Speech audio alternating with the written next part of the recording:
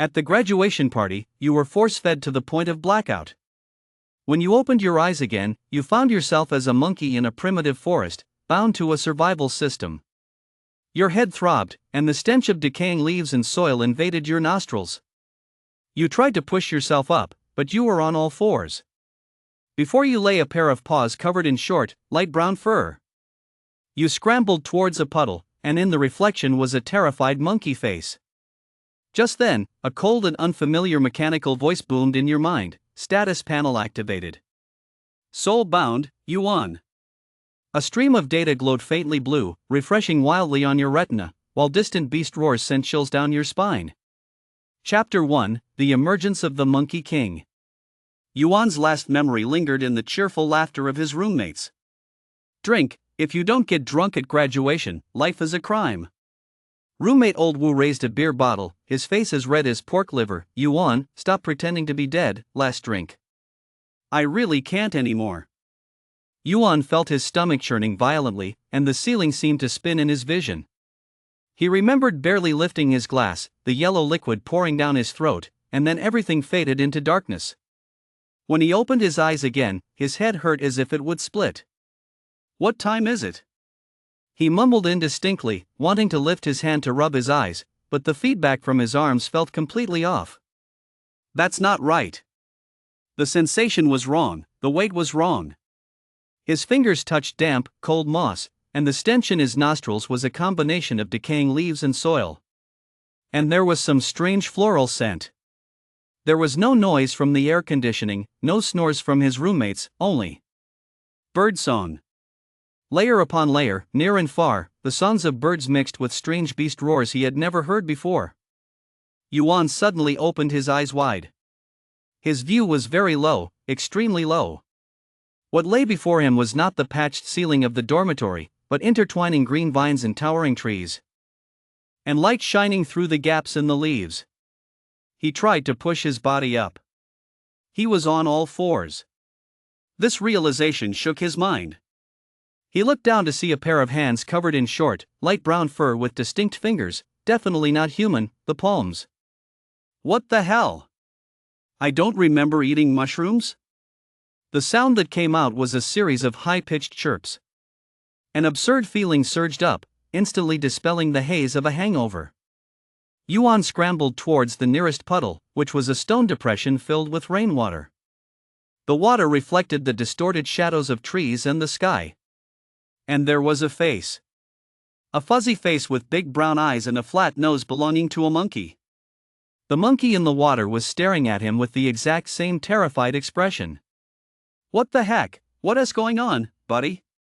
Yuan took a step back, his paws sinking into the mud. He raised a hand, and the monkey in the water raised its paw too. He shook his head, and the monkey shook its head as well. This was not a dream.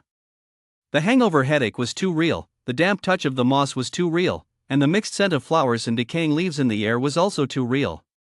He turned into a monkey. A macaque. Just then, a sharp pain pierced into his brain without warning. Yuan let out a pained scream and collapsed to the ground. In his vision, a translucent interface with a faint blue glow forcefully popped up, its edges entwined with vine-like patterns. Status panel activated. Bound soul, Yuan Earth human. Current form, macaque order primates, family Cercopithecidae. Class, Tier 0 unranked. Awakening EXP 0.01%. Talent, to be drawn countdown to draw, 4 minutes and 32 seconds. Skill, none. Status, hungry, slight dehydration, confused.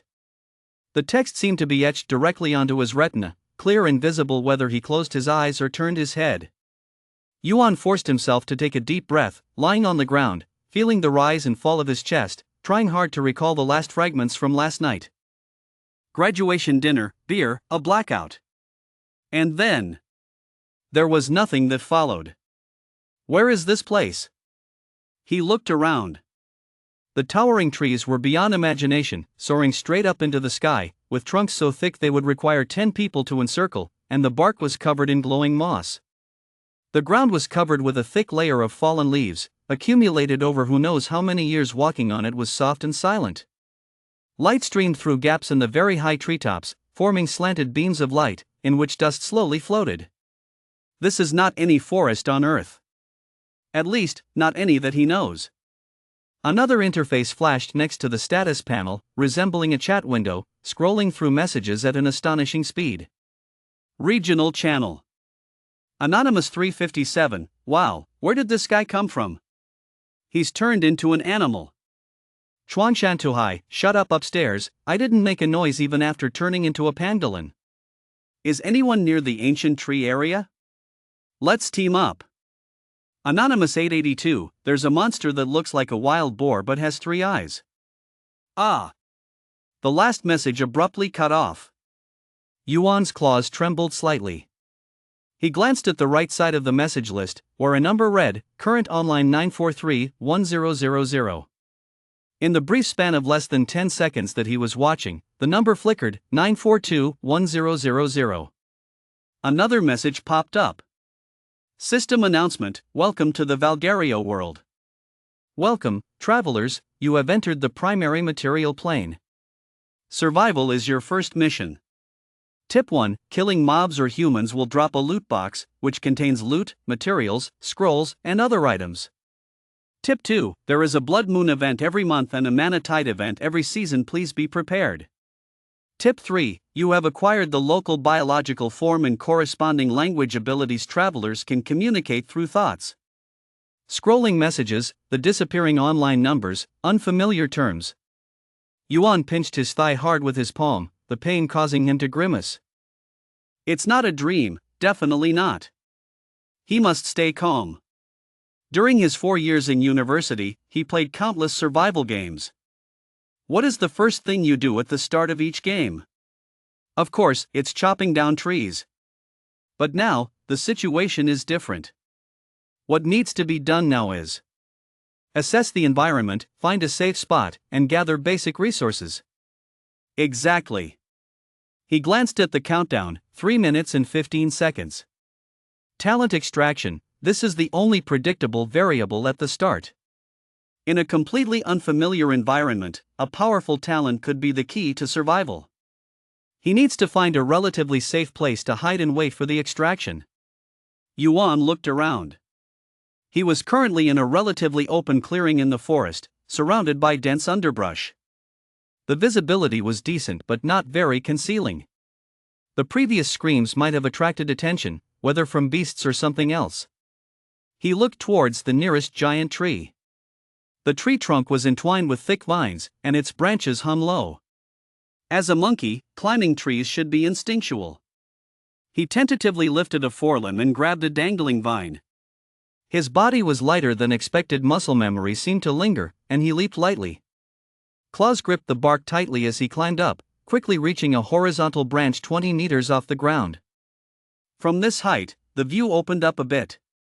The forest stretched endlessly, and to the east, he could vaguely make out a silvery ribbon of a river. To the north, there were continuous black mountain shadows. To the west, fog was thick, while to the south, there was a suspicious, purplish-black miasma swirling. There were no signs of human structures, no roads. Just the primitive, savage, and perilous forest. Countdown, 1 minute and 48 seconds. Yuan found a hollow in the tree's bark on the horizontal branch, curled up inside, using dense leaves to conceal his body. He took a deep breath, trying to calm his racing heart. No matter where this place is, no matter what has happened, the only thing he could do now is survive. Then he would unravel the confusion in his mind. Countdown reaches 0. Talent extraction begins. Chapter 2, Genesis Water Talent. In the center of his vision, a gigantic wheel suddenly appeared. The wheel is divided into 7 colored sectors. Gray common, white normal, green rare, blue epic, purple legendary, gold mythical. And, the narrowest section, flickering with a rainbow of lights. The pointer began to spin, slowly at first, then faster, tracing after images. Yuan held his breath. He had played too many card drawing games to know that praying at a time like this was futile. Yet he couldn't help but silently recite in his heart. Attack type, preferably attack type, fire system, lightning system, or something that directly enhances the body. The pointer swept over the golden area, faintly seeing words like core fire, stellar resonance, as the speed began to slow down. It's about to stop. Gray? White? The pointer trembled as it crossed purple, blue, and green, about to stop in the white area. Suddenly, black smoke erupted from the roulette, as if a mechanical malfunction had occurred, and then it exploded with a bang.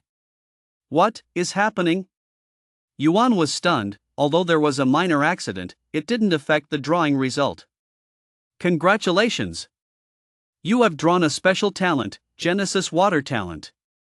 As the shattered roulette disappeared, it was replaced by lines of floating black text. Genesis Water Talent Special. Source description: Genesis Water Talent, water complements Tai, is the basis for the heavens. The heavens complement Tai, is the basis for the earth. Heaven and earth complement each other, is the basis for celestial beings. Basic ability: can summon water from thin air consuming MP.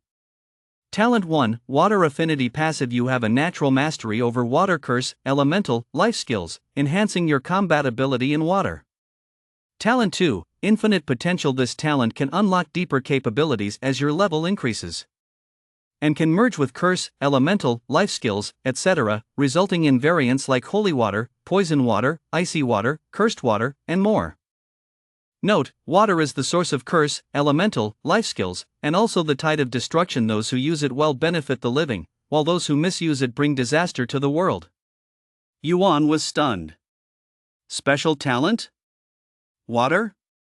When he saw the special talent, his first thought wasn't joy, because this wasn't the ability he desired most. If possible, he would prefer a talent that harnesses thunder and lightning, with powerful attack capabilities. According to the current situation, this talent wouldn't be of much help to him. But looking closely at the description, unlimited water generation. This meant that he would never have to worry about drinking water while outdoors. It was indeed one of the core needs for survival. Moreover, words like infinite potential and fusion hint at a vast growth space for this talent.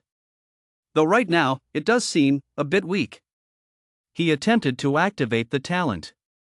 Focusing his mind, he imagined a stream of water. His palm felt slightly cool as a clear ball of water coalesced out of thin air, about the size of an egg, floating above his palm. The water ball was pure and translucent, refracting tiny rays of light through the dappled sunlight filtering through the leaves. Yuan cautiously leaned in and licked it. Sweet. Sweeter than any bottled mineral water he had ever tasted, it carried a special refreshing quality that even cleared the fog from his mind as it slid down his throat. At least I won't die of thirst, he murmured, his voice still a high-pitched monkey's chitter, yet in his mind, it was automatically translated into his own language. He gulped down the whole ball of water, quenching his parched throat. At the same time, he noticed that the label indicating slight dehydration on the status panel had disappeared. Useful. But that's not enough. A long wolf's howl echoed from a distance, followed by the crashing sounds of some large creature trampling through the bushes, heading in the direction of the empty space where he had just been.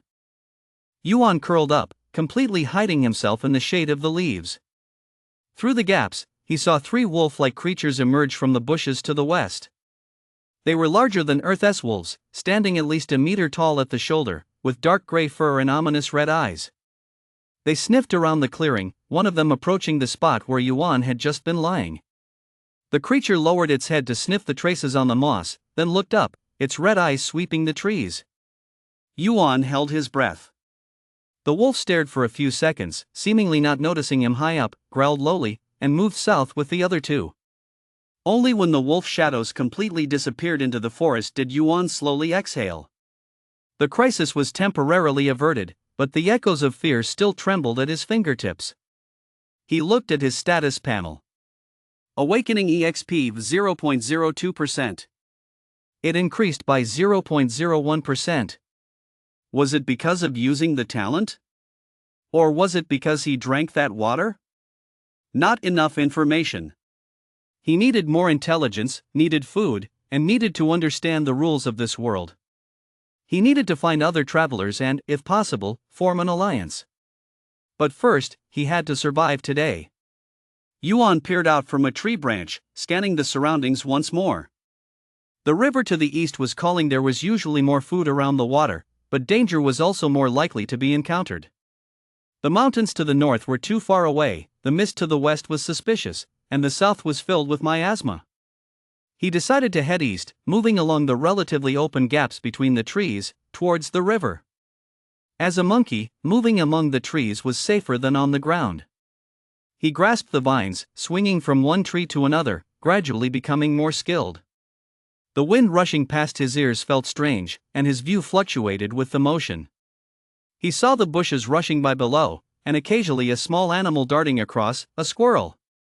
The squirrel's tail was lightning-shaped, and there were brightly colored mushrooms hidden beneath the fallen leaves. To be cautious, he avoided all suspicious plants and creatures. 20 minutes later, he reached the edge of the forest. The trees became sparse, and ahead lay a gentle slope covered in low berry bushes.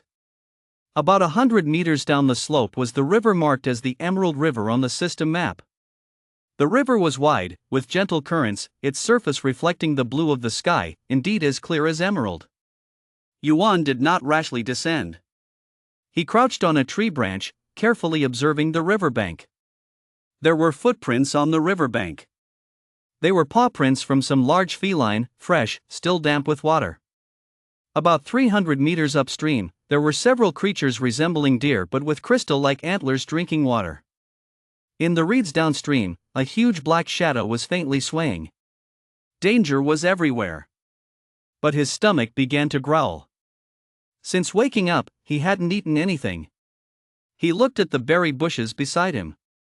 Clusters of fruits hung from the branches, in red, purple, and blue. The colors were too bright, often a warning for toxins in the wild. Yuan broke off a small branch with red berries and cautiously sniffed it. The fruit was fragrant with a slight tartness. He squeezed one berry with his claw. The juice was light red and had no strange odor. But he did not dare to take the risk. Wait, the talent. Could he use the talent to test it? Water could wash and dilute, perhaps he could sense it? He gathered a small ball of water, enclosing a red berry. Focusing his mind, he tried to feel the reaction between the berry and the water. It felt very vague. The water ball did not change color or exhibit any abnormal fluctuations. The juice of the berry slowly spread in the water, looking normal. He tried a purple berry. This time, the moment the water ball came into contact with the fruit's skin, it produced a very fine gray-black filament that quickly dissipated, yet it was definitely not right. The blue berry caused the water ball to glow faintly. Red might be safe, purple is toxic, blue, unknown, possibly has special effects. Yuan speculated. He picked several red berries and put them in his mouth. The sour and sweet juice burst in his mouth. The flavor was like raspberries but richer, and after swallowing, a warmth spread in his stomach. Consumed sour berries, gained a small amount of energy, awakening EXP plus 0.01%. Chapter 3, The Weak and the Strong. As expected. He ate a few more, and his awakening EXP slowly climbed to 0.05%. The hunger pangs eased slightly, but he was still far from full. He needed protein, he needed meat. He looked towards the riverbank.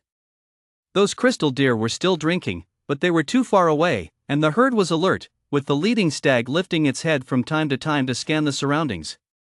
Right now, as a Tier 0 unranked monkey with no attack skills, trying to hunt an adult deer would mean death. That huge crystal antler could probably send him flying. He needed to target something smaller first. His gaze swept through the bushes, spotting a gray wild rabbit nibbling on some grass. The rabbit was plump, about 30 meters away, with bushes obstructing the view. Perhaps he could give it a try. Yuan silently slipped down from the tree and crouched behind the bushes. He picked up a suitable stone, gripping it in his claw as a monkey, throwing was second nature. He estimated the distance and the wind direction. Then, he saw the rabbit's eyes. In its eyes was a human-like fear. The rabbit sensed his gaze, suddenly lifting its head with its ears perked up. Its mouth was still chewing on grass blades, but its ruby-like eyes were filled with panic. Yuan's mind stirred. He tried, sending out a silent inquiry with his thoughts, "Hello?" The wild rabbit trembled. A weak, trembling, weeping voice of a girl echoed directly in his mind. Who? Who's talking? Behind the bushes, a macaque and the wild rabbit locked eyes from 30 meters away. The wind rustled the leaves, creating a soft whisper, while the river flowed, making a gentle murmur. But in Yuan's perception, these sounds faded into the background. Only the voice of human fear remained in his mind. The transmigrator. This wild rabbit was also a transmigrator. Don't be afraid, Yuan responded with his thoughts, carefully keeping still to avoid startling her. I am also a transmigrator. I've turned into a monkey. You, alone? The wild rabbit. The girl transmitted a choppy sob. I don't know. When I woke up, I was in the grass and turned into a rabbit. I was so scared something was chasing me, and I ran for a long time. Calm down. Yuan tried to keep his thoughts steady. There might be danger nearby. Do you know where the other transmigrators are? Or have you seen any humans? No, none. I only heard some strange sounds, and also. The wild rabbit suddenly trembled violently. Something is calling. It's terrifying. Just then, Yuan's ears caught a strange sound. It was a rhythmic, faint creaking sound, like leather boots crushing dry twigs. It was coming from upwind. Shoo! Yuan urgently stopped the wild rabbit's thoughts. Don't move, don't make a sound, something is coming.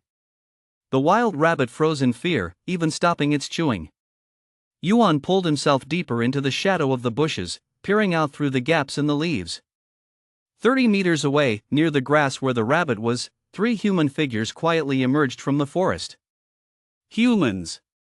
Wearing dirty but sturdy leather armor, with short swords, daggers, and water flasks at their waists. Leading them was a lean man, carrying a rough wooden bow on his back, with a quiver slung at his side. On the left was a stocky man holding a reinforced wooden shield, and on the right was a younger man wielding a hunting knife.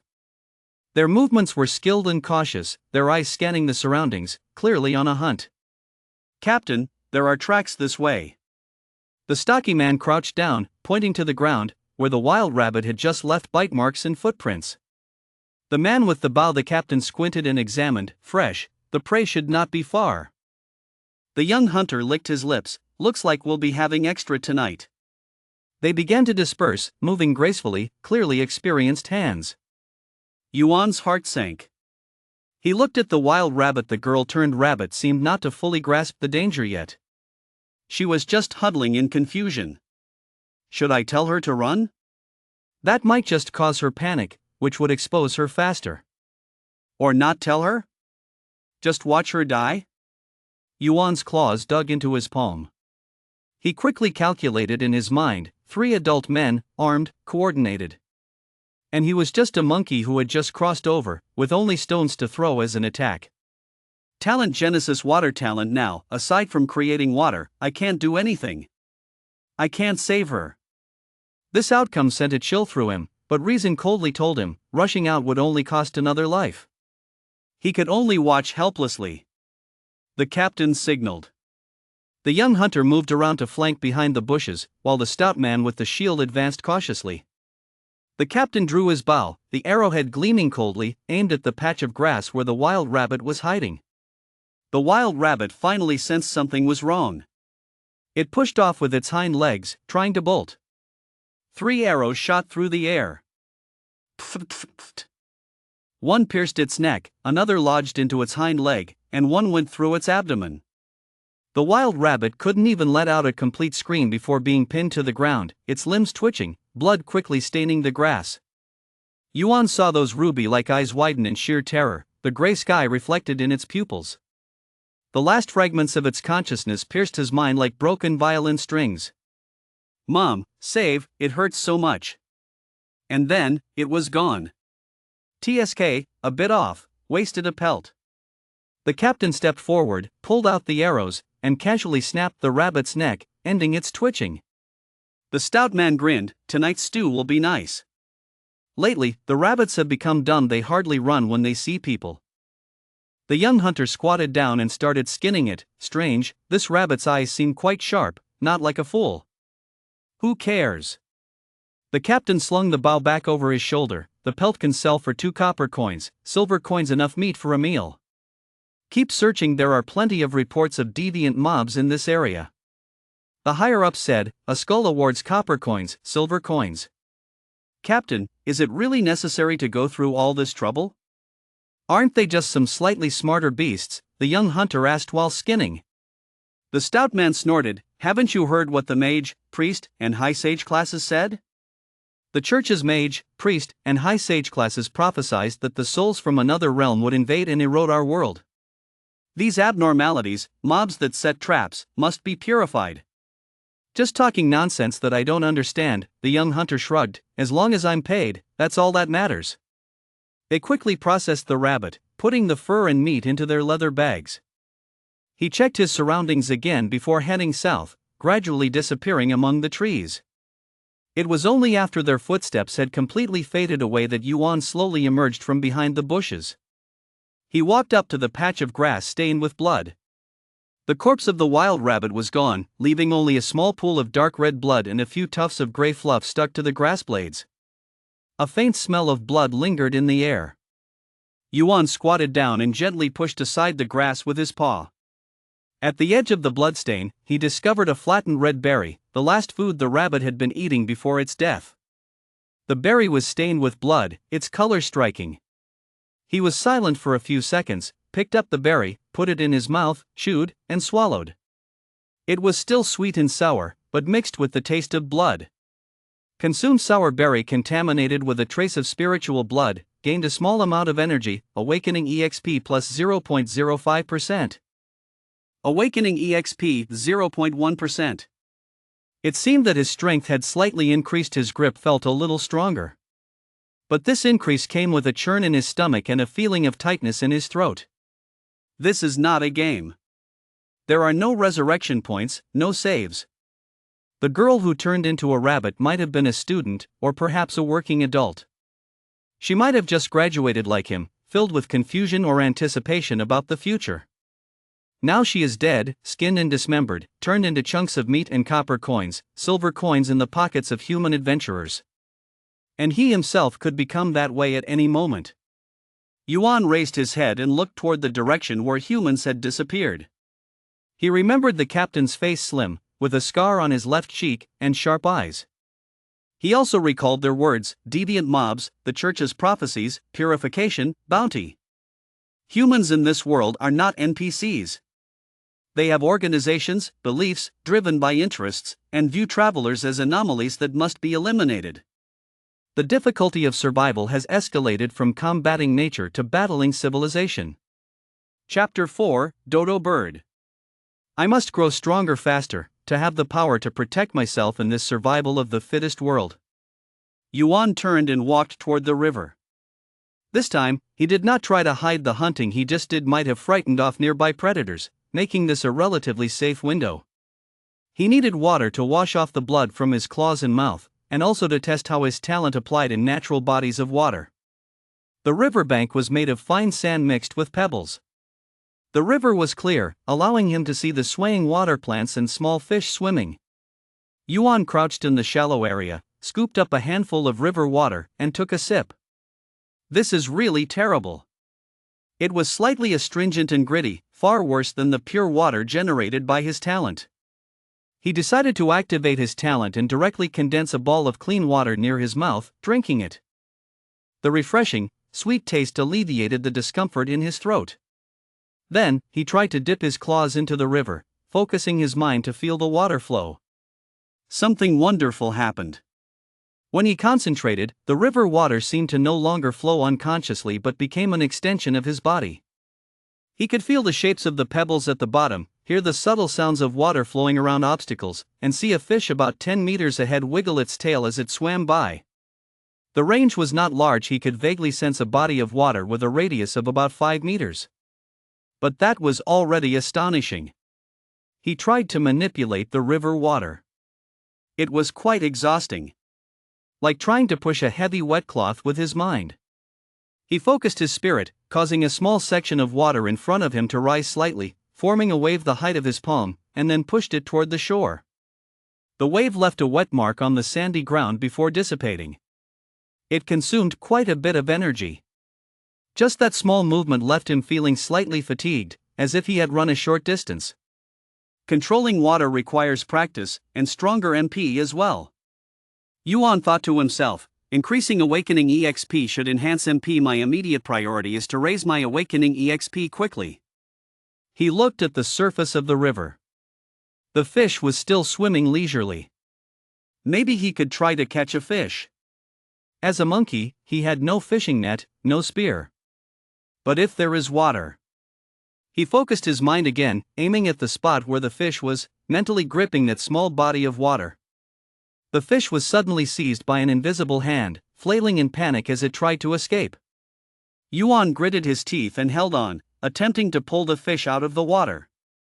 The water clump trembled as it rose, about 20 centimeters above the surface. Put! The water clump collapsed, and the fish fell back into the river, instantly darting into the deep water and disappearing. Yuan breathed a sigh of relief, a fine sweat beading on his forehead. Failure, but at least it proved the idea was feasible. Controlling water can be used for hunting, as long as the precision and strength are enough. He was about to continue trying when he suddenly heard a muffled thud behind him, followed by splashes of water. Yuan turned around sharply. He saw about 10 meters downstream, a fat, brownish-gray bird awkwardly struggling to rise. It was about the size of an oversized turkey, with small wings, thick legs, and a curved beak. A typical image of a dodo bird that had long been extinct on Earth. The dodo evidently did not excel at activities by the water. It staggered a few steps on the slippery pebbles before plopping down, splashing more water. Ahem, excuse me. An elderly, gentle, somewhat embarrassed male voice invaded Yuan's mind. The dodo finally managed to steady itself, shook off the water from its head, and turned to look at Yuan. Its eyes were round and black, revealing a scholarly warmth and weariness. "This friend," the dodo said with telepathy, awkwardly nodding in acknowledgement. "Could you give this old man a hand? This body really isn't used to it." Yuan did not respond immediately.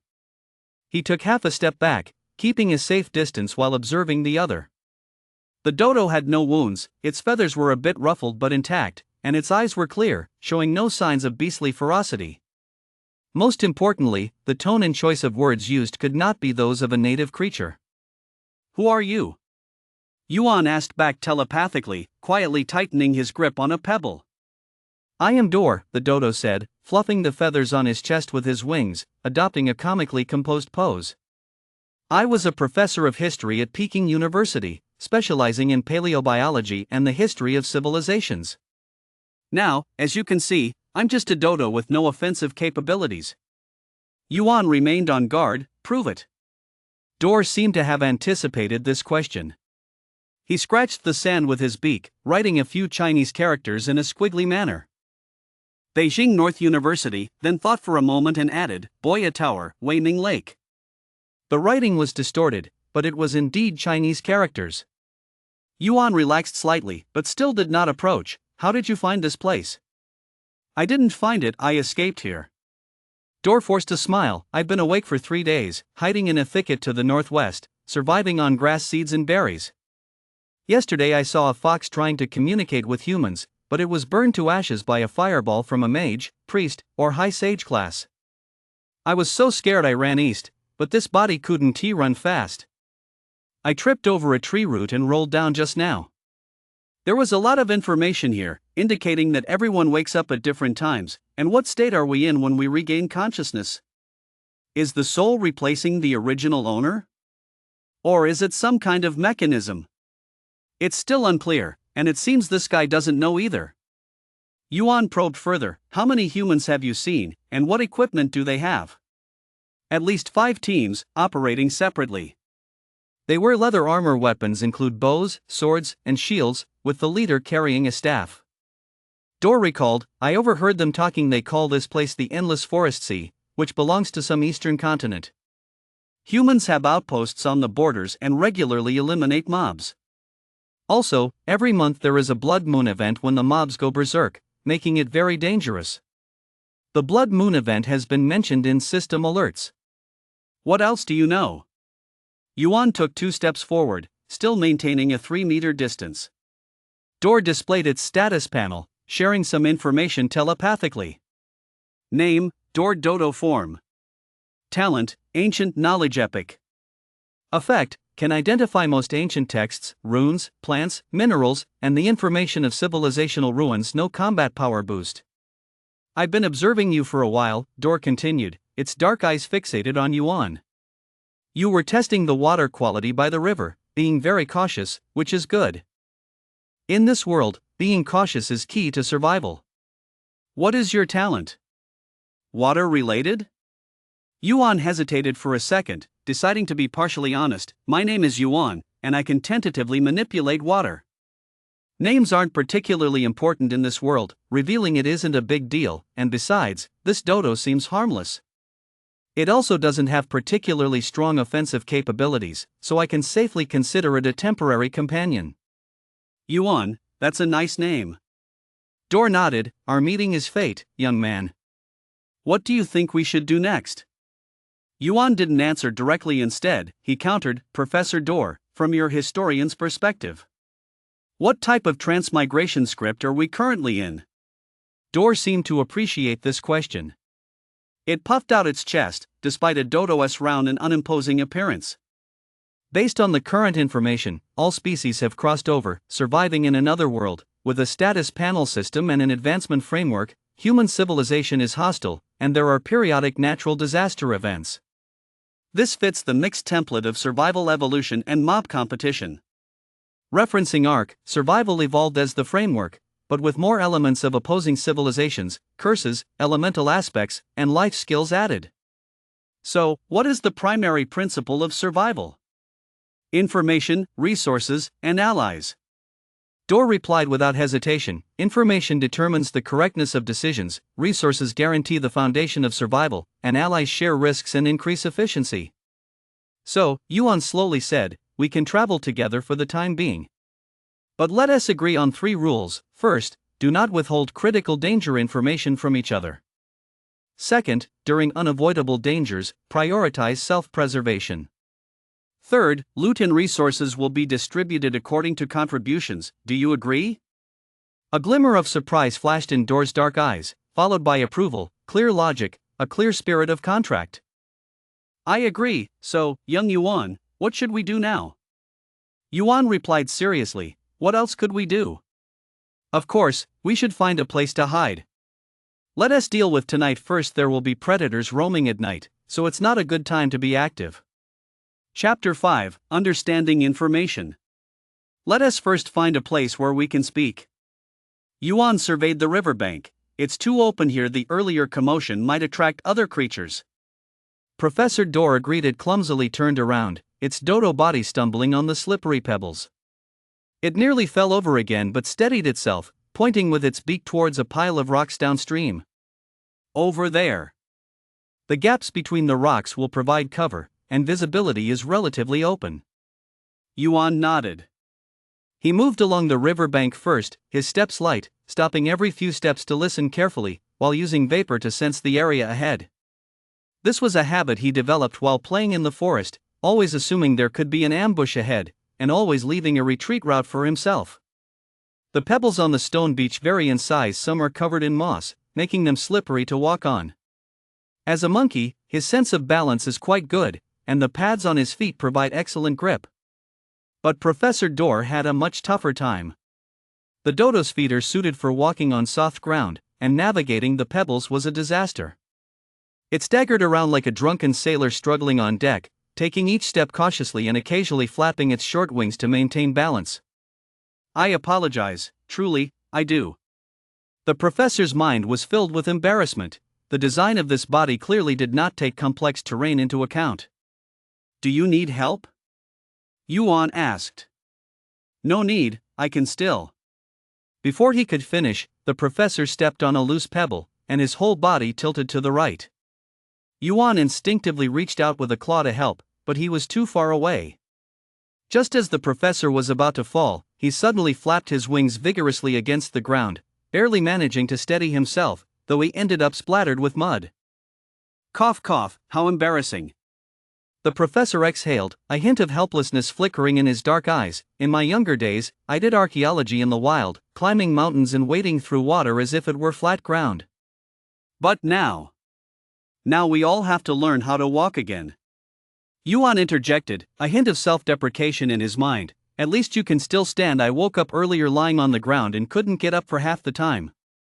This half-joking remark eased the awkwardness.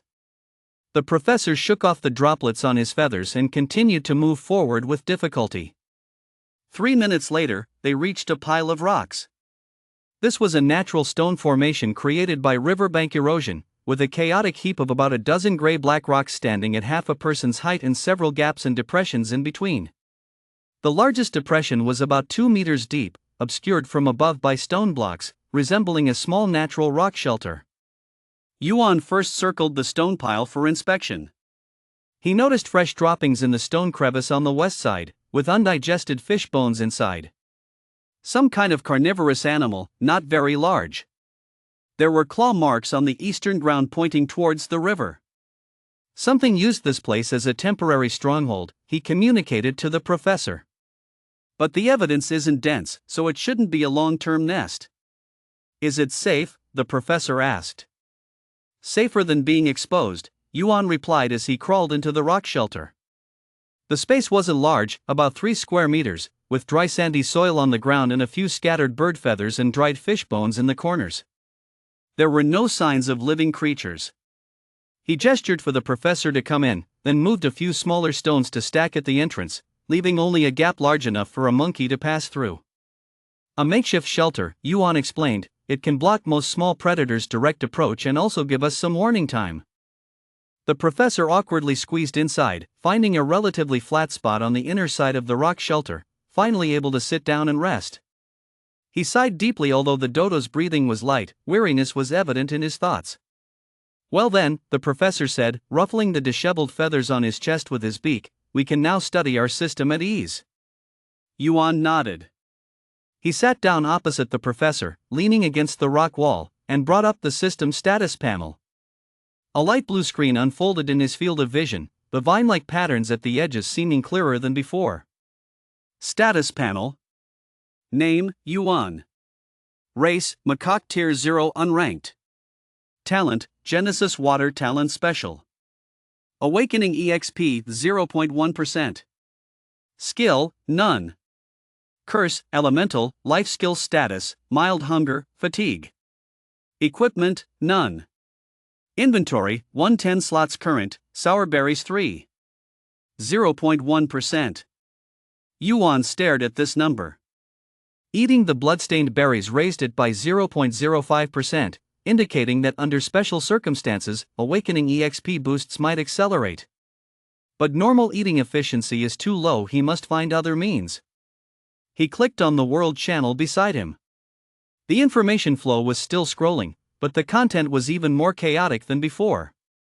Anonymous 112, help, there are wolf packs in the West District, at least 20 of them. I'm hiding in a tree, and they won't leave below. Ironclad pangolin, hang in there upstairs, try throwing things to distract them. I'm in the South District and just took down a first-stage venomous spider. It dropped the spider venom gland. Does anyone know what it's for? Watch your night, shadow cat. Don't expose your position casually. There might be ill-intentioned people in the channel. Emergency tree-dwelling squirrel, who has healing abilities. My companion was bitten by a venomous snake, and his leg is swollen and purple. Owl, all aerial travelers pay attention. I am Owl. I found a natural rock wall nest, relatively safe. Those willing to gather, please DM me. Yuan's gaze lingered on the name Owl for a moment. An organizer, and it seemed he had established some authority. Flying classes indeed have a huge advantage in the early stages. They have wide visibility, strong mobility, and can avoid most ground threats. But he is a monkey. He can't fly for now. He noticed the number of online users in the top right corner of the regional channel, 843-1000. That was 100 less than before. How long has it been? 2 hours? 3 hours? Death was truly occurring, and at a fast pace.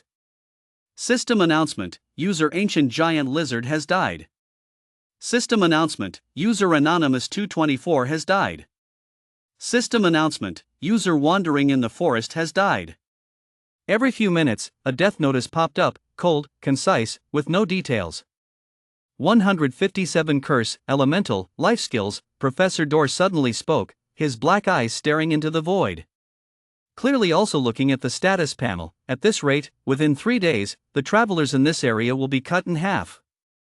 The premise is that the intensity of human extermination remains unchanged, the frequency of mob attacks stays the same, and the issue of food shortages does not worsen. Yuan added, but in reality, the situation might be worse. He continued to check. Big-nosed slime, I'm just a slime, stuck in between some rocks and can't get out.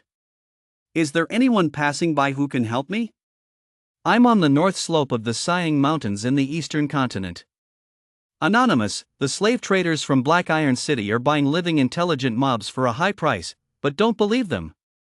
That's a trap. I saw them use a magic restraining collar to catch a fox. Lord Flame, lava salamander, it's scorching hot here in the lava rift, but I've turned into a fire salamander, and I actually feel comfortable.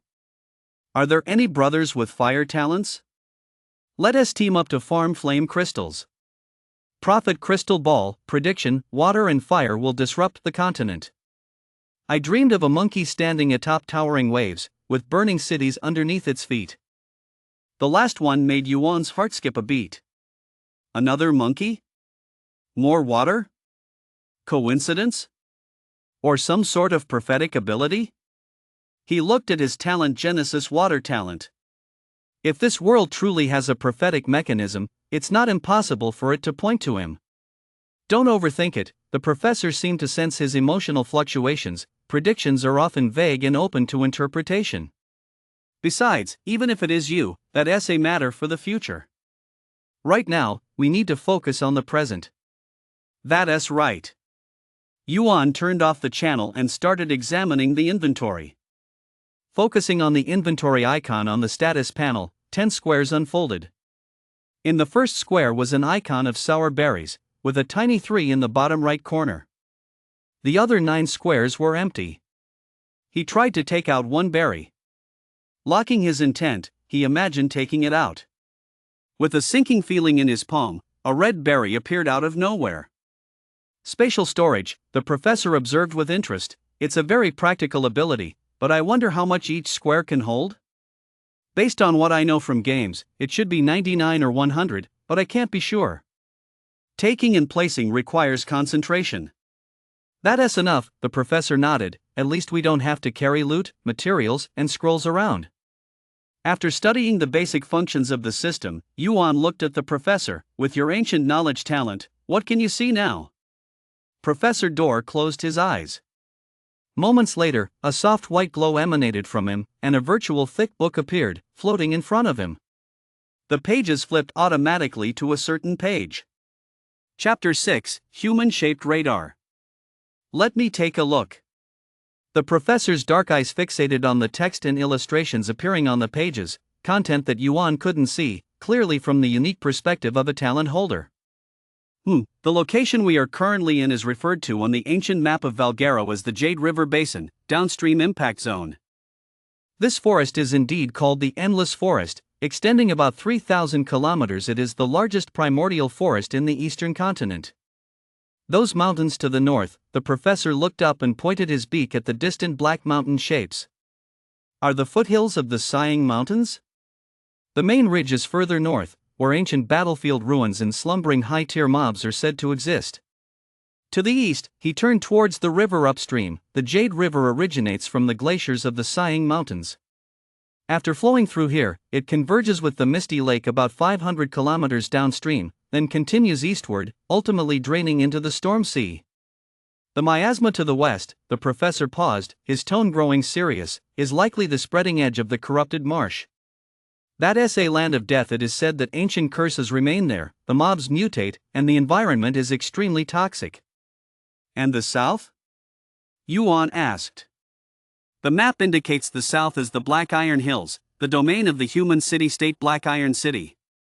It has rich mineral resources, but the underworld is chaotic, filled with thieves, slave traders, and bounty hunters.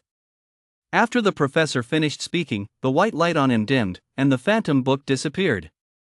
He appeared somewhat fatigued, the voice in his mind weaker. Using talents consumes MP. I can only maintain it for a few minutes right now. That is sufficient, Yuan said sincerely. This information is incredibly valuable. He lowered his head and started scratching the sand with his claws. First, he drew a curved line to represent the Jade River. In the middle of the river, he marked a dot. We're probably here now. To the north of the line, he drew undulating mountain shapes, foothills of the Sighing Mountains. To the east of the line, he drew a circle, safe temporarily upstream, but it may be near a human outpost. To the west of the line, he shaded an area, edge of the corrupted marsh, dangerous. To the south of the line, he depicted several simple fortress icons. Towards Black Iron City, human activity is frequent. A rough but basically usable map took shape. Professor Dorr leaned in to take a look, marking several positions with his beak. Here, the ancient tree zone. There might be intelligent ancient trees, neutral entities, said to trade knowledge. Here, the crystal mines, but occupied by spider clans.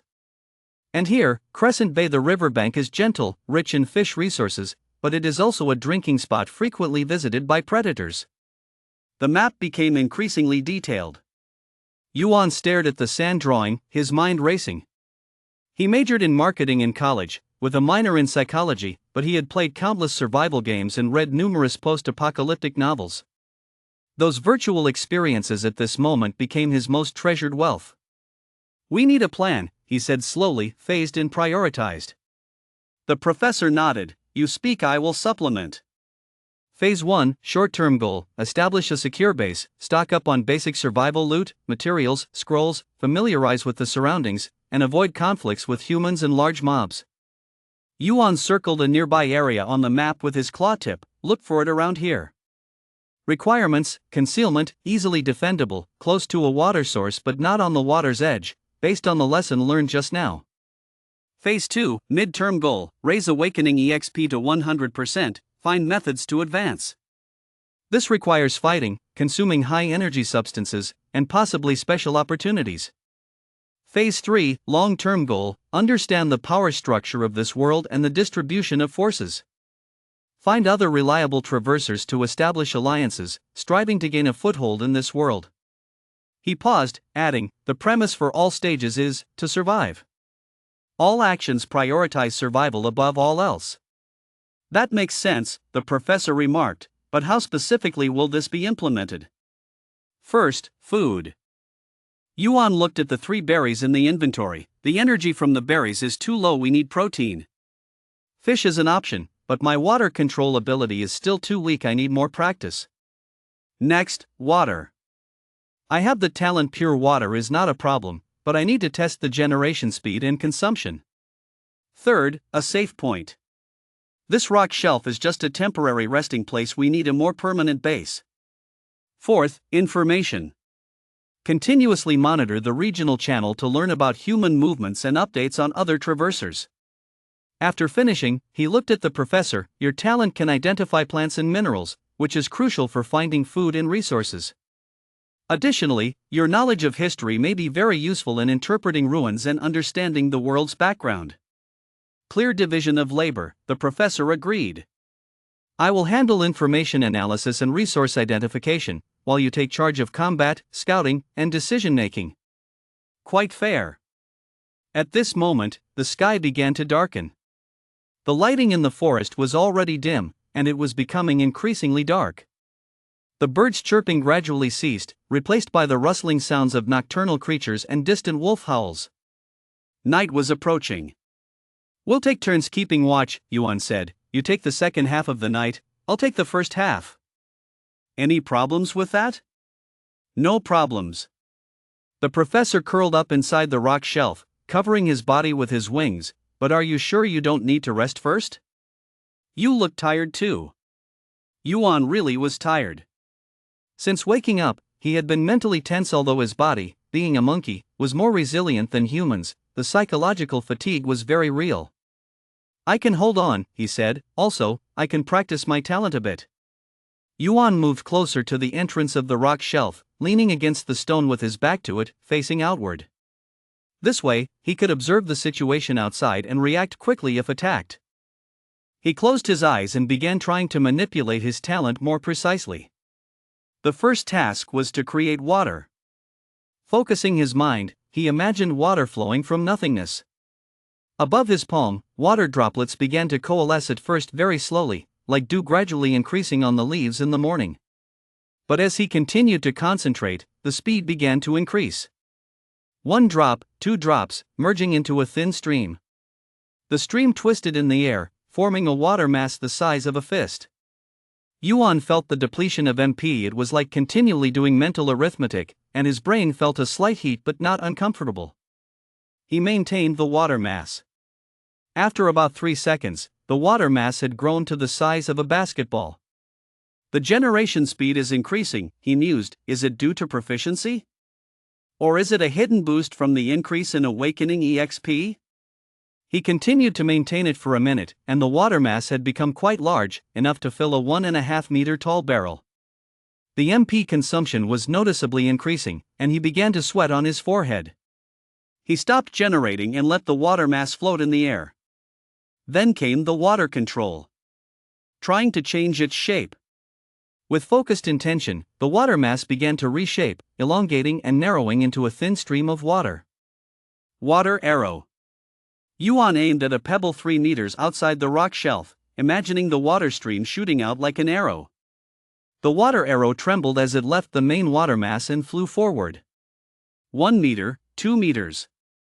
About 2.5 meters out, the water arrow suddenly disintegrated, scattering into a spray of water over the sand. Tisk. Yuan frowned. The control precision was insufficient, and the distance maintained was limited.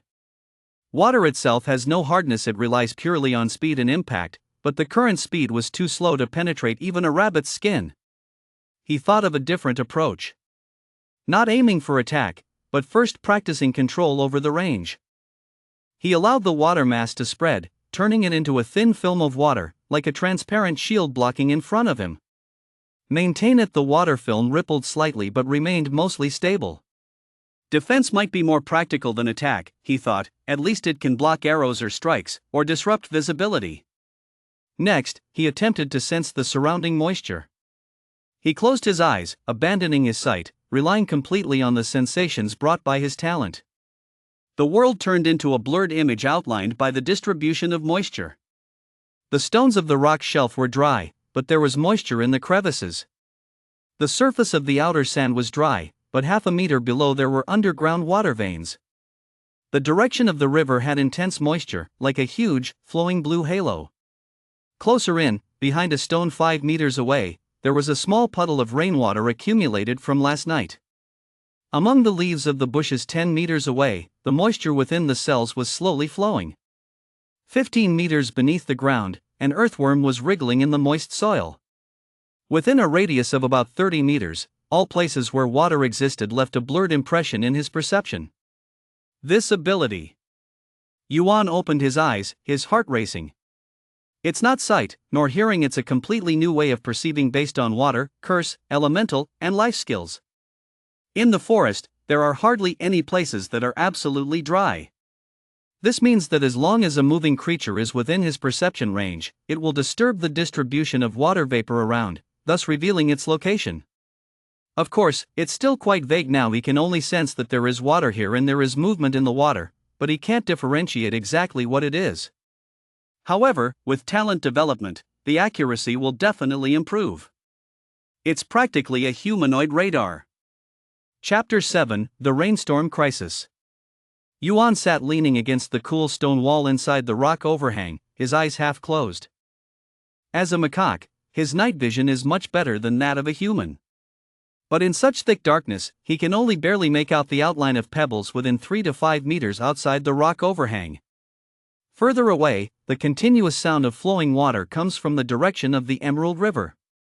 Professor Dodo is curled up in the innermost part of the rock overhang, his Dodo body forming a gray-brown fur ball, with his chest rising and falling slightly with each breath. His sleep is shallow. Yuan can hear him subconsciously shaking his wings every few minutes, making a soft rustling sound. The night watch is dull.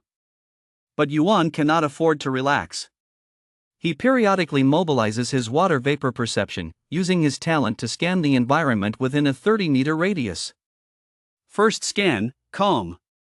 Only the slow flow of groundwater and the condensation of night dew on the leaves of the bushes. Second scan, 20 meters to the west, a nocturnal rodent emerges from a burrow, rustling through the fallen leaves as it forages, before quickly retreating. Third scan, towards the riverside, the water's surface ripples unusually. Something has entered the water, not large, possibly an otter or a similar creature. Everything is normal.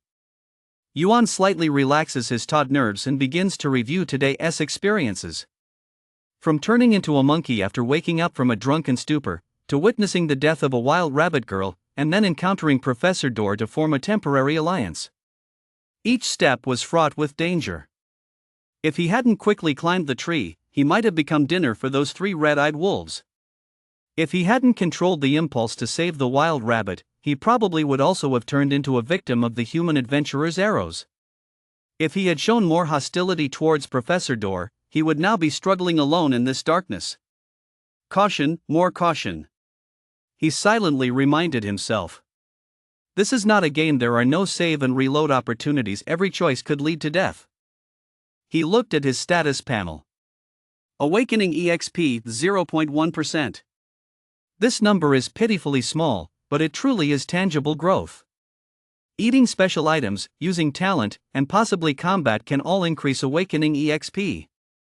Yuan summarized to himself, safety first at this stage. I can't take risks proactively, so I mainly rely on practicing talent and finding special food. He gathered another small mass of water to play with in his palm. The water mass resembled jelly infused with curse, elemental, and life skills, changing shape according to his will, spherical, cubical, thin sheets, and fine strands. Every shape change requires intense concentration, like molding clay with his mind. He could feel that with practice, the smoothness of control was slowly improving. At first, he could barely keep the water mass from dissipating. Now, he can make its surface ripple slightly, simulating a flowing effect.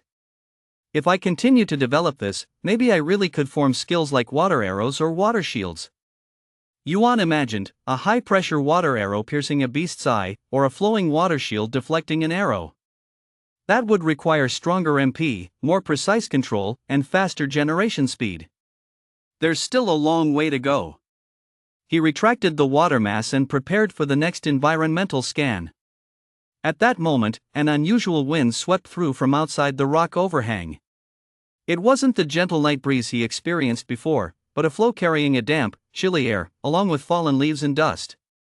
The wind carried a distinct earthy smell, indicating that rain was imminent. Yuan suddenly opened his eyes wide. He looked up at the sky. Although obscured by the top of the overhang, he could see through the gaps. He noticed the once sparse starlight was quickly fading, swallowed by surging, inky clouds. It's going to rain, alarms sounded in his mind. In the wild, torrential rain is never just about getting wet. Flash floods, landslides, loss of body heat, obstructed vision, and wild beasts driven into frenzy by the rain. Worse, the overhang they chose was located at the riverbank, in a low-lying area. If the rain is heavy and the river rises, it could easily get flooded here. Professor, Yuan called out softly with his mind to wake Dodo, wake up, it's going to rain. The fur ball at the back of the overhang stirred. Professor Dodo drowsily lifted his head, blinking his dark eyes in the darkness. What time is it? About the second half of the night, Yuan said, look outside.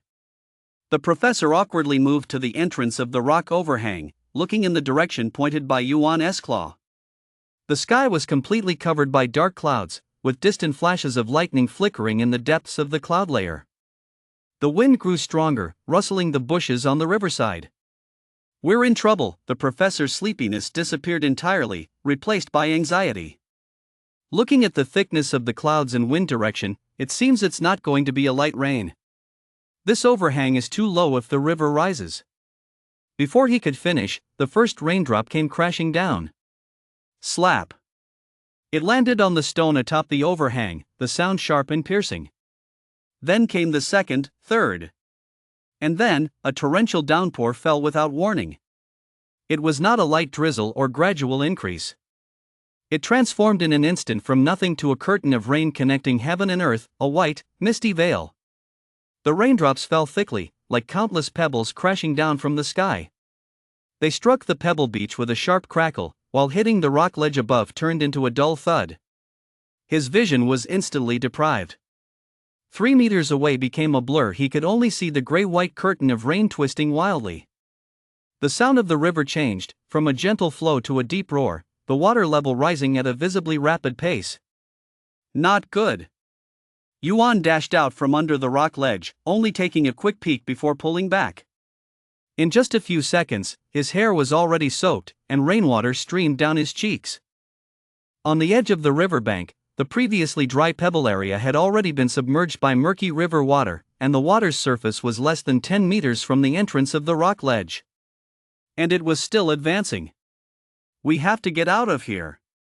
Yuan shook the water off his head and shouted to the professor with his mind.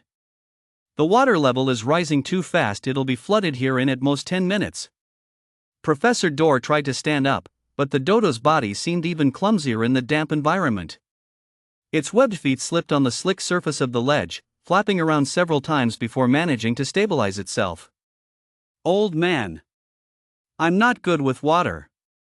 A rare panic seeped through the professor's thoughts. Dodo feathers lack waterproof oils when soaked, they become heavy and can't swim. Yuan glanced at the professor. Indeed, the dodo's fluffy feathers were absorbing water at an alarming rate.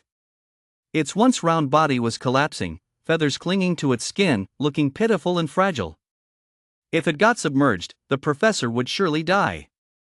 We can't go into the water, Yuan quickly assessed. We need to move to higher ground, over to that rocky slope. He recalled observing earlier that about 50 meters away on the east side of the riverbank, there was a raised rocky area that was at least 3 meters higher than the riverbank. That was the nearest high ground. Go!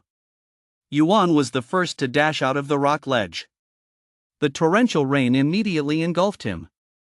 His vision was a blur, and his ears were filled with the sound of the pouring rain and the roar of the river.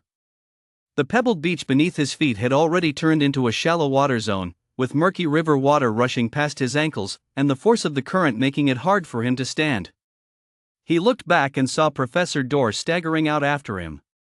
The dodo was flapping in the pooled water, its short wings futilely beating against the surface, splashing up large droplets. Its movements were slower than usual as its waterlogged feathers became a heavy burden. Grab my tail. Yuan turned around and shook his monkey tail towards the professor. Chapter 8, Struggling for Survival. Professor Dor clamped onto the end of the tail with his beak. Although it looked comical, it was the most viable option at the moment. Yuan began to strain towards the rocky slope. Each step was incredibly difficult. The pebbles on the riverbank were loosened by the current, making them slippery to walk on. The water was getting deeper, rising from his ankles to his calves, and the force of the flow was becoming increasingly stronger. What was worse, the torrential rain severely impaired his ability to sense the moisture, with water all around him, all flowing. The perception turned into a chaotic, oversaturated noise of information, completely useless for navigation. He could only rely on the direction stored in his memory and the outlines he could barely discern with his naked eyes. To the left, there's a deep pit. The professor suddenly screamed telepathically. Yuan suddenly came to a halt. Just 2 meters ahead of him, there was a dark depression barely visible beneath the water's surface. It was a pit carved out by the water flow, which during the day was just a shallow pool, but now it had probably turned into a trap. He circled around the pit. The rain whipped against his face like a lash, making it almost impossible to open his eyes. He could only squint and rely on his excellent dynamic vision to catch the subtle changes in the terrain ahead.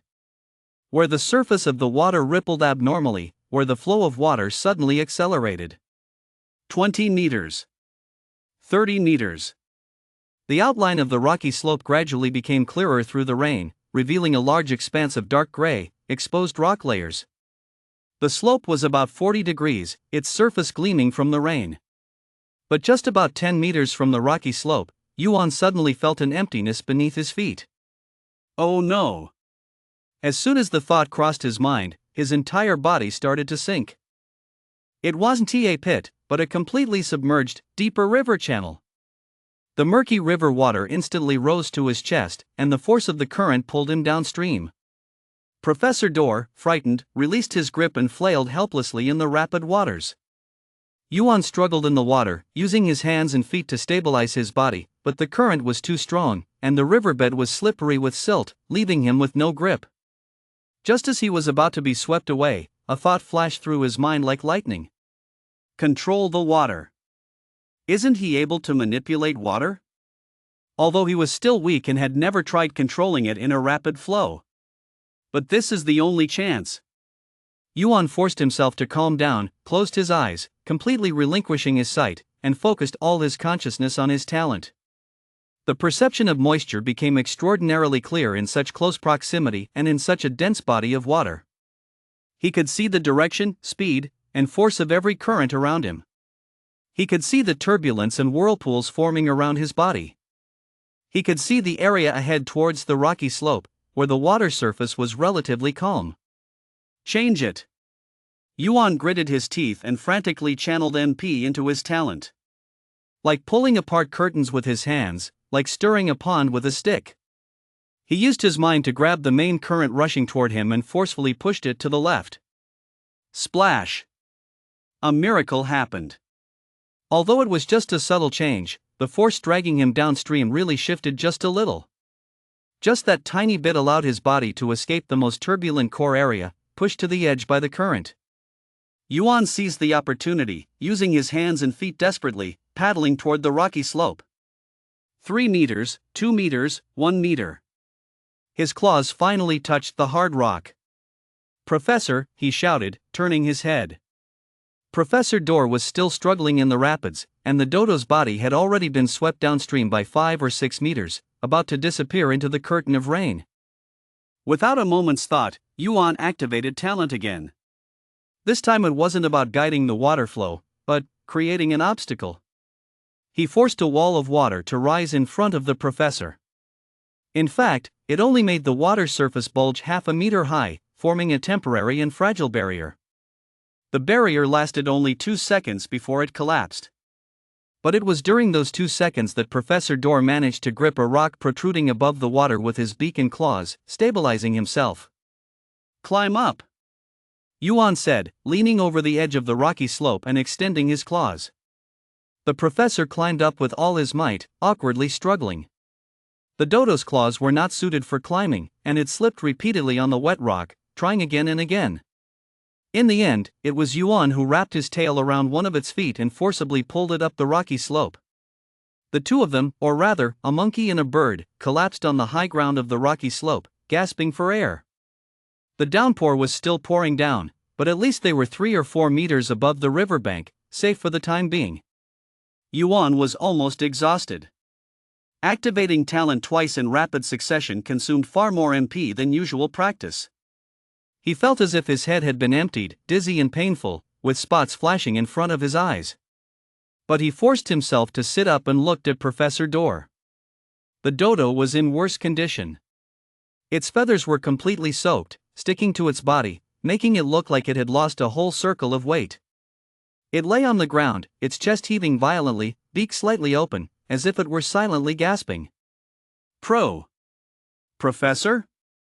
Yuan probed with his thoughts. Still alive. Dor's thoughts were intermittent, but at least he was still conscious. "Thank you, young man, you've saved my life once again." "Mutual help," Yuan replied, gasping for breath. "If it weren't for you warning about that deep pit, I might have fallen in." He looked around. This rocky slope was not very large, about the size of half a basketball court. The surface was a solid sloping rock layer, with only a few crevices covered in moss. There was no shelter. The torrential rain poured down on them, chilling to the bone. "This won't do," Yuan wiped the rainwater off his face. "The loss of body heat is too rapid, we could get hypothermia." He recalled what they said in those wilderness survival shows: in heavy rain, staying dry and warm is more important than anything else. But how to stay dry? Returning to the rock overhang is not an option, the forest is too far away, and the trees in a heavy storm might be even more dangerous with lightning, falling branches, and getting lost. Wait. Yuan looked at his claws. Since I can generate water, can I create a rain-blocking barrier? Theoretically, water is transparent. If I could form a sufficiently thin and dense water film, maybe it could block the rain like glass? Let's give it a try. Professor, lean towards me, Yuan said. I'll see if I can make something to block the rain. Professor Dor struggled to move his body closer to Yuan. Yuan concentrated the little remaining MP he had and began to experiment. He first generated a small ball of water, then tried to stretch it out and flatten it to form a film. First attempt, the water film was too thick, like a piece of jelly, it couldn't be expanded at all. Second attempt, it barely flattened out, but its area was only the size of a basin, and the edges kept fracturing. Third attempt, he changed his approach, not pursuing a one-time generation of a large water film. Instead, he generated many small, interconnected droplets, arranging them in the air to form a net-like structure. Just like a spider web. His focus was highly concentrated. Veins throbbed on his forehead, and the heat in his brain grew more intense. But he persevered. Finally, about half a meter above their heads, a thin, almost transparent water net gradually took shape. The rain hit the water net, scattered and intercepted by the fine water strands. Then it flowed away through the gaps between the strands, with only a few droplets leaking through. Though not perfect, it was at least much better than being caught in the rain. I did it! Yuan exclaimed in delight. Professor Dor looked up, gazing at the layer of water net above them that trembled slightly in the storm, shimmering with a crystalline glow, and his dark eyes were filled with shock. This is a temporary rain shelter, Yuan grinned, though very tired. The sense of achievement eased some discomfort. The principle is probably like using dense water droplets to form a net. The rain hitting it is dispersed and redirected. Of course, maintaining it requires a continuous consumption of MP. I can't hold it for too long. That's already quite remarkable. The professor's thoughts were filled with admiration. Young man, your potential with this talent is even greater than I imagined. Water is the source of curse, elemental, and life skills. Being able to create water is extraordinary in itself. To be able to control water is even rarer.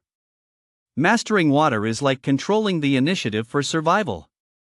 Yuan felt a bit embarrassed by the praise. It's just a makeshift solution. I'm far from truly mastering it. He felt the speed of MP consumption.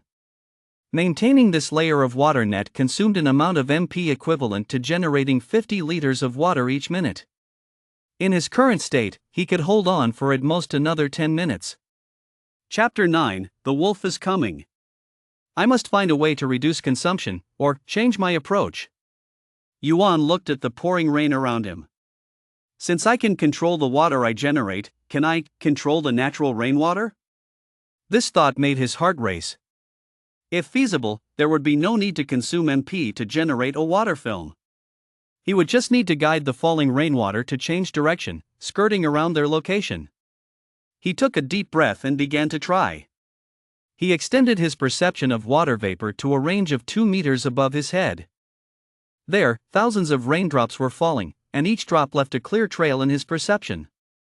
Yuan selected a cluster of raindrops that were about to fall on them. He gently nudged them with his mind, like brushing away falling willow fluff with his hand. What happened next was miraculous. Those raindrops actually shifted slightly in the air.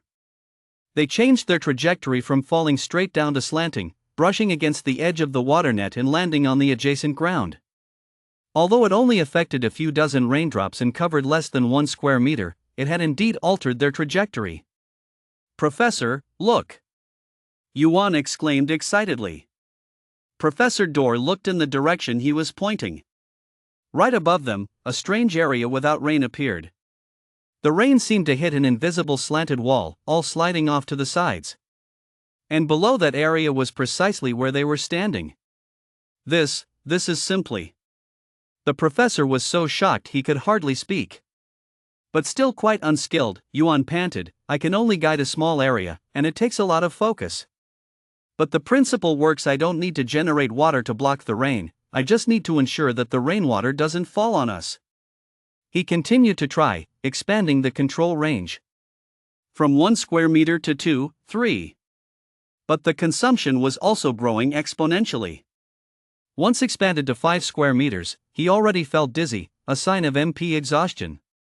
He quickly reduced the range, reverting to about 1 square meter. Thus, the two of them huddled in this small, relatively dry area. Above them was the makeshift umbrella Yuan barely maintained, surrounded by torrential rain. Seconds ticked by. The heavy rain showed no sign of abating, but instead grew fiercer. The river had completely submerged the rock overhang they had just taken shelter under. The murky water surged beneath the stone slope, only more than 2 meters away from their position. Thunder rolled deep within the clouds. Occasionally lightning would tear through the sky, illuminating the entire forest in a ghostly white. In a moment of lightning, Yuan saw a mass of debris floating on the downstream river.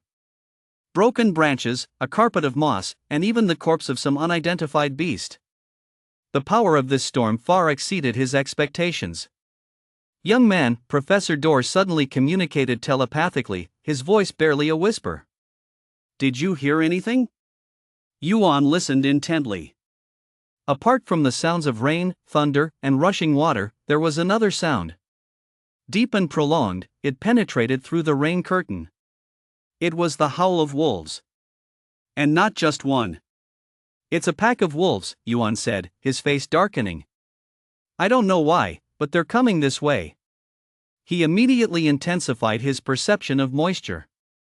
Despite the heavy rain causing severe interference, he could still vaguely sense the disturbances of moisture around the bodies of curse, elemental, and life skills within a close range. A radius of 15 meters was temporarily safe. At 20 meters, there were small creatures hiding from the rain under the bushes. 30 meters? Yuan suddenly opened his eyes wide. 3 of them, they're getting closer, he said urgently to the professor. They're coming from the west, about 30 meters away. They're not moving fast, but their direction is clear. They might just be passing through, or they could have caught a scent. After all, the creatures in this world shouldn't be judged by past experiences. Professor Dorr nervously raised his feathers. Although his soaked feathers wouldn't stand up, the intention was quite clear. "What should we do?" "At my age, I can't run away." "We can't run," Yuan quickly analyzed. "Visibility is extremely poor in this storm. Running around makes it easier to run into them or fall into the water. And you can't run fast, which would only slow me down. The best plan is to mislead them." "Mislead?" Yes, a flicker of determination flashed in Yuan's eyes. Using sound, using traces, to draw them elsewhere. He looked towards the east side of the rocky slope, where the terrain was lower and a thicket had been flooded by the rain. If he could create the illusion of prey escaping in that direction. "Professor, stay here, try not to move, and don't make any noise," Yuan said. "I'll make some noise over there." "That's too dangerous," the professor protested. "What if they don't get diverted, but instead find you?" "I have talent," Yuan interrupted him. "Though not strong, at least I can swim around a bit in the water. You stay here, and if things go wrong, just find a way yourself." He didn't say he would escape, knowing the professor wouldn't be able to. Professor Dorr fell silent. After a few seconds, his thoughts came through, filled with resignation. "Be careful. If things go south, don't worry about me." Yuan didn't respond. He took a deep breath, relinquished control over the umbrella above him. As he was already soaked, he didn't care if he got a bit wetter. Then, he got down on all fours, slipping down the rocky slope silently like a real monkey, disappearing into the sheets of rain. The storm immediately swallowed his figure. Door Professor remained crouched in place, his dark eyes fixed on the direction where Yuan had vanished. His heart raced in his chest. He had lived for over 60 years, teaching all his life, never imagining that he would take on the form of a bird. In an alternate world as heavy rain, worrying for a young man he had only just met half a day ago. Time passed exceptionally slowly. Each second felt elongated tenfold. The howls of the wolves grew closer and clearer. 30 meters, 20 meters. The professor could even hear the sound of wolf claws splashing in the puddles, and smell the wet, beastly scent carried by the wind. He curled his body, tucking his beak into his wings, doing his best to appear like an inconspicuous rock. But the size of the dodo was too large. Its dull brown feathers, though muted in the rain, still stood out. 10 meters. The wolf pack stopped. Professor Dor saw them through the cracks in the rocks. 3 dark gray wolves, considerably larger than the wolves on Earth. With shoulders over a meter tall, their fur completely soaked, sticking tightly to their muscular bodies. Their eyes glowed a ghostly green in the rainy night, resembling floating will-o'-the-wisps. The leading one was particularly strong, with a notch out of its left ear and a savage scar across its nose. Scarface the wolf. It lowered its head to sniff the rocky slope, its damp nostrils flaring. The other 2 wolves spread out, cautiously surveying their surroundings. The professor held his breath. Although a dodo wouldn't really notice if it could breathe or not, he tried his best. Scarface's nose was only 3 meters away from where he hid. 2 meters. 1 meter. Just then. Splash. From the direction of the flooded thicket on the east side, a sudden loud splash echoed. It sounded like some large creature had jumped into the water or was struggling violently within it. Then came a second sound, followed by a third. Accompanied by abrupt, startled screeches, like those of frightened beasts. The 3 wolves turned their heads simultaneously, their ghostly green eyes fixated on the source of the noise. Scarface let out a low growl, leading the charge without hesitation. The other 2 wolves followed closely behind. The 3 wolves' figures rapidly vanished into the eastern rain curtain, leaving only the fading sounds of splashing water and muffled growls. Professor Dor slumped down where he was, waiting several seconds before daring to breathe. He knew that it was an illusion created by Yuan. Using his water control ability to generate explosive splashes in the water, mimicking the sounds of beasts, successfully diverted the wolf pack. But what about him? The professor's heart lifted again. The wolf pack had been diverted, but Yuan himself might have exposed his position. How was he going to escape? Seconds ticked by. The sounds from the east gradually subsided, and the howls of the wolves faded further away, ultimately disappearing into the sound of rain. Yuan did not return. The professor grew increasingly anxious. He wanted to go search, but knew that going out would only be a burden. He could only wait. Just as he was on the verge of despair, suddenly a furry head popped up from the waterlogged area on the west side of the rocky slope. It's Yuan. He was soaked to the skin, his fur clinging tightly to his body, appearing small and disheveled. But he was still alive and struggling to swim toward the stone slope. The professor wanted to call out in surprise but held back just in time, sending a hurried thought instead. How are you? Are you hurt? I'm fine. Yuan crawled ashore, collapsing beside the professor, gasping for air. I led them to the deep water. I used the current to confuse them, and they lost the chase. His thoughts were intermittent, clearly from a great exhaustion. Rest, just rest for now. The professor moved closer to him, awkwardly patting his back with a wing, though it provided little comfort. Yuan closed his eyes, feeling the emptiness in his MP. And the sense of weakness, as if he had been hollowed out from using his talent too much. But at the same time, a faint warmth was emerging from deep within his body, slowly flowing through his limbs. It was the awakening EXP that was increasing. Sustained high-intensity use of talent, awakening EXP plus 0.08%. Successfully applied talent strategy in crisis, awakening EXP plus 0.02%. Current awakening EXP, 0.2%. Chapter 10, The Blood Moon is coming soon. The heavy rain finally stopped just before dawn. Yuan woke up to the blinding sunlight. He opened his eyes to find himself still curled up on the stone slope, his soaking fur sticking to his skin, making him shiver in the chilly morning breeze. A faint snoring sound came from beside him. Professor Dor was lying on its side, its dodo beak slightly open, chest rising and falling in a rhythmic pattern. One of its wings was covering Yuan's back, though its wet feathers provided little warmth. but this subconscious act of protection warmed Yuan's heart. He carefully moved the wing aside and sat up. The forest after the rain looked like it had been thoroughly washed. The sky was a clear azure, with a few thin clouds drifting like shredded cotton. Sunlight filtered through the treetops, forming hazy beams of light in the rising moisture. The water level of the Emerald River had receded, but the surface remained murky, laden with broken branches and dead leaves. The rock overhang where they had sheltered last night was completely submerged, with only a few rocks jutting out of the water, proving something had existed there. "We made it through," Yuan murmured. He brought up the status panel. Name, Yuan. Race, Macaque Tier 0 unranked. Talent, Genesis Water Talent Special.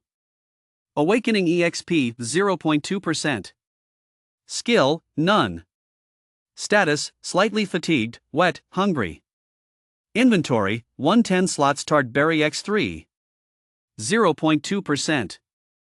Although it only increased by 0.1%, Yuan could clearly feel the changes in his body. While it wasn't an exaggerated surge in power, there were some subtle but definite improvements. His bodily coordination had improved, and the clumsiness he felt while climbing the stone slope last night had lessened considerably. More importantly, there was his MP, or the mental power when using his talent. The sense of exhaustion from last night had vanished, replaced with a feeling of fullness, like a brain that had gotten enough sleep, alert and vibrant. "Professor," Yuan called softly with his thoughts, "it's morning." Professor Door's dark eyes slowly opened, appearing dazed for a few seconds before focusing on Yuan's face. "Good morning, young man." Its thoughts were still sleep-laden. "I actually survived the night." "Thanks to you," Yuan grinned. "Your wings, while not warm, offer a sense of security." The professor clumsily stood up, shaking its feathers. Water splashed everywhere, forming tiny rainbows in the sunlight. But its feathers still stuck wetly to its body, making it look like a drenched chicken. "I apologize, how rude of me," the professor said while using its beak to tidy its chest feathers, though with little effect. "This body doesn't even have basic waterproofing. I really don't know how dodos survived in Mauritius back in the day." "Maybe they didn't have to escape from heavy rain at all," Yuan suggested. "All right, we need to leave here quickly. Wet clothes, oh, wet feathers, will draw away body heat. We need to find a place to dry off." He took the lead down the stone slope.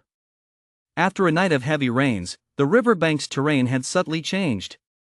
Some areas had been washed out into deep trenches, while others had thick layers of silt piled up. Yuan utilized the moisture to sense ahead, avoiding those soft, trap-like areas. Two creatures, one monkey and one bird, walked east along the riverbank. Yuan recalled the professor saying yesterday that there might be safer terrain upstream. After about half an hour's walk, they found a sunny gravel bar. The stones here were warmed by the sun, a natural drying spot. Yuan found a flat rock surface to lie down on, stretching his limbs to soak up the sun from all angles. The warm feeling penetrated his wet, cold fur, making it so comfortable he almost groaned. Professor Door also found a spot, spreading its wings wide, like hanging laundry. The dodo's shape looked even more comical when spread out, with its round body, short wings, and stout legs, reminiscent of a silly doll. "Professor," Yuan suddenly thought of a question. "You said you've been awake for 3 days, have you encountered other travelers? I mean, aside from that burned fox." The professor paused for a few seconds. "I've seen a few," it slowly replied. "On the first day, in the northwest berry thicket, I encountered a squirrel. It was very panicked, hopping around the trees and scratching strange symbols with its paws. We exchanged a few words, and it said it was a programmer, trying to call for help from a possible administrator using binary code." Yuan couldn't help but laugh. "So what happened next?" "Then it was captured by an eagle." The professor's voice grew somber. "I was hiding in the bushes, watching helplessly as it was taken into the sky, screaming. The next day, I encountered a deer. This deer was special. It didn't run away but walked towards me instead.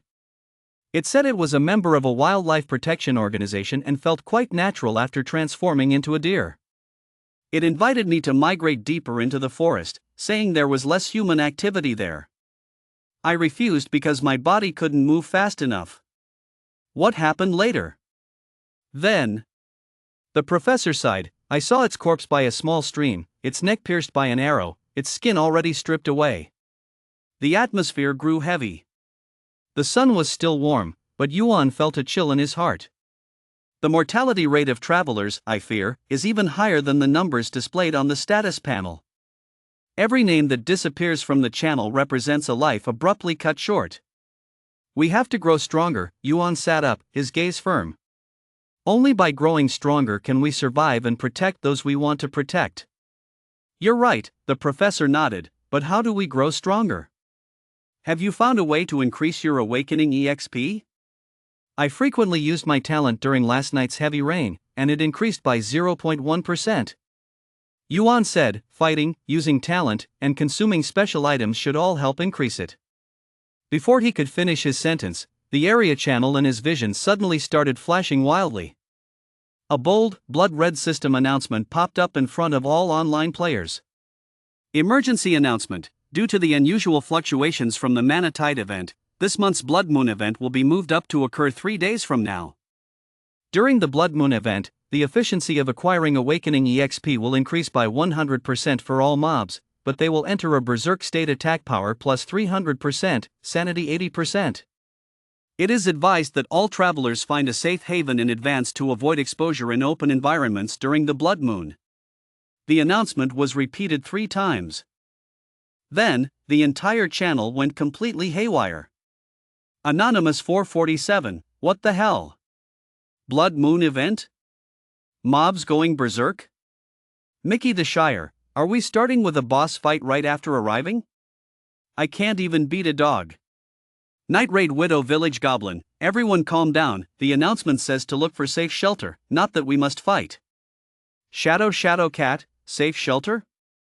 Where in this cursed forest is safe? In a tree? In a cave? Or underwater? Owl, all flying type players, beware. During the Blood Moon, bird type mobs will also go berserk, and the high altitudes are equally dangerous. It's advised to seek cliff caves or underground crevices. Anonymous 668, I found a notebook with some records in it. It says that during the Blood Moon, the entire forest turns upon itself, with rivers stained red with blood. Flame Prince Magma Salamander, a night of slaughter? Interesting. I'm over by the Magma Fissure. The high temperatures might suppress the berserk effects. Those with fire-type talent can come over and take a gamble. Prophet Crystal Ball, the prophecy has been fulfilled. The Blood Moon is a culling, a baptism, an opportunity for evolution. Those who survive will receive the world's gifts. Chapter 11, Tier 1 Swamp Wild Boar. Information was scrolling at high speed, and panic was spreading. Yuan quickly scanned through, processing multiple pieces of information in his mind. Blood Moon event, in 3 days, mobs go berserk, awakening EXP efficiency doubles but danger levels skyrocket. Culling. He muttered, this sounds like the system is deliberately creating a battle royale environment. Survival of the fittest, Professor Dor's voice turned serious. This is the core principle of evolution. The Blood Moon event will eliminate the unadapted, and those who survive will grow stronger. But the premise is to survive, Yuan interjected. Right now, we don't even have a fixed base. Being exposed during the Blood Moon is like suicide. He looked at the professor, your ancient knowledge talent, can it find a suitable place to set up a base? The professor closed his eyes, a faint white glow emanating from him. A few seconds later, he opened his eyes, swim upstream for about 2 kilometers, there's a sandstone cliff there. Based on geological features, there should be naturally formed caves or fissures there. But he hesitated, such places are usually occupied by indigenous mobs. It's better than nothing, Yuan stood up, his fur already half dry, let's scout it out, and if the enemies are too strong, we'll change places. Move. The two left the riverbank and re-entered the forest. The forest floor after the rain was a muddy mess, the layer of fallen leaves soaked with water, squelching underfoot. Professor Dor was having a tough time walking. The dodo bird's webbed feet were making deep holes in the mud, and he had to exert effort to pull them out. Yuan walked ahead, using moisture sensing to explore the ground conditions. He found that this ability was particularly useful after the rain, where there was standing water, where there was solid ground, and where there were soft mud pits were all crystal clear in his perception. After walking about a kilometer, Yuan suddenly stopped. "What's wrong?" the professor asked. "There's a footprint." Yuan crouched down and pointed at a clear set of hoof prints in the mud, fresh, should have been left this morning. The hoof prints are large, each about the size of Yuan's palm, and the depth indicates that it bears significant weight. The mud at the edges of the marks is still slowly filling in, indicating that no more than an hour has passed since they were made. "That's a wild boar." Professor Dorr leaned in for a closer look. "Based on the angle and depth of the split hoof prints, it must be an adult, weighing over 200 kilograms. He paused and added, "and it could be a first-level mob." Normal wild boars don't leave such deep prints. The depth of this print in the mud suggests it's either particularly heavy, or possesses earth-type or enhancement talents. Yuan's eyes lit up. "A first-level mob? If we kill it, will we get more awakening EXP?" "Theoretically, yes," the professor nodded, "but the risks are extremely high." "Wild boars are tough and durable. Even tigers tend to avoid them when they charge." "If it's also a first-level mob?" "If it's a first-level mob, then its meat will definitely contain more energy," Yuan chimed in, "and we urgently need practical combat experience." He looked in the direction the hoof prints extended. "The blood moon event is in 3 days. We must become as strong as possible before then. "Let's track it and take action if the opportunity is right. If it's too dangerous, we abandon it." Professor Dorr looked at Yuan, a complex emotion flashing through his dark eyes. There was worry, approval, and a hint of the elder's helplessness. "Young man, where is your caution?" it asked mentally. "This is caution," Yuan replied earnestly. "Proactively acquiring resources within a controllable range is safer than passively waiting for a crisis to strike. The blood moon event will certainly spark large-scale conflicts, and the weak will be the first eliminated. Rather than hurriedly responding at that point, it's better to actively improve now." The professor was silent for a few seconds, then finally nodded. "You're right. Then I'll be your scout and tactical advisor." The two began to track along the hoof prints. The route of the wild boar was quite straight, basically heading northeast in a direct line. Along the way, it broke several small saplings and shrubs, leaving obvious traces. As Yuan tracked, he began to plan tactics in his mind.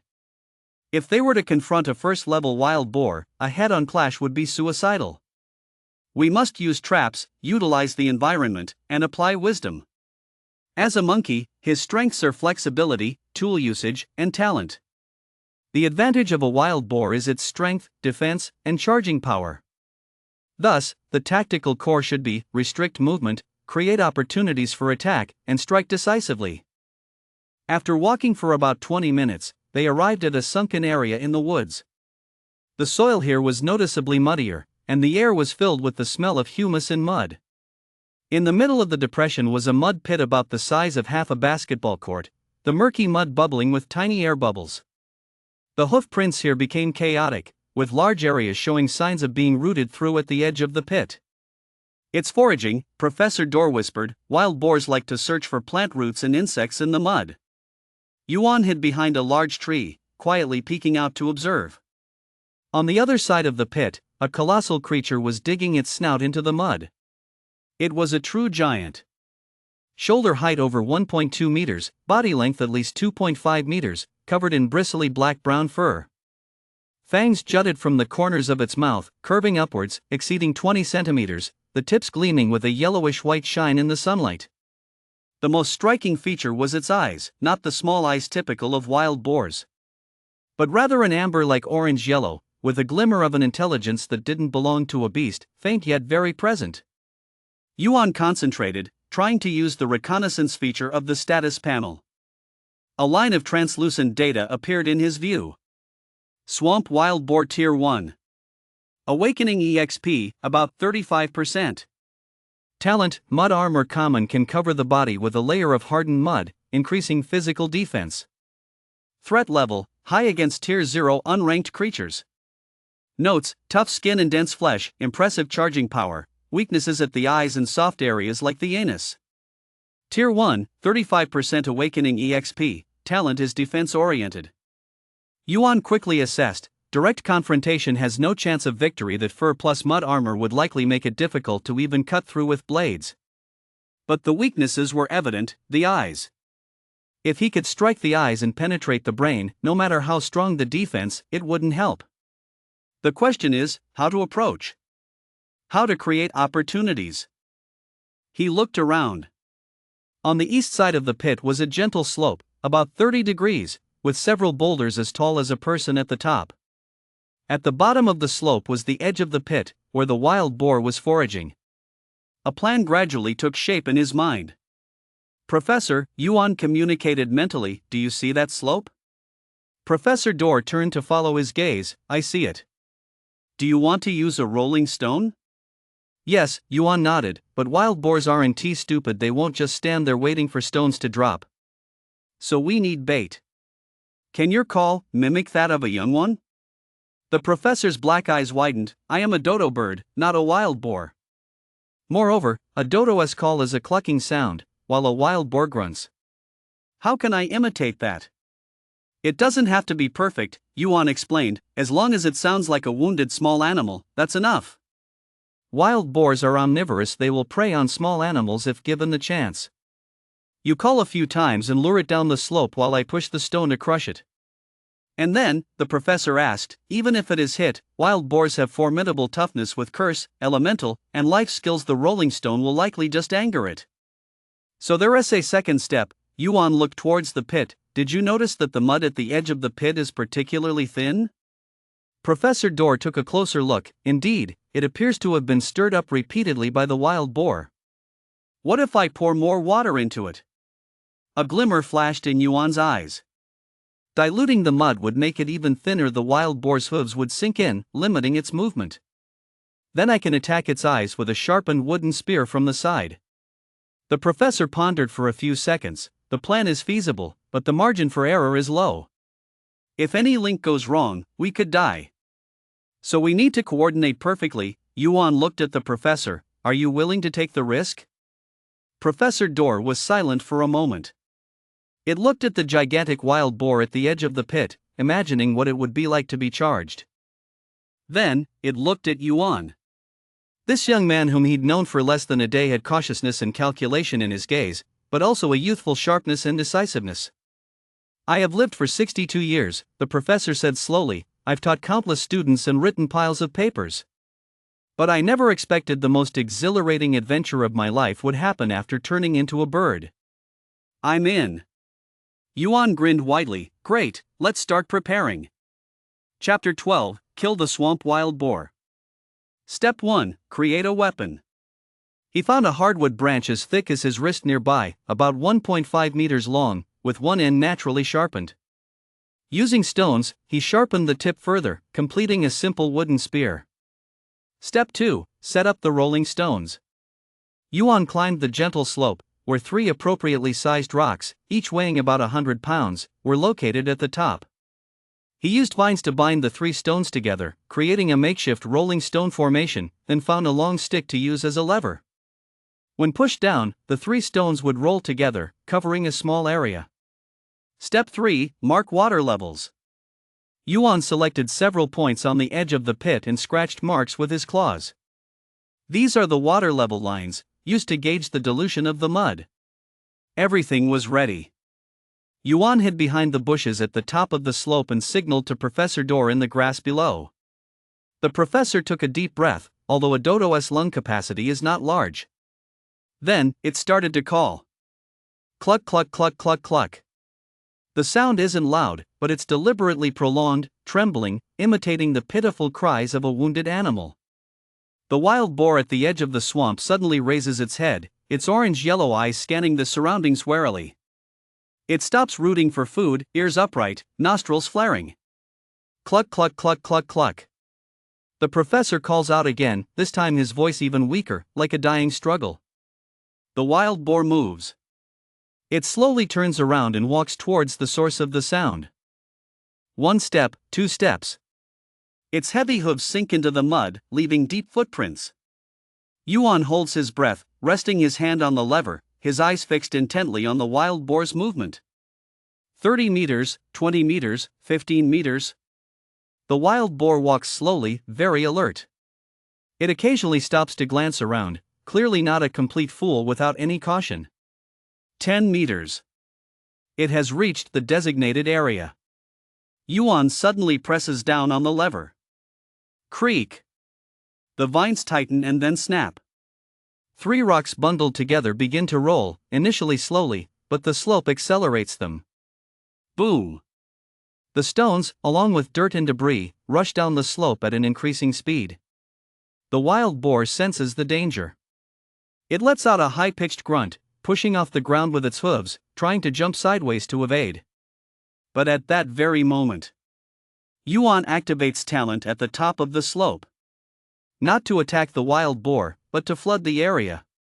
He maximizes the source of water, generating a massive flow of clear water out of thin air in the area at the edge of the swamp that had already been muddied. The water bursts forth like opening a fire hydrant. Swish! Crystal clear streams gush out from nothing, pouring madly into the swamp. The already thin mud is further diluted, transforming from a thick paste into a liquid like slurry. The wild boar's hooves, which are about to jump, land in this suddenly thinned mud. PFF. Both front hooves sink deep into the mud, up to its shins. The wild boar loses its balance, its charge abruptly halting, as its whole body leans forward. And at that moment, the rolling stones arrive. The first stone flies past the wild boar's back, barely scraping off a few bristles. The second stone crashes into its right hind leg with a crunch, clearly the sound of a bone breaking. Hoof! The wild boar lets out a painful roar. But the third stone, the heaviest one, lands squarely on its hindquarters. Thud! The dull sound of impact is like a hammer hitting a sandbag. The back half of the wild boar is hammered down, spraying mud everywhere. It struggles to stand, but its front hooves are stuck in the slurry, and its hind legs are injured, leaving it temporarily immobile. Now's my chance. Yuan leaps down from the top of the slope. He grips the wooden spear tightly, adjusting his position in mid-air, akin to an arrow released from a bow, aiming straight at the wild boar's right eye. The wild boar senses the deadly threat. It desperately shakes its head, its tusks aimed up, ready to thrust. But Yuan's calculations are even more precise. Instead of directly aiming for the eye, at the last moment he twists his body to dodge the tusks, changing his thrust into a sweep. Smack! The tip of the spear strikes hard against the wild boar's face, hitting its eye. Although it doesn't pierce through, the force behind it is not insignificant. In pain, the wild boar instinctively closes its eyes, its head momentarily stiffening. Meanwhile, Yuan lands, rolls to dissipate the impact, and immediately follows up with a second strike. This time, it's a real killing move. He circles around to the wild boar's side and back, where there is a blind spot. With both hands gripping the spear, he concentrates all his strength at one point, aiming the tip at the area just below the wild boar's ear. That is the junction between the skull and the cervical vertebrae, relatively fragile. Thrust! The wooden spear pierces through the bristles, breaks the skin, and plunges into the muscle. But it's not deep enough. The wild boar's muscles are thicker than expected. The spear only penetrates about 5 centimeters before getting stuck. Roar! The wild boar goes completely berserk. It struggles desperately, pulling one front hoof out of the mud. Then, it whips its head around, its orange-yellow eyes filled with rage and intent to kill, glaring straight at Yuan. Oh no! Yuan wants to retreat, but the wild boar is faster. Using its remaining front hoof to push off the ground, its entire body charges forward like a war chariot. Although its posture is awkward due to the injury of its hind legs, the weight and momentum of the charge are still terrifying. There is no way to avoid it. Yuan's mind goes blank. In that moment of life and death, his body's instincts took over. He doesn't retreat, instead, he lunges forward. Not at the wild boar, but at the ground, diving into the diluted mud. At the same time, talent is fully activated, controlling the surrounding slurry. The mud is also a mixture of water and soil, theoretically belonging to the category of water. His thoughts stretch into the mud like tentacles, grabbing the suspended solid particles, making them solidify and harden instantly. At the spot where Yuan dove, the surface of the mud hardens at a visible speed, forming a small, relatively solid foothold. The wild boar charges. Its tusks scrape against Yuan's back, severing a few hairs, but not injuring the skin. Yet due to Yuan's sudden dive, the wild boar lost its target. It barreled forward, crashing into. It crashed into the area of mud that Yuan had just solidified with talent. If it were ordinary muddy water, the wild boar would sink. But here, it's compacted hard mud. So, boom! The wild boar's chest slams solidly into the hard mud, feeling as if it has crashed into a wall. The momentum of the charge is abruptly halted, and the reaction force entirely affects itself. The sound of ribs breaking is clearly audible. The wild boar lets out an ear-piercing scream, its whole body going limp, its mouth and nose spewing frothy breath mixed with blood. Opportunity. Yuan rolls up and leaps, picking up the fallen wooden spear. This time, he no longer pursued the essentials. Instead, he aimed at the wild boar's open mouth and drove the wooden spear sharply into it. It pierced through the upper jaw, went through the mouth, and directly entered the brain. The wild boar's limbs twitched violently a few times and then stopped moving entirely. Only those orange-yellow eyes remained open, their brightness quickly fading. The world suddenly fell silent.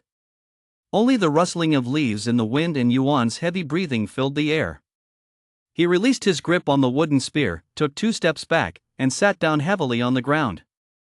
His heart raced violently in his chest, as if it were about to burst out.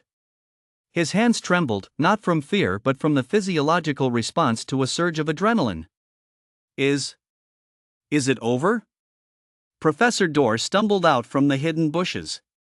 It looked at the massive corpse of the wild boar on the ground, then glanced at the slumped Yuan, its dark eyes filled with shock. "It's over," Yuan gasped.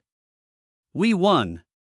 Before his words had faded, the space beside the wild boar's corpse began to twist. A faint white light floated up from the corpse, condensing and shaping in the air, eventually transforming into a rough, vine-woven loot box. The loot box gently landed on the ground. Successfully defeated a Tier 1 mob, Swamp Wild Boar. Level jump kill, bonus reward.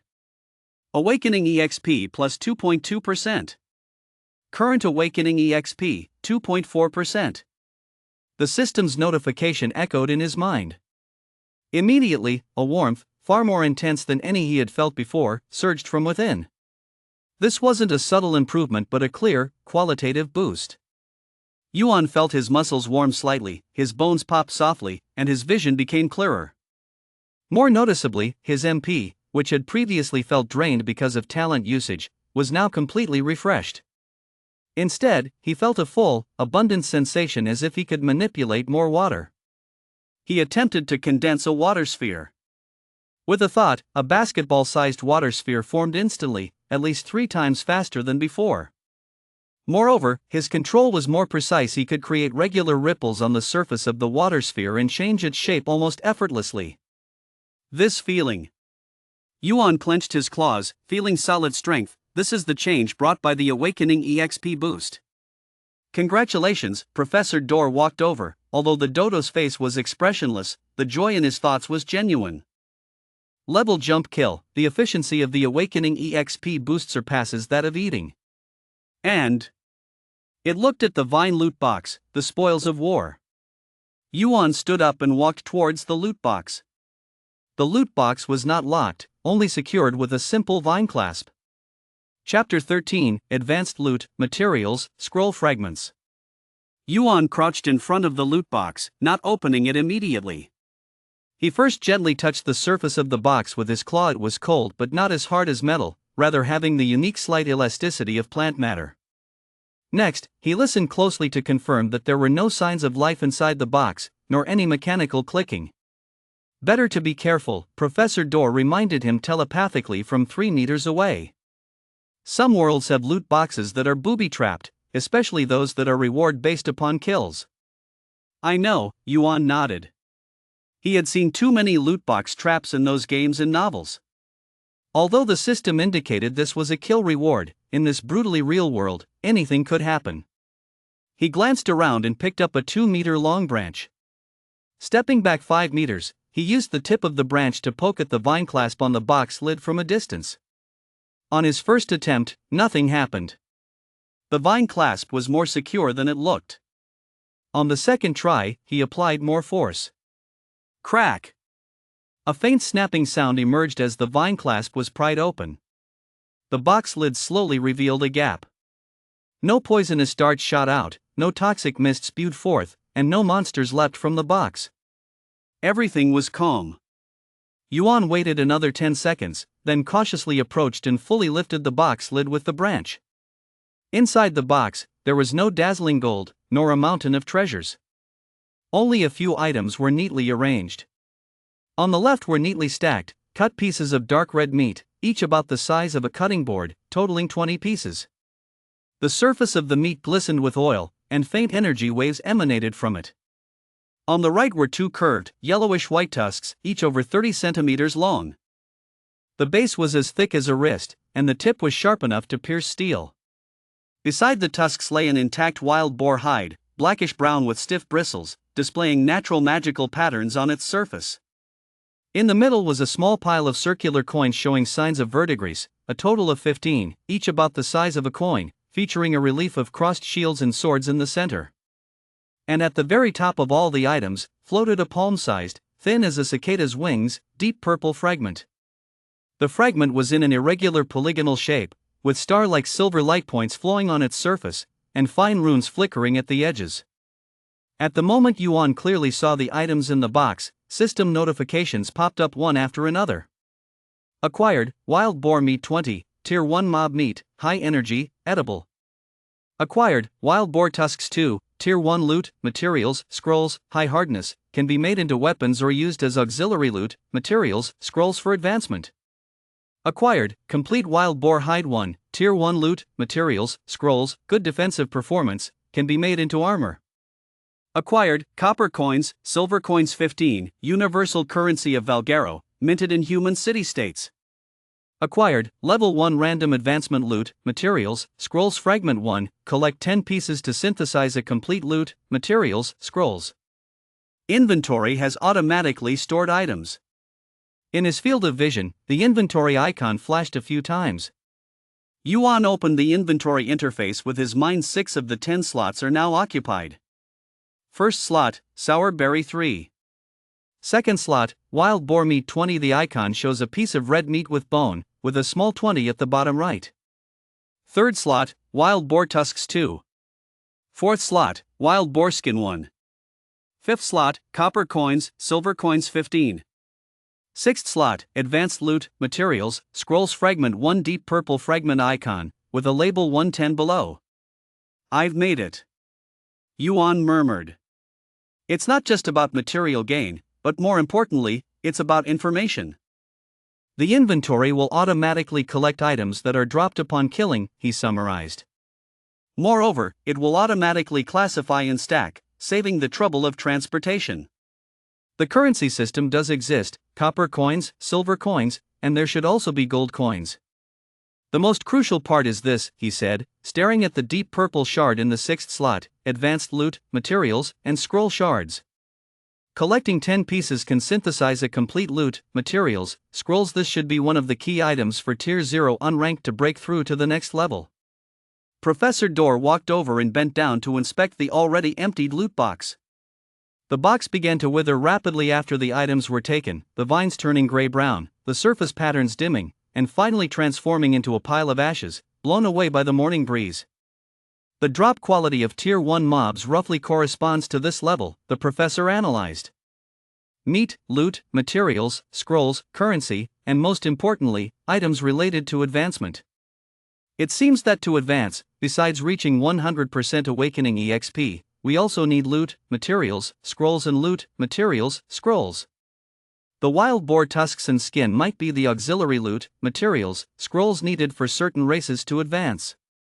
Yuan nodded. It's a pity we don't know the exact recipes. Can your ancient knowledge talent identify the uses of these loot, materials, scrolls? Let me give it a try.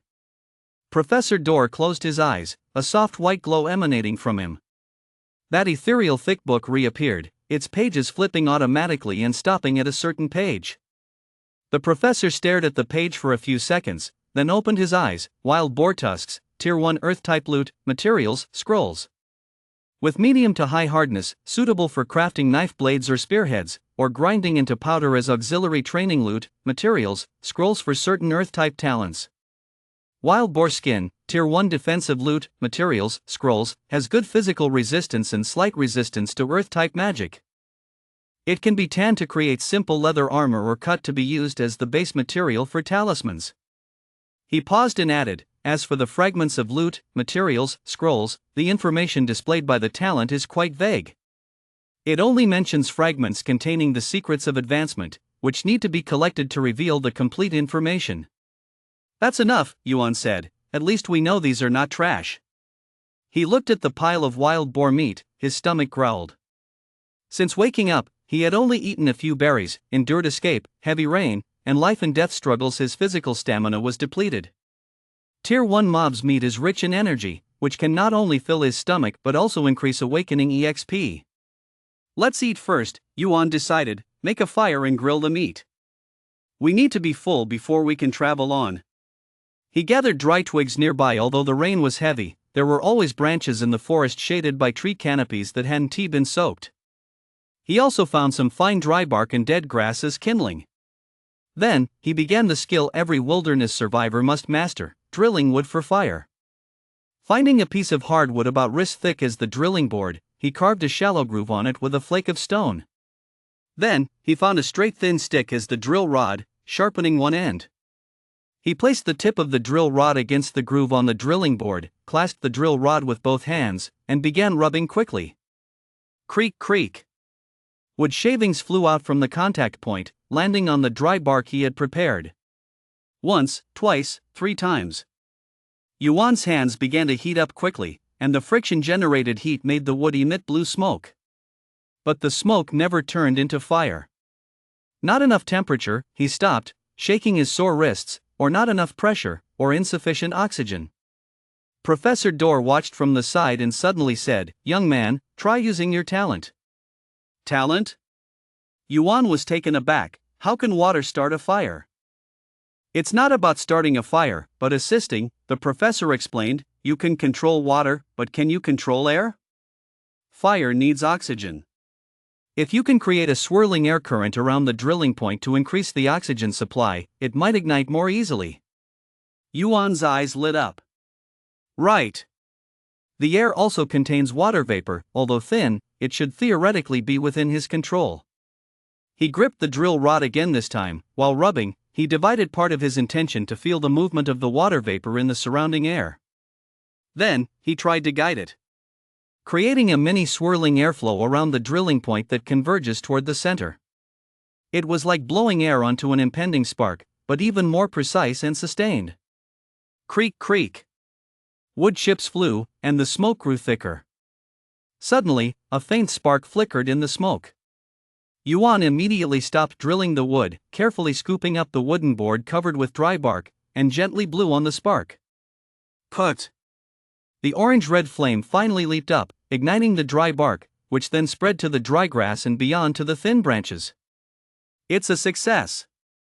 Yuan let out a long breath, watching the flickering flames, a small sense of achievement swelling in his heart.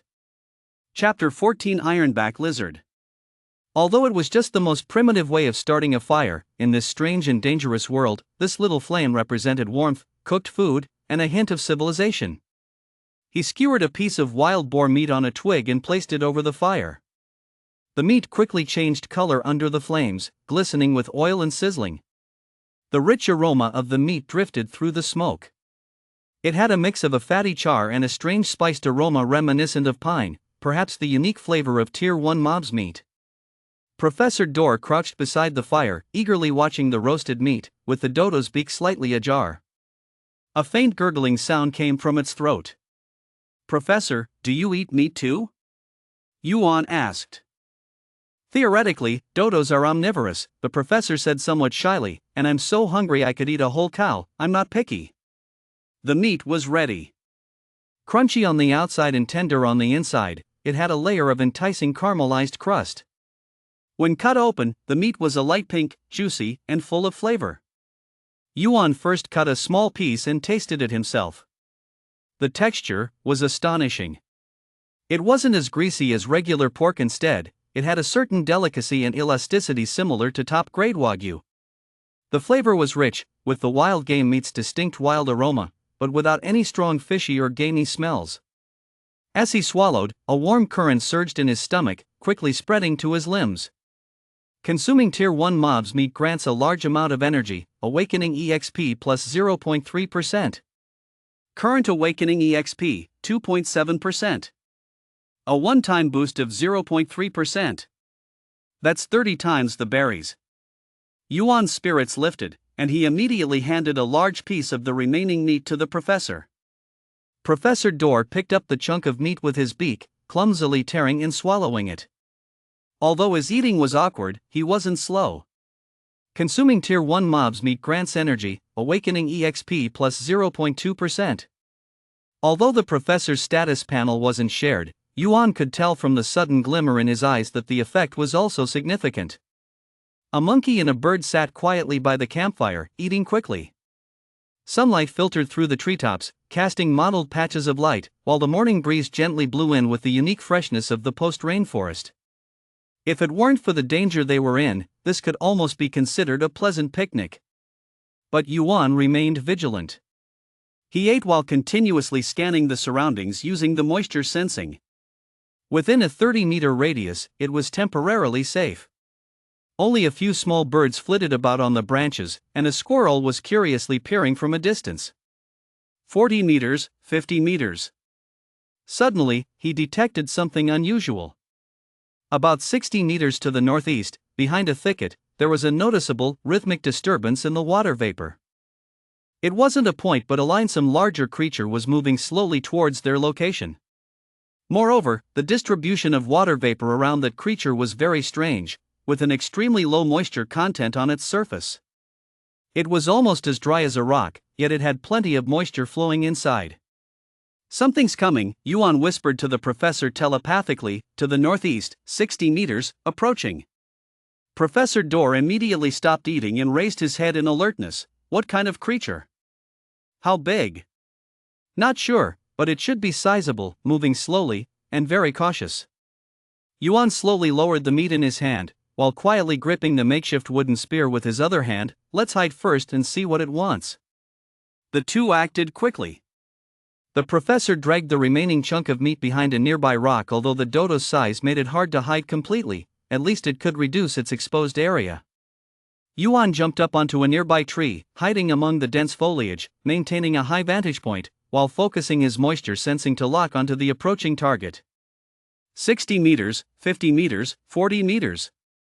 The approaching creature evidently detected the campfire and the aroma of cooking meat, slowing down its movement to almost a crawl. 30 meters. Yuan finally caught a glimpse of the approaching figure through the gaps in the leaves. What stood before him was a lizard. It was over 2 meters long, with a thick, metallic-colored gray-black scaled armor covering its back. Each scale was the size of a palm, with edges as sharp as a knife. Its limbs were sturdy, claws sharp, and its tail was long and powerful. Its head was triangular, its eyes amber with vertical slits, currently scanning the area around the campfire vigilantly. What stood out the most was its back. The scales were not flat but formed a row of serrated bony plates that rose along the spine, like natural defensive spikes. Ironback lizard. And judging by the sheen of its scales and the intelligence in its eyes, it didn't seem like an ordinary beast.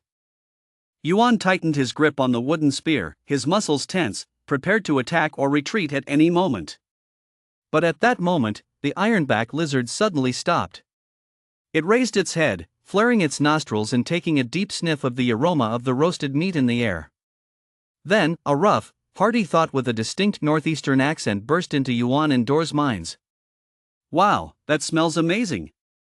Buddy, can I get a bit of that roast meat? I'm starving after 3 days. Yuan was taken aback for a moment. Professor Dor, who was behind the rock, also poked his head out, his black eyes filled with bewilderment. Seeing there was no response, the ironback lizard crawled a few steps closer, revealing half of its body. It awkwardly scratched its head with its front paw. This action looked both comical and bizarre coming from a 2-meter-long lizard. Don't be scared, I'm also a traveler, one of your own. Yuan did not immediately come down from the tree. He remained concealed, coldly responding telepathically, "Prove it." "Prove it? How do I prove it?" The ironback lizard blinked, then seemed to realize, "Oh, right, I need to prove it." It looked around, its eyes lighting up as it spotted the damp ground beneath it. Extending its right front paw, it used a sharp claw to start scratching in the mud. The movement was clumsy, its claws weren't well suited for precise work, but it was trying hard. A few seconds later, a crooked, but barely recognizable pattern appeared in the mud. A rectangular vehicle body, with a driver's cabin on top, and a huge, toothed bucket mounted at the front. Beside it was a crooked line of Chinese characters. Blue Sky Technical School, achieve the future. Yuan. Professor Door. The ironback lizard finished the drawing, patted the design with its claws, and proudly said, "What do you think? I've been operating excavators on the construction site for 8 years. This design is super cool." It paused and added, "My name is Wang Jintia, from that northeast region. I don't know how I ended up here and turned into a pangolin. You can call me Old Iron." Professor Door completely emerged from behind the rocks, carefully examining the excavator drawn in the mud. Then he looked up at the ironback lizard and corrected it in a scholarly tone. "First, based on morphological characteristics, you are not a pangolin. Pangolins belong to the order Phalidota. Their bodies are covered in keratinous scales, and they have a slender snout and are good at digging. Your features are more similar to the subspecies of the order Squamata known as the ironback skink, abbreviated as ironback lizard. The main characteristics are metallic scales on the back and bony plates along the spine. They mainly inhabit rocky areas, are omnivorous, and have exceptional defense capabilities." Wang Jintie ironback lizard was left dumbfounded, his amber vertical pupils filled with confusion. What order? What subspecies? Old man, speak slowly. I graduated from middle school and went straight to the construction site. I don't understand this fancy talk. It was at this moment that Yuan slid down from the tree. But he still maintained a safe distance, holding the wooden spear in front of him and cautiously asking, "How did you find this place?" "I smelled something delicious," Wang Jintie answered honestly. "I was hiding from the rain in that stone cave to the northwest. When the rain stopped, I came out to look for food. I walked for 2 hours and could smell the barbecued meat. It smelled so good that I followed the scent over here." "You alone? How long have you been awake?" Wang Jintie replied, 3 days. "I woke up in a pile of rubble and almost got eaten by a spider the size of a basin. Fortunately, my skin is thick, and the spider couldn't bite me. Instead, I scared it away with my tail." As he spoke, a loud growl echoed from his stomach, clear in the silent forest. Wang Jintie awkwardly scratched his head again. I'm really too hungry to carry on." "Buddy, just a small piece is fine. I can trade some information for it." Yuan stared at him for a few seconds. From the previous conversation, it was clear that this Wang Jintie was straightforward and unpretentious, and he was indeed starving. If he were an enemy, there would be no need for such elaborate disguises. More importantly, Yuan's moisture perception had been scanning him all along. The ironback lizard's internal moisture flow was steady, showing no signs of the adrenaline spike that typically accompanies battle, and its muscles were relaxed. In fact, due to hunger, its metabolism was somewhat sluggish. "Okay," Yuan finally nodded, "but you have to step back 5 meters and turn your back to me first." "Deal, absolutely." Chapter 15 3-Person Team. Wang Jintie didn't hesitate to retreat, awkwardly turning around to present the row of sharp bony plates on his back to Yuan. "Is this okay?" Yuan took a piece of roasted wild boar meat out of his inventory and placed it on the ground, then stepped back himself. "Go ahead and eat." Wang Jintie immediately turned around and nearly dove at the piece of meat, tearing into it with big bites. The way he ate could only be described as savage. The 2-meter-long lizard had a mouth structure unsuitable for chewing, but its tearing strength was astonishing. A chunk of meat the size of a palm was swallowed by him in just a few bites, bones and all. Wang Jintie finished one piece, licking his lips with lingering desire but made no further requests. Instead, he sat obediently in place, eagerly watching the meat still roasting on the fire. Thanks, buddy, you saved my life, he said sincerely. Feel free to ask me anything, I'll share everything I know.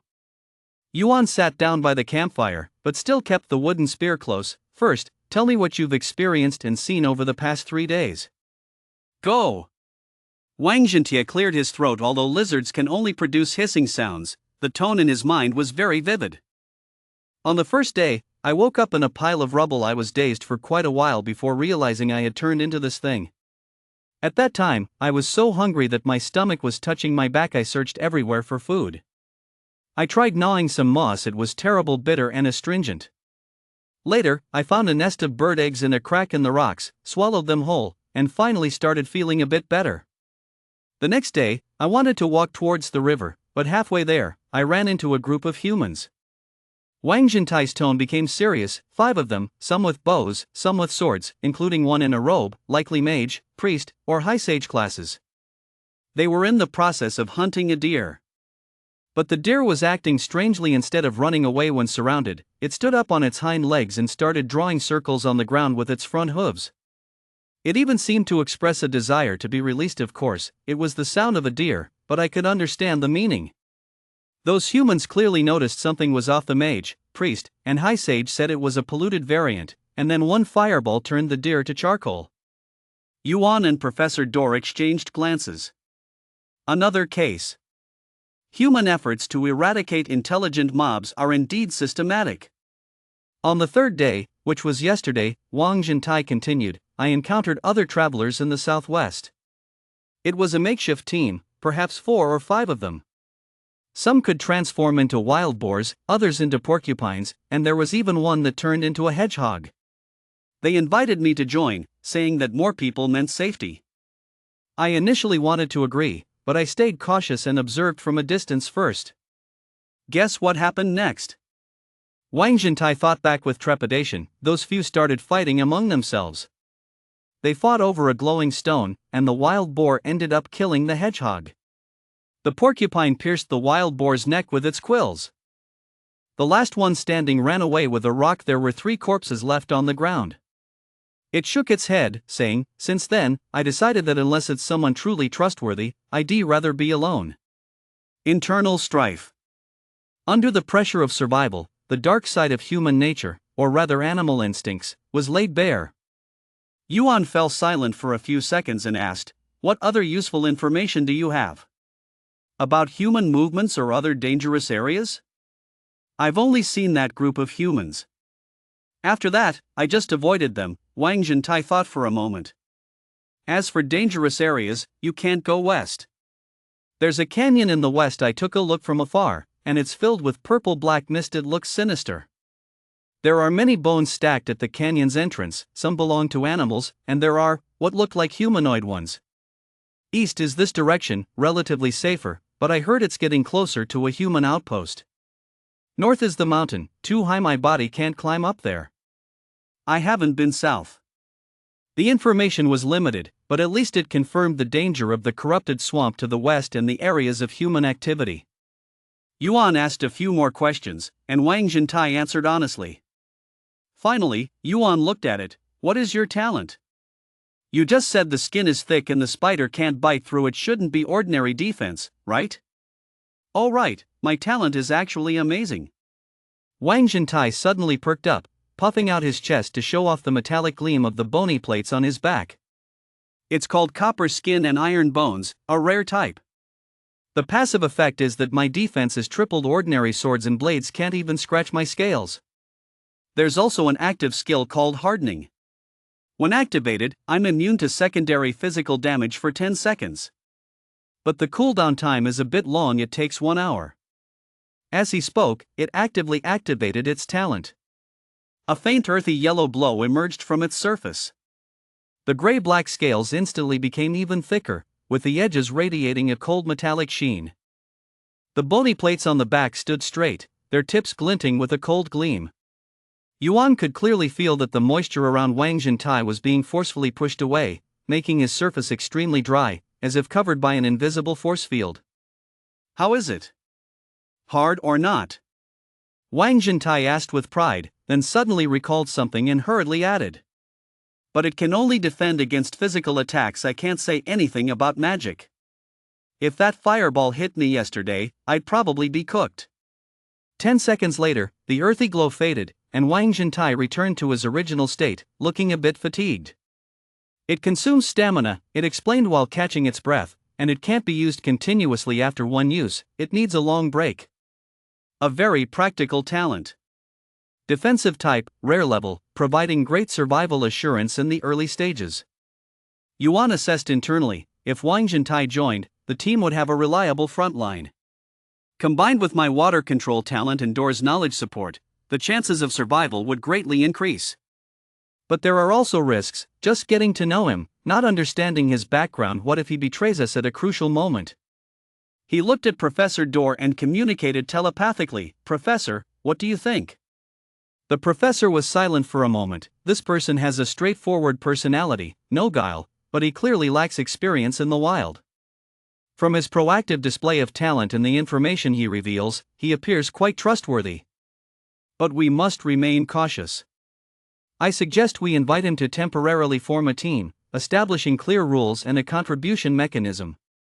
Observe him for a while before deciding whether to collaborate deeply. Yuan thought the same way. He turned to Wang Zhentai and said seriously, Old Tai, we are about to head upstream to find a safe stronghold. Preparing to deal with the Blood Moon event in 3 days, would you be willing to join us temporarily? Wang Zhentai's eyes lit up. Team up? Sure. I think you guys are good people, trustworthy. It's damn hard to do it alone. I almost starved to death in these 3 days. But he hesitated for a moment. However, we need to establish some rules first. Although I'm not educated, I understand principles. No free meals or drinks, and no stabbing each other in the back. That's exactly what I want to say. Yuan nodded. We can form a temporary team, but there are several rules that must be followed. First, information sharing. Any information regarding dangers, resources, or human movements must be promptly communicated to teammates. Second, shared risks. In combat, everyone contributes according to their abilities, but no one should be forced to sacrifice themselves. If faced with an insurmountable danger, everyone should save themselves. Those who survive can avenge their teammates. Third, resource distribution based on contributions. Whoever contributes more in battle or discovers important resources will get a larger share. Roles that provide support will be allocated based on their effectiveness, not on equal distribution. Fourth, I will uniformly distribute the loot, but the distribution process will be open and transparent, and any objections can be raised for discussion. Fifth, and most importantly, no betraying teammates. Once discovered, the person will be permanently expelled and will become an enemy. He said it all in one breath, staring at Wang Zhentai. Can you accept that? Wang Zhentai listened very seriously. Although he did not understand some of the words, he grasped the general meaning. He scratched his chin with a claw, thought for a few seconds, and then nodded emphatically. All right, it's fair. I, old buddy, am all about loyalty. I will absolutely keep my promise. So from now on, you will be the captain, Brother Yuan. The old man is the strategist, and I will be responsible for taking hits and putting in the effort. As he spoke, he extended his front paw. The lizard's claw was large and covered in scales, but at that moment it made a gesture similar to a human handshake. Yuan looked at that claw, then at the sincerity in Wang Zhentai's amber vertical pupils, finally revealing the first smile of the day. He reached out his own monkey paw and bumped it against the lizard's claw. Welcome aboard, old buddy. Professor Door also walked over, gently tapping Wang Zhentai's paw with his beak. Welcome. So now we are a 3-man team. Chapter 16, Finding Shelter. Yuan divided a piece of roasted wild boar meat into 3 portions, keeping the smallest piece for himself. As the captain, he needed to manage the distribution without appearing too calculative. Wang Zhentai devoured his share, satisfiedly burping, his belly visibly round. Professor Door, on the other hand, pulled apart shreds of meat with his beak, the Dodo's eating posture having a comically pretentious grace. I'm full. Wang Zhentai patted his belly with his front paw, the scales clacking with a crisp sound. Captain Yuan, what shall we do next? Keep heading upstream? Yuan cleaned his wooden spear in the creek, water droplets dripping from the tip. He looked towards the northeast, where Professor Dorr had mentioned the sandstone cliff area. There are 3 days left until the blood moon event. He shook the spear dry. We must find a fixed base before then. Camping outdoors is too dangerous. Last night's heavy rain was just the beginning. Professor Dorr swallowed the last piece of meat and wiped his beak with his wings. My talent indicates that there is a 70% chance of natural caves in the sandstone cliffs 2 kilometers upstream. But the terrain there is high and the view is open, which might also attract other predators. As long as there is a cave. Wang Zhentai excitedly thumped his tail, digging a furrow in the mud. With my size, I'll just lie at the entrance and knock back anyone who tries to get in. Yuan shook his head. We can't just rely on brute force. The cave should be easy to defend but hard to attack. It's best to have multiple exits or ventilation points to avoid being trapped. The water source should be nearby, but not too close. Let's not forget last night's lesson. He paused and added, and the entrance needs to be concealed. We are not the only ones looking for shelter. Other travelers, native mobs, and even human scouts could pose a threat. Wang Zhentai scratched his head and said, the captain thinks ahead as always. Shall we set off now? Wait a minute. Yuan closed his eyes and focused fully on sensing the water vapor. Within a radius of 30 meters, all disturbances in the water vapor were clearly visible. The direction of the stream, the morning dew evaporating off the leaves, the slow seepage of groundwater deep in the soil. He saw more details in his perception. About 20 meters to the southeast, a squirrel was storing nuts in a tree hollow. 15 meters to the northwest, several earthworms were wriggling in the moist soil. 30 meters to the north, a small area had an unusually even distribution of water vapor, possibly a spring. There were no signs of large biological activity. Safe, Yuan opened his eyes and said, but just to be sure, let's avoid the open area and walk along the edge of the woods. Hey buddy, you lead the charge. Your defense is the strongest and can withstand the first wave in case of any surprise. Okay. Wang Zhentai's chest puffed out, his bony plates gleaming in the sunlight. Professor, stay in the middle and use your ancient knowledge to identify the plants and minerals along the way, marking potential resource points. I understand, old man. I will bring up the rear, using water vapor perception to keep watch over the back and flanks. A simple triangular formation can provide effective defense during encounters. Front line absorbs damage, middle provides support, and rear conducts reconnaissance and control.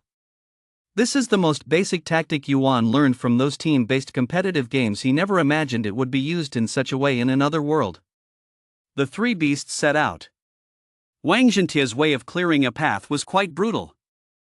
His 2-meter-long body forged a path through the bushes, the sound of his armor scraping against the branches crackling. Professor Dorr followed behind, his short legs making a tough trek in the mud, occasionally flapping his wings to jump over puddles. Yuan gracefully leapt among the trees, maintaining balance with his tail while simultaneously scanning the surroundings with his eyes and water vapor perception. After about half an hour of walking, the terrain began to gently rise. The originally soft riverbank mud was gradually replaced by sand and gravel, and the trees became sparser. In its place was a vast expanse of bare grayish-white sandstone. These rocks had been eroded by wind and rain into peculiar shapes, some resembling mushrooms, others resembling arches. It's this area, Professor Dorr stopped, scanning the surroundings with his dark eyes. Based on the orientation of the rock layers and signs of weathering, natural caves are most likely to appear on the shaded cliffs. Wang Zhentai twitched his nose and said, I smell a stone scent? And a bit of dampness. That's the smell of sandstone absorbing water, the professor explained. Its porous structure can store a small amount of moisture. Listen carefully. If you hear the sound of wind coming from the rock crevices, it indicates there is space behind them. The 3 beasts scattered and searched carefully at the base of the cliff. Yuan pressed his palm against the rough rock surface, closing his eyes to sense. The trajectory of water vapor penetration in the sandstone formed a 3-dimensional web. Most areas had uniform moisture, but about 10 meters in front to the left, there was a faint fault. The direction of the water vapor flow was different from the surrounding area, as if guided by some hollow. This way, Yuan signaled. They arrived at that section of the cliff. The surface looked no different from other areas, covered in weathered cracks and moss. But when Wang Zhentia knocked on it with his claws, the sound was noticeably more hollow. "It's empty behind," he said excitedly. "Where's the entrance?" Yuan circled the cliff twice but found no obvious cracks or openings. Professor Dor pointed at the ground with his beak. "Look here." At the base of the cliff, there was a dense cluster of vine plants, with thick leaves and tangled stems. But upon closer inspection, one could find that these vines had an unnatural growth direction. Most of them clung to the cliff wall, yet a small handful emerged from the rock crevices, hanging down toward the ground. "There's space inside, and the vines are growing from the gaps," the professor analyzed, "but the gaps may be very small and need to be expanded."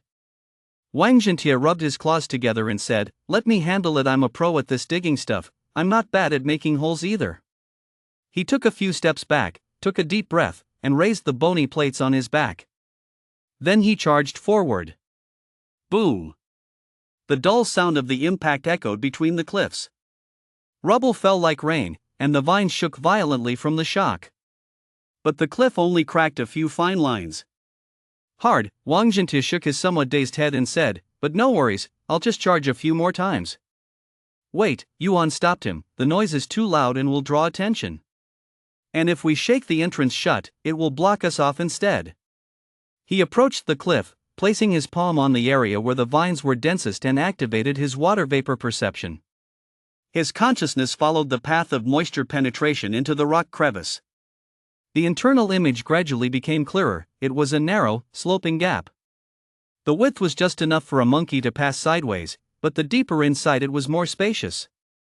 About 5 meters deep in the gap, there was a larger cavern where the air flowed slowly and the humidity was moderate. There's space inside, about.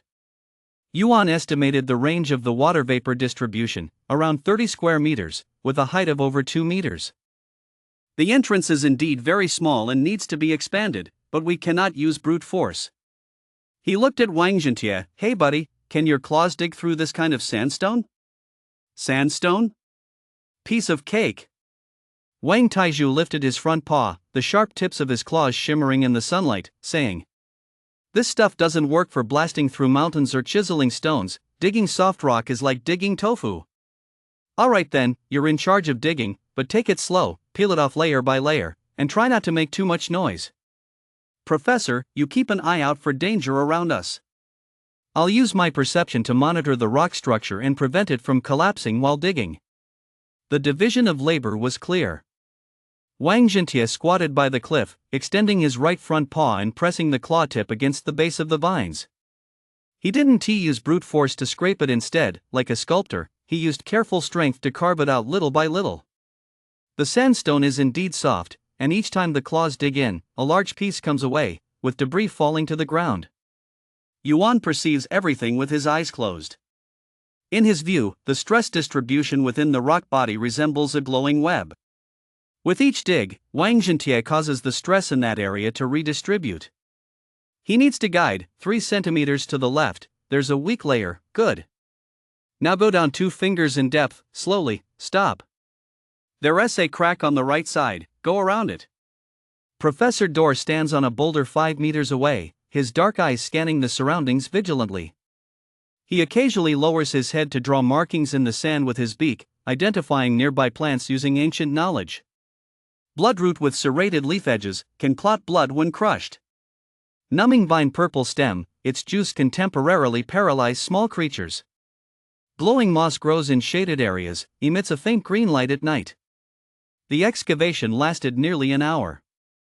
Wang Zhentia's claws are covered in stone dust, yet the entrance expands visibly. From the initial fist-sized opening, it grew enough to fit a head, and then large enough for a dodo to squeeze through. On the last dig, Wang Zhentia pried open a stone slab the size of a basin. Phew! A cool breeze, smelling of mold and dust, rushed out from the entrance, rustling the vines. "It's open!" Wang Zhentia exclaimed excitedly. Chapter 17, Human Bones. Yuan was the first to poke his head inside. The vapor perception had already roughly sketched the internal structure, but seeing it with his own eyes was still different. Behind the entrance is a short downward sloping tunnel, about 3 meters long, leading to a spacious elliptical chamber. The highest point of the cave ceiling is about 2.5 meters, with a relatively flat ground covered in a layer of dry fine sand. What's most amazing is that on the left side of the cave ceiling, there is a natural crack through which sunlight slants in, creating a beam of light that illuminates most of the space. The air circulates well, with no stuffy feeling. Safe, Yuan pulled his head back. There are no signs of living creatures, but there is an old smell, possibly indicating that animals lived here before. The three beasts entered one after the other. Wang Zhentia, being the largest, scraped his scales against the rock wall as he squeezed through the entrance, producing a cringeworthy screech. But he eventually succeeded in fitting in, his massive body nearly taking up a quarter of the chamber space. This place is nice.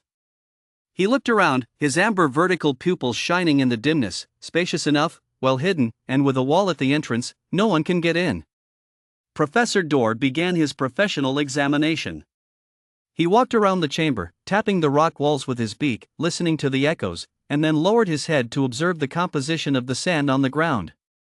Sandstone cave, formed at least 500 years ago by water erosion, the professor analyzed in a scholarly tone. Stability is good, with no recent risk of collapse. The ventilation hole is located at the top of the cave, with a diameter of about 10 centimeters, allowing air to circulate but preventing too much rainwater from entering. The ground sand is dry, suitable for laying down bedding. He walked deeper into the chamber, where the light was dimmer, but large patches of peculiar moss clung to the walls.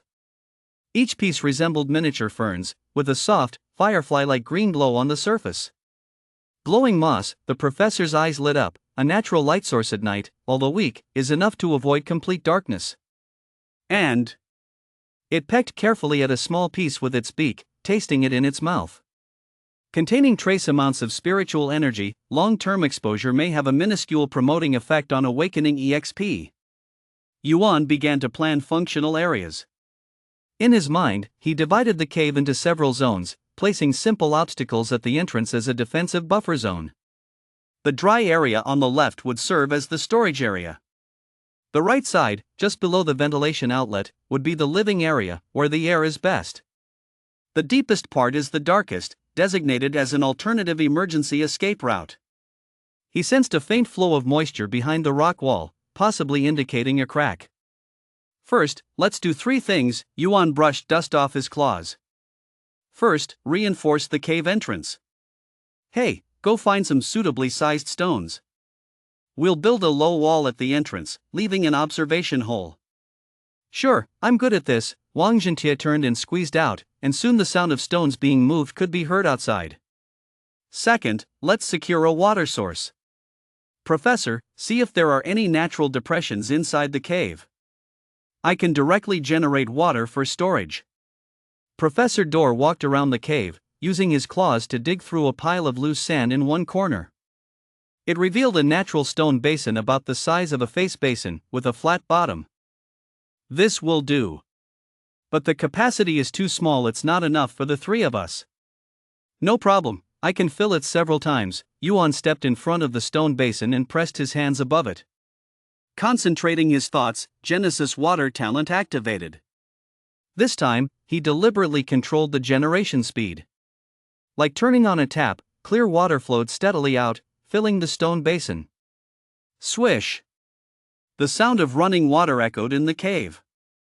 The stone basin quickly filled up, with excess water overflowing and soaking into the sandy ground, creating a dark patch. Yuan stopped the generation, waited for the water to seep down a bit, and filled it again. After repeating this 5 times, the surrounding sand had absorbed enough moisture, forming a small wetland. Generating about 3 tons a day is enough for drinking and simple cleaning. Yuan wiped the sweat from his forehead. Once it stabilizes, I can try to dig a small ditch to direct the overflow water outside to avoid dampness. At this point, Wang Zhentia had already brought over a dozen wooden boards and stones, each weighing several dozen pounds. Following Yuan's instructions, he built a half-meter tall low wall on the inside of the cave entrance, leaving only a 30-centimeter gap as an entryway. This wall is solid. Wang Zhentia swatted at the low wall with his tail. The stones did not budge. I also filled the gaps with wet mud. It'll be even sturdier when it dries. The third thing, Yuan looked into the depths of the cave. Thoroughly examine this cave, ensuring there are no overlooked exits and no hidden dangers. The three beasts began searching carefully. Wang Zhentia was responsible for using his claws and tail to tap every inch of the rock wall and judge the thickness by the echoes. Professor Dor identified the plants and minerals growing in various places. Yuan, meanwhile, continuously activated his moisture sensing to scan every crack within the rock mass. At the deepest part of the cave, in front of the rock wall covered with glowing moss, Yuan stopped. Here, he gently tapped the rock wall with his claws. There's a hollow behind it, and there's the sound of running water. It's very faint, at least 2 meters thick behind the rock layer, but the moisture sensing cannot be wrong. There's a small underground stream back there, or at least a seepage layer. Wang Zhentia leaned in. Should we dig to check? It might be a secret passage. Hold on, not so fast, Yuan stopped him. If it's an underground water vein, digging could lead to the cave flooding. And what if it connects to other dangerous areas? Before he could finish, Professor Dor suddenly let out a short gasp of surprise. Look here. The professor used his beak to clear away a pile of rubble and dry bones in the corner, something they had overlooked earlier, thinking it was left by animals that once lived here. But now, upon closer inspection, it was clear that one of the skeletal remains definitely belonged to a human. The white bones were half buried in the sand, yet the shape of the skull, the structure of the spine, and the width of the pelvis were all clearly identifiable. The skeleton was also draped with tattered fabric scraps, faded to a grayish-white, but one could tell it was originally some sort of uniform. Next to the skeleton was a tattered canvas inventory, also in shambles but still mostly intact. Scattered around the inventory were various items: a water flask covered in verdigris, several rusted arrowheads, and a short sword that was only half intact. Most strikingly, there was a thick booklet wrapped in oiled cloth resting on the skeleton's chest, along with a dim silver badge. The atmosphere suddenly grew tense.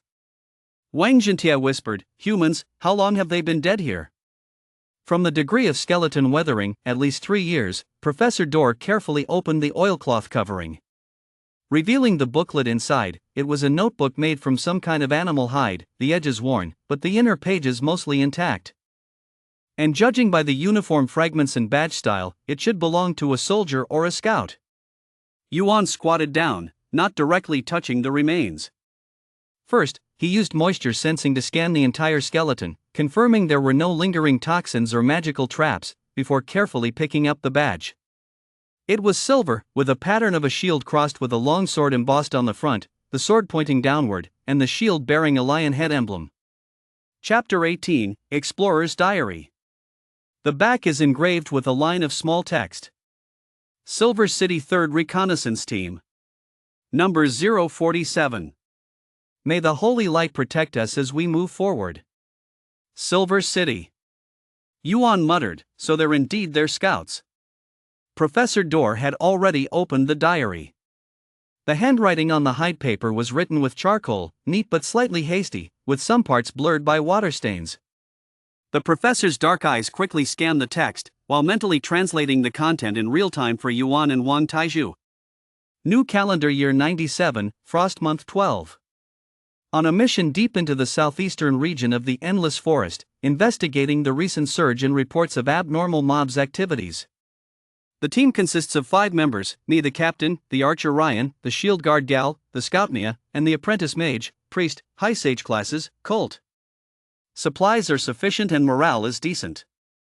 Let's hope this mission doesn't end up like last time, running into those talking wolves. The professor turns the page. Frost Moon, Day 15. We arrived at the midstream of the Emerald River. Today we encountered 3 waves of mob attacks, all standard types, posing no significant threat.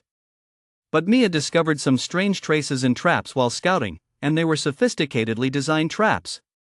These were not simple pitfalls but a chain mechanism created with vines, elastic branches, and heavy objects, specifically targeting medium-sized creatures. Such traps could not be made by ordinary beasts. Colt mentioned that he sensed a faint unnatural aura, possibly indicating contamination by an otherworldly soul. Those zealots from the church might not have been wrong this time. Frost Moon, Day 18. We found a temporary camp of intelligent mobs. An abandoned campfire, a stone hearth, and even some crude containers woven from bark and vines. The most unsettling part was a pattern drawn with charcoal on a slate found in the camp. It was a rough world map, marking the locations of the 3 major city-states, along with some annotations. The script is not a common language, but its structure is neat, clearly part of a mature language system. Gal joked that these mobs might be planning an attack on human cities. But I don't find that funny at all. Frost Moon, Day 22. We tracked down a deviant mob. It was a jungle leopard, but its behavior was completely outside the logic of beasts. It spotted us, did not flee or attack immediately, but instead hid on a high branch and observed us for a full hour. Then it drew a symbol on the ground with its paw, an ancient elven rune representing peace talks. Ryan almost shot it with an arrow, but I stopped him. We tried to call out in the common tongue, but it did not respond, just drew more symbols: food, trade, safe passage. It wanted to exchange information for food and our promise not to attack. Oh my god, I'm negotiating with a leopard. The diary concludes here, the handwriting starts to become hurried. Frost Moon, Day 23. We were ambushed. That leopard was bait, stalling for time. Last night the camp was attacked, not by one but by a group. At least 10 different kinds of mobs coordinated together. They used ranged stone throws to disrupt us, fast individuals to draw fire, and strong ones to break through from the flanks. This is not ordinary beast hunting behavior, it's tactics. Gal was gravely injured, Ryan is missing, and Mia's leg was bitten off. Colt and I escaped with the wounded to this cave. The howls outside have not stopped. Frost Moon, Day 24. Gal is dead. He bled too much. Mia is feverish, rambling, and keeps calling for her mother. Colt has run out of healing potions. His spells have limited effectiveness against the infection. There are only 3 days worth of food left. There's plenty of water, as the cave is leaking. I want to send someone back for help, but those things outside are still lying in wait. They know we're inside. December 25th. Mia is dead too. Colt has gone mad. He says he hears those mobs outside the cave talking, discussing how to flush us out. I said it's a hallucination, but he insists he heard complete sentences. They come out when they are too hungry to bear it. If what he says is true, then these creatures' intelligence has become indistinguishable from that of humans. No, it might be even more terrifying. They possess the strength of beasts and the intelligence of humans, and it seems they come from the same source. The last few pages of the journal are completely jumbled, and some sentences are even nonsensical. They are digging. From above, from the sides. The sound of stones scraping. Colt used his last magical power to set up a warning barrier, but it won't last long. I heard voices. Really, it wasn't a hallucination. A deep voice is giving orders: dig deeper on the left, block the right with stones, don't let them escape that way. Oh my god, oh my god, oh my god. What exactly are we fighting against? They are coming. Not beasts. Monsters. Talking monsters. The last entry: I hid this journal and the badge in a crack in the stone. If anyone finds it later, please inform Silver City. The enemy is not mobs, it's an army. An army from another realm. May the holy light. The last few words were erased by a dried, brown drag mark, as if the writer was suddenly pulled away while the pen tip grazed it. The journal ends. The cave is eerily silent. Only the faint sound of wind coming from the vent, and the ghostly green glow emitted by phosphorescent moss. Wang Zhentia swallowed hard, his throat making a gurgling sound. Is this all real? Talking mobs 3 years ago? And they have tactics too? Professor Dorr gently closed the journal, smoothing out the curled page corners with his wings. Based on the changes in handwriting, narrative logic, and the authenticity of the details, the possibility of forgery is extremely low. And besides, it pointed its beak at the scattered other items. The water bottle is standard military issue.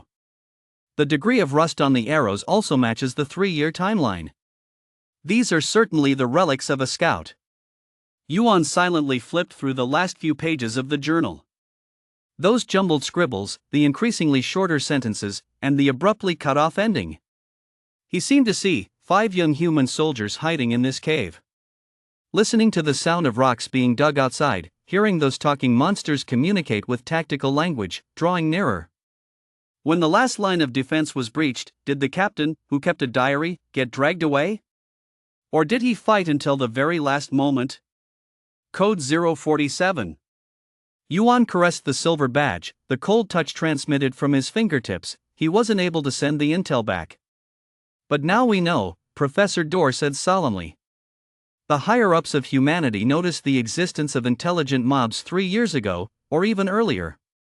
Moreover, based on the diary descriptions, it seems that the traversers at that time had already formed a certain scale of organization, even capable of executing coordinated tactics. Wang Zhentia lowered his voice. Then why haven't we heard of such a large operation now? The traversers I've encountered these past few days have all been solo, at most in groups of 3 to 5. 2 possibilities, Yuan analyzed. First, that group of traversers from 3 years ago may have been nearly wiped out by humanity. We are the new batch now. Second, the circumstances then were different from now. Maybe the system rules have changed, perhaps the initial distribution of traversers was more concentrated, maybe. Chapter 19, 70 meters detection range. He paused, looking at the darkening sky outside the cave. Perhaps the traversers back then chose a more aggressive path. Directly organizing to fight against humanity, rather than prioritizing survival and hiding like we do now. Professor Dorr nodded. That makes sense. From a strategic perspective, if that batch of traversers 3 years ago truly formed a military-style organization as the diary claims, then they would undoubtedly become a primary target for human city-states. Annihilation would be highly likely. However, this also means, Yuan clenched the badge, the vigilance and hostility of humanity towards us are deeply ingrained. In their eyes, we are not ordinary mobs, but rather talking monsters, the vanguard of a foreign army. Once discovered, it wouldn't just be about driving us away or capturing us, it would be a fight to the death. The atmosphere grew heavier. The joy of finding a safe cave was completely diluted by this diary. They faced not only the beasts of the forest, the harsh weather, and food shortages, but also an organized human civilization that already sees them as mortal enemies. All right, Yuan took a deep breath, carefully putting the badge and diary away in his inventory. Knowing is better than not knowing. At least now we understand why human adventurers would kill on sight upon encountering intelligent mobs. He looked at his 2 teammates, but on the flip side, this also gives us an advantage. We understand human thinking patterns and tactical habits, allowing us to prepare specifically. First, the location of this cave is great, concealed, easy to defend and hard to attack. We need to make it a true fortress. Secondly, the diary mentions that traversers from 3 years ago could use traps and tactics to combat human teams. We can learn from this, and we can do it even better. We have talent, knowledge, and time to prepare. Third, the Blood Moon event is a crisis, but also an opportunity. The frenzy of the mobs will attract the attention of humanity, and we can take advantage of the chaos to develop. His voice was steady, the logic clear, gradually dispelling the oppressive feeling inside the cave. Wang Zhentia stood tall. The captain is right. What's there to be afraid of? We now have 3 people, right? I'm tough as nails. Captain Yuan can control water, and the old man has so much knowledge, much better than that group from 3 years ago. Professor Dorr also nodded. Indeed. Fear stems from the unknown. Now that we understand the enemy's attitude and part of the history, we can develop more effective strategies. So, Yuan stood up. We will spend the night here. Old Iron, check the stability of the outer wall of the cave one more time. Professor, identify those glowing mosses, see if we can pick some to use for lighting in the cave. I'll take the first watch tonight. It's a good opportunity to test if the range of moisture perception has expanded after upgrading my awakening EXP. The division of labor continued. Wang Zhentia moved a few more stones to reinforce the low wall, also using sticks and vines to make a simple tripwire alarm on the inner side of the wall. If something crashes in, it will pull the stones and make a noise. Professor Dorr carefully gathered glowing moss from the rock wall, using his beak and claws to stick them into the depressions of the cave walls. Soon, a dozen spots of ghostly green light flickered to life in the darkness, although faint. But it was enough to see the contours inside the cave, preventing complete darkness. Yuan sat cross-legged inside the entrance of the cave, leaning against the rock wall, facing the only exit. He closed his eyes and fully activated moisture perception. His consciousness expanded like ripples. 30 meters, easily covered. The shrubs, rocks, and puddles outside the cave, every drop of water was clear.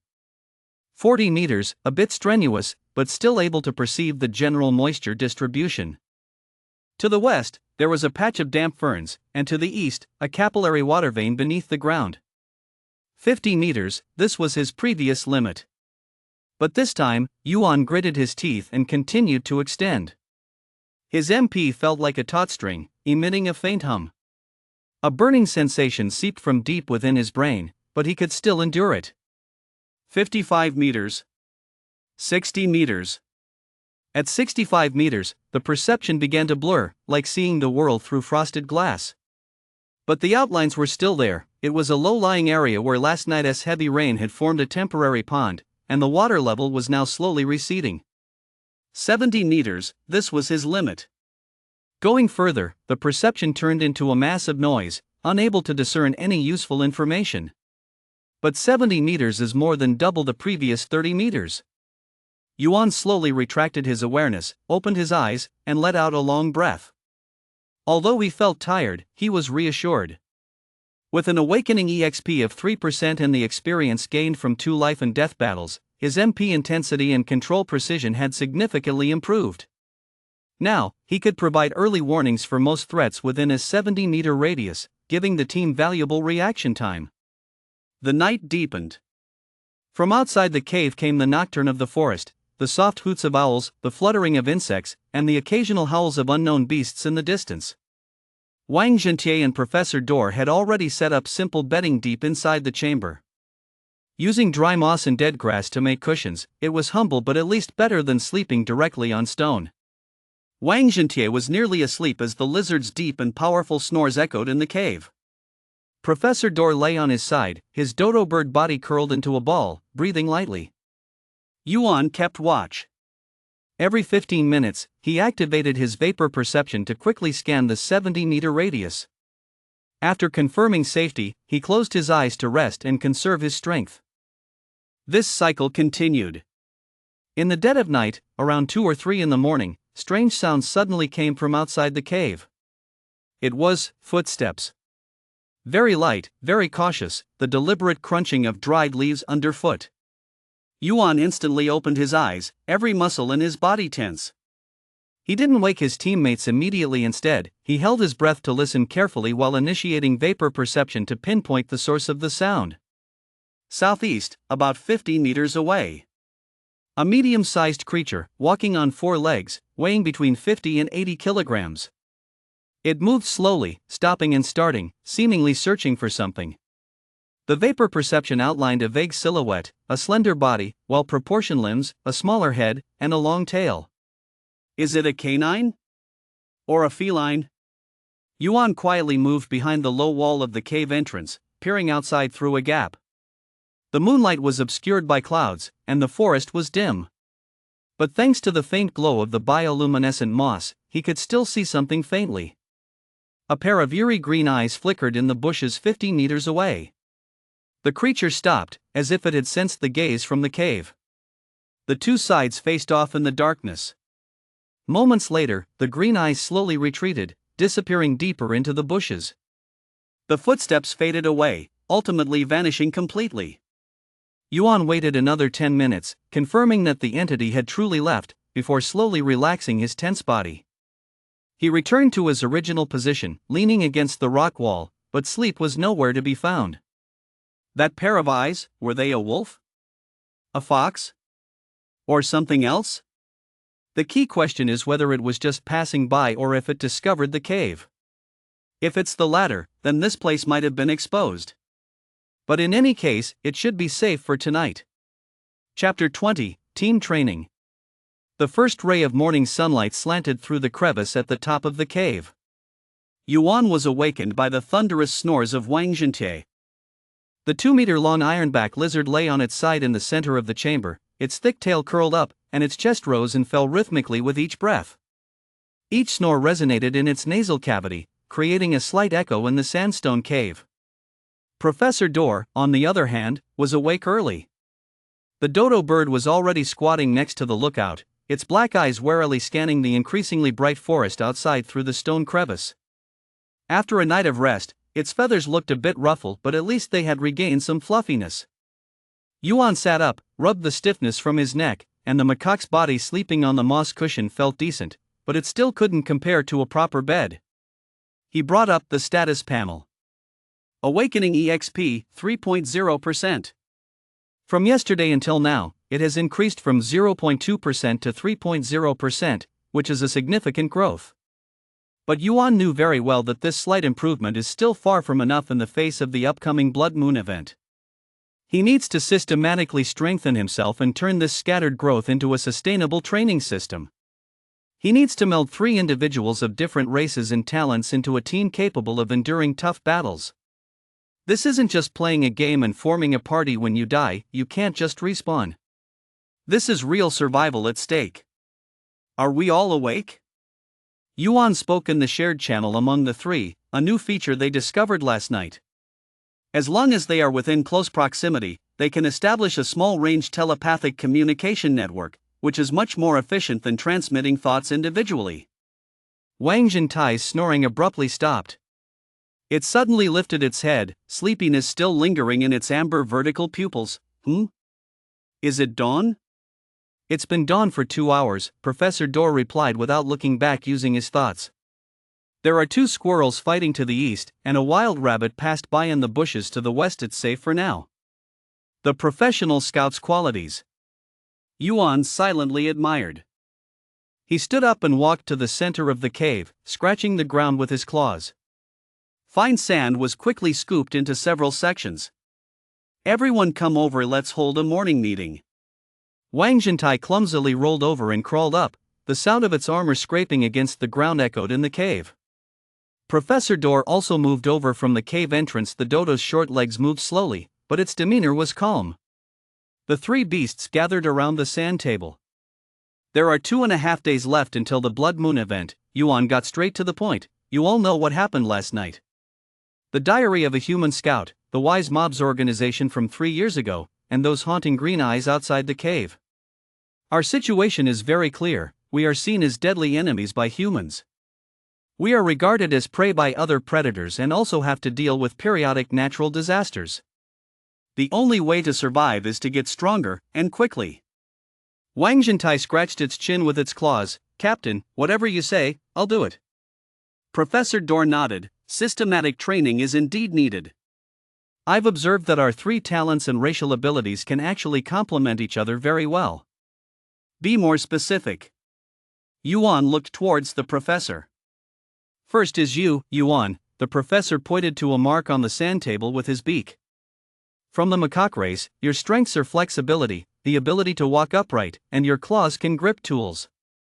Your weaknesses are low strength, poor defense, and small size.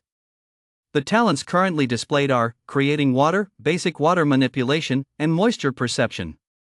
You have great potential, but currently lack attacking power. Mainly your role is to assist and control the battlefield. Well analyzed. Yuan nodded. Continue. Next is Wang Zhentai. The professor turned to the lizard, ironback lizard race. Its strengths are exceptional defense, strong power, large size, and some digging capability. Its weaknesses are average speed, poor flexibility, and lack of skill in fine manipulation. The talent Copper Skin Iron Bones is a rare defensive talent, capable of withstanding most physical attacks head on. It's the team's shield. Wang Zhentai puffed out its chest, slightly spreading its bony plates. Elder Dodo is right, this is what I'm here for. Lastly, there's me, the professor joked, shaking his feathers. Dodo race, whose strength is almost none. My flying ability has degraded, I run slowly, and my combat power is 0. But my talent, Ancient Knowledge, is an epic support talent that can provide intelligence, identify resources, and interpret relics. Consider the team's think tank and eyes. He paused and summarized, so our roles should be as follows. Wang Jintai is in the front as damage absorbent, Yuan controls from mid-range while giving commands, and I support from the rear. A standard tactical triangle for offense and defense, Yuan interjected, but that's a game in reality, it's not that simple. He drew a triangle on the sand table, labeling the 3 vertices as shield, control, and wisdom. We need targeted training to maximize everyone's strengths while compensating for weaknesses. Now, let me discuss my training plan. Yuan began to carefully outline with his claws. Phase 1, Physical Fitness and Basic Combat Training. 2 hours a day, split into morning and evening sessions. Content includes climbing, jumping, endurance running, thrusting wooden spears, and throwing stones. The focus will be on my spear skills and Wang Jintai's charge control. Phase 2, Talent Development Training. This is the priority. I need to practice the precision and speed of water control and try to develop new applications. Wang Jintai needs to practice the precise activation of copper skin iron bones, not to trigger it at the first sign of danger, but to use it at critical moments to save on cooldown time. Professor, your ancient knowledge talent consumes MP, and you need to practice the duration and recognition speed. Phase 3, Team Coordination Training. Starting from the simplest formation movements, to dealing with encounters, and then to tactical coordination in complex terrains. The Blood Moon event mobs will go berserk. We must be able to maintain formation amidst chaos and protect each other. Wang Jintai listened with wide eyes. Is this so much? Is there enough time in 2.5 days? Even if there isn't enough time, we still have to train, Yuan said firmly. Training might give us a chance to survive, not training most likely means death. Which will you choose? Train. We must train. Wang Jintai quickly expressed. Professor Dor pondered, the plan is feasible, but it needs to be gradual. Especially team coordination requires practical drills. Practicing mock skills is useless. So I arranged the 4th phase, Yuan said while drawing a circle on the sand map, limited proactive hunting. The target is first-level mobs, the kind we 3 can handle together.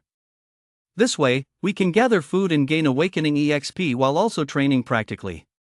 But the prerequisite is, we must complete the system training for the first 3 days to ensure basic coordination is flawless. Agreed, the professor nodded. So, shall we start from today?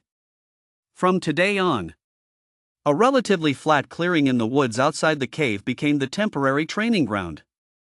Yuan stood in the center of the clearing, moving his limbs. As a macaque, his body was indeed light, with smooth muscle lines, and his joint flexibility far exceeded that of a human. But his strength was truly lacking. Chapter 21 Team Training 2. He picked up a branch as thick as his wrist and tried to break it, but found it very difficult. He needed to use both hands and feet, and even had to rely on his weight to barely create a crack. If it were his human self from before, although not particularly strong, breaking such a dry branch shouldn't be a problem. Racial differences. Yuan let go of the branch and began the first task, climbing. He chose a birch tree about 20 meters tall at the edge of the clearing, with a straight trunk and smooth bark. It may not be a big deal for an ordinary monkey, but for him, just crossing over, it required a period of readjustment. Taking a deep breath, he stepped back a few paces to gain momentum. 3 meters, 2 meters, 1 meter. Jump. The force from the hind legs pushes off the ground, transmitting through the waist and abdomen to the forelimbs, where the claws accurately latch onto a scar on the tree 3 meters high. The body swings upward, with the soles of the feet pushing against the trunk, vaulting 2 meters higher. Climb, push, swing, grab. The movements become increasingly fluid. 5 meters, 8 meters, 12 meters. Yuan can feel the muscles warming up, breathing accelerating, but a stream of warmth surging from deep within the body. The hidden enhancement from awakening EXP is sustaining him. As he reaches the canopy and sits panting on a branch, the status panel pops up with an alert. Continuing high-intensity climbing training, muscle coordination improved, awakening EXP plus 0.02%. Current awakening EXP, 3.02%. It's minuscule, but it's indeed increasing. More importantly, he feels he has better control over this body. When sliding down the tree, he doesn't jump directly but tries to use his tail to hook onto a branch, swinging down like a real monkey. He fails the first time. His tail muscle control is inexperienced, and he lands awkwardly on the thick layer of fallen leaves. It doesn't hurt, but it's quite clumsy. On the second attempt, he focuses on sensing every muscle in his tail. Jump, fall, whip out the tail, hook, body swings up, release, land. Perfect. Although he stumbles a bit upon landing, at least he completes the whole routine. Nice. Wang Zhentai applauds from below, slapping the ground with his tail, making a popping sound. Captain, your tail usage is getting smoother. Yuan wipes the sweat from his face. It's your turn. Wang Zhentai's training program is different. The iron-backed lizard does not need to practice climbing. Its training focuses on charge control and talent activation. Yuan marked 5 points in the open space using stones, each spaced 10 meters apart. The first task, a straight charge from point A to point E, requiring a steady speed, and being able to stop immediately upon reaching the point without crashing out. Hit! Wang Zhentai crouched at point A, his limbs slightly bent and muscles tensed. It charged forward. Its 2-meter-long body resembled a small tank, its limbs alternating as they struck the ground, sending leaves fluttering in all directions. The speed wasn't fast, but the momentum was fierce. Rushing to point B, unable to stop, I continued moving forward for another 3 meters before finally halting. It's too heavy, and the inertia is too great, Wang Zhentai said, scratching his head awkwardly. It's not about the weight, it's about the technique, Yuan walked over. When you charge forward, your center of gravity is too far forward, and all your weight is pressing on that momentum. Of course you can't stop. Try this. When charging, shift your weight slightly back, push off the ground with your hind legs just before reaching the point, and press your tail down, like hitting the brakes. Wang Zhentai seemed to understand, but not really. I'll give it a try. The second charge. It deliberately adjusted its posture. Although the movement was a bit awkward, when it charged to point B, its hind legs pushed off the ground fiercely, and its stout tail slammed into the ground like an anchor. Splash! The dirt is flying around, and it really has come to a steady stop at point B. It's done! Wang Zhentai excitedly wagged his tail. Keep going, practice until you can stop accurately at every point. Yuan turned to Professor Dor. Training the Dodo is the simplest yet most tedious task, identification.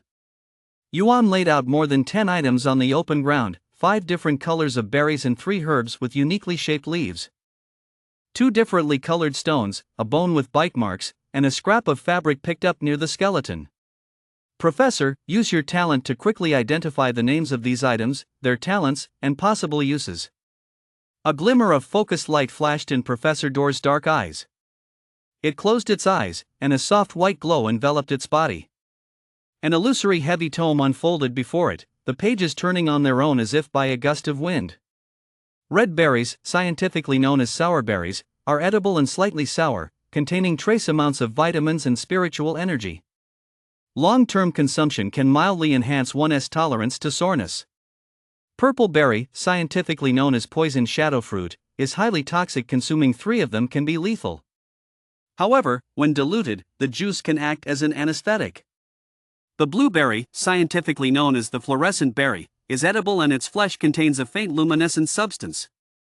After consuming it at night, your breath will emit a faint blue glow that lasts for an hour.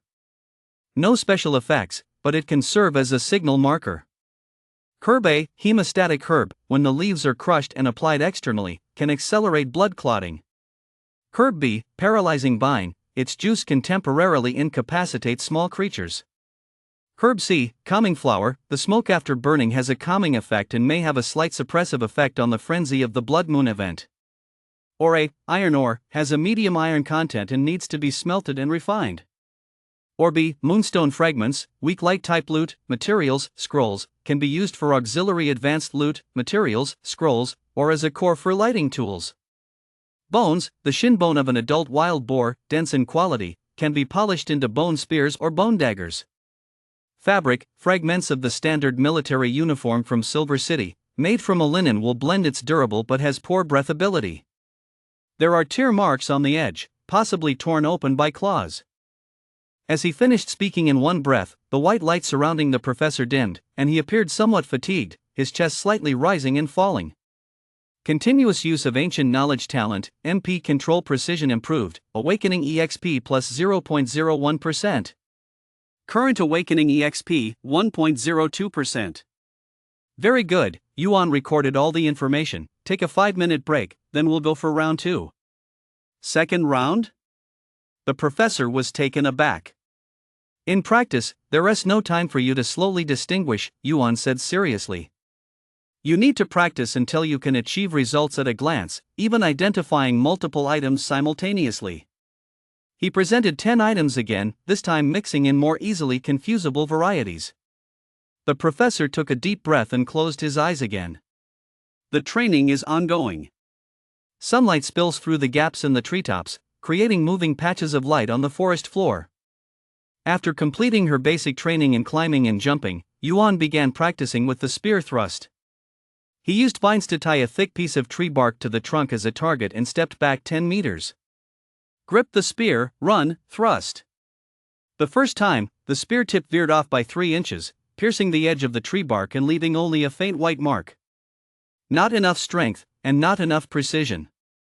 He adjusted his breathing, recalling the feeling of last night's hunt for wild boar. It wasn't about brute strength, but about the coordinated force of his entire body. Twisting the waist and abdomen, driving the shoulders, transferring power to the arms, and finally concentrating it at the tip of the spear. The second stab. The tip of the spear hit the target, but the depth wasn't enough, penetrating only half an inch. It's still a matter of strength. Yuan frowned. He stepped back, beginning to try combining with talent. Since pure strength wasn't enough, he would use water to assist. He condensed a ball of water, wrapping it around the tip of the wooden spear, then quickly froze it. No, not really frozen, he wasn't capable of that yet. Instead, he used his water control ability to make the water spin rapidly, forming a thin blade of water. Pierce again. This time, as the spear tip stabbed into the bark, the spinning water blade tore through the wooden fibers like a drill. PFF. The wooden spear penetrated a full 2 inches. Attempting to combine talent with combat skills for new insights, awakening EXP plus 0.05%. Current awakening EXP 3.07%. Useful. Chapter 22 Team Training 3. Yuan's eyes lit up. He continued practicing, experimenting with different combinations, water blades, water pressure boosters, and even using mist to obscure the sight of imaginary enemies. On the other side, Wang Jintia's charging training was progressing rapidly. He could now change direction continuously between 5 markers and stop precisely every time. Next was talent activation training. Yuan made a simple trap using vines, hanging several vines with stones from a tree, swinging them like a pendulum. Your task is to cross this pendulum area without being hit by the stones. If you absolutely can't dodge, only then can you tough it out with your iron skin. Remember, the talent cools down in an hour. If you use it too early, it won't be available when you really face danger. Wang Jintai swallowed nervously, looking at those swaying stones. This is way too difficult, isn't it? What you are practicing is your decision-making under pressure. Yuan remained unfazed. Start.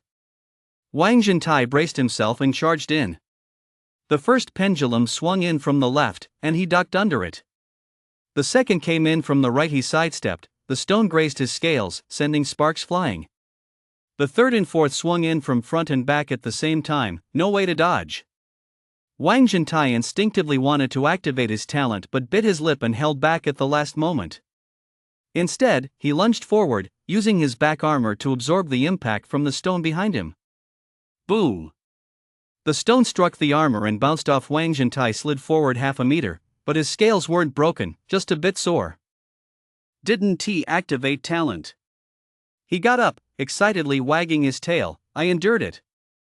Good, Yuan nodded, but if you had rolled towards the left front earlier, you could have completely avoided it without taking that hit.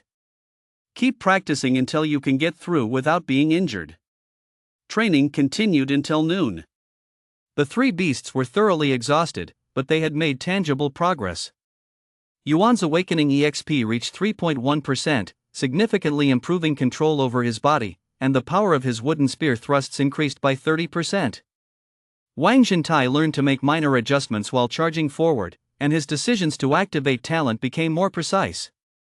Professor Dor could now identify 5 different items within 3 seconds with over 90% accuracy. Take a break, have lunch, Yuan announced. We'll continue in the afternoon, focusing on team coordination.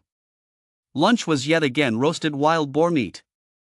Wang Jintai wolfed down his share and licked his paws, still wanting more. Captain, how should we coordinate this afternoon? Let me charge in while you shoot water arrows from the back? It's not that simple. Yuan tore off a small piece of meat and chewed slowly. Coordination has several layers. The first layer is the basic formation.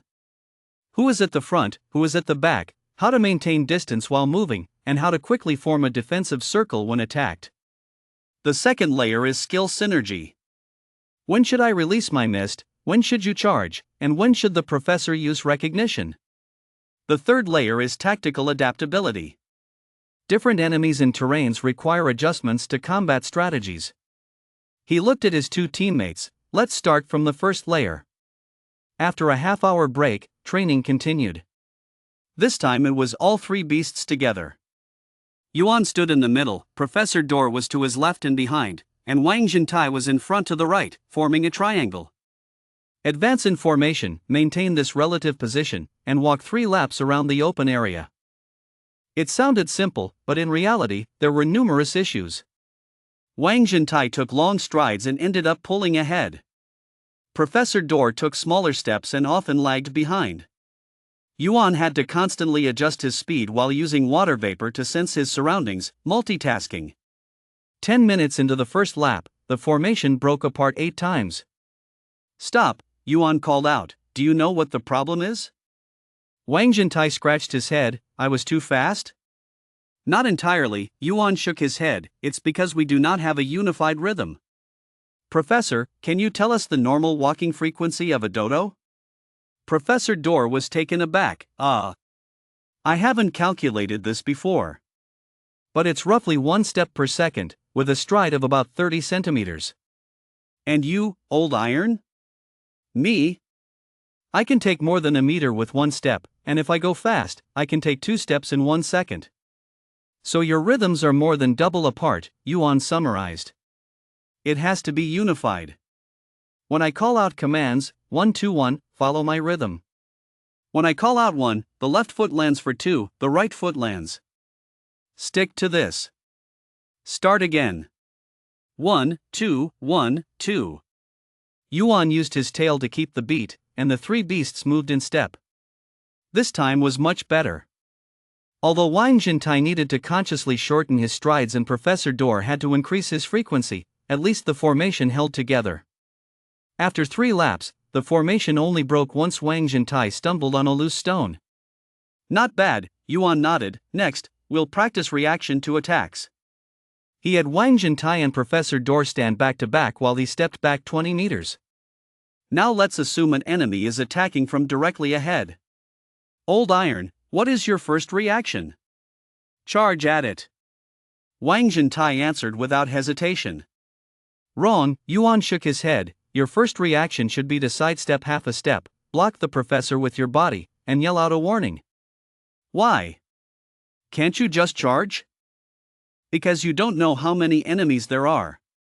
If it's just 1, you're good to charge. But if there's more than 1, then charging out will expose the professor. As a frontline fighter, your primary responsibility is to protect your teammates, not just to defeat enemies. Wang Jintai suddenly understood. Yes, I get it now. Again, let's say enemies are attacking from the flanks. Training proceeded item by item.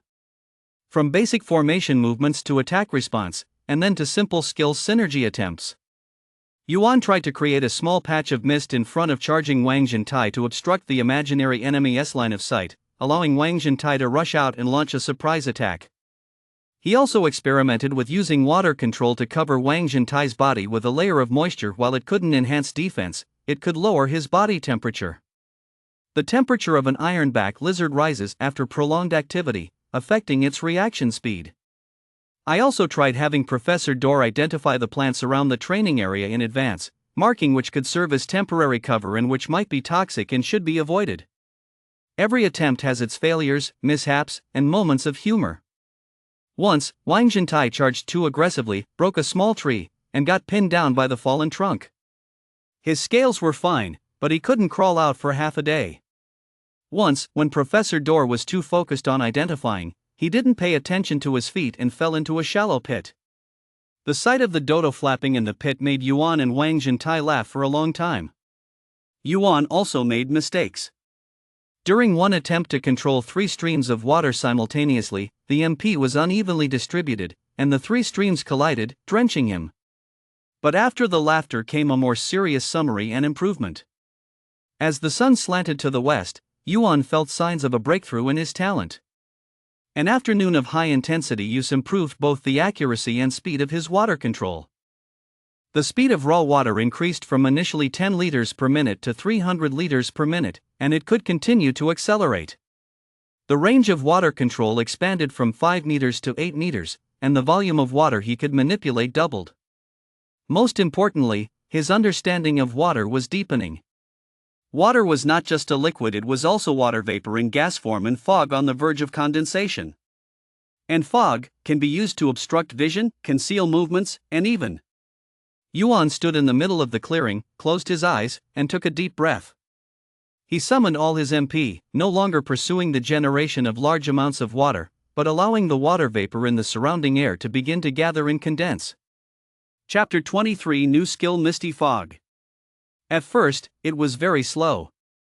But gradually, the air around him, with a radius of 10 meters, began to blur. Tiny water droplets formed in the air, suspended, not falling, but gently drifting with his thoughts. The range was expanding. 11 meters, 12 meters, 13 meters. The water vapor in the air grew denser, visibility began to drop. From clarity to blur, from blur to only being able to see outlines. When the range reached 15 meters, Yuan opened his eyes. He stood in the midst of dense fog. The fog was milky white, rolling and flowing, like it had curse, elemental, or life skills. The trees and rocks outside turned into indistinct shadows. Wang Jintai and Professor Dor stood outside the fog, their eyes wide open. "Captain?" Wang Jintai cautiously called out, "Are you okay?" "I'm fine," Yuan's voice echoed from within the fog. "Come in and give it a try." Wang Jintai hesitated for a moment before stepping into the fog. As soon as he entered, he was stunned. His vision was deprived, visibility less than 1 meter. All around him was swirling white fog, with no sense of direction, and even his own claws looked unclear. "Oh my God!" He turned around in place, completely lost. "Captain! Where am I? Where are you?" "Stand still and don't move," Yuan's voice echoed from all directions, making it impossible for Wang Jintai to determine a direction. Then, something incredible happened. The fog suddenly parted to create a path, as if an invisible hand had drawn back a curtain. The path led straight to Professor Dor outside the fog. "Walk along the path." Wang Jintai hurriedly followed the path out, and when he was back in the light, he let out a long breath. "That scared me to death, it felt like being blind in there." Professor Dor's dark eyes were shining. "This fog, can you control the range? You can even create pathways within it?" "Yes," Yuan's voice still rang out in the fog. "As long as it's within my perception range, I can control all the water vapor movements in the fog. I can make the fog thicker or thinner, create pathways, and sense the locations of all creatures within the fog. Because as long as there are curse, elemental, or life skills, it will disturb the surrounding water vapor." As he spoke, he walked out of the fog zone, with the fog moving along with him, always shrouding him within a 15-meter radius. Reaching the edge of the clearing, he waved his hand to disperse the fog. His face was somewhat pale, with sweat on his forehead, but his eyes were astonishingly bright. Successfully developed a new application of talent, Misty Fog. Skill description: generates a water mist with a radius of 15 meters, with extremely low visibility within the fog. You can perceive all disturbances of water vapor within the fog, thus grasping the positions of creatures. You can partially control the density and flow of the fog, creating pathways or blind spots. Duration, approximately 3 minutes, varies with MP intensity. Awakening EXP plus 0.3%. Current awakening EXP, 3.4%. Tactically very valuable, Professor Door immediately analyzed, can be used to conceal the line of sight of pursuing enemies when escaping.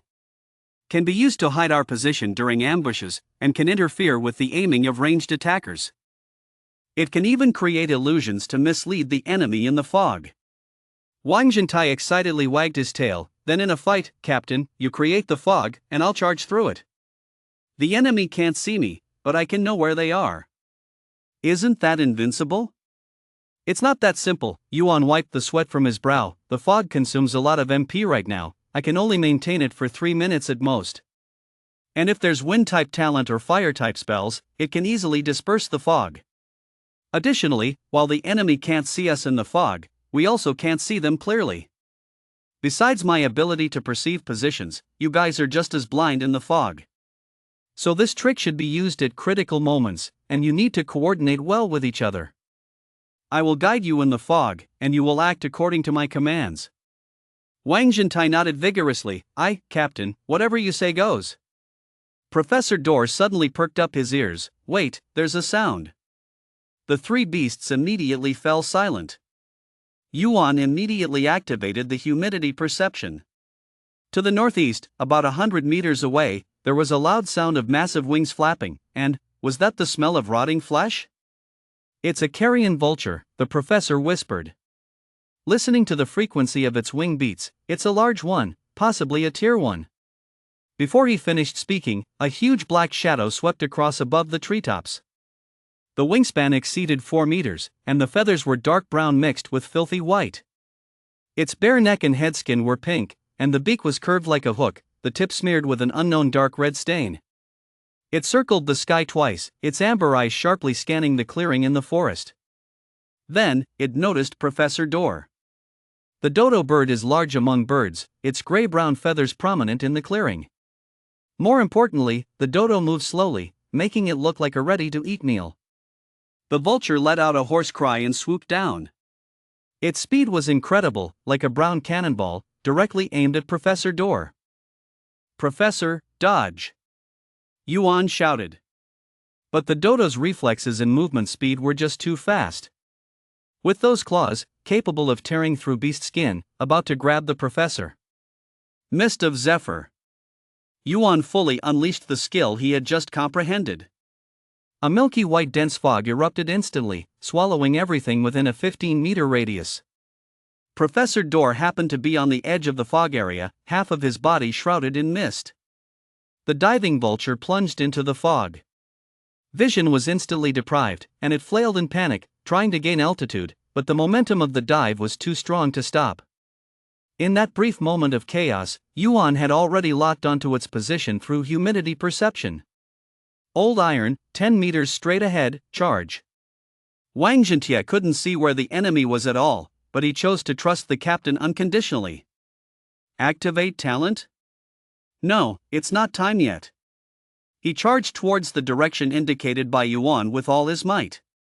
His 2-meter-long body burst through the mist like a war chariot breaking through a curtain. The vulture had just reacted to the sudden blindness and was about to soar again when a massive force hit it from the side. Boom! Wang Zhentai's shoulder armor crashed solidly into the root of the vulture's right wing. The sound of cracking bones was clearly audible. The vulture screeched and was knocked to the ground, feathers flying everywhere.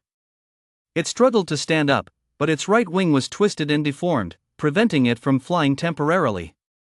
Yuan did not stop. He dispersed some of the fog to clear visibility while gripping his wooden spear tightly, charging towards the fallen vulture. Target, its eyes. But the reflexes of Tier 1 mobs were much faster than those of the wild boar from yesterday. Although the vulture was injured, its ferocity was fully triggered.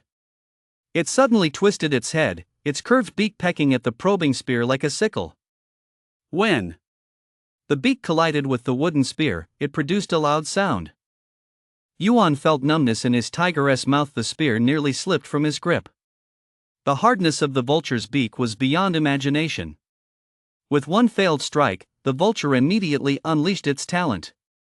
It opened its beak, a visibly gray-green gas spewing forth rapidly, quickly spreading within a 5-meter range. Rotten smell. Creatures within the area that inhale it will fall into nausea, dizziness, and slower reaction time. Wang Zhentia was hit first. Being the closest, he inhaled deeply and immediately felt the world spinning, his stomach churning, and his limbs went weak. Gag, he retched, completely losing his charge momentum. Professor Dor, a little further away, was also affected. The Dodo swayed, nearly unable to stand. Yuan held his breath, but when his skin came into contact with those gases, he still felt waves of sting and numbness. Chapter 24, Tier 1 Vulture. I need to purify the air.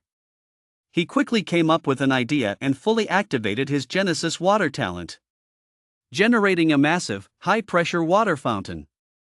The water gushing from nothing shot toward the area of the rotten gas like a fireman's hose. Its powerful impact broke up and diluted the gray-green gas. The water mixed with the gas and then was guided to flow towards the distant low-lying area. The effect of the foul smell was significantly reduced. Wang Zhentia shook his head, feeling his dizziness slightly fade. He let out a roar and charged at the vulture once more. This time he used his talent. Copper skin iron bones activate, and a yellowish glow emanated from his body, drastically increasing his defense. He lunged directly onto the vulture, using his weight to overpower it, and then opened his mouth. Although the bite force of an ironback lizard is not as strong as that of a crocodile, it's still terrifying. Crack! He bit into the side of the vulture's neck, not the trachea, but the muscle and blood vessel-rich area. The vulture struggled madly, its uninjured left wing flapping, its claws scratching wildly on Wang Zhentia's back. A harsh scraping sound emerged as sparks flew from his scales. Wang Zhentia's back was scratched with several cuts, blood seeping out, but the wounds were not deep. The talent's defense prevented serious injury. Yuan saw an opportunity. He did not get closer but retreated to 10 meters away, hands loosely gripping, focusing on gathering water arrows. This water arrow was different from the previous one. He compressed and rotated the water flow at the size of a spear tip, forming a spiral water jet. Then, with all his strength, he threw it. Not by physical throwing, but using his water control ability to propel it. The water arrow silently shot towards the vulture, targeting the wound Wang Zhentia had bitten. Entering through the wound allowed it to bypass the hard feathers and skin. PFF. The spinning water arrow accurately drilled into the vulture's neck wound and then burst open inside. Countless thin water blades cut through muscles and blood vessels. The vulture's body suddenly stiffened, then thrashed violently. Blood gushed from the wound, from its beak, and from its eyes. It flapped its wings a few more times but with less and less strength, ultimately collapsing and becoming still. But just when Yuan thought the battle was over, the vulture suddenly raised its head like a flash of inspiration. With its last ounce of strength, its left wing lashed out fiercely at Wang Zhentia, who was pressing down on it. Wang Zhentia was caught off guard and was hit, tumbling away. The vulture struggled to its feet, dragging its deformed right wing, rolling and crawling toward the edge of the clearing. It has to run. Don't let it get away, Yuan shouted. Wang Zhentia got up wanting to chase, but the previous blow had stunned him a bit, slowing him down. Professor Dor reacted in time, but the Dodo's speed, better left unsaid. Yuan grit his teeth and gathered another water arrow. But the vulture had already dashed to the edge of the forest, plunging headfirst into the bushes. The second water arrow shot out, only hitting its tail and knocking down a few feathers. The vulture's figure disappeared into the dense forest, with only the sounds of wing flaps and breaking branches fading away. The three beasts stood in place, panting, watching the direction in which the enemy fled. The clearing was a mess: broken young trees, scattered feathers, bloodstains left by the vulture, and the wound on Wang Zhentia's back that was starting to coagulate. There was silence for a few seconds. Wang Zhentia sat down with a thud, frantically hitting his tail. Damn it, it got away. Professor Dor walked over, inspecting the wound on Wang Zhentia's back. The wound isn't deep, a bit of hemostatic grass will suffice. But look at this. He used his beak to pick up a feather from the ground.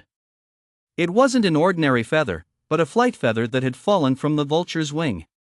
At the base of the feather, there was a faint, dark red rune imprint.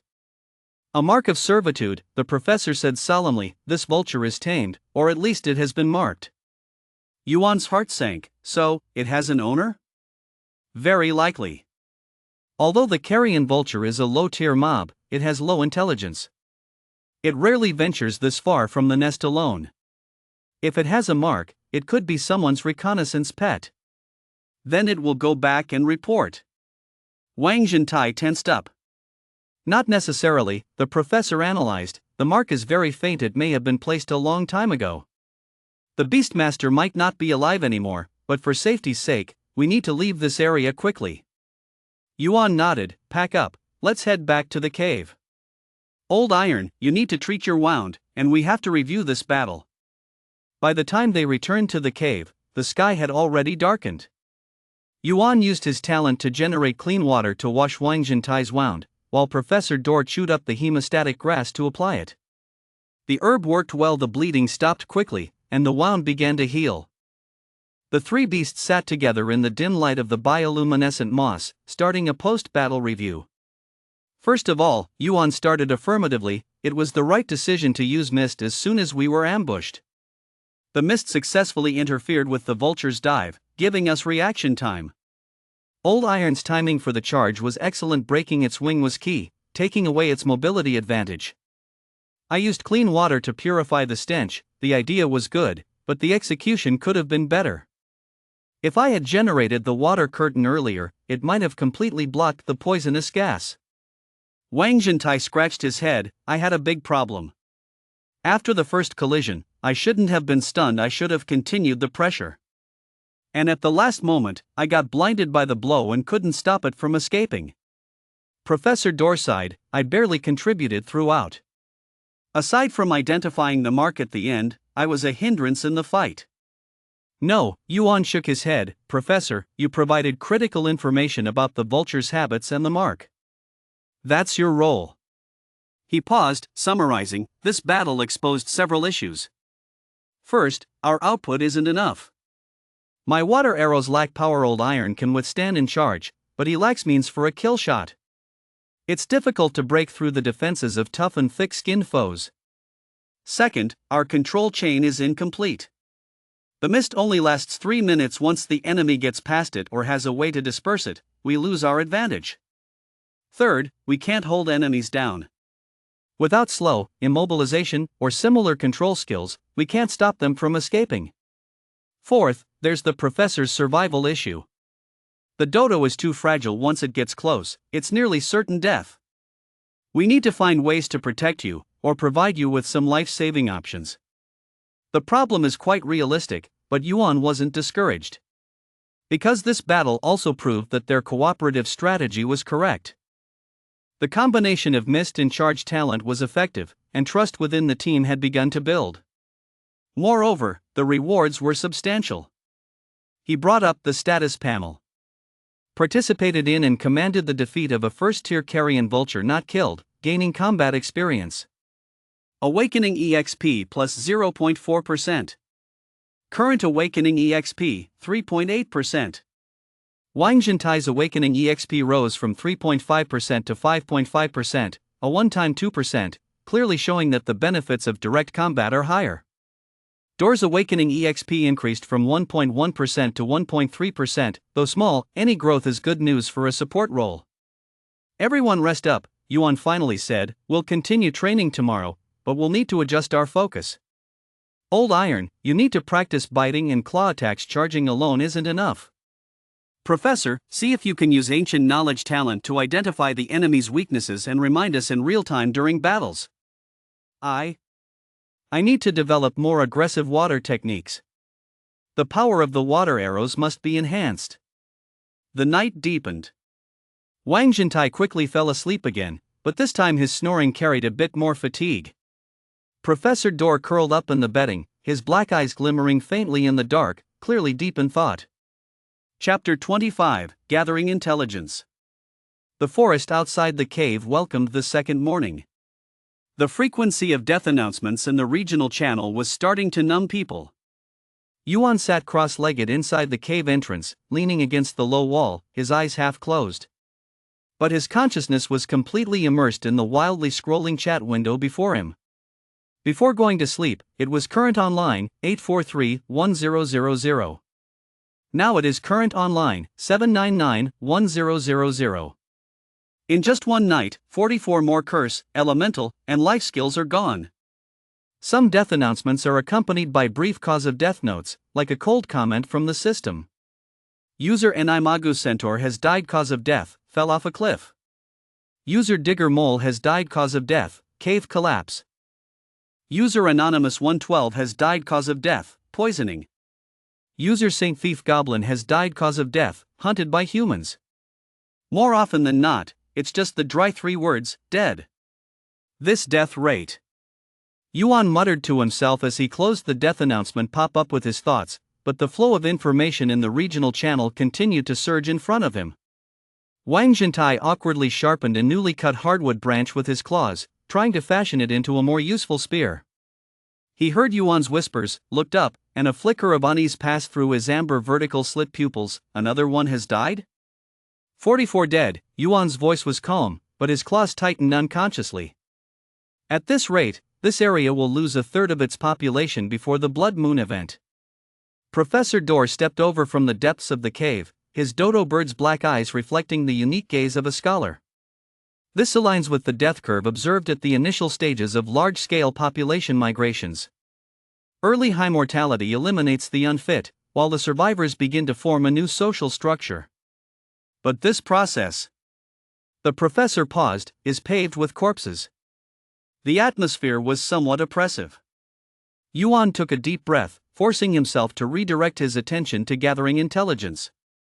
He called up the system's note-taking feature, which he discovered last night, allowing him to record text on the status panel with his thoughts. He began categorizing and organizing valuable information from the regional channel. Geographic information. This information comes from a user named Rockcore Pangolin, sent late last night. Brothers to the north, pay attention. I discovered a crystal mine cave 5 kilometers north of the ancient tree area, with a glowing blue crystal at the entrance. But there is a huge group of spider creatures the size of basins living inside, at least 50 of them. The lead mother spider is bigger than a grinding wheel. I dug up 2 crystals and ran away, almost got stuck in their webs. I suggest going in a group next time. There are a few replies below. Crystals? Are they moonlight crystals? Tier 1 water type support loot, materials, scrolls. How does the person above know? My talent is mineral identification, but I turned into a sloth, and I've been hanging on a tree for 3 days. Someone help me. Can you send the mine coordinates? Our Jungle Alliance is organizing an expedition team. Coordinates, latitude 35.801, longitude 142.765. But I recommend at least a 5-member team. The spiders can spin webs, and if you're caught, you won't be able to escape. Yuan marked this information as an important resource point, high risk. He looked at Professor Dorr. Professor, how far is the crystal mine's location from here? The professor closed his eyes, a faint white glow emitted from his body. After a few seconds, he opened them. Based on the coordinates, the straight line distance is about 12 kilometers. The actual distance may exceed 20 kilometers, as we need to cross 2 hills. That's too far. Yuan shook his head. There is no need to take risks before the Blood Moon event. But make a note of it. We can consider it later if the opportunity arises. He continued scrolling down. Another piece of geographic information came from swimming fish pufferfish. Brothers downstream of the Emerald River, be careful. I drifted downstream yesterday and found a fishman village about 30 kilometers from the river mouth. Those fishmen have fish heads and human bodies. They can speak simple common languages and wield bone spears and fishing nets. They were very cautious when they saw me but did not attack. I communicated with them telepathically, indicating that I just wanted to pass through. Their leader said that as long as we don't catch their fish and don't pollute the river, we can coexist peacefully. But they will patrol the river area regularly and will drive off anyone suspicious. Coordinates, longitude 143.112, latitude 35.654. Friends needing to cross the river should take a detour upstream. Fishmen, indigenous intelligent beings. Yuan recorded this down while noticing that there were many follow-up questions under this information. How is the combat capability of the fishmen? Do they eat terrestrial animals? Can we trade? I need fish oil to treat my wounds. Swimming fish pufferfish responded. I'm not sure about their combat ability, but looking at their physique, they shouldn't be weak. They can breathe underwater, which gives them an advantage in river battles. Diet is unknown, but I saw some small mammal bones mixed in with the dried fish they were sunning. I advise against taking risks. Trading might be possible, but they seem to barter. I swapped a glowing pebble for a string of grilled fish. Indigenous force, neutral but friendly, with potential for trade. Yuan marked this one as a potential trading partner, to approach cautiously. Human activity information. This one popped up just this morning, sent by an anonymous user, but the content is explosive. Urgent. Human reinforcements have arrived at the Blackstone outpost to the south. I hid and watched from a tree outside the outpost all night. At least 50 new soldiers have settled in. Their gear is much better than the previous patrol team, all in armor, equipped with 10 crossbows, and there are 2 wearing long robes, likely mage, priest, or high sage classes. From their conversations, they plan to organize a large-scale purge before the Blood Moon event, codenamed Operation Broom. The goal is to exterminate all the deviant mobs in the area of the Emerald River. Brothers from the south, run. They will set off tomorrow. As soon as the information was released, the channel exploded. Damn it, are they going to let the beasts live? Isn't the Blood Moon enough? Do humans still want to join the fun? Is there anyone in the south gathering to resist? I'm a black bear, I can smash a shield with one paw. Don't jump in recklessly upstairs. 50 regular troops along with mages, priests, and high sage classes can knock you out. What should we do then? Wait to die? Let us run north, into the deep mountains. Humans generally don't dare to venture in too deep. There's a spider mine in the north. What about the west? The west? Did you eat red beans? That area is a corrupted swamp, and no one comes back alive from there. To the east is a river, and downstream there are mermen. The discussion grew increasingly desperate. Yuan's expression also darkened. He looked at the sky to the south outside the cave. Although obstructed by layers of trees, the sense of oppression was palpable. Blackstone Outpost. He murmured the name softly. How far is it from us? Professor Dorr once again activated his talent, a flash of white light. Based on the described position, the direct distance is about 8 kilometers. But there is dense forest and hills in between. Humans won't advance too quickly. But not slowly either, Yuan calculated. If it's a regular army and they have a guide, they can advance 5 to 8 kilometers a day. If they set off tomorrow, they can reach our area at the earliest the day after tomorrow. And besides. Chapter 26, Formation of Major Organizations. He paused. They deliberately chose to clear us out before the Blood Moon event. They want to take advantage of the relative calm before the mobs go berserk to eliminate us deviant mobs first. Killing 2 birds with 1 stone. Wang Zhentia stopped sharpening his spear, his tail anxiously hitting the ground. So what are we going to do? Run? Running is definitely necessary. Yuan didn't hesitate, but we won't just run aimlessly right now. We need more accurate intelligence, knowing the human's specific route, troop distribution, and weaknesses. He continued scrolling through the channel, looking for more information about the humans. Soon, a piece of supplementary intelligence from Shadowy Cat appeared. To add some details about the cleaning operation, I eavesdropped under the outer wall of the outpost. Humans are divided into 3 groups. The eastern group goes up the Emerald River, the central group pushes straight into the depths of the forest, and the western group goes around the hills. Each group has about 15 people, with the eastern and central groups led by those 2 mages, priests, and high sage classes, while the western group is led by an experienced scout captain. They brought hunting dogs that can track scents. They also brought beast-repelling powder, which can drive ordinary beasts away when sprinkled around the camp. But there's good news: those two mages, priests, and high sage classes don't get along. One is fire-based and the other ice-based, and they've been arguing all the way. Perhaps we can take advantage of their conflict. The value of the information instantly increased. Yuan's eyes lit up. Dividing the forces into 3 groups with 15 people each, the pressure is reduced a lot. The mages, priests, and high sage classes are at odds. Coordination and command may be lacking. The hunting dogs and beast-repelling powder are a problem, but not impossible to deal with.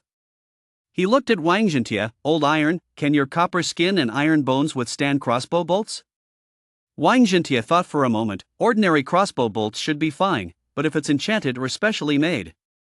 I haven't tried, can't guarantee. Try to avoid taking hits head-on, Yuan nodded. We need more flexible tactics. Survival Organization Intelligence. In the channel, aside from despair and pleas for help, organized statements began to appear. The most active one was an organization called the Jungle Alliance, initiated by a figure named Claw Cheetah. All terrestrial beast traversers pay attention. The Jungle Alliance is officially established. Purpose: unity and mutual assistance, sharing resources, resisting human extermination. Currently, there are over 20 members, including cheetahs, black panthers, leopards, bobcats, and some bears and wild boars. We occupy an easily defendable cliff area on the east side of the ancient tree area, which has natural water sources and a cave system. Strong brothers are welcome to join, but they must pass a test: defeat any existing member in a one-on-one battle. Note, we only accept those who follow the rules. Those who rob their own kind or stab their teammates in the back should roll far away. The tone is very firm, but at least it is aimed at establishing order. There were quite a few responses below. I want to join. I'm a brown bear, my talent is berserk, my combat ability is definitely enough. When is the test? I'm to the west of the ancient tree area. Need assistance? I'm a healing skill deer, but I run slow, I can't survive alone. The spokesperson for the Jungle Alliance quickly responded, seemingly having someone dedicated to recruitment. Yuan took note but didn't contact them immediately. Such organizations are often unstable in their early stages, with internal power structures not yet sorted out, prone to issues. Moreover, the test is to defeat a current member in one-on-one combat, which indicates they value strength above all else. This may not be friendly to support type and combat inept traversers. The second organization is called the Underground Community, initiated by a figure named Tunnel Mole. All underground creatures look this way. The underground community is recruiting. We include moles, pangolins, groundhogs, and some snake species skilled in digging and underground activities. We discovered an abandoned goblin mine on the edge of the corrupted swamp, with intricate paths that are easy to defend and hard to attack. Humans can't get in, and large mobs can't get in either. The downside is the poor lighting and humidity, but there are underground water sources and glowing mushrooms. All terrestrial creatures are welcome to join, no combat tests required, but contributions of digging labor or special talents are needed. This organization seems more moderate, suited for the survivalist faction. But the location, on the edge of the corrupted marsh. Yuan recalled the earlier intel about no survivors among those who entered the corrupted marsh to the west and furrowed his brow. He looked at Professor Dorr and asked, "Professor, the gnome mine is on the edge of the corrupted marsh, is it really safe there?" The professor shook his head. The corrupted marsh is an ancient cursed land, filled with miasma and mutated creatures. The edge may be temporarily safe, but long-term habitation carries great risks. Moreover, gnome mines usually connect to deeper subterranean worlds, which may harbor unknown dangers. Yuan nodded and marked this area as a high-risk shelter. The third organization, Wings of the Sky. But the statements from this organization became a lot more chaotic. First, a user named Owl spoke up in an elegant yet fatigued tone. "All flying kin, please gather at the Star Mountain Range. We have found natural cliff nest clusters there. The terrain is high, visibility is good, and it's easy to defend but hard to attack. During the Blood Moon event, flying mobs will also go berserk. It's safer to act collectively. Currently, swifts, falcons, eagles, and some owls have already joined. But please note, we refuse all internal conflicts. All members must adhere to the Joint Defense Pact. Then another user named Bloodbeak Vulture jumped in to sing a different tune. Owl, stop being so hypocritical. What's this joint defense talk about? Don't you just want to be the leader? What right do we raptors have to protect those weaklings who eat seeds? Real strong ones should hunt alone. Banding together is cowardice. All raptor brothers, come to the lava rift. It's high temperature here, but the food is abundant, only the strong survive. Then a bunch of bird users started arguing. Bloodbeak, you're the real troublemaker. I haven't forgotten how you stole my prey yesterday. Exactly, what's wrong with Owl organizing everyone? Are raptors really that impressive? There are more of us sparrows in a real fight, who knows who would win? Come on. Let's see you try. Enough already. Humans are about to invade, and you're still fighting amongst yourselves. The internal conflicts within the flying group became public. Yuan shook his head at the sight. The sky should have been a massive advantage, allowing for fast movements, high aerial reconnaissance, and evasion from most ground threats. But these travelers clearly hadn't learned to unite.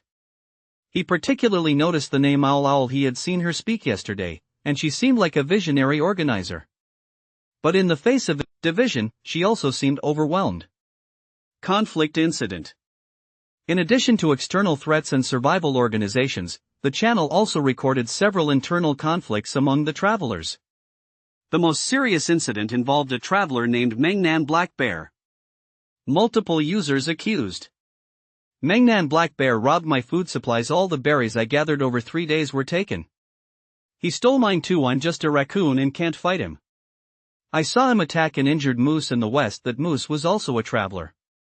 He kept begging for mercy, but he still killed the moose.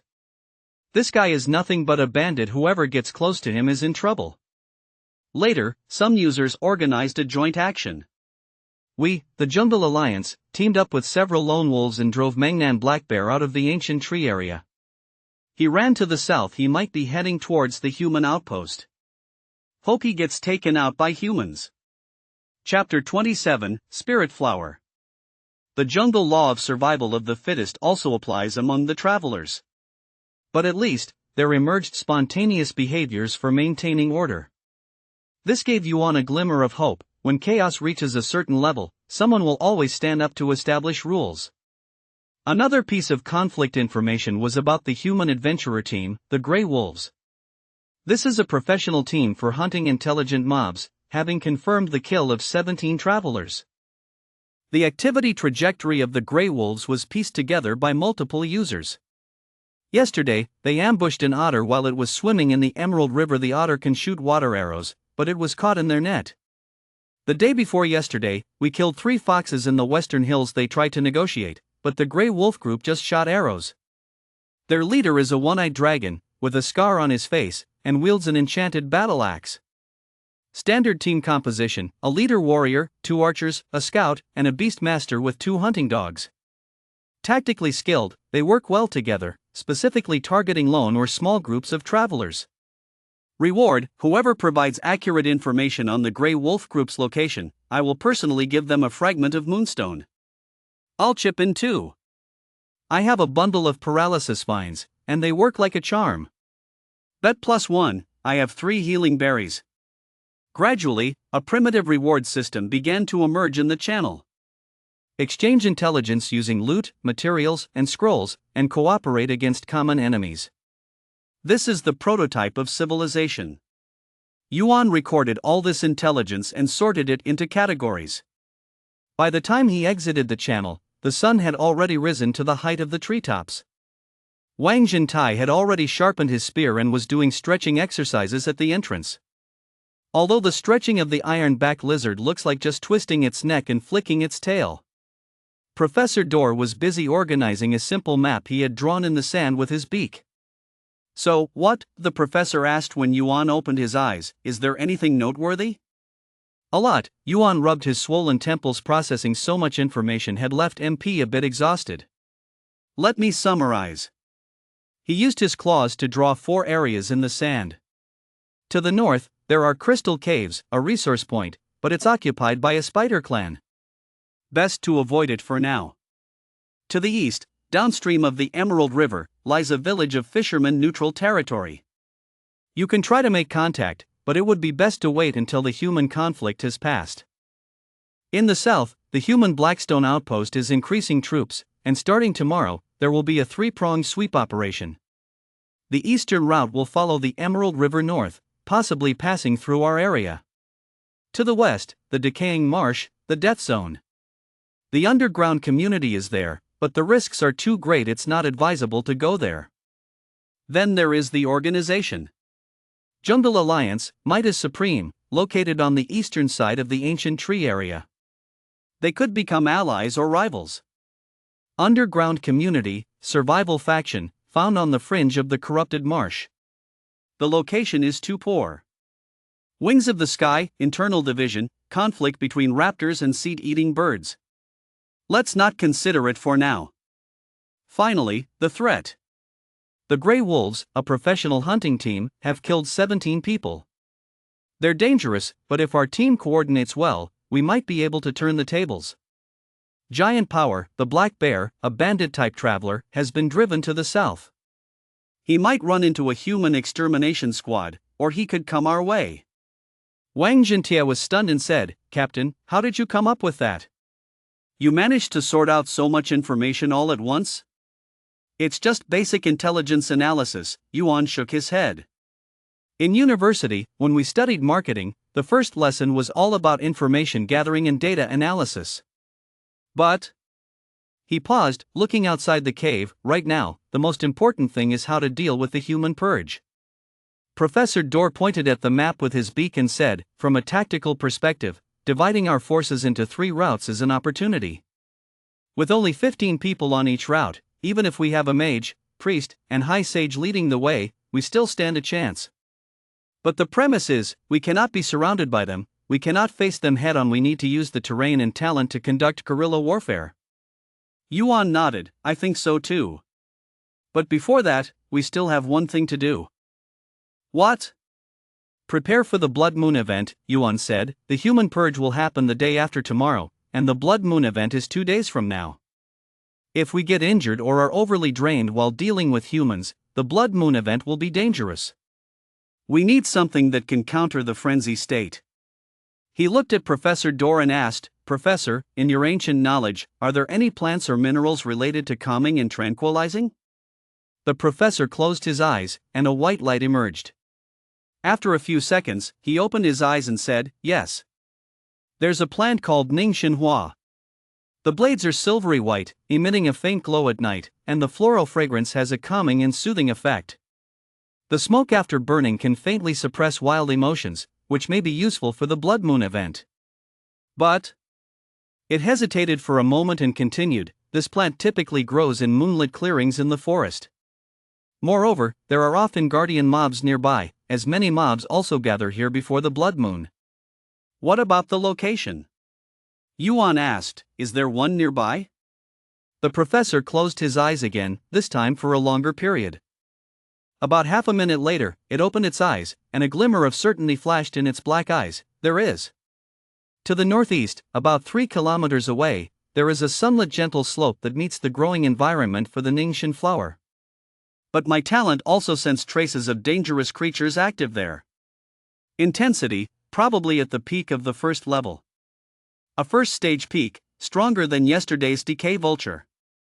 But the Ningxin flower may be related to the survival of the Blood Moon event. It's worth the risk," Yuan decided, "but we can't act recklessly." He looked at Wang Jintai and said, "Old buddy, how is your injury?" Wang Jintai, patting his chest, exclaimed, "It's just a small injury. I applied the medicine early, so it's all better now, just a few scratches left on the armor, it won't affect the battle." "Alright, let's formulate a gathering plan." Yuan began to draw on the sand. Objective, Ningxin flower, the more the better, but at least enough to produce incense to withstand the Blood Moon. Location, 3 kilometers northeast, gentle slope. Potential threat, peak level tier 1 guardian mobs, type unknown. Tactic, focus on gathering, avoid combat. But if we have to fight? He looked up at his 2 teammates. "We'll use the coordination practice from yesterday, quick and decisive. Old Iron, you attract attention from the front, but don't hold back too much, activate your talent when necessary. Professor, you'll be in the back, using your talent to identify the environment, alert us to dangers, and guide us to the location of the Ningxian flower when necessary. I'll handle crowd control and gathering while Ziwu provides cover and Shu Weijian creates distractions. If the enemy is too strong, we retreat immediately and don't linger in battle. Do you understand? Understood. Wang Zhentai straightened up. I understand, too, Professor Dor nodded, but there's another question. How do we assess if we have enough Ningxian flowers? First, gather them, then we'll count when we return, Yuan said. If it's not enough, we'll think of other ways. Now, check your gear, we set off in 5 minutes. Chapter 28, Hyena Agu. The gentle slope in the northeast direction is harder to navigate than expected. 3 kilometers in a straight line means having to navigate around fallen giant trees in the primeval forest. Crossing moss-covered creeks, climbing slippery rock faces. Yuan led the team. His agile monkey body had a clear advantage in moving through the woods. He could use his tail to maintain balance, jogging on fallen logs, catching hanging vines to swing across muddy puddles. Yet each time he jumped a few meters ahead, he would stop, looking back to wait. He waited for Wang Zhentai to catch up with heavy footsteps, the sound of his armor scraping through the bushes. He waited for Professor Dor, who stumbled as he followed the footprints Wang Zhentai made, his short dodo legs struggling on the slippery ground. Captain, why don't I carry the old man for a while? Wang Zhentai suggested as he watched the professor nearly slip again. Professor Dor immediately shook his head. No need. Although I move slowly, I can still walk. Conserve energy. If we encounter danger, you'll need to fight. Yuan remained silent, only sensing the water vapor for continuous scanning of the surroundings. The area within a 70-meter radius was like a 3-dimensional web of water, tracking the position of every droplet of dew. Every direction of the underground currents, and even the water droplets condensed on the backs of leaves, were vividly presented in his perception. Temporarily safe. But just as they climbed a ridge covered in ferns, an unusual wave suddenly came from the edge of his perception. It was not the natural change of flowing water, but a regular disturbance of water vapor caused by the movement of some creature. Distance, 65 meters, northwest direction. Medium-sized, all fours on the ground, moving slowly and cautiously. Stop, Yuan raised his paw, simultaneously sending a warning to the 3-person channel with his thoughts. 10 o'clock direction, 65 meters, something is there. Wang Zhentai instantly lowered his body, his backplates slightly opened, entering a battle stance. Professor Dor quickly took cover behind a strong spruce tree, the nervous dodo bird scanning the dense forest ahead. Yuan closed his eyes, focusing all his attention on perception. The creature was continuing to approach. 55 meters, 50 meters, 45 meters. The movement trajectory was strange, not moving in a straight line but stopping and proceeding intermittently, as if observing something. The outline of its silhouette gradually became clear, about 70 centimeters at the shoulder, around 1.2 meters in body length, slender body, long limbs, and a short, thick tail. Head features, upright ears, elongated snout. It was a canid. Yuan opened his eyes, lowering his voice. It could be a wolf or a fox, not very large, but very cautious. Old Iron, prepare to charge, but don't act recklessly. Professor, check for any signs of traps nearby. Professor Dor immediately activated his talent, a brief flash of white light, his gaze darting over the ground and bushes. No signs of artificial traps, but, wait a moment. It pointed its beak at the ground ahead. There, do you see those ferns that have been trampled? The direction of the fallen ferns is very regular, as if something intentionally walked along a fixed path. Yuan followed along to look. Indeed, within a dense patch of ferns, a few had obviously been bent over. But the direction they fell was not towards them, but arched away from their position. The creature was taking a detour. It had spotted them, but chose neither to approach directly nor to retreat, instead maintaining a distance to observe. Intelligent creature, Yuan made a judgment, beasts wouldn't be this cautious. It could be a traveler or exceptionally smart native mobs. He thought for a moment and decided to take the initiative. But in a safe manner. Old Iron, walk slowly forward 5 meters, then stop, display your defensive stance but avoid showing aggression. I'll stay put, ready to create a fog at any moment. Professor, keep observing the surroundings, be wary of potential ambushes. Wang Zhentai nodded, took a deep breath, and stepped forward. The sound of armor rubbing was especially clear in the quiet forest. 5 meters ahead, it stopped, limbs slightly bent, backplates fully opened, the earthy talent glow flickering on its surface. A clear signal, I am strong, but I do not wish to fight. The rustling sound from the bushes across suddenly stopped. A few seconds of silence.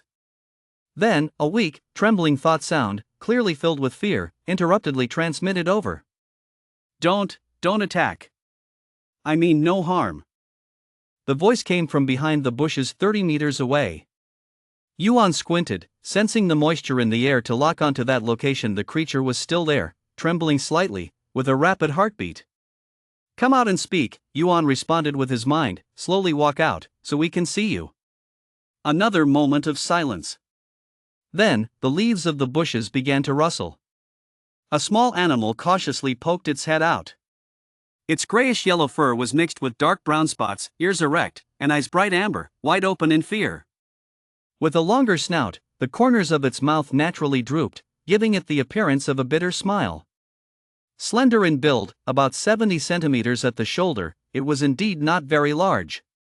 What stood out most was its way of walking, with its tail tucked and body low to the ground. Each step was so light that it was almost silent, clearly in a state of fright. A jungle hyena. But unlike the fierce hyenas in Yuan's memory, this one showed no savage light in its eyes, only fear and unease. I really mean no harm, the hyena continued to say with its mind, carefully stepping fully out of the bushes. It did not come closer but stopped 15 meters away, a distance that was within conversational range while still allowing for an escape. I just wanted to find something to eat. I smelled roasted meat over here and came to take a look. Wang Zhentai maintained a defensive posture but glanced at Yuan with a hint of confusion in his mind. Captain, why is this guy so timid?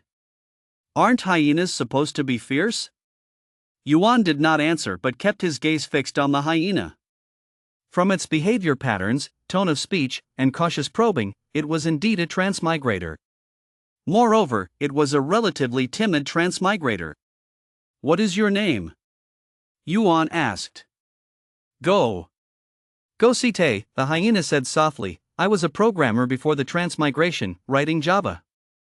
Now, as you can see, I'm a hyena. It paused, adding, and I'm the kind that's really not good at fighting. Professor Dor peeked out from behind a tree, his dark eyes scrutinizing Go Site. From its fur color and patterns, it is indeed a subspecies of jungle hyena. Omnivorous, social, good at tracking and endurance running. But individual combatability is average, mainly relying on group cooperation. Go Site smiled bitterly. Sir, you know so much. But right now, I'm all alone, so that social aspect is of no use at all. Yuan did not let down his guard. He took 2 steps forward but still maintained a distance of 10 meters. This distance allowed his mist to cover in an instant and also gave Wang Zhentai space to charge. How can you prove that you are a time traveler and that you mean no harm? Gast seemed to have anticipated this question. He hesitated for a moment, then raised his right forepaw and began scratching the soft muddy ground. His movements were clumsy. A hyena's claws are not as dexterous as a monkey's, but he tried very hard. A few seconds later, a line of wobbly characters appeared on the ground. System.out. A classic Java output statement. Wang Zhentai tilted his head and stared for a while. What is this? A ghost's writing? Professor Dor understood, a syntax from a programming language. Indeed, it's something a programmer would write.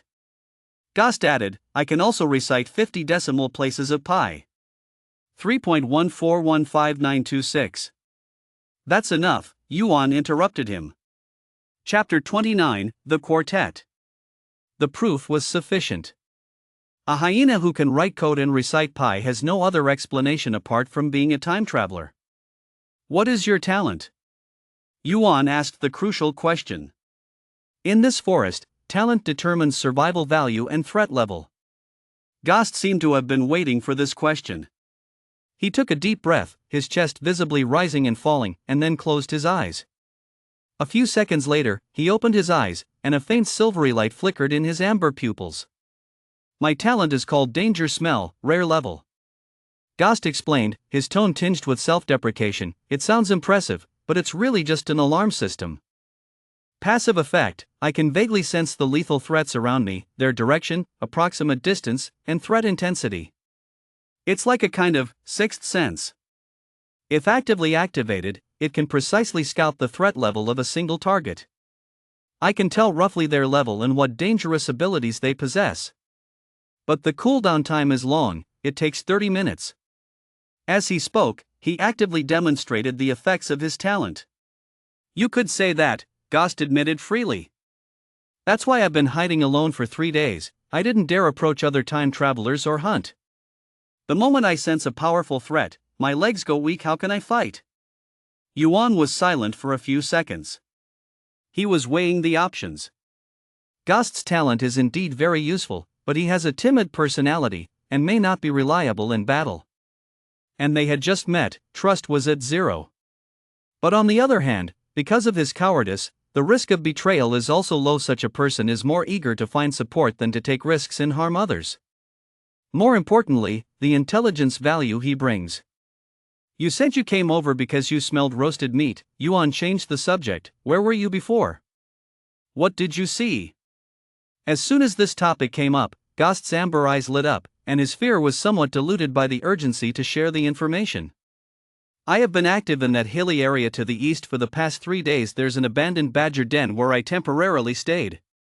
Yesterday afternoon, I sensed a massive wave of threat using my talent. It wasn't a single creature, but rather a great swarm, like a tide. The direction came from the northwestern Siang Mountains, moving southeast, not fast, but the area was very large. He swallowed hard, his voice trembling. That kind of threat intensity. I've never sensed anything so terrifying in my life. If I had to describe it, it felt as if the entire earth was trembling and thousands of frenzied creatures were moving. And the timing. Ghost looked at Yuan. It was right on the night of the blood moon event. Professor Dor gasped, Beast Tide? It should be, Ghost nodded, so I hurried southeast, trying to get away from the source. But when I reached this area, I sensed human forces gathering near the southern outpost. The threat level is not low either, at least 50 trained human soldiers. There are still 2 particularly bright points of light, which should be mage, priest, and high sage classes. It seems they are planning some action, and are set to depart tomorrow. Yuan and the professor exchanged a glance. The intelligence matched. Operation Broom, 3-pronged assault, set for tomorrow. What else? Yuan pressed. Guster thought for a moment. There's also. On my way here, about 3 kilometers to the southwest, I sensed the threat wave of a small team. 5 humans, with an average threat level around 1 tier. It seems they are tracking something. Their movement patterns are quite professional. I almost ran into them and quickly took a detour to avoid them. The Grey Wolf Squad. Yuan's heart sank. That specialized hunting team was so close to them. Where are they now? He asked. Guster closed his eyes, flaring his nostrils, and the passive effect of his talent activated. Moments later, he opened his eyes, his amber pupils gazing southwest. They're still in that direction, but much closer now, about 2 kilometers away. And he suddenly shivered. They are moving this way, not fast, but their direction is clear. Maybe we found some clues. The atmosphere suddenly became tense. Wang Jintai immediately turned to face the southwest, his back scales fully erect. Captain, should we retreat first? Yuan didn't answer immediately. He was thinking quickly. The Ningxin flower was less than a kilometer ahead, and giving up now would be a shame. But the enemy was closing in, and once they encountered each other, it would be a life or death battle. Go CT's talent could give early warnings, which was an advantage. If executed properly. Go CT, Yuan looked at the hyena, his tone serious. Do you want to join us? Go CT was stunned. Clearly, it hadn't anticipated this question, blinking its amber eyes several times. Join? Yes, Yuan nodded. Your talent is very useful. We need that warning capability. But joining comes with conditions. First, all intelligence must be shared completely, no hiding anything. Second, act according to orders in battle. You can't run away at the last moment. I know you're scared, but you must hold your ground at crucial times. Third, spoils will be distributed based on contribution. You will mainly be in charge of reconnaissance and help out during battles as needed. Fourth, and most importantly, absolute loyalty. Once you betray us, we will hunt you down relentlessly. The conditions were tough but also fair. Gosite lowered its head, its claws anxiously scratching the ground. You can see it's struggling. Clearly, it's not easy for someone to hide, as evidenced by its gaunt frame and haggard eyes. But joining the team means facing battles and taking on risks. It lifted its head, its amber eyes filled with conflict. I'm really afraid of dying, I truly am. If I encounter a situation that's too dangerous, I might not be able to resist running away. Fear of death is normal, Wang Zhentai suddenly interjected, his rugged voice carrying a rare understanding. I'm afraid of death too. Who isn't afraid of death? But even if you're afraid, you have to do it. If you don't, you'll die even faster. How long can you hide alone? What about the blood moon event? What will you do when the beast tide comes? Stick with us, at least there'll be support. I'm made of copper skin and iron bones, I can take it.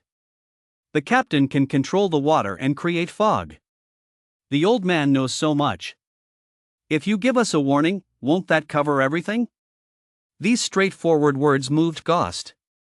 It looked at Wang Zhentai, then at Yuan, and finally at Professor Dor. 3 different races, 3 different personalities, yet standing together at this moment created a strange sense of unity. All right, Ghost finally nodded, her voice still trembling but now imbued with a hint of determination. I'll join. But I want to make it clear, if I truly encounter that kind of absolutely deadly threat, I might not be able to control my instinct to run first. Don't blame me then. When it truly comes to that, I will definitely run faster than you, Yuan said calmly. We agreed that in the face of unavoidable danger, each person should prioritize their own survival. But the premise is that the danger is indeed unavoidable. He extended a paw. Welcome to the team, Ago. From now on, I'll call you Ago. Ghost, now officially called Ago, hesitated for a moment before extending her front paw to gently bump paws with Yuan. It was light, a touch that could barely linger. Chapter 30, Peak First Order Phantom Leopard. For beasts, a macaque, an iron-backed lizard, a dodo, and a jungle hyena moved quickly through the dense forest. Sunlight poured down through the gaps in the tree canopy, casting mottled light and shadows on the ground covered in fallen leaves and moss. The air was filled with the unique freshness of a post-rainforest, mingled with the earthy scent, humus, and a faint sweetness of some unknown wildflower, but at this moment, no one had the heart to appreciate these. To the northeast, 1 kilometer, gentle slope, Yuan ran at the front. The monkey's body gracefully swung between the trees, occasionally looking back to confirm that its companions were keeping up. The Ningxian flower is right there. But what about the threat perception of the guarding mobs? Ago followed about 5 meters behind him. The hyena's 4-legged running posture was much more agile than the dodo's but still appeared somewhat flustered. A peak first order, won't it be too strong? So we need to be smart about it. Yuan stopped on a fallen log. Turning around, he waited for the lagging Wang Zhentai and Professor Dor. Our goal is gathering, not fighting. As long as we collect enough flowers, we will retreat immediately. Wang Zhentai squeezed out from the bushes, his scales breaking several branches in the process. The captain is right. Besides, my awakening EXP is at 5.5%, and my skills and toughness are improving. I'm not afraid to fight. Professor Dor staggered out of the dense forest, his chest heaving heavily. Clearly, this journey was quite strenuous for him, old man. I agree to outsmart them. He took a few breaths and continued. The calm flower usually grows in clearings where the moonlight can shine directly. But it can also be accompanied by some, mushrooms with slight hallucinogenic effects. Guardian mobs may rely on these mushrooms to enhance themselves or create illusion fields. We must be cautious. Ago's ears immediately perked up. Hallucinogenic? Then we So we cannot stay long, Yuan interjected. Old Iron, you're responsible for watching for the potential positions of guardian mobs. Professor, once you arrive, quickly identify the coneflower and accompanying mushrooms, and guide the collection. Agu, keep your danger sense on at all times, and alert us immediately of any abnormal threats. I will provide cover and handle emergencies. The division of labor was clear. Yuan looked at the newly joined Agu. First team mission, any issues? The hyena's amber eyes flashed with a hint of hesitation, but it was quickly replaced by a determined glint. No issues. I will do my best. Not just do your best, you must. Yuan's tone was serious. In this forest, any mistake could be deadly. You can be scared, but you cannot panic. Understood. Agu nodded vigorously. They continued onward. A kilometer in the primitive forest was not an easy trek. They needed to navigate around a waterlogged marsh, and Agu's warning indicated that several first-tier venomous water snakes were lurking there. They had to climb a steep, moss-covered rock wall, and Wang Zhentai used his claws to carve out makeshift footholds. Yuan pulled Professor Dor up with his tail, while Agu barely managed to climb up on his own. They also needed to pass through a dense thicket of ferns with serrated leaf edges. Professor Dor identified it as a dangerous plant called throat-cutter fern, which is very hard to heal once cut. Take a detour, Yuan decisively stated. The coneflower is important, but there is no need to get hurt in a place like this. The detour added an extra 20 minutes but ensured their safety. Finally, when the sun rose to about a 30-degree angle above the treetops, they reached the target area. It was a gentle slope about the size of 2 basketball courts, the incline mild, and the ground covered with soft grass and moss. The key point was that at the top of the slope, there was a naturally formed clearing, unobstructed by tall trees, allowing sunlight to pour down. And at the edge of the clearing, near a massive gray-white rock's shady side, a group of peculiar plants was growing. The plants stood about half a meter tall, with slender stems of light purple, and their leaves were a beautiful silvery white with subtle serrated edges. What was most striking were the flowers, which were not ordinary petals. They were clusters of tiny, rice-sized light blue buds that glimmered with a slight fluorescence in the sunlight. A refreshing scent, reminiscent of a blend of mint and lavender, wafted through the air, calming the mind. Coneflower, Professor Dor said in a low voice, his dark eyes shining with confirmation. And they are thriving. There are at least 30 in this area. But what about the accompanying mushrooms? Yuan asked. The professor pointed with his beak at the base of the flower cluster. Look at those grayish-white mushrooms, with caps the size of fingernails. Those are dream mushrooms, whose spores have slight hallucinogenic effects. Inhaling them causes brief hallucinations and dizziness. The guardian mobs are very likely hiding nearby. Before he could finish his sentence, Agu suddenly shivered. The hyena's body tensed up instantly, its tail tucked between its legs, and its amber pupils narrowed to slits. Danger, danger. Its thoughts screamed through the 4-person channel, trembling with an uncontrollable intensity. Straight ahead, behind the rock, a first-tier peak. And there is more than one. Almost simultaneously, Yuan's moisture perception also caught the anomaly. About 10 meters behind that massive gray-white rock, there were 2 obvious sources of moisture disturbance. Medium-sized, the outlines were vague, but the way the moisture flowed inside them was quite strange. It wasn't the normal rhythm of blood circulation, it had some kind of synchronization? 2. Yuan frowned. Agu, can you perceive what kind of creatures they are? Agu closed his eyes, nostrils flaring, talons fully activated. A few seconds later, he opened his eyes, his voice still trembling but with more certainty. It's an illusion leopard. 2 of them, both male, likely brothers or partners. Illusion leopard? Professor Dor gasped. Those that can create visual illusions? Yes, Agu nodded. My talent indicates that their primary threat capability is illusion magic. Also, they are extremely fast, with sharp claws. We can't fight them head-on, as once the illusion is cast, we won't even know where the enemy is. The atmosphere instantly became tense.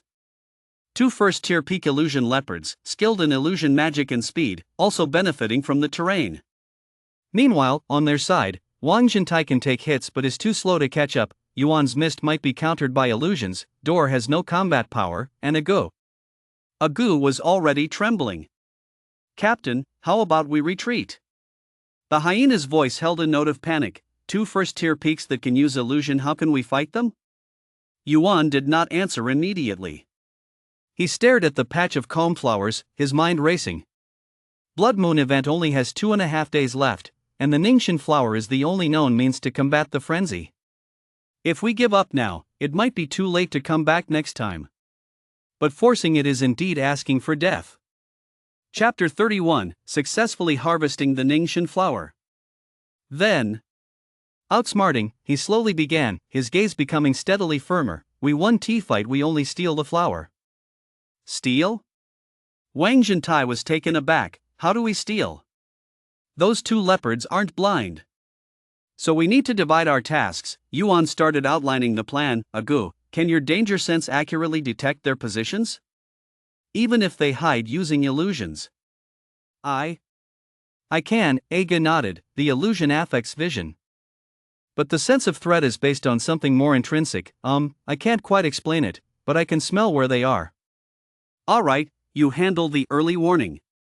As soon as they show any signs of movement, tell me immediately the direction and distance.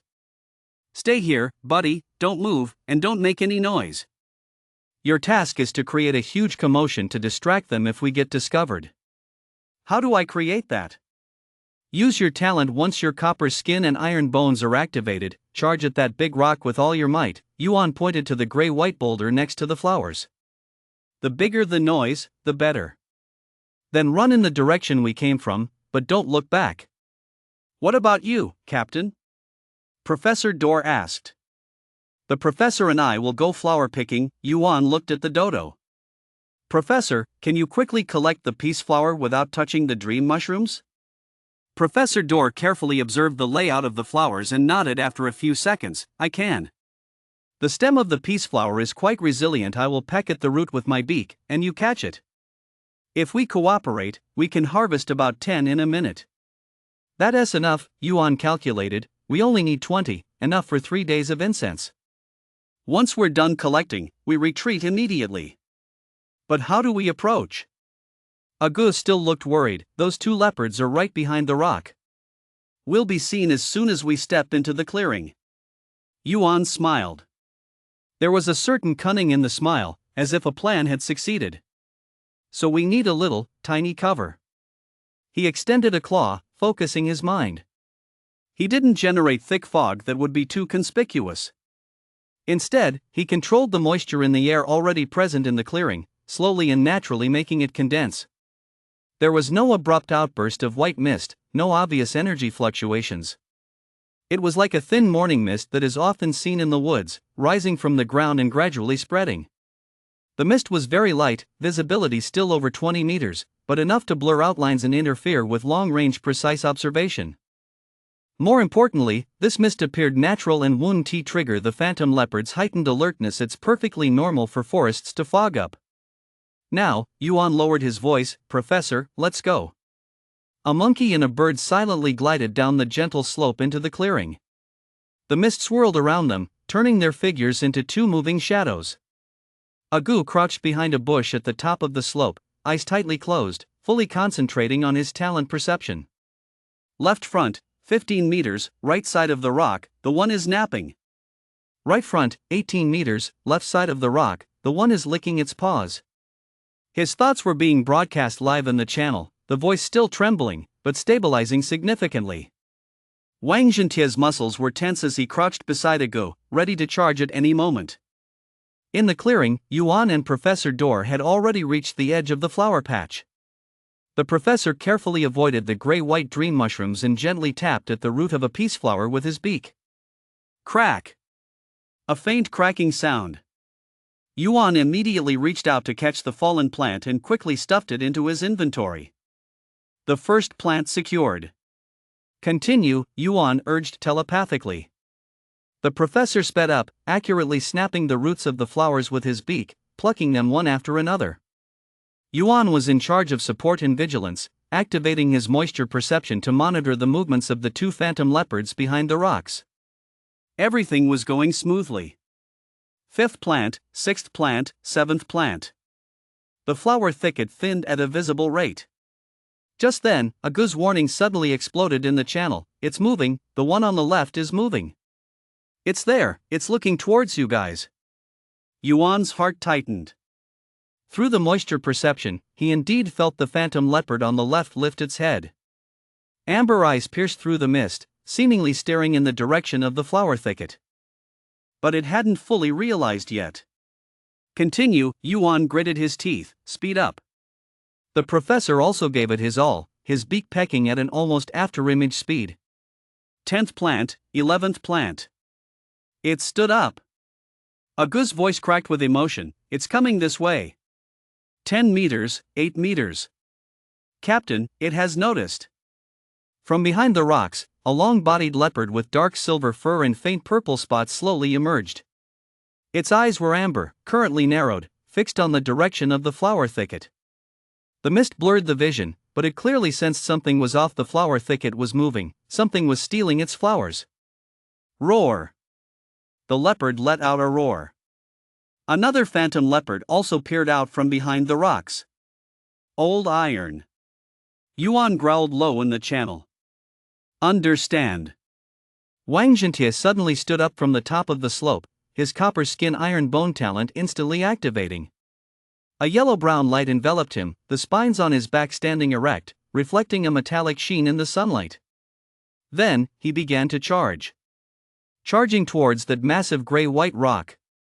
His 2-meter-long body moved like a small truck at full speed, his limbs pounding the ground with a thud, leaves and dirt flying behind. The attention of the two phantom leopards was instantly drawn over. They saw a large, aggressive iron-backed lizard charging with wild momentum towards the rock next to their nest. What is going on? Has this lizard gone mad? Instinctively, both leopards turned towards Wang Zhentie, crouching low and letting out threatening growls. And in those 1 or 2 seconds of distraction, the last one, Professor Dor snapped off the 20th peace-bringing flower, and Yuan caught it and stowed it in his inventory. Go back. The two turned and ran, not in a direct line, but zigzagging towards the edge of the gentle slope, taking advantage of the mist for cover. On the other side of the rocks, Wang Zhentie had already dashed over. Boom! A ground-shaking impact. It wasn't a metaphor, it was a sound like thunder. Wang Zhentie's shoulder guard slammed into the rocks with tremendous force.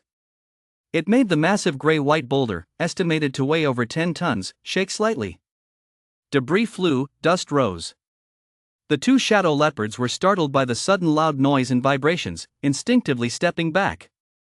In that moment of impact, Wang Zhentie used the recoil to turn around, running wildly back towards the direction he came from. As he ran, he let out a taunting roar, "Come on, come chase me, stupid cats." The taunt was fully loaded. The two shadow leopards were indeed provoked. They let out a low growl and turned into two dark silver shadows, pursuing after him. Their speed was too fast, at least twice that of Wang Zhentie's, and they were quickly closing in. But Wang Zhentie had no intention of tangling with them. Where he was running was towards the thicket of throat-cut ferns he had passed before. Old iron, turn left. Yuan shouted over the channel. Without hesitation, Wang Zhentie turned left, forcing his massive body into the dense fern thicket. The sharp edges of the throat-cut ferns scraped against his scales, producing a shower of sparks, but could not break through. The shadow leopards chasing behind weren't so lucky. The first leopard to burst into the ferns immediately suffered several cuts on its front legs. Oh, it stopped in pain. The second one slammed to a halt, warily eyeing the dangerous plants. Meanwhile, Wang Zhentie had taken the opportunity to run far away. The two shadow leopards roared in anger a few times but glanced at the hazardous fern thicket. They then looked back at the flower patch. 20 flowers had already been stolen, but there were still a few left. After weighing their options, they chose to guard the remaining flowers. After all, their lair was here. It wasn't worth it to leave their territory to chase some mysterious lizard. It's safe now. Agu lay at the top of the slope, watching as the two leopards slowly retreated behind the rocks, and let out a long breath. His body was still slightly trembling, but his eyes had a different gleam. That was a glow mixed with fear and excitement after participating in a dangerous mission and succeeding. 10 minutes later, the four of them regrouped by a stream about a kilometer away from the gentle slope. Chapter 32: The Human Team Attacks. Wang Zhentai was the last to arrive, covered in small pieces of throat-cut fern leaves, but his scales were intact, with only a few shallow white marks. Awesome, he sat down by the stream, wagging his tail excitedly. That hit made the rocks shake. I feel like my awakening EXP has increased a bit. Yuan inspect inventory.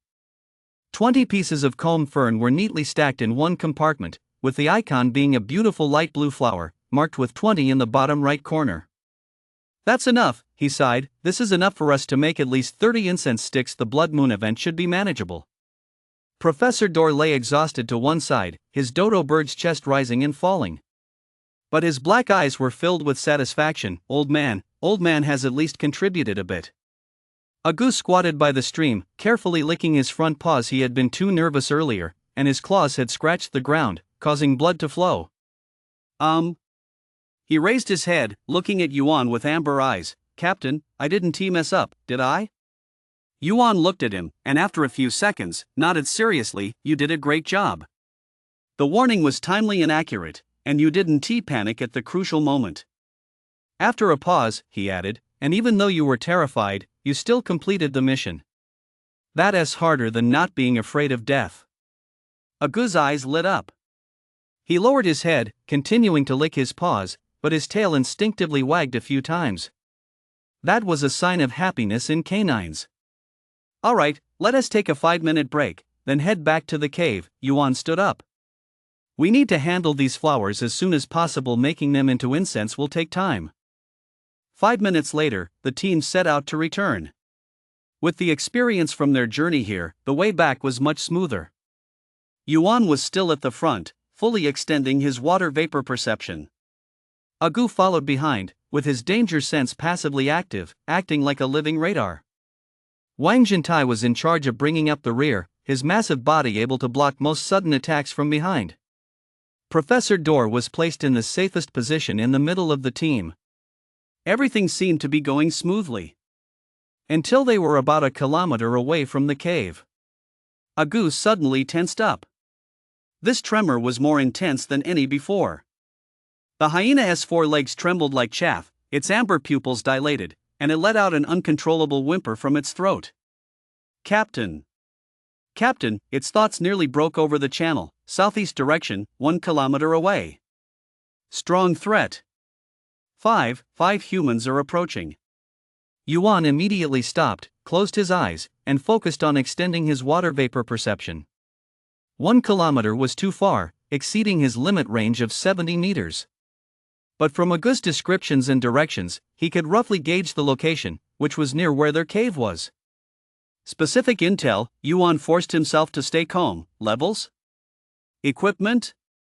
Movement speed? Agu closed his eyes, his nostrils flaring intensely. Talent was actively activated. A few seconds later, it opened its eyes, trembling but clearly stating, the captain is a Tier 2 warrior, with the highest threat level, likely a heavy armor type. 2 Tier 1 archers, medium threat level, but they can be troublesome at long range. 1 Tier 1 rogue, slightly below medium threat level, but highly stealthy. 1 Tier 1 healer, low threat level, but there's something about him that makes me feel uncomfortable, like there's a strange glow. Everyone is well equipped and there are magical fluctuations. Their movement speed isn't fast, as if they're scouting. And they are heading toward the cave.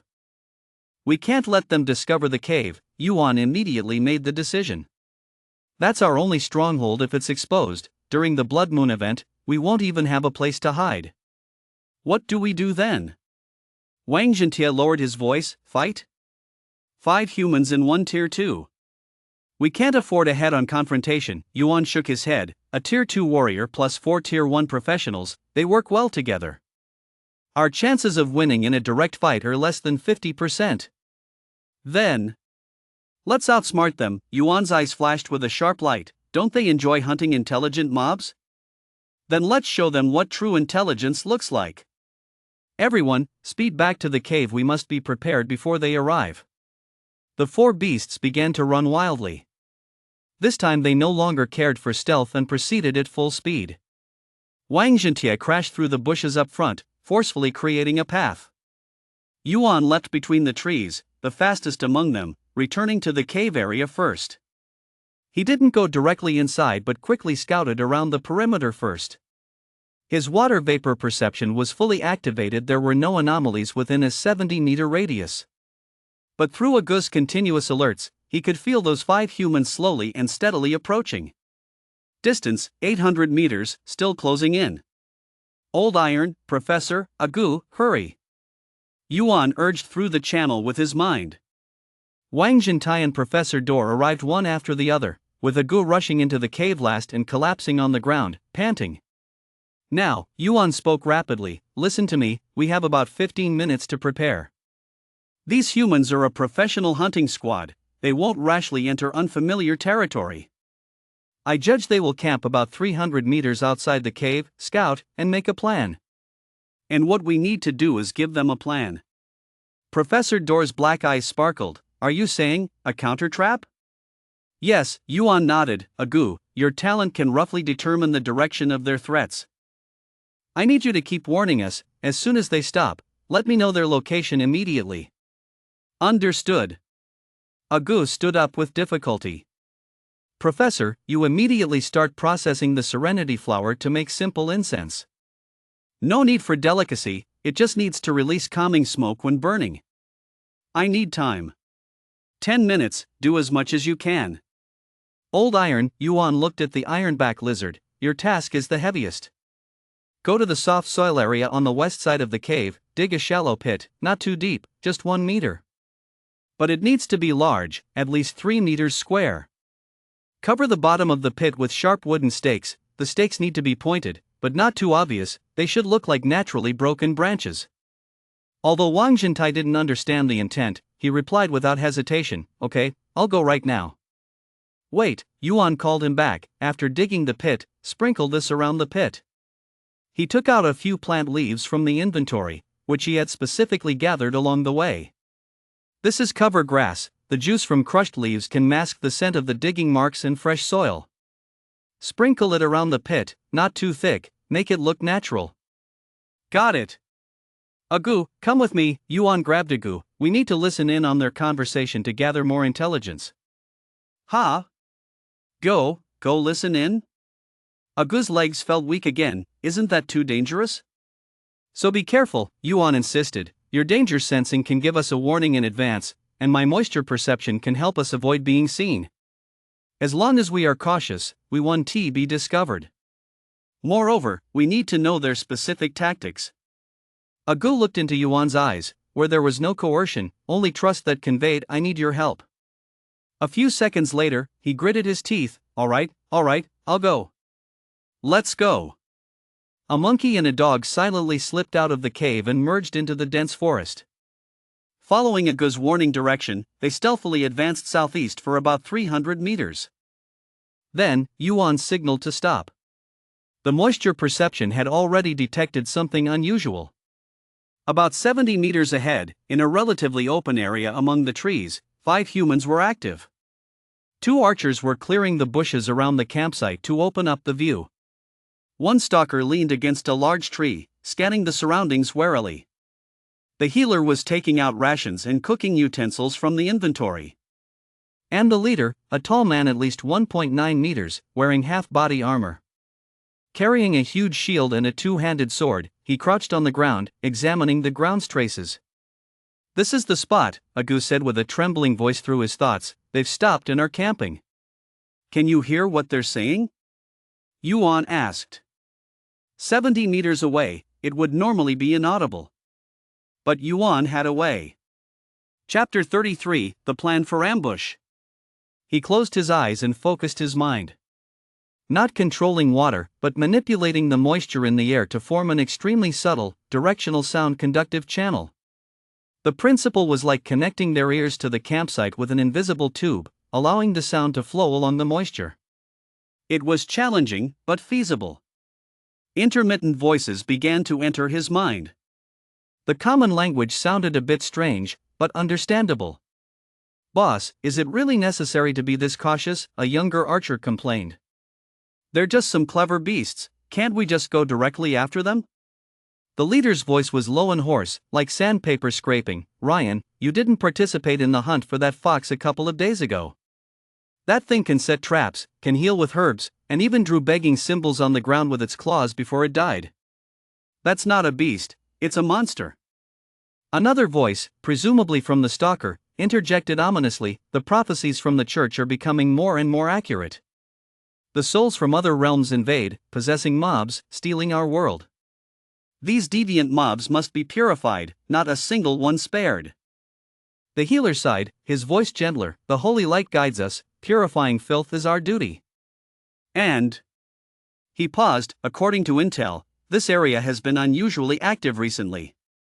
There is a high likelihood of hiding one or more individuals with high intelligence. We need to capture at least one alive to send back to the church for research. The leader nodded. So we cannot use brute force. These guys are cunning. Searching directly will alert them. Then what should we do? The archer named Ryan asked. The leader stood up and dusted off his hands. We will use bait. Tomorrow morning, Nina will disguise herself as an injured traveler and call for help by the river. Intelligent mobs have empathy. If they come to rescue her, they'll fall into the trap. If they don't come, it means they are smarter than we imagined, and that will require a more complex plan. The stalker, presumably Nina, snorted coldly. Once again, I'm the bait. The last otter almost bit my arm off. This time, we are here to protect you from the shadows, the leader said, and if it's truly as the church says. These otherworldly souls still retain their past memories and emotions. That woman pretending to be a wounded human is the most effective bait. The conversation continued, but Yuan had already caught the key information. Baiting method. Disguised as a wounded human female. Ambush. He slowly retracted the water vapor channel, opened his eyes, and looked at Agu. Agu heard it too, fear filling his eyes. Captain, they're going fishing. Then let them fish, Yuan said with a slight smirk, but the bait might end up dragging the fishermen into the water. Back to the cave, we need to adjust our plan. The two of them quietly withdrew. In the cave, Wang Jintai had already dug the trap pit and was scattering the covering grass according to Yuan's instructions. Professor Dor was clumsily handling the soothing flower with his beak and claws, having already made 3 rough incense sticks bound with hay. The situation is changed, Yuan said straightforwardly as he entered the cave. Humans will use bait to disguise an injured female and lure us into a rescue. So Wang Jintai was taken aback. We will play along with their plan. Yuan walked over to the sand map, beginning to set things up, but we need to make some adjustments. Agu, the bait task is yours. Me? Agu nearly jumped up. I have to be the bait? Captain, I can't do it. I will, when I get scared. That's exactly why we need you to be scared, Yuan interrupted. You will play the part of a common, injured, and panic-stricken jungle hyena. In the eyes of humans, hyenas are scavengers, perceived as low threat, making them easily relax their vigilance. Plus, your talent's passive effect causes you to tremble in fear when sensing threats. It's the best performance. You won't need to act because you'll really be scared. Agu opened his mouth but couldn't say anything. But you can't be really injured too badly, Yuan continued. We need you hurt, but it has to be a minor injury. Old Iron, use your claws to make a small cut on Agu's hind leg. It needs to bleed, but don't damage the tendons or bones. Wang Jintai glanced at Agu. Agu hesitated for a few seconds, gritted his teeth, and extended his hind leg. Go on, do it. Wang Jintai carefully used the tip of his claws to cut open the hyena's flesh. The wound was about 5 centimeters long, not deep, but blood immediately began to flow. Agu grimaced in pain but didn't let out a sound. Good, Yuan took out hemostatic grass from his inventory, chewed it, and applied it to the wound. The bleeding will gradually stop, but the wound needs to look fresh. Next, we wait for the humans to act. Agu, you go about 100 meters from their camp and pretend to howl in pain. Remember, act like a real beast and don't use telepathy to communicate. Once they discover you, act immediately according to my instructions. Understood. Old Iron, you ambush at the flank of the trap area and rush out when you hear my signal. Fake attack, Captain, draw their attention, but don't actually hit them, just bump into them and then withdraw. Good. Professor, your task is the most critical. Yuan looked at Professor Dor. I need you to climb up a tree near the trap area in advance. Take those seeds of the paralysis vine, the purple-stemmed ones you've identified before. When the healer appears, throw the seeds at his feet. The seeds will burst upon hitting the ground, releasing paralysis dust. Professor Dor nodded. I can do this. But the height must be calculated precisely not to be discovered. I will guide you using moisture perception. Finally, it's my turn. Yuan took a deep breath. I will monitor everything using moisture perception, cover us with mist, and create opportunities by controlling the water. Our goal is not to completely wipe them out, that's impossible. The objective is to severely injure the healer and cripple their sustained combat capabilities. As long as the healer is severely wounded, the small team will have to retreat and won't be able to act for at least a few days. And during this time, we have enough to deal with the Blood Moon event. The plan was complete. The four beasts exchanged glances, the air filled with tension, but there was also a strange sense of unity in facing danger. So, Yuan extended his claws. This is our first time actively confronting a human task force. Survive. We must survive. 3 claws and 1 beak gently touched together. The night deepened. The campfire of the humans flickered 300 meters away, like a malevolent eye in the dark forest. Yuan crouched behind the low wall at the entrance of the cave, eyes half closed, with moisture perception fully activated. Everything within a 70-meter radius was under his control. Chapter 34, The Plan Begins. Agu was crouched in a bush 5 meters away, his body slightly trembling. Part of it was acting, but part of it was real fear. The bleeding from his hind leg had stopped, but there were still dark red blood scabs on his fur, making him look rather miserable. Wang Jintai lay hidden behind a dense fern on the flank of the trap area. His massive body was completely concealed, with only the amber vertical pupils glimmering in the darkness. Professor Dor had quietly climbed onto a branch of a large tree on the east side of the trap area, his dodo body almost invisible among the dense leaves. Everything was ready. Just waiting for dawn.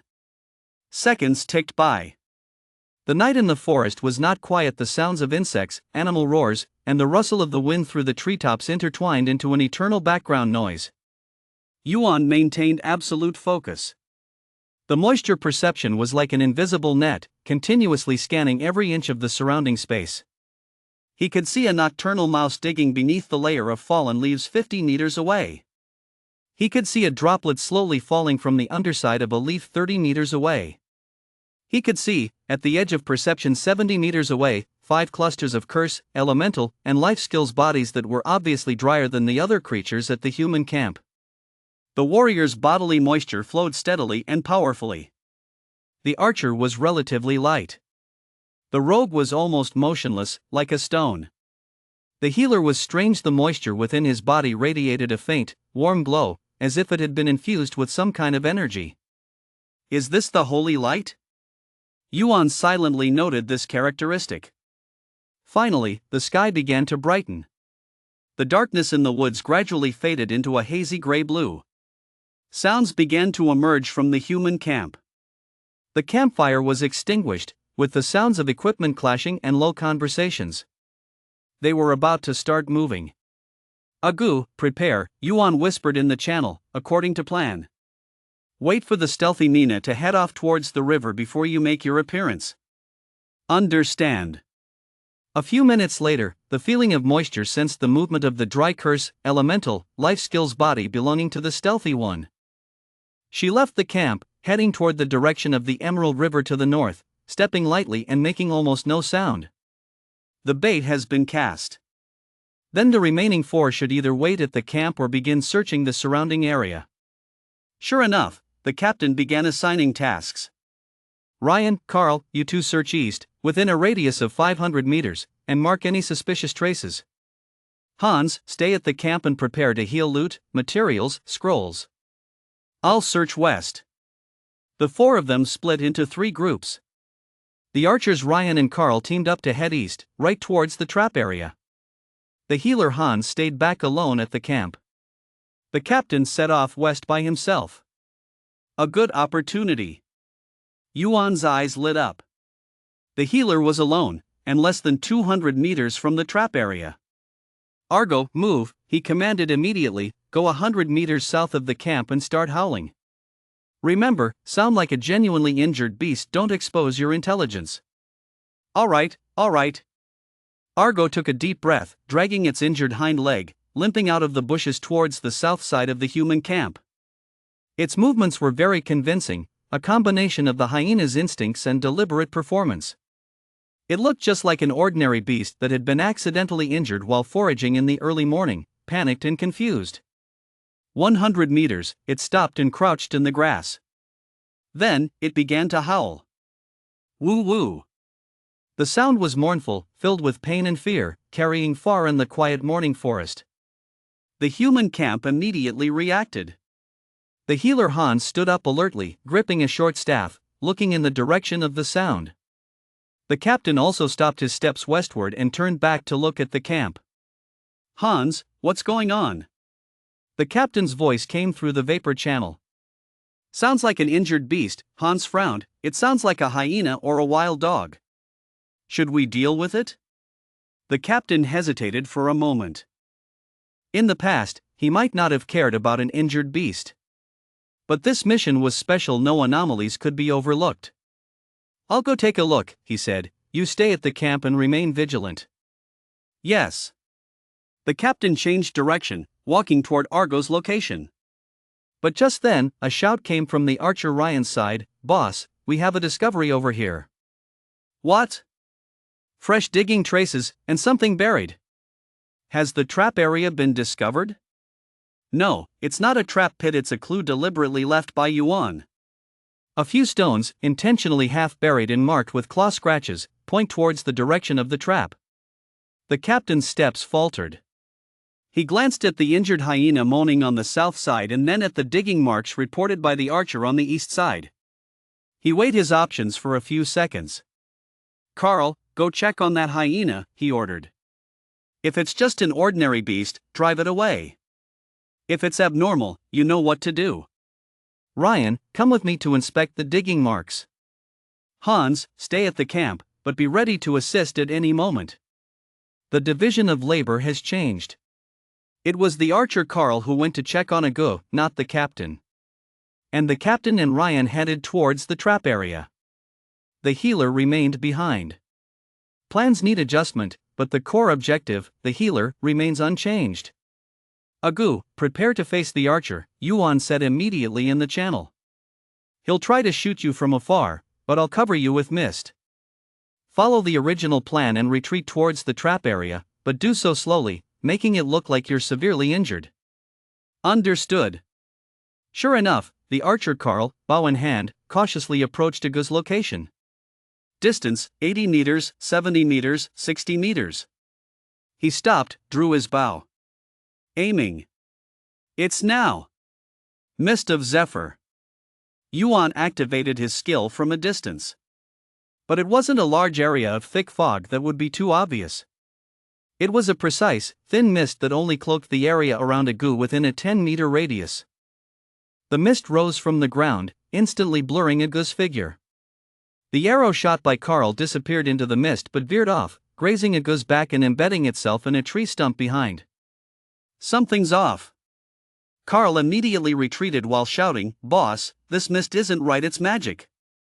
The captain and Ryan were already nearing the edge of the trap area. Hearing the shout, the captain immediately became alert. Retreat, back to the camp, it might be a trap. But it was too late.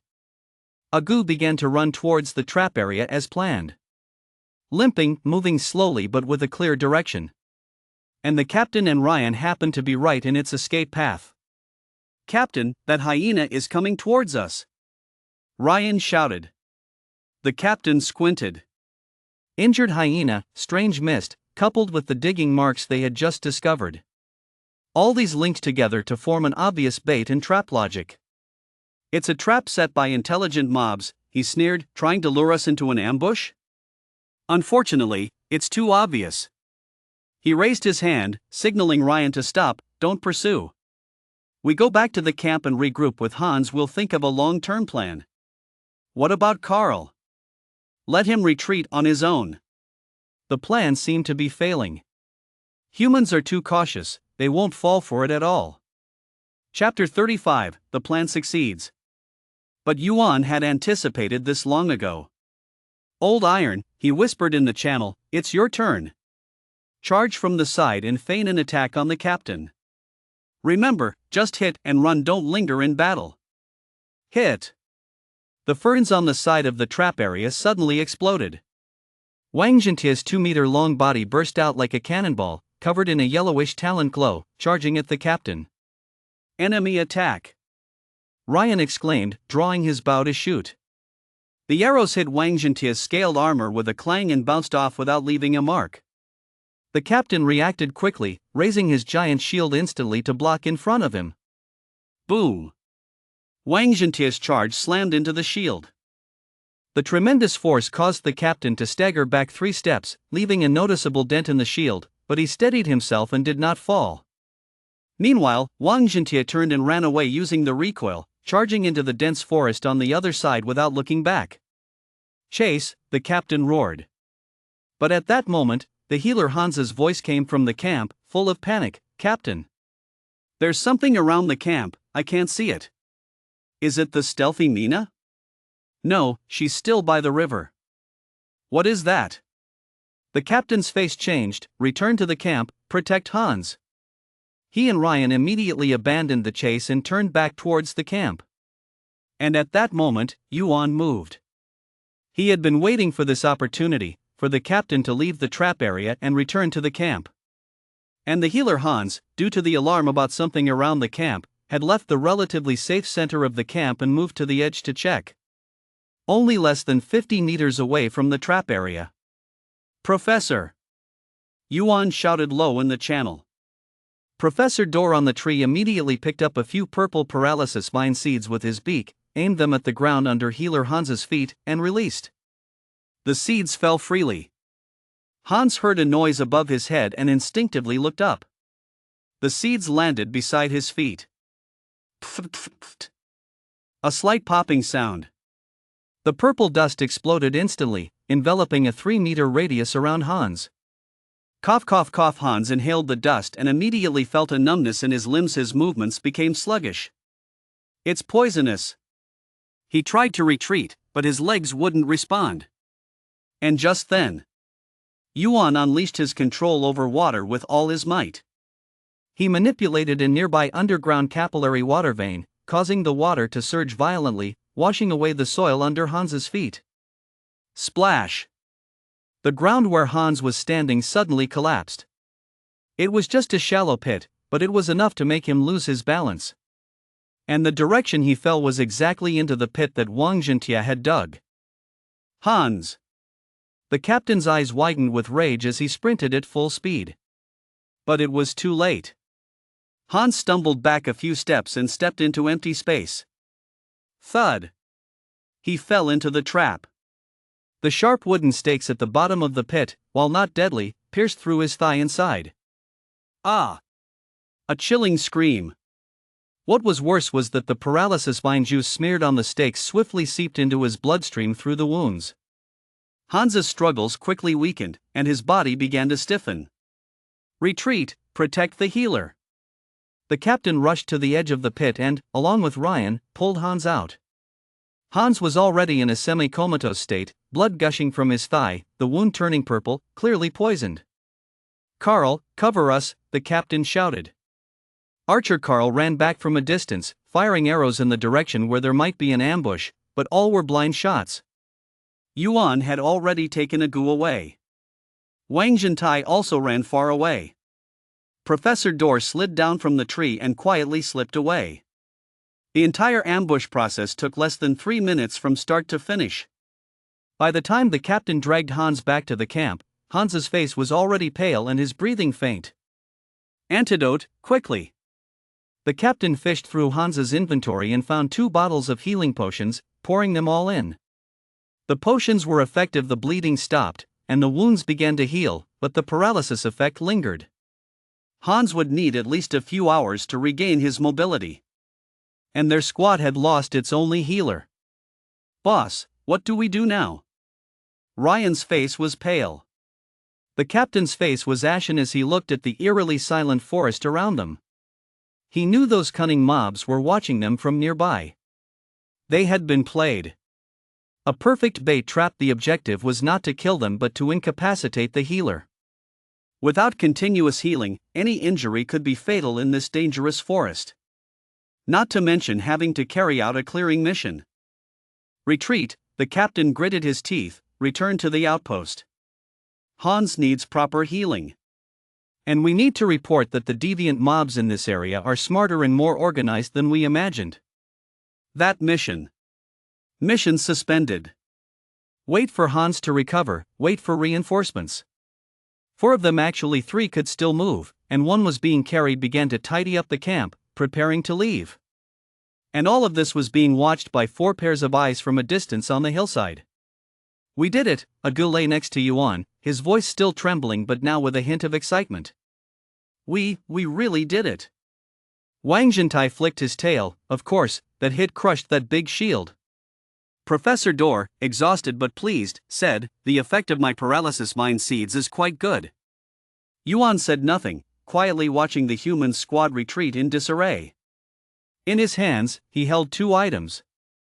One was 2 small healing potions that had been shaken out of Hans's inventory when he fell into the trap. The other was 8 shiny silver coins. Loot.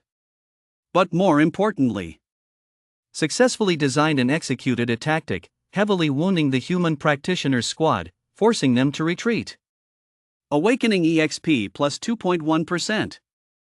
Current Awakening EXP, 5.9%. Wang Zhentai's Awakening EXP rose from 5.5% to 8.5%, an increase of 3% all at once, clearly due to the frontal feint.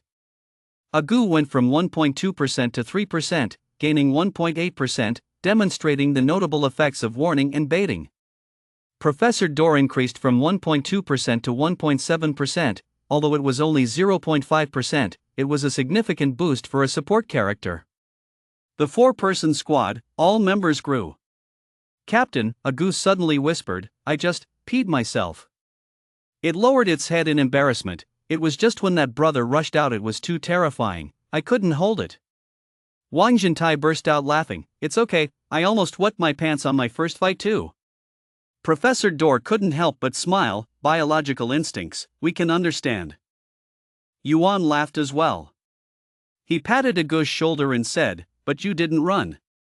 That's enough. Agu raised his head, his eyes shining. That was the faint but genuine confidence brought by victory, the first one after fear had receded. All right, Yuan said, putting away his smile, humanity has temporarily retreated, but they will not give up. There are 2 days left until the Blood Moon event. We return to the cave, process the calm flower, make incense, and prepare for the real test. The 4 beasts turned and disappeared deep into the dense forest. Behind them, the human team was awkwardly retreating towards the observation post, carrying the wounded. Chapter 36, Before the Blood Moon. The dim light in the cave blended with the faint green of the glowing moss and the morning dew glimmering on Wang Zhen's iron scales.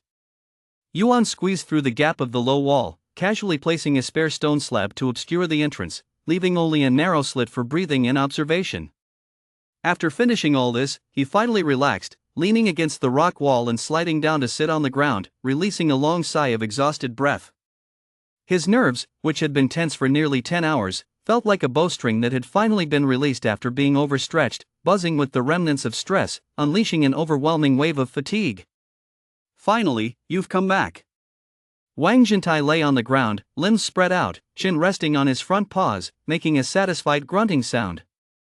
The recent charge and retreat were extremely exhausting, to the point where even the iron-backed lizard felt sore and weak in its muscles. Agu sat there sprawled out in the corner, tongue lolling out, gasping heavily. I feel like my soul has been scared away halfway. That arrow zipped past my ear in an instant. It nervously touched its ear tips with its front paw, as if it could still feel the airflow created by the arrow shooting through the air. Professor Dor is in the worst condition. The dodo bird is not known for its physical strength, and coupled with the tension, climbing, and the actions of throwing seeds, it is now almost completely exhausted. It leaned against a relatively flat rock, its chest rapidly rising and falling, having lost the strength to even preen its feathers. Its dark eyes were filled with exhaustion, yet deep within them flickered a bright light, the satisfaction that comes from applying knowledge to practice and achieving success. "We've all made it back alive," the professor panted, his voice weak even as it was conveyed through thought. "This is the greatest victory." Yuan glanced at his three teammates. Although Wang Jintai was tired, his amber eyes showed pure excitement and trust, making him more convinced of Yuan's command after a successful tactic. Agu still felt a lingering fear, but when looking at Yuan and the others, there was a mix of dependence and a hint of weak pride that I did it. Professor Dor resembled a weary yet satisfied old scholar who had exhausted his energy to complete a perfect deduction. "Well done, everyone." Yuan spoke, his voice sounding a bit hoarse in the cave, yet clear and strong. "We successfully drove back a team of human professionals and severely injured their healer. This means that, at least before the Blood Moon event, the direct threat from humans in this area may have been temporarily lifted." He paused and added, "More importantly, we proved that as long as we plan meticulously and cooperate well, we are not prey to be slaughtered." This statement noticeably lifted the atmosphere in the cave. Wang Jintai hit the ground with his tail and said, "That's right. That big-headed captain's shield got dented by me." Agu echoed quietly, I didn't run around either." Now, Yuan propped himself up, scanning the various parts of the cave. "The brief celebration is over. Now, we enter the countdown preparation phase for the Blood Moon event. First, reinforce the cave. This is our last bastion." Yuan walked to a sandy area and used his claws to outline the cave entrance and interior partitions. "Old Iron, you're in charge of the main offense. We need more stones. They should be large, heavy, and as regular in shape as possible for easy stacking. Priority should be given to transporting stones from the debris slope on the east side of the cave. The stones there are hard and the distance is short. Leave this to me." Wang Jintai perked up immediately, getting up and squeezing out. "Wait," Yuan called after him, "don't carry too much at once, and watch your surroundings. Use the juice of the cover-up grass to smear your path and transport marks. Safety first." "Understood." Wang Jintai nodded, dipped his claws in some leftover cover-up grass juice, smeared it on the edges of his scales and claws, and then darted out of the cave. "Professor," Yuan turned to Professor Dor, "you need rest, but there is a task that only you can perform. Use your ancient knowledge to carefully observe the rock wall structure of our cave. Especially at the junctions of the cave ceiling and the four walls, assess the most stable support points and potential weak areas. We need to know where issues are most likely to arise if large creatures impact from outside or if there is internal shaking." Professor Dor summoned his energy again, a faint white light enveloping him, and illusory books appeared. He walked around the chamber, his dark eyes carefully scanning every inch of the rock walls, occasionally tapping lightly with his beak and listening closely to the echoes. The thickness of this rock layer is about 2 meters, with a dense, stable structure. He stopped in front of one rock wall. Here, there are subtle stratification cracks. Although currently harmless, they could become a breakthrough point if subjected to continuous impact. He marked another spot. The rock mass above the vent is relatively thin, but the structural integrity is fair, as long as it doesn't get struck head-on. The professor assessed like a geological engineer, carefully providing evaluations. Yuan took notes seriously and marked the corresponding positions on the sandy map. "Agu," Yuan looked at the hyena, "your task is to patrol the perimeter and assist with the transport. Don't stray too far. Stay within a 50-meter radius around the cave. Use your danger sense to continuously scan. Any signs of movement must be alerted immediately. At the same time, help Old Iron identify smaller stones suitable for filling gaps." Agu nodded, liking this task as it allowed him to contribute while remaining relatively safe. "Leave it to me, Captain." Yuan also kept busy, focusing his energy to activate his Genesis water talent. This time, instead of generating drinking water, he evenly splashed large amounts of clear water on the cave floor, especially near the entrance and the base of the rock walls. Then, he used his water control ability to guide the water to permeate and moisten the sandy soil below. What is this for? The professor paused his inspection and asked curiously. To increase the soil's cohesiveness and weight, Yuan explained. Moistened sandy soil is denser and can better secure the base of the stone walls we are about to stack.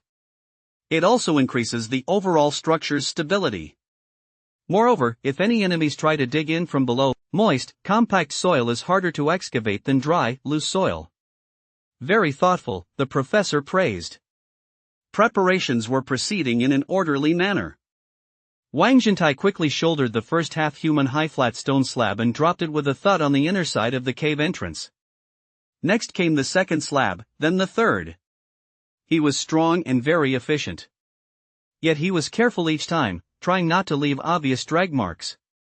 Agu patrolled the perimeter like a vigilant groundhog, ears perked up and nose twitching continuously. He found several stones of the right shape and carefully carried them back near the cave entrance. Occasionally, he would suddenly freeze, urgently reporting with his mind, a small herd of beasts is passing to the west. The threat level is low, but there are quite a few moving south. To the north, the smell brought by the wind is a bit mixed, as if many creatures are agitated. Chapter 37, They are coming. They're everywhere. All this information was recorded by Yuan as a reference for judging changes in the external environment.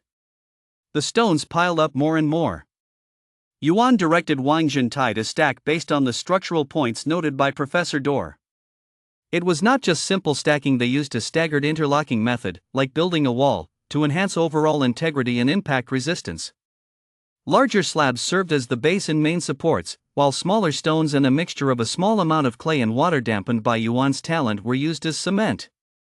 He tried to mix very fine sand with water and used the controlled water to squeeze out a sticky filling to fill the gaps. The entrance was gradually sealed, leaving only a window approximately 30 centimeters wide and 40 centimeters high. A long stone was used as a lintel above the window, and stones were also used to reinforce the sides. Yuan also wove a rough mesh with flexible vines, stretched it on the inside of the window. This blocks small creatures or arrows from entering directly while still allowing for visibility and airflow. Just below the window, 20 centimeters off the ground, Yuan deliberately left several fist-sized holes. For ventilation, and also serves as drainage and an emergency observation hole, he explained. The entire reinforcement project lasted for over half a day.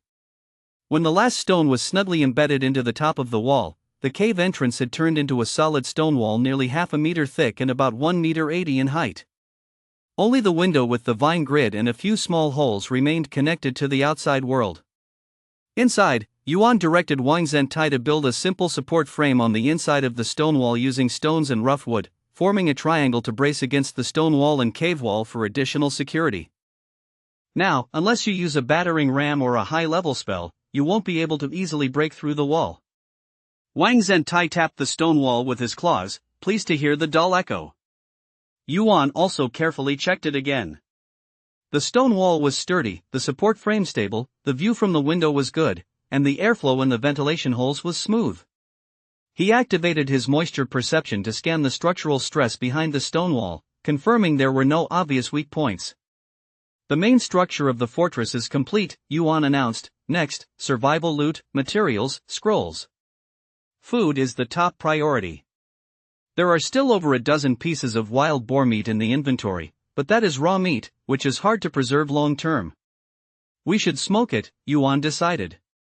He cleared an area in the deepest part of the cave, near the ventilation opening. He built a simple smoke oven with stones. The bottom layer left space for fuel, with dry hardwood and a type of aromatic wood identified by Professor Dor, which burns slowly and produces moderate smoke.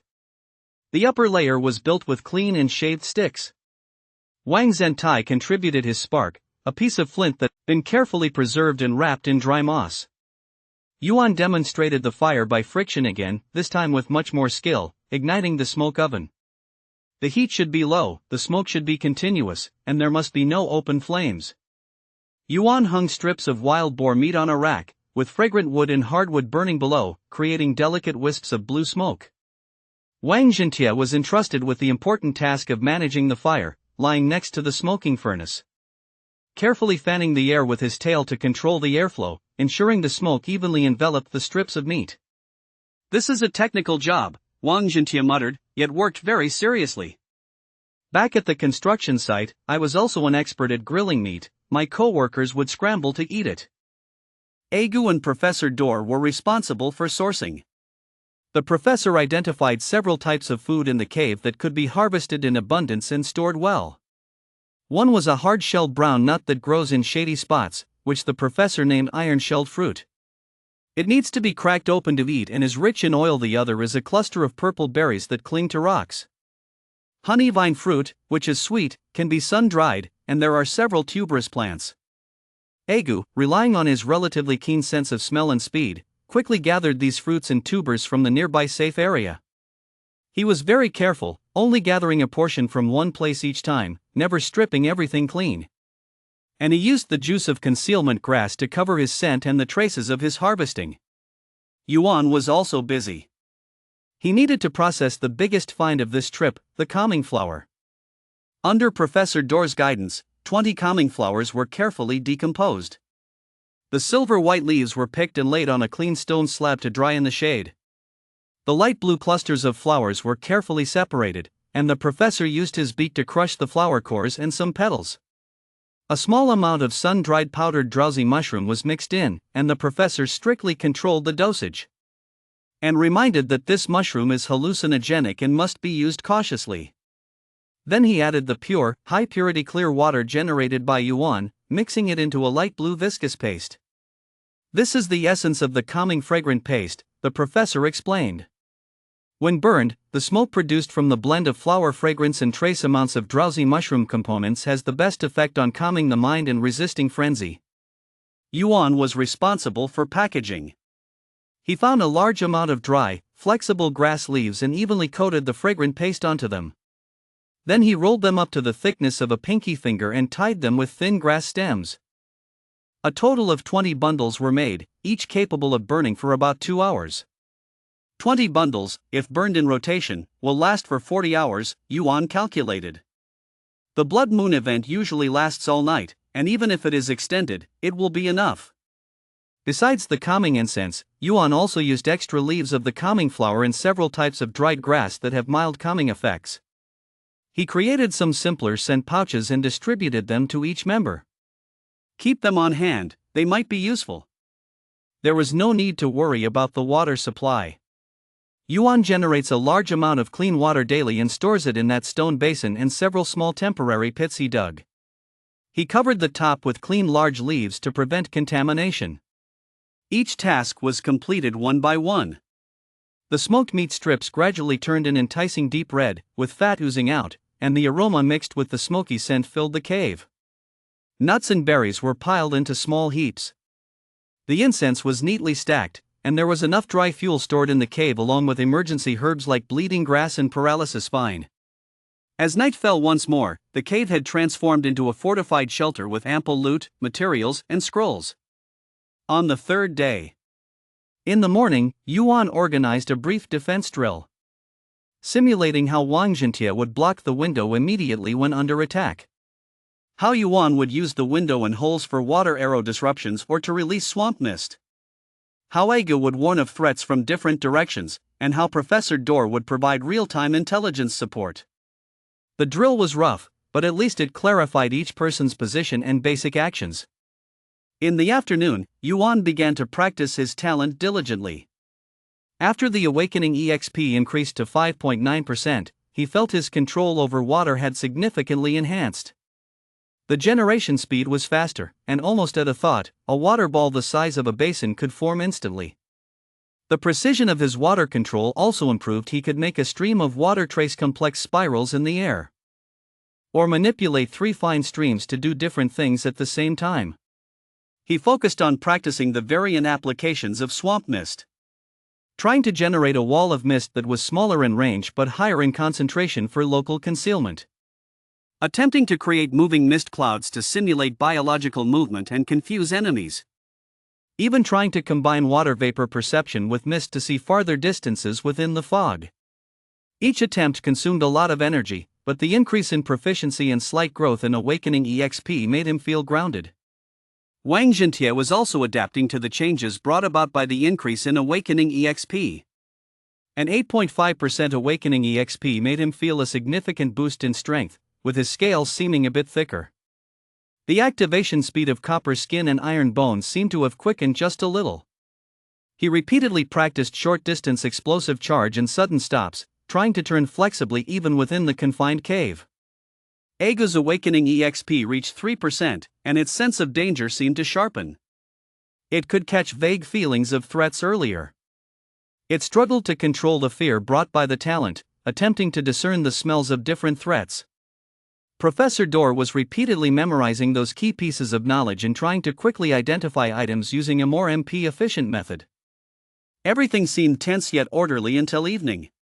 Agu, who had been on alert near the cave entrance, suddenly let out a short startled cry.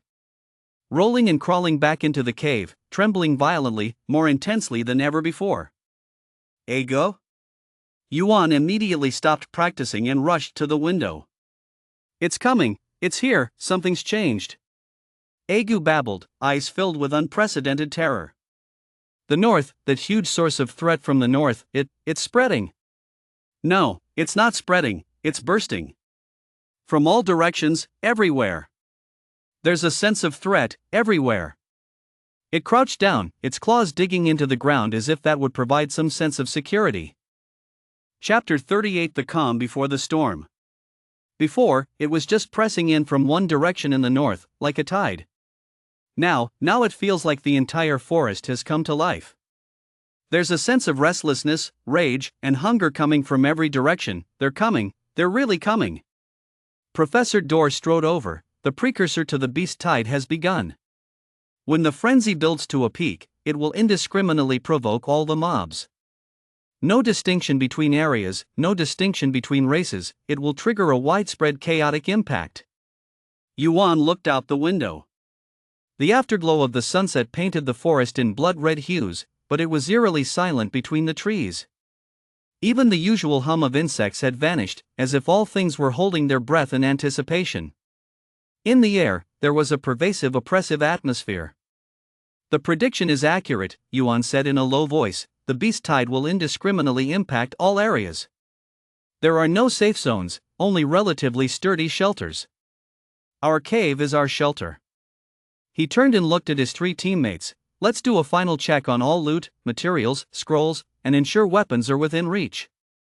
Tonight, we will hold this place, unless the cave is breached, or if there is a life and death reason to go out, we will not step out even a single step. Inside the cave, bioluminescent moss provided basic illumination. Yuan lit a small fire in a corner away from flammable materials, not for warmth or light, but so that the flickering flames could provide some psychological comfort. The four of them sat around the fire, with smoked meat and nuts placed in the center. The soothing incense had not yet been lit, it was the last reserve. The atmosphere was somewhat heavy. The dead silence outside the cave made the heart feel tighter than noise. Agu occasionally perked up its ears, its nostrils flaring, its body trembling slightly. Professor, Yuan initiated to break the silence. You are a historian with extensive knowledge. Why not, tell us a story. About the Dodo, or something else. Just consider it a moment of relaxation before the battle. Hearing this, Professor Dor puffed up his chest and adjusted his feathers with his beak. The firelight flickered in his dark eyes, making him appear slightly less stern and more gentle. All right, the professor slowly began, his mental voice steady. Then let me tell you the true history of the Dodo and why it went extinct. The Dodo was native to the island of Mauritius in the Indian Ocean. It was a beautiful and isolated island, with no natural enemies and an abundance of food. Through a long process of evolution, they lost the ability to fly, their wings regressed. Their bodies became awkward, but their temperaments were gentle, and they hardly knew fear. Until humans arrived. The professor's voice dropped. At the end of the 16th century, European sailors discovered Mauritius. For the seafarers on long voyages, the island's flightless, fearless, and reportedly succulent birds became easily accessible fresh meat. They were so easy to catch. Just walk up and knock them out with a stick, or easily catch them barehanded. They didn't even know to run away, sailors slaughtered them for food and also for entertainment. At the same time, invasive species brought by humans, such as ship rats, pigs, and monkeys, began to destroy the dodo's nests and eat their eggs. In less than 100 years, the professor paused, the firelight reflecting a distant look in his eyes. The dodo, a species that had thrived on the island of Mauritius for millions of years, completely disappeared from the earth. The last dodo died around 1681. By the time the world truly realized its unique talent, only a few rough paintings and some skeletal specimens remained, along with prejudiced labels like foolish and clumsy. The cave was silent, with only the crackling of the burning fire. I once faced a dodo skeleton specimen in a museum, the professor said softly. It was then that I thought, if they had known fear, knew how to hide, knew how to resist, even just a little, would the outcome have been different? It raised its head and looked at Yuan, Wang Jintai, and Ago. Now we have come to this world, transformed into different forms. Perhaps this is a chance that fate has given us. In this world where the weak are preyed upon by the strong and crises lurk everywhere, we can no longer be like the dodos on Mauritius that do not know fear. We must be, the professor's voice grew firm, dodos that understand unity, understand planning. Dodos that know how to utilize all wisdom to survive. Not to conquer, but merely to survive, to avoid repeating history. Ago listened intently, not realizing when it had stopped trembling. Wang Jintai pondered while lightly tapping the ground with his tail. Yuan looked at the professor, slowly nodded. The professor is right. Survival comes first. And wisdom is our greatest reliance. It's your turn now, Captain. Wang Jintai shouted, trying to dispel the somewhat heavy atmosphere. Tell us about your time in college. What was college like? More interesting than a construction site? Yuan chuckled, picked up a piece of smoked meat and put it in his mouth, chewing slowly. College, it's just a bunch of half-grown kids, leaving home, learning independence, learning knowledge, and also learning to be foolish. He began sharing interesting stories from the dormitory. His roommate, who stayed up all night cramming for an exam, ended up sleeping in the exam hall. The canteen lady who always spills food. The wailing during late-night gaming sessions. And that night of graduation, when the brothers were completely drunk. He described it vividly, with Wang Jintai listening intently, occasionally exclaiming, "Did that really happen?" His remark, that reminds me of those kids on my construction site." "What about you, buddy?" Agu whispered, curious about Wang Jintai's stories. "Me?" Wang Jintai perked up. "When I was on the construction site, there were plenty of stories. Once, I almost bulldozed the foreman's temporary shed while operating an excavator. And there was that time I bet some brothers that I could bend rebar with my bare hands, and won them a cigarette. The scariest part was when there was a collapse. I quickly pulled out 2 co-workers." He spoke animatedly, although the lizard's expression wasn't very clear. The emotions were vivid in its thoughts. With a strong street vibe and a simple sense of humor, he brought laughter to both Agu and Professor Dor. "Agu, what about you? What does a programmer do normally?" Yuan tossed the question to the hyena, who had been quietly listening. Agu shyly lowered his head. I just sit in front of the computer all day, writing code, fixing bugs. Sometimes it takes several days to get a program to run. It's pretty dull. But when you solve a problem, it's quite rewarding. Our group leader often says that the world of coding is logical, right is right, wrong is wrong, unlike now." He didn't continue, but everyone understood. In this world, logic often gives way to sharp claws and the instinct for survival. Each has its strengths, Yuan concluded, the strength and practicality of our buddy, Agu's vigilance and attention to detail. The professor's erudition and composure, and my little scheming. In this world, our past experiences have become our wealth. The campfire crackled, illuminating 4 distinct faces. At this moment, the differences of race and form seemed to be temporarily forgotten. A bond born from shared experiences and interdependence began to quietly grow in the small cave. This was a fleeting and precious moment of warmth before the storm arrived. Chapter 39, The Blood Moon Descends. The campfire burned fiercely, casting shadows on 4 animal faces. The oppressive feeling outside the cave grew heavier. Agu curled up in the farthest corner from the window, nostrils twitching, eyes darting fearfully in the dim light. It stopped trembling and fell into a rigid, highly sensitive state. "Captain," it sent out a voice with its thoughts, "the weather is about to change." Almost as soon as it finished speaking, the last rays of sunset filtering through the vine screen and observation hole were suddenly tainted by a deeper color. The color was a murky, viscous dark red. It was as if an invisible hand had splashed a lot of blood onto the sky's canvas, allowing it to seep, bleed, and spread. Inside the cave, the glow of the phosphorescent moss became airy and faint against this dark red backdrop. "The moon," Professor Dorr murmured, moving to an observation hole, straining to look outside with its black eyes. There was no usual process of moonrise. That full moon just hung abruptly over the tree branches in the east. It was not a silver plate, nor a jade wheel. It was a huge, round moon, as if it had just been fished out of a blood pool, the blood moon. The dark red, nearly black light offered no softness, laying coldly and cruelly upon the earth. The forest was coated in a layer of ominous scarlet outlines, tree shadows twisted and elongated like countless grim, monstrous hands. Announcement: Blood Moon event has begun, lasting 12 hours. All mobs awakening EXP acquisition efficiency plus 100%, but enter a frenzy, state aggressiveness plus 300%, sanity 80%. Wishing all survivors good luck. The cold system prompt echoed in the minds of all the survivors. It's begun. Yuan's voice was calm. He had already risen, grasping a wooden spear, standing in the best observation and defense position inside the window. Almost in sync with the system prompt, the dead silent forest was completely exploded.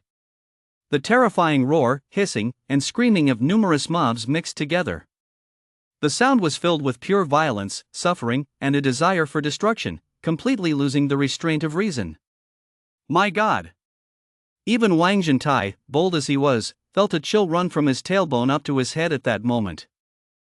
Agu emitted a suppressed whimper, feeling the threat brought by Talon wash over its nerves like a tsunami. From all directions, up and down, there were deadly red alarms. It bit down hard on its forepaws, using pain to fight against the instinct to flee. Professor Dorr closed its eyes, took a deep breath, and when it opened them again, only the calmness of a scholar remained in its black eyes. Records are accurate. The light of the blood moon itself contains wavelengths that trigger frenzy. It did not finish its sentence, suddenly pausing, carefully sensing itself, then looking at Yuan and Wang Zhentai. A hint of surprise flashed in its eyes. "Wait, my thoughts are very clear, and I feel no sense of frenzy. What about you guys?" Yuan immediately self-checked. Power surged within him. The perception brought by awakening EXP seemed sharper, and the flow rate of his blood felt a little faster. A faint impulse to vent power emerged, but reason still felt normal. He looked at the status panel, and the status bar showed no signs of frenzy.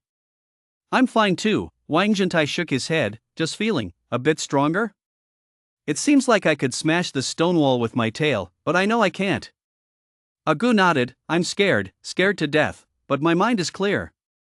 Yuan suddenly understood. The blood moon categorizes us as mobs because our physical bodies are essentially mobs. So we gain a boost in physical attack power, while the negative effects on our sanity apply only to our souls. But our souls are human, so we are exempt from the negative effects of losing sanity. This is a huge advantage. In an environment filled with madness, maintaining clarity is the greatest survival asset. "Look outside," Wang Zhentian exclaimed. The 4 animals gathered at the observation hole. Under the scarlet glow of the blood moon, the forest resembled a hell on earth. A group of crystal horned deer, usually gentle, now had red eyes and steam billowing from their nostrils. They rampaged wildly through the forest, easily snapping trees as thick as a bowl. Blood and bark covered their antlers, and they even clashed with each other, the sound of cracking bones clear to hear. Further away, a small pack of shadow wolves were tearing each other apart, completely disregarding their kinship as their claws ripped flesh, blood flying.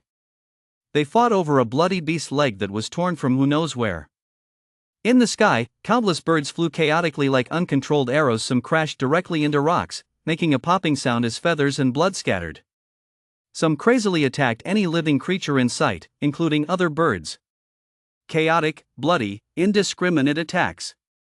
This is the definition of rampage. Genesis water talent, Yuan whispered, then activated the skill, Mist of the Marsh. A thick white mist erupted around him, trying to fill the area in front of the cave. It obscured the windows, blurring their presence. However, the light of the blood moon, the dark red glow, seemed to have a peculiar penetrating or purifying quality.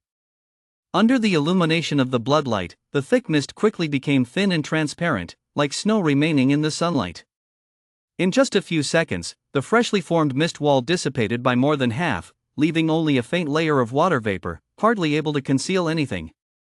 Has it failed? Wang Zhentia's eyes widened. It's not that it has failed, it's been neutralized or dispersed by some energy in the light of the blood moon. Professor Dor quickly analyzed, in a blood moon event, all methods that rely on curse, elemental, or life skills for stealth or illusions are likely to be severely weakened. This is a night of slaughter that forces all creatures to confront each other directly. As if to corroborate the professor's words, chaotic footsteps interspersed with gasping sounds came from outside the cave. And a rumbling growl full of aggression. 3 pairs of crimson eyes appeared at the edge of the bushes right in front of the window under the scarlet moonlight. They were 3 sturdy gray wolves, drool dripping from their exposed fangs. Their fur was stained with blood who knows whose, and their eyes reflected nothing but a frenzied desire to kill. Tier 1 mobs, frenzied gray wolves. They had discovered this suspicious cave entrance and sensed the presence of life within. Roar! The leading gray wolf let out a howl, digging its hind legs into the ground, and charged towards the stone wall blocking the entrance. Boom! The dull impact reverberated through the entire cave, the stones grinding against each other with a grating sound that made one's teeth ache. Hold it! Yuan shouted. Wang Zhentia was already in position, his massive frame pressed against the inner support. For limbs firmly gripped the ground, using his shoulders and back to brace against the inside of the stone wall. The gleam of his coppery skin flowed over his surface, almost merging him with the stone wall. The tremendous force of the impact came through the stone wall. Wang Zhentia groaned, leaving shallow marks on the ground, but he held firm. Almost simultaneously with Wang Zhentia bracing against the impact, Yuan's wooden spear shot out from the gaps in the vine net. This thrust gathered his entire strength. Chapter 40, Awakening EXP increased dramatically. PFF. The wooden spear accurately pierced the side of the leading gray wolf's neck that had lifted slightly from the impact. It sunk 3 inches deep, and blood instantly gushed out. Awoo! The gray wolf yelped in pain, its red eyes filled with enhanced madness. It did not retreat. Instead, spurred on by pain and the smell of blood, it became even more frenzied, ramming again into the stone wall. The other 2 gray wolves also jumped in simultaneously, scratching madly at the stone with their claws, bumping against it with their bodies, and using their heads as battering rams. Dong dong dong. The stone wall groaned under the continuous impacts. Yuan saw a smaller stone block used to fill the gap at the edge of the window crack under the intense vibrations. This won't work. Yuan's mind raced. The wooden spear's lethality is limited. It's hard to deal a fatal blow to Tier 1 frenzied mobs with tough hides and thick flesh. And the stone wall cannot withstand the continuous impacts. Wang Zhentia can hold firm, but the wall itself will break. The 3rd gray wolf opened its large maw, attempting to bite through the gap in the window. Its crimson throat and sharp fangs were just inches away, the stench of heat hitting his face. He tightly gripped the wooden spear in his left hand, while his right hand suddenly shot out, fingers splayed. Aimed right at the snapping mouth of the gray wolf. Genesis water talent, Sky. Inside the gray wolf's mouth and nasal cavity, a large, dense body of water instantly formed. Splash!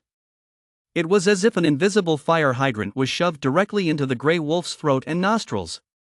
A basketball-sized mass of clear water exploded without warning in the gray wolf's tightly closed mouth and blocked nasal cavity, filling it. Wow Garuru! The gray wolf's biting motion suddenly distorted, its bulging eyes filled with absolute agony and choking terror in the red. It wanted to close its mouth, but it was filled with water. It tried to breathe through its nose, but its nasal cavity was also blocked by water. It shook its head violently, retreating, its claws futilely scratching at its own face, body spasming from lack of oxygen. In just a few seconds, the previously fierce and frenzied wolf collapsed to the ground. Its limbs twitched, foam mixed with blood oozing from its mouth and nose, gradually becoming still. Successfully killed a Tier 1 frenzied gray wolf, awakening EXP plus 4.4% base kill plus level up plus blood moon efficiency bonus. A system prompt echoed in Yuan's mind, and a noticeable warm current surged through his body. His control over water seemed clearer, but he had no time to savor it at the moment. The other two gray wolves showed no reaction to their companion's violent death, even becoming more frenzied and attacking harder. Yuan proceeded in the same manner. Target, the second gray wolf. This time, as it slammed sideways into the stone wall, Yuan precisely controlled the position of the water sphere to cover its face and nose. Struggling, it fell. Successfully killed a Tier 1 frenzied gray wolf, awakening EXP plus 4.4%. Only one more remains, the injured Wolf King. It seemed to sense danger, hesitating slightly in its crashing motion. Its crimson eyes fixed intensely on Yuan behind the window, emitting a threatening low growl from its throat. Yuan calmly stared back at it, raising his right hand again. The Wolf King instinctively tried to shut its mouth tightly and pull back. However, Yuan's target this time was the neck wound that had already been pierced by a wooden spear. He manipulated the water vapor lingering in the air and the moisture from the blood flowing from the Wolf King's wound. His intention pierced deeply into the wound, clustering and expanding near its trachea. Gulp ow. The Wolf King's eyes widened, choking sensation exploding from within, scratching frantically at its neck with its claws, tearing the wound wider, but it was futile. In the end, it also collapsed in a pool of blood. Successfully killed a Tier 1 frenzied gray wolf, awakening EXP plus 4.4%. Cumulative awakening EXP increase, 13.2%. Current awakening EXP, 19.1%. 3 faint white lights rose from the wolf's corpse, condensing into a vine box slightly larger than the previous loot box from the wild boar. Yuan didn't even have time to check, directly storing it remotely using inventory. Captain, that was awesome. Wang Jintai felt the impact stop, sighed in relief, and shouted excitedly. That move of yours was incredible. Closing the door, no, shutting the mouth and hitting the dog. Don't relax. Yuan urged, his face somewhat pale. 3 consecutive high-intensity, high-precision internal water operations had drained a lot of his MP. His temples throbbed, but the 19.1% awakening EXP made him feel a significant boost in total MP and recovery speed. He looked at Wang Jintai and ago, did your awakening EXP change? Wang Jintai paused for a moment, checked his status panel, and grinned. It increased by 4.3%, now at 12.8%. I feel a bit stronger, it waved its claws, creating a rush of wind. Ago said weakly, I only increased by 1.1%, now at 4.1%. I just feel like my nose is a bit more sensitive. I can distinguish slightly different scents among those frenzied odors now. Professor Dor said, I've also slightly increased, about 0.7%, now at 1.9%, retrieving knowledge seems a bit faster. The team had grown amidst the crisis, but Yuan felt no joy at all. Because a greater crisis has already been drawn in by the sounds of the recent battle and the scent of blood. The ground begins to vibrate rhythmically and dully, as if a giant is stomping. A bare paw, covered in matted black fur and comparable to a cave opening, appears in the crimson moonlight as it pushes aside the remaining bushes outside the cave. Right after that, a massive bare head appears, requiring them to look up with great effort to see its full outline. Its crimson eyes shine like 2 bloody lanterns, fixated on the cave entrance. It stands up on 2 legs, revealing a chest covered in old scars and muscular knots, standing nearly 4 meters tall. Tier 2 mob's giant berserk black bear. Roar. The roar creates visible sound waves, mixing with the smell of blood and gravel, smashing into the stone wall. The vine grid at the window is instantly torn apart, filling the observation hole with a nauseating stench. The giant bear does not hesitate. Its palm, as big as a basin, slaps down heavily on the center of the stone wall. Boom! This strike is far beyond what a gray wolf could achieve. The entire cave shakes violently, as if it were experiencing an earthquake. A large amount of debris and dust falls from the ceiling, making the glow of the fluorescent moss flicker intensely. The stone wall blocking the entrance emits a series of despair-inducing cracking sounds, centered on the point struck by the bear's paw. Spiderweb-like cracks instantly spread out, with a few blocks of stone bursting loose. Hold on! Wang Jintai roars hoarsely, his copper-skinned, iron-boned glow shining brighter than ever. He puts all of his strength behind the support, every scale on his body trembling at a high frequency. Together with the stone wall, they withstand this terrifying blow, and the ground beneath his feet is crushed into two shallow pits. The stone wall does not collapse immediately, but it is already on the verge of falling, with cracks expanding and stones loosening. Yuan is shaken, feeling his blood surge, with a buzzing in his ears. He stares intently at the terrifying beast outside, his mind racing at an unprecedented speed, analyzing every possible chance in this dire situation. Can they fight it head-on? Absolutely no chance. Wang Jintai might be able to withstand one blow, but what about the second and third? A Tier 2 against a Tier 0 unranked is simply overwhelming. Even if they manage to injure the bear, with its berserk curse, elemental skills, life skills, and rage, it could easily shred all of them before dying. Retreating deeper into the cave? That's likely a dead end. Even the guys from Silver City 3 years ago couldn't get out from there. The cave is this small, with nowhere to hide once the wall breaks. It's like a fish in a barrel. Escape? Outside, there's a storm of beasts under the blood moon. Rushing out now would instantly make them the targets of countless crazed mobs. To create a variable, they need to use the environment. His gaze quickly sweeps across the cave. Chapter 41, A Desperate Situation. Escape. The cave ceiling? Rock structure. Suddenly, he remembers Professor Dor's inspection during the day. The rock above the vent is relatively thin, but the load-bearing structure is acceptable as long as it doesn't get hit head-on. A crazy plan takes shape in an instant. Old Iron, how many more hits can you take? Yuan speaks rapidly. 2 hits, 3 at most. It's too powerful. Wang Jintai grinds his teeth in response. Blood has already started to trickle from the corner of his mouth, a sign of internal injury from the shock. Listen. Yuan uses all his mental strength to instantly implant the plan into the minds of his 3 teammates. We need to trigger a small-scale collapse to trap or heavily injure the bear. Then, take the opportunity to escape through the cracks we create, aiming for the direction of the Emerald River. The terrain by the river is complex and might allow us to maneuver. Professor, immediately gather all the calming incense near the cave entrance for backup. Agu, wait for my signal. You run to the deepest part of the cave and unleash the most mournful howl you can muster. Attract the black bear's attention, making it focus its attacks right in front of the cave entrance. Old Iron, after the next strike, I'll signal you to immediately roll sideways and backward, away from the front of the stone wall. I'll create the conditions for the collapse. Understood.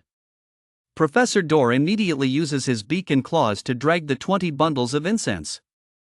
I will scream my heart out.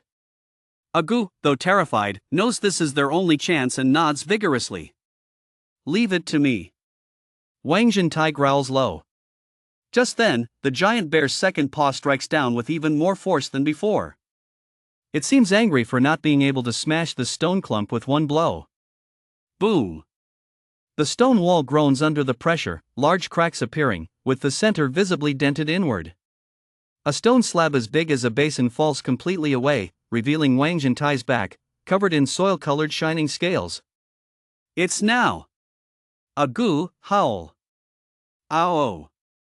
Agu closes his eyes and uses all his strength to emit the characteristic high-pitched, mournful, and relentless wail of a hyena. This sound reverberates and amplifies in the relatively enclosed cave, particularly piercing to the ears. The giant bear outside indeed becomes attracted by this continuous provocation, its crimson eyes locking tightly onto the direction of the sound. It adjusts its posture, raising its massive paw high. Preparing to unleash a third, and determined strike against the stubborn stone shell and the tiny bugs inside. Now! Yuan's eyes shine, and he slams both hands against the cave wall. Using all his MP to unleash his talent. The target is not the giant bear, but the ceiling of the cave. The area above the vent marked as being thinner by the professor, and the crevice connecting the wall to the mountainside. He draws on all the moisture stored in the stone basin, small pits, and in the air within the cave. He channels, infuses, and forces it into the stone with all his might. His mind acts as the most delicate probe and the highest pressure water pump, forcibly injecting a large amount of liquid into every tiny crack in the rock. Water enters the crevices, and the pressure multiplies. This is one of the commonly seen principles of rock disintegration in geology. At the same time, the giant bear's third paw, carrying the power to destroy the stone door, crashes down. Boom, crack. This time, the sound is completely different. Not just the sound of impact, but also mixed with the sharp, grating noise of the internal structure of the rocks collapsing, causing an awful shiver to run through one's teeth. Under the terrifying force of the giant bear's impact, and with Yuan using water pressure to pry apart the internal structure of the rock in advance. Above the stone wall, where it connects to the mountain, there truly occurred a small-scale landslide. Rocks of various sizes, mixed with soil, cascaded down with a thunderous roar, hitting the giant bear that had just completed its strike and had yet to retract its paws. In particular, a main rock as big as a millstone smashed violently into the giant bear's left shoulder and half of its chest. Roar! The giant bear let out a painful roar, its massive body staggered from the blow, and it began to tilt to the side. Its left arm hung down unnaturally, half of its body buried under the collapsed rocks and soil. It was successful. But it was only a temporary entrapment. The landslide also blocked off more than half of the cave's entrance. But it also revealed a gap above to the side, about the size of a basin, resulting from the shifting rock layers, leading who knows where. Quick, dig, expand that gap, Yuan ordered urgently, while keeping a close watch on the struggling giant bear. The giant bear was furious, frantically clawing at the rocks on its body with its intact right arm, its strength astonishing, clearly about to escape. Its blood-red eyes locked onto the cave, opening a maw wide enough to swallow the entire opening, letting out a deafening roar, with a stench-laden gust of wind bursting forth. Now's my chance. Yuan's eyes glinted with ferocity as he gathered all his strength, along with the enhanced control over water granted by his awakening EXP having just risen to 19.1%, concentrating it all into one point. He formed his hands to face the giant bear's roaring maw and unleashed a thick, high-speed rotating azure water column, about the size of his arm. This was the most extreme compression and acceleration of water that he could currently control. Like a high-pressure water drill, it shot straight into the giant bear's throat. Gulp! The giant bear's roar abruptly stopped and transformed into a miserable whimper. The water column rushed into its windpipe, and though it could not cause penetrating damage, the suffocation sensation instantly overwhelmed it. It instinctively tried to close its mouth to cough, but instead choked more water into its lungs. Its struggling movements suddenly stalled, and the violent clawing of the right paw slowed, its blood-red eyes beginning to roll back. "Hurry, Professor!" Yuan called weakly, barely able to stand that strike had drained him. Professor Dor was ready, quickly using its claws to pull 5 or 6 bundles of calming incense to the edge of the collapsed rocks, near the giant bear. Then it picked up a burning stick, whipped its head, and tossed the stick onto the incense bundles. The dry incense bundles ignited instantly, emitting a rolling cloud of light blue smoke infused with a strange calming floral fragrance. Carried by the wind, it quickly spread to the area around the cave entrance, enveloping the giant bear that was suffering from suffocation and temporarily incapacitated, and drifting further into the forest. A miracle happened. Several low-tier berserk mobs, drawn by the bloodshed and noise, loitered nearby. Like a few red-eyed meerkats and several scaled vipers, upon sensing this smoke. Their movements noticeably slowed, and the red in their eyes seemed to lighten. They no longer rushed forward eagerly. Instead, they paced nervously around the edge of the smoke, emitting confused hisses. The calming incense had limited effects on completely berserk high-tier mobs, but seemed to provide some degree of comfort and distraction to these low-tier mobs. "It's opened, Captain, it's opened," came Wang Jintai's excited shout. With sharp claws and brute strength, it forcibly expanded the rock crevice, which was about the size of a basin, into an irregular opening barely enough for it to squeeze through. Outside was the other side of the slope, with no mobs in sight for the time being. Retreat, quickly! Yuan shouted while forcing himself. Wang Jintai was the first to crawl out, then provided cover outside. Professor Dor grabbed the remaining incense and shoved it into its backpack, clumsily but swiftly climbing through the cave entrance. Agu rolled out. Yuan took one last look at the chaos within the cave and the terrifying giant bear enveloped in smoke outside the entrance. He took a deep breath and bent down to crawl through the crevice. Behind him lay their impending collapse of a temporary home. Ahead was an endless forest sea, shrouded in crimson and boiling with beasts. Go, toward the riverbank. Yuan determined the direction, pointing toward where the sound of water from the Emerald River faintly emanated. Chapter 42, Third Tier Magic Crocodile. Follow me, don't fall behind. Yuan whispered, his body moving like a gray shadow under the blood moon. To the left, 30 meters, two berserk honey badgers fighting. They pose low threat but are very annoying, avoid them. Agu's voice rang out urgently in the mental channel of the four. It ran behind Yuan, its hyena instincts allowing it to maneuver swiftly through the complex terrain, yet fear still caused its voice to tremble. Its keen sense of danger became the most valuable guiding light, sorting through the chaotic, violent threats, struggling to identify the relatively safe paths. Wang Jintai brought up the rear, its heavy footsteps causing a dull thud on the ground. It occasionally looked back, its amber-slit pupils scanning the area warily, the bony plates on its back slightly flaring, ready to counter any attacks from behind. Professor Dor was protected in the middle. The dodo bird desperately moved its short legs, its chest heaving violently, yet it remained silent, following closely. 50 meters ahead, open space, safe path, wait. A goose suddenly slammed to a halt, its fur bristling. Something is rushing in fast from the right. First tier, medium-sized, straight-line charge type. Before the words finished, the bushes on the right exploded. A crazed wild boar with blood-red eyes and drooling tusks burst forth like a runaway war chariot. It was clearly chasing something, but upon spotting Yuan and the others, it unhesitatingly changed direction and charged straight at them. Moving at extreme speed, kicking up soil and broken branches. Old iron! Yuan shouted. Leave it to me. Wang Taizhu roared, charging straight towards the wild boar.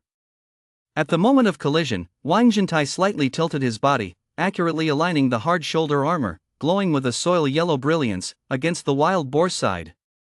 At the same time, its thick tail whipped the ground like an iron whip, forcibly shifting its charging trajectory half a step. Boom! A dull thud accompanied by the crisp sound of bones cracking. The wild boar's frantic charge was abruptly cut short, its massive inertia well done, a go! Yuan praised, continuing to run. Cough cough puke it nearly bit the professor. A go ran while gagging, but her eyes held a strange light. Successfully assisted in killing a Tier 1 crazed venomous viper, awakening EXP plus 4.4% blood moon efficiency bonus. The notification echoed in Ago's mind. Professor Dor, still shaken, had fear written all over his dark eyes. Thank you. Before he could finish his sentence, his foot suddenly tripped over a tough vine hidden beneath the fallen leaves.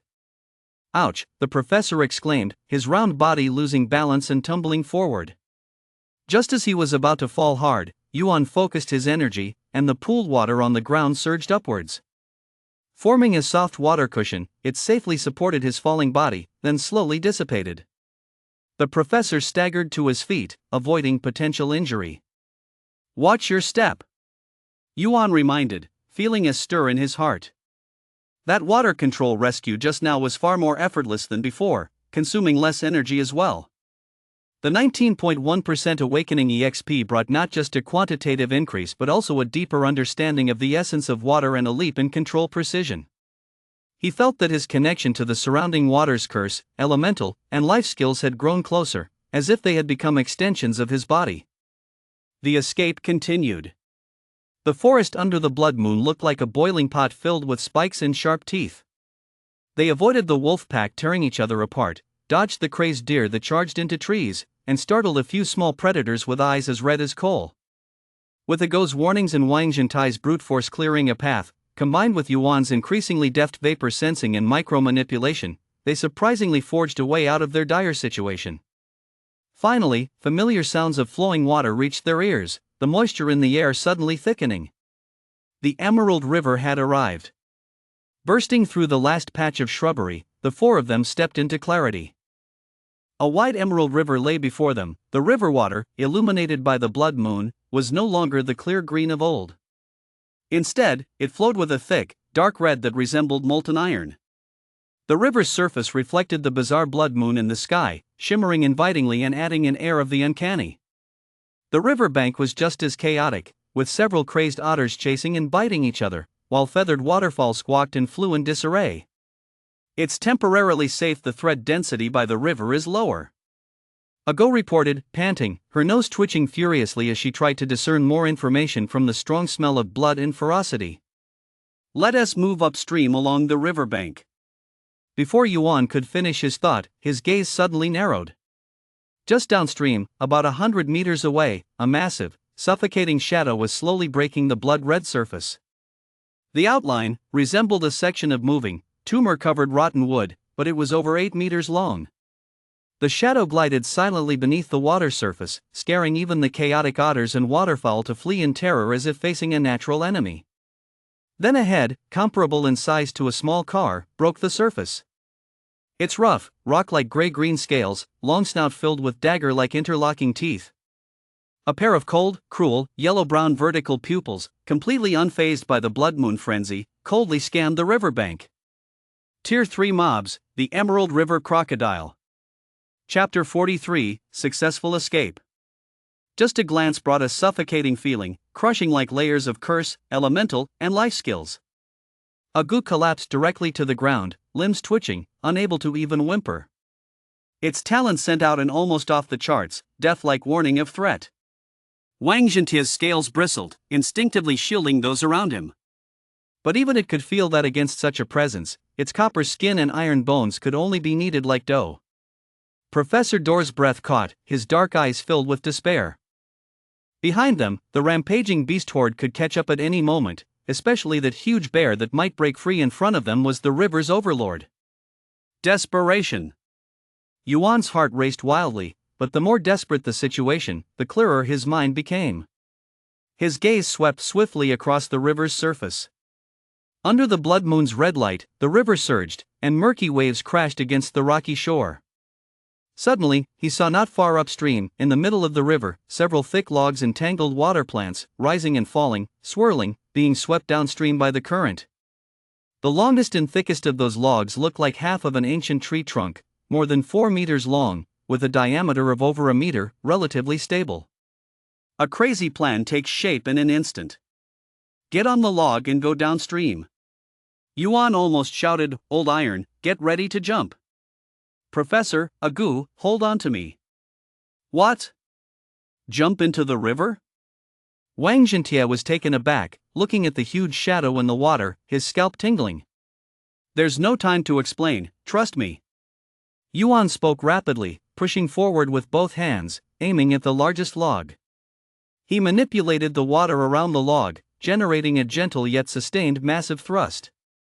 At the same time, he adjusted the water flow direction, bringing the log closer to their position at an astonishing speed. The log seemed to be drawn by an invisible hand, cutting through the dark red water waves and quickly drifting closer.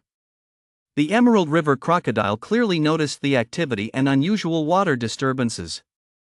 Its cold yellow-brown vertical pupils turned this way, its massive body began to pivot, approaching slowly but exuding a sense of despairing pressure. "Now's the time, jump!" Yuan shouted sharply as the log was about to graze a large rock at the shore. He leaped first, landing lightly on the thinner end of the log, his feet securely gripping the slippery surface. At the same time, he coiled his tail around Professor Dor, who jumped down behind him, helping stabilize him. Agu screamed and shut her eyes as she jumped out, landing beside Yuan, her claws digging into the log. Old Iron gritted his teeth, exerted himself, and his massive body leapt up thunderously. Boom! The log sank violently, almost capsizing, the waterline nearly submerging its edge. Wang Zhentia had half his body submerged in the water, hastily grasping onto the branches and protrusions on the log with his claws and tail. "Control the water, boost." Yuan's forehead veins bulged, crazily injecting the remaining MP into talent. The river water behind and beside the log seemed to be fitted with propellers, suddenly accelerating, swirling, generating a strong forward thrust. This enormous log, carrying 4 oddly shaped passengers, shot forward like an arrow released from a bow, racing down the swift current. The speed instantly increased. The Emerald River crocodile clearly didn't expect these little insects to dare to play in the water beneath its nose, and to do so skillfully. It let out a low growl, its massive body bursting forth with an agility unfitting its size, swinging its giant tail and crashing through the waves in pursuit. The yellow-brown vertical pupil locked onto the log, the distance slowly closing. Water splashed up several meters high beside it, intimidating in its power. It's catching up. Agu glanced back, nearly fainting from fear. Speed up. Yuan gritted his teeth, a trace of blood seeping from the corner of his mouth, the headache from MP depletion making him feel unbearable. But he pressed on, squeezing the enhanced control and recovery powers brought by the increased awakening EXP to the limit. The river water around the log surged like boiling, the thrust increasing further. The log was nearly jumping across the surface of the water, achieving an astonishing speed.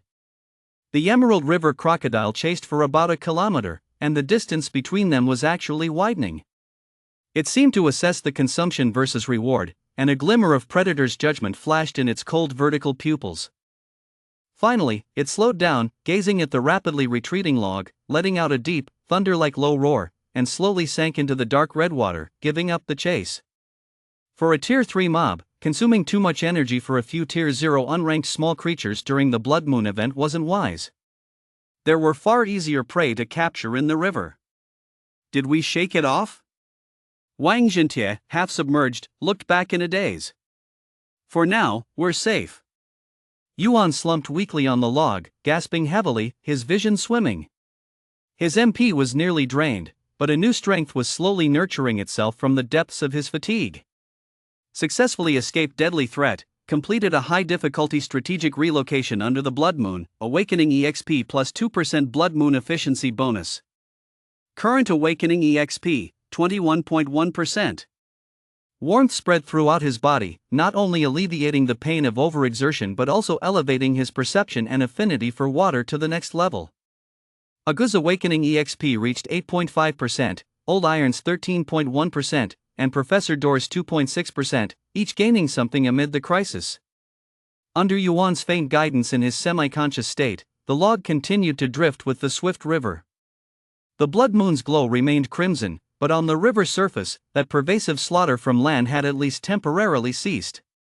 Only the sounds of the flowing water, the wind, and the occasional distant, crazed roars echoing from the dense forest on both banks remained. Unknowingly drifting for how long, perhaps 5 kilometers, or even further. Yuan was awakened by Wang Jintie's shout, "Captain, there's a river bend up ahead, the water's flow has slowed, and there's a shallow bank and a pile of stones nearby." Yuan steeled himself and looked ahead. The river bend here made a sharp curve, causing the water to flow gently, with a shallow bank made up of pebbles and larger rocks appearing on the right side. Behind the pile of stones, the steep riverbank formed a natural barrier, making the position relatively concealed. "Get close, come ashore." Yuan's voice was hoarse. He struggled to control the water, gently pushing the wood towards the shallows. Wang Jintie jumped down first, stepping into the knee-deep water, using his body to support the wood so that Yuan, Agu, and Professor Door could make it safely ashore. The 4 of them stumbled up the stone pile, hiding behind a massive, sloping rock. They were backed by the high riverbank and faced the flowing river, with stone piles on either side offering concealment in only one direction from which enemies could approach, making it easy to defend but hard to attack. Exhausted. The Blood Moon had already risen to the west, indicating at least 6 hours had passed. Yuan leaned back against a rock and checked his condition. He had multiple scrapes and bruises over his body, his left wrist was slightly sprained from the impact, but nothing was severe. The most troublesome was the headache and weakness caused by MP depletion. However, with the significant increase in awakening EXP, his recovery speed had noticeably improved. Hunger and fatigue hit him like a tidal wave. "First, let's eat something to regain our strength." Yuan took out some cured wild boar jerky from his inventory and distributed a large piece to each person. He took a big bite for himself. The energy-rich mob meat went down smoothly, immediately warming and nourishing his dehydrated body. As he ate, he carefully experienced the changes brought by a 21.1% increase in Awakening EXP. Chapter 44, Obtaining the Greatsword. The enhancements to his basic qualities such as strength, speed, and endurance were comprehensive, but not exaggerated. The most significant changes were still focused on MP and control over water. Now, he didn't need to concentrate hard. The distribution of water vapor within a 50-meter radius appeared in his perception as naturally as breathing. Captain, it seems like your ability to manipulate water has gotten even stronger. Wang Zhentie said with his mouth full of meat, mumbling, "That force when pushing the wood, it felt like it had a motor or something." That's due to the increase in Awakening EXP, Yuan explained, looking at Agu and Wang Zhentie. How do you guys feel? Wang Zhentie waved his hand. I feel stronger, and my scales seem to have hardened a bit too. He tried to activate his copper skin and iron bones ability. The earthy yellow light flickered faster than before, and its duration seemed to extend by a fraction of a second. Agu licked his lips, still relishing the feeling of biting and killing the venomous snake.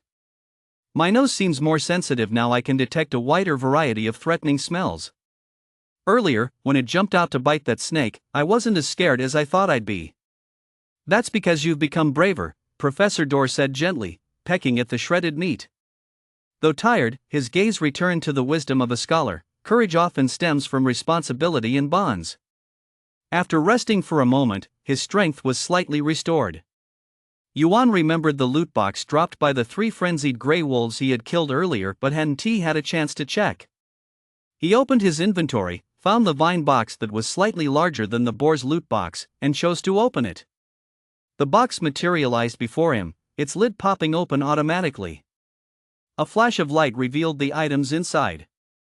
On the left, neatly stacked were 60 pieces of cut wolf meat, dark red in color and faintly radiating energy fluctuations. In the middle were 3 familiar deep purple fragments of various Tier 1 random upgrade loot, materials, scrolls. But the most eye-catching item was a weapon lying quietly on the right. It was a typical greatsword used by humans. The sword was about 1.2 meters long, thick and wide, forged from a kind of gray-black metal. Its spine was hefty, with sharp edges on both sides, exuding a chilling gleam. The crossguard was simple and functional. The hilt was wrapped in non-slip leather. Although a bit worn, it was still sturdy. The whole sword had a solid contour, lacking any gaudy decorations, radiating a unique aura of battle on the battlefield. Obtained, Tier 1 mobs wolf meat 60. Obtained, Tier 1 random upgrade loot, materials, scrolls fragments 3 total, 410. Obtained, refined ironwood greatsword, a weapon forged by human blacksmiths by mixing ironwood cores with black iron, solid and durable, with good armor-piercing effects against low-tier mobs. Note, it seems to belong to a fallen human soldier. A human greatsword. Wang Zhentie curiously leaned over to take a look.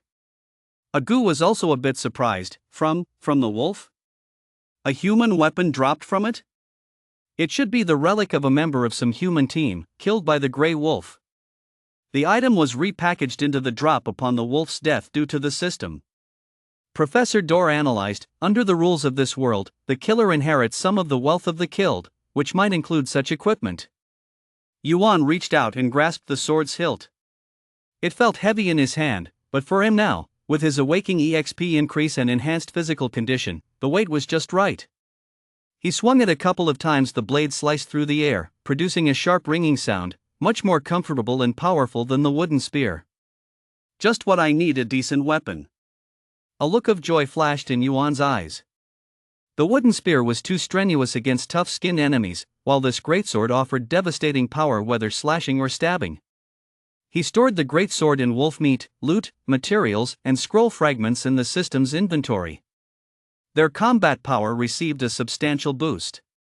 Captain, look at this!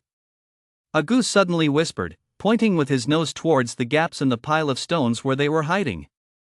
Deep within the stone crevice, illuminated by the glow of fluorescent moss and the dim light of the blood moon, several clusters of translucent light blue crystals were growing.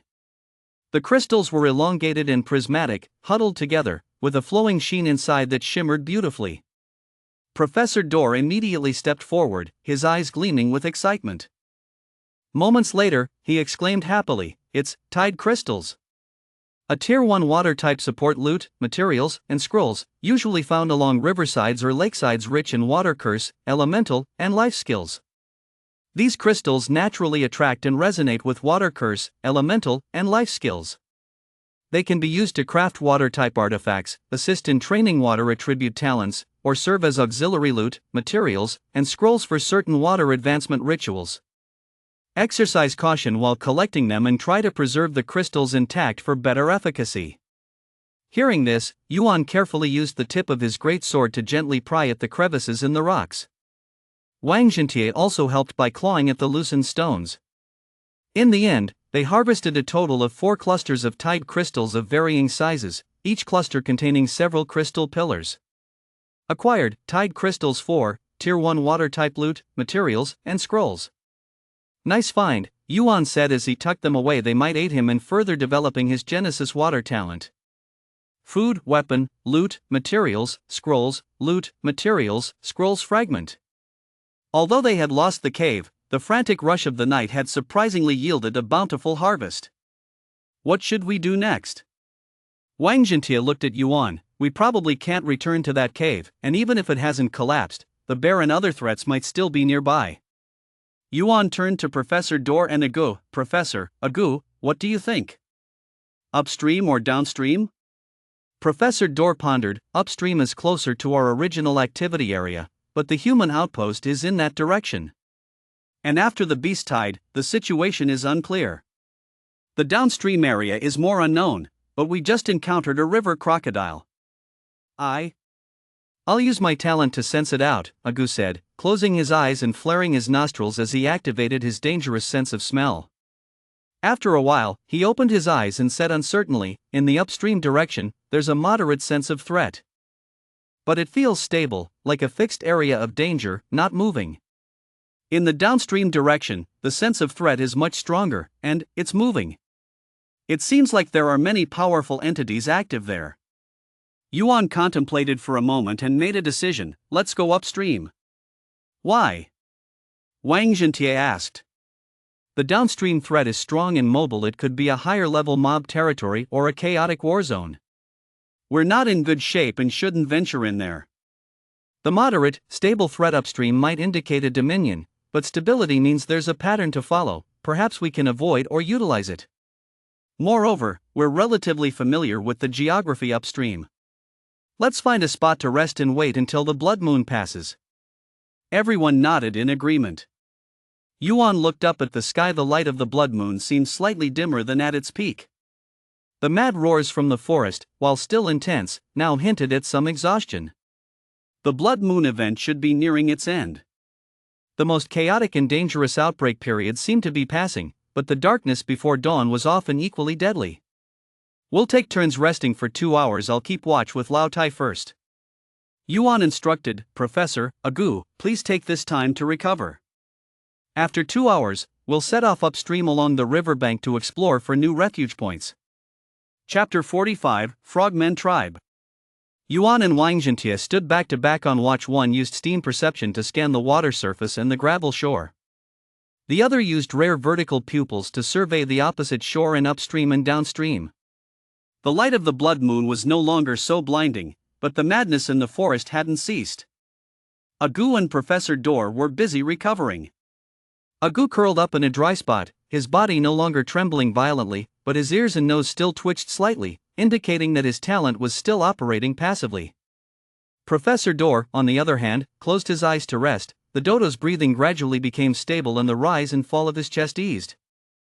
During these 2 hours, Yuan also took the time to deeply experience the new sensations brought about by the awakening EXP increase. Most notably, the capacity and quality of his MP had both enhanced. The headache and weakness from previous overexertion recovered much faster than expected. His perception of the surrounding moisture became more refined. He could even vaguely sense the slight differences in flow speed, temperature, and turbidity in different areas of the nearby river. When manipulating the water flow, the sensation of control became clearer, and mana consumption was significantly reduced. "Time's up," Yuan opened his eyes, looking at Professor Dor and Agu. How are you feeling? The professor nodded. I'm about 3/4 recovered and can act normally. Agu also stood up, shaking the water droplets off his body. I'm all right now, Captain. All right, let's set off upstream. Yuan gripped the newly acquired ironwood sword tightly, the leather handle rubbing against his palm, bringing a sense of reassurance. The four left the stone pile and re-entered the sparse forest by the riverbank. Wang Zhentie took the lead, carefully pushing aside vines and bushes with his massive frame, trying not to make too much noise. Agu followed closely behind, his nose twitching constantly, and his eyes scanning alertly for any sign of movement. Professor Dor walked in the middle, with Yuan bringing up the rear, alert to both humidity and visual cues.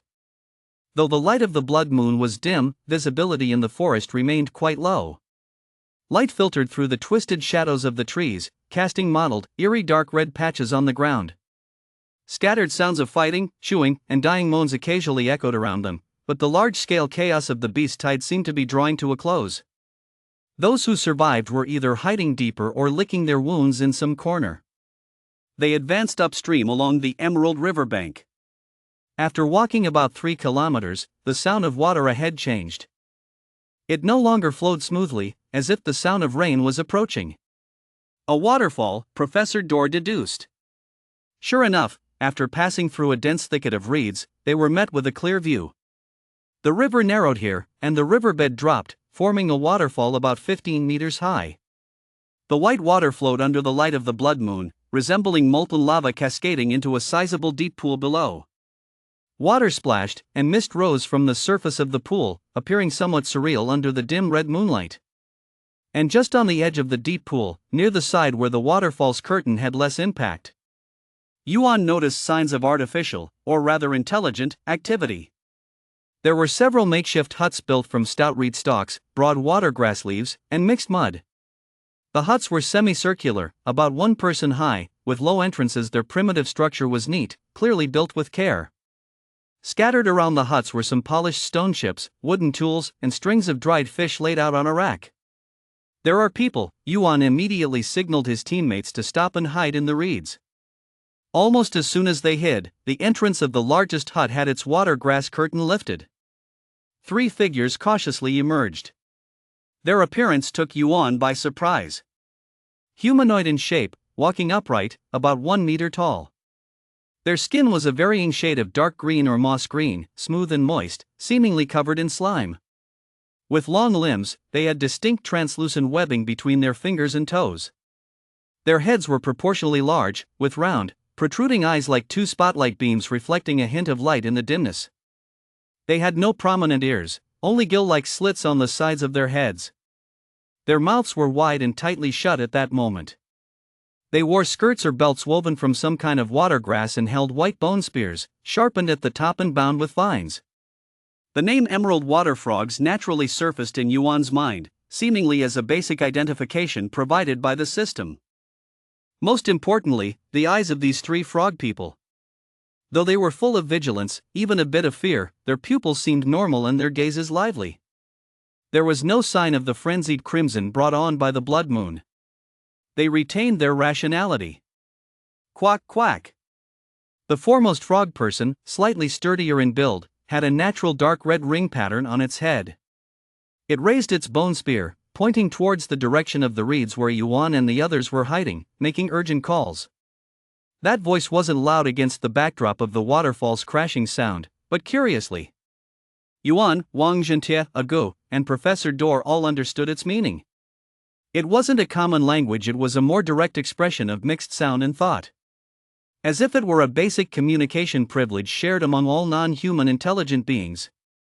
The message was, leave. This is our territory, intruders, leave. They are not crazy? They can still speak? Wang Zhentie whispered, full of astonishment. Primitive intelligent beings, it seems the blood moon's frenzied effect is ineffective on them, or they have special ways to resist it. Professor Dor quickly analyzed, from their structures and tools, their level of civilization is not advanced. They are at a primitive tribal stage but indeed possess intelligence and society. Attempt to communicate, Yuan decided. He slowly rose from behind the reeds, but did not fully step out. At the same time, he planted the sword on the ground, spreading his hands to indicate he meant no harm. He opened his mouth and emitted a soothing chattering sound like a monkey, injecting a clear thought into the sound. We mean no harm. We are just passing through, looking for a safe resting place. We do not wish to fight. The frog people on the other side clearly froze for a moment. The leader with the red ring tilted its head. The vigilance in its round eyes did not disappear, but there was an added hint of confusion. It seemed not to expect that this monkey could also perform clear mental communication. It croaked a few more times, its meaning slightly more relaxed, yet still firm. Leave. The pool is our home, not for outsiders. Communication seemed to reach an impasse. Yuan's mind raced, considering whether to showcase military strength as a deterrent, offer some benefits in exchange, or simply retreat and seek another place. However, just at this moment of stalemate, a disturbance suddenly occurred. A goose suddenly emitted a warning, underwater, at the bottom of the pool, many, fast, threat level, first tier, 5 of them. Almost simultaneously with a goose warning, the water surface close to the waterfall of the deep pool suddenly exploded. 5 massive shadows, as thick as water buckets, covered in fierce black and yellow intertwined ring patterns. Like arrows shot from a bow, they surged out of the water, directly targeting the area where the frog people's huts were. Chapter 46, The Ghost Pattern Python. Those were 5 ghost pattern pythons. Each one was 7 to 8 meters long, the snake's body as thick as a water bucket, with triangular heads. Crimson eyes flickered with light under the blood moon, their tongues flicking in and out. They were clearly affected by the blood moon, driven into a frenzied state. And it seemed that the blue water frogmen were their favored prey. It's the ghost pattern python. Our natural enemy, cried the frogman leader in a panic. But it didn't flee. It lifted its bone spear and shouted at the 2 other frogmen, "Protect our home, protect the eggs." The 3 frogmen were trembling in fear, their skin color paling somewhat. Yet they still held their bone spears upright, ready to face the charging giant python. However, their bone spears appeared so thin and powerless in front of the thick python. And the enraged ghost pattern python, in its berserk state, far exceeded its normal speed and aggression. The first ghost pattern python had already charged forward, swinging its body to strike the frogman leader with its tail. The frogman leader agilely jumped back, dodging the strike, and took the opportunity to thrust its bone spear at the body of the python. Clang! The tip of the bone spear slid off the tough scales of the snake, leaving only a white scar. The python recoiled in pain, swinging its massive head, and opened its enormous mouth, coming in with a bloody gust. The other 2 frogmen were entangled by 2 other pythons, facing dire circumstances. Their bone spears struggled to penetrate, forcing them to rely on their agile movements to dodge. But the shack area was too small, and they were about to be driven into a corner. The other 2 ghost pattern pythons seemed to be attracted by the presence of living creatures from Yuan's side. The crimson snake eyes shifted toward the reed thicket, its body slithering toward this side. "Captain!" Wang Jintai called out quietly, already in a charge stance. "Help them!" Yuan decided in an instant. There were 3 reasons. First, the ghost pattern pythons were a common threat. If they weren't dealt with, Yuan's side would also suffer. Second, helping the frogmen against their natural enemies was the best opportunity to build trust. Third, these frogmen were able to remain rational under the blood moon and had settled here. They must be familiar with the surrounding environment, making them valuable sources of intelligence and potential allies. Old Iron, deal with the one on the left. Agu, provide warnings and containment. Professor, find a chance to use the paralysis vines to interfere. I'll handle the one on the right and then support the frogman. Yuan rapidly issued commands while gripping his great sword tightly, leaping out from the reed thicket. The ghost pattern python charging towards Yuan became more excited when it saw its prey actively approaching and opened its mouth wide to pounce. Yuan did not meet the attack head-on. He pushed off the ground and leaped to the side while slashing down with the basic sword technique. Clang! The blade of the sword fiercely scraped against the python's underjaw, producing a shower of sparks. A tremendous force surged through, causing Yuan's arms to go numb, but the sword successfully skewed the python's attack trajectory, and its head passed close to his side. Such tough scales. Yuan thought in amazement the armor-piercing effect of this great sword had a bit of trouble against a first-tier python's defense. His mind raced as he abandoned the pursuit of cutting through and changed strategies. Water bind. He held out his left hand, aiming at an area behind the python's neck. Several ropes of water, each as thick as a human arm and entirely composed of high-speed spinning water, appeared out of thin air. Like tendrils with curse, elemental, and life skills, they wrapped around the python's neck and the front part of its body.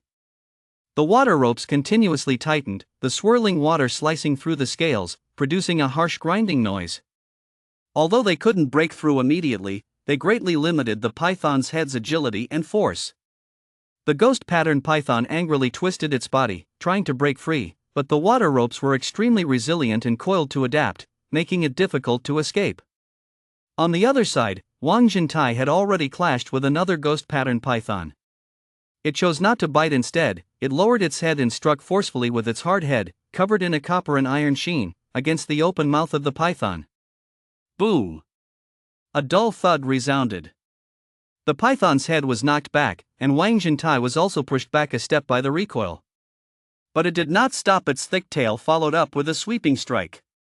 With a loud bang, the tail struck the python's midsection, sending it sliding several meters and crushing a patch of reeds. Agu moved swiftly on the outskirts, continuously barking with threats and provocations to draw the python's attention and disrupt its judgment. It was clever, never approaching too closely, always maintaining a safe distance.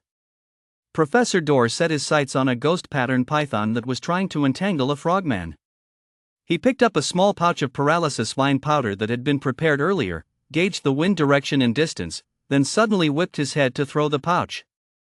The pouch exploded near the python's head, releasing a light purple powder. The python inhaled a small amount, and its movements momentarily froze. The frogman that had been attacked took the chance to escape, giving a frightened croak in the direction of the professor, seemingly expressing gratitude. At this moment, the frogman leader was in the most precarious situation. It was being sandwiched between the initially largest ghost-patterned python and another. It already bore several bloodstreaks from being struck by the python's tail, and its movements began to slow. It looked like a python's body was about to successfully wrap around its legs.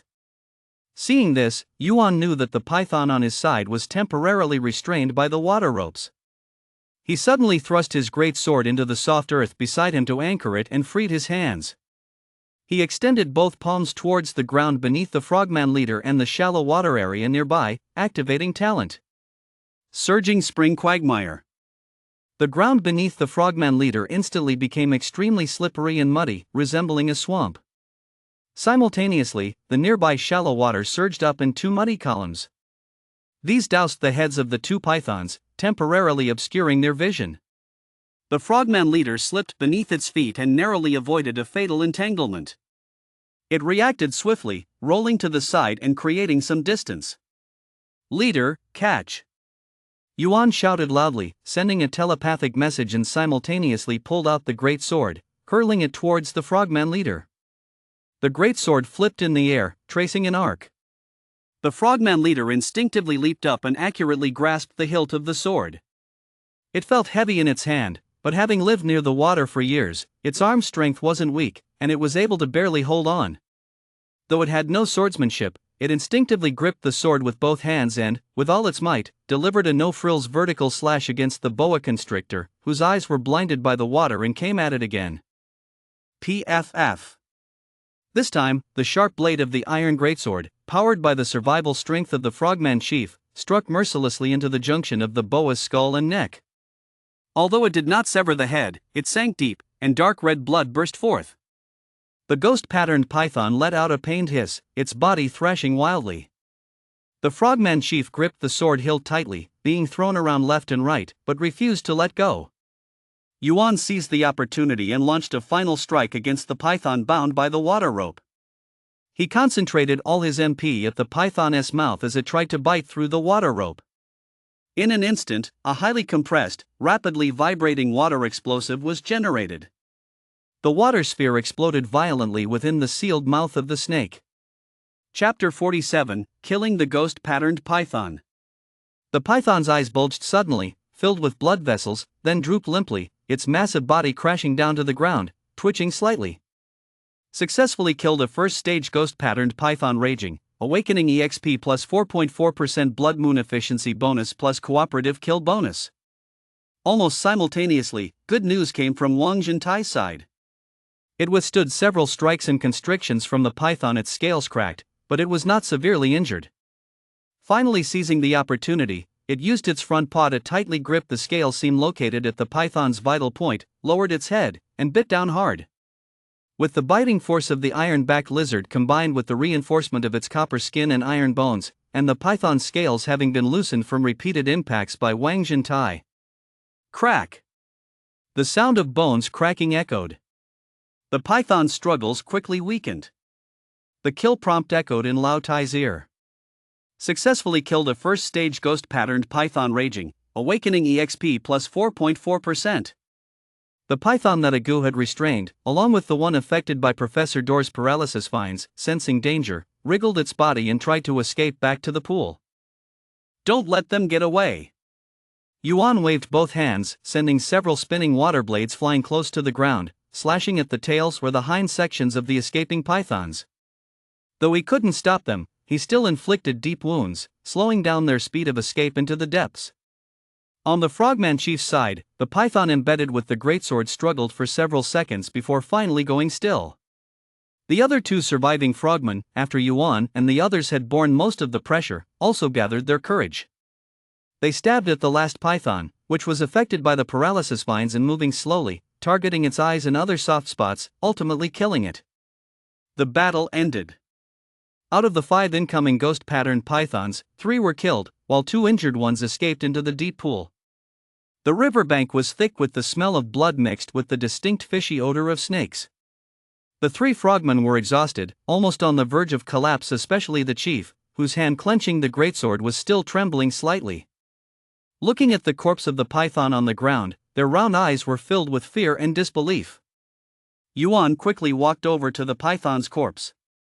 3 faint white lights rose, coalescing into 2 vine chests the 3 dead pythons contributed to. He did not hesitate and immediately stored them in his system inventory. Only then did he look at the Frogman Chief, extending his palm in a gesture of friendship. "Are you all okay?" The Frogman Chief glanced at the greatsword in his hand, then at Yuan, suddenly making a gesture that left Yuan and the others stunned. It dropped the greatsword with a clang onto the ground, then laid its front limbs down, pressing its broad forehead tightly onto the ground. The other 2 frogmen immediately followed suit, prostrating themselves on the ground. The voice of the Frogman Chief came through telepathy, filled with excitement, awe, and fervor. "Spirit of water?" Yuan was stunned. Professor Dor immediately privately reminded him through telepathy, primitive worship. They saw you controlling the water flow and gave them powerful weapons.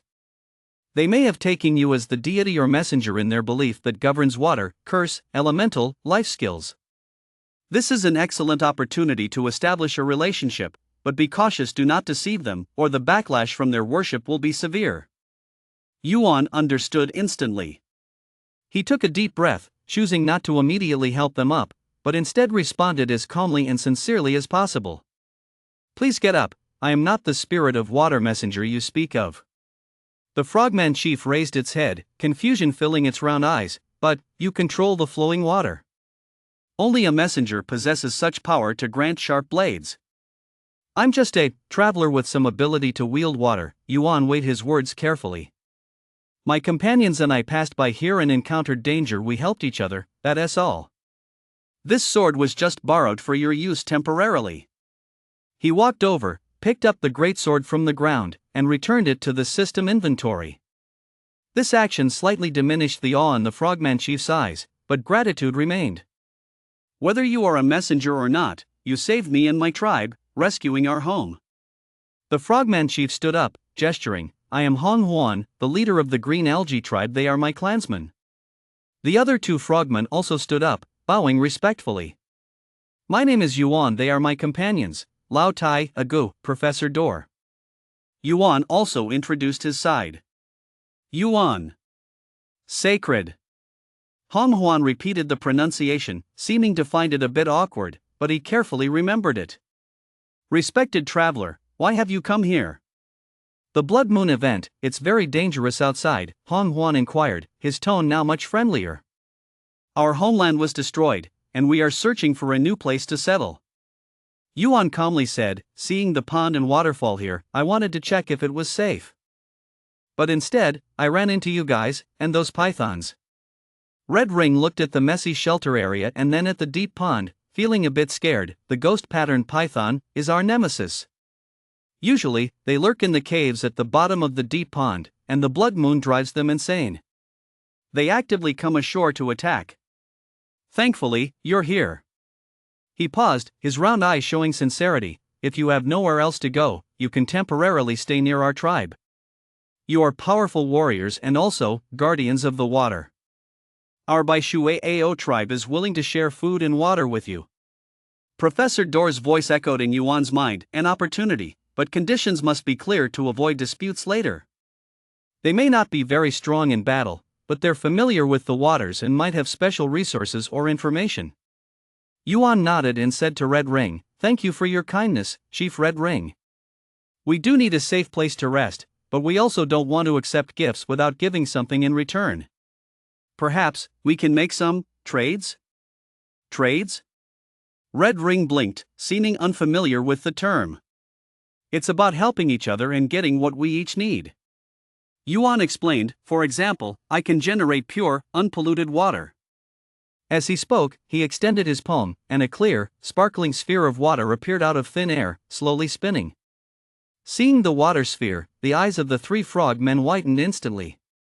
Red Ring was so excited that his skin darkened. Pure water, without green algae spores. No leaf rot toxins. This can cure green water disease. Green water disease? Yuan looked towards Professor Door. The professor quickly explained in a low voice, a disease that may arise from long-term consumption of unclean river water or contact with polluted water algae. It may be a common problem for frog people. Yuan understood that this pure water was not just a beverage for the frog people, but also a medicine. He continued, I can provide a certain amount of pure water for you every day to help you treat and prevent diseases. In exchange, we hope for: first, to allow us to set up a temporary residence in a suitable location near your tribe, without infringing on each other. If there are any ghost-patterned pythons invading again, we will help drive them away or kill them. Second, you provide us with some food, such as fish. Third, tell us about the dangerous areas and resource spots in this region to help us survive better here. Chapter 48, Water Curtain Cave. Red Ring hardly hesitated and immediately nodded. Agreed, I agree. The temptation of pure water, combined with the life-saving favor in Yuan's display of his water abilities, led this frog leader to make a decision. Pure water is very important to us. As for food, we have plenty of fish, and for information, we know a lot about what happens upstream and downstream of this river. He pointed above the waterfall, in the cliff's middle, there's a cave covered by vines. It's dry, spacious, and there's only a narrow path to get up, making it very safe. If you don't mind, you can stay there. That was where we used to hide from large terrestrial beasts, but we rarely go up there now. A cave in the cliff above the waterfall? Easy to defend, close to a water source, sounds very ideal. Can we go take a look? Yuan asked. Of course, follow me. Red Ring warmly led the way. He asked two clansmen to stay behind to tidy up the shelter and keep an eye on the deep pond, while he led Yuan and the four beasts. They took a concealed path along the edge of the pond that had been smoothed by the flowing water to go around to the backside of the waterfall. The path was slippery, but it posed no challenge to the agile Yuan and a go.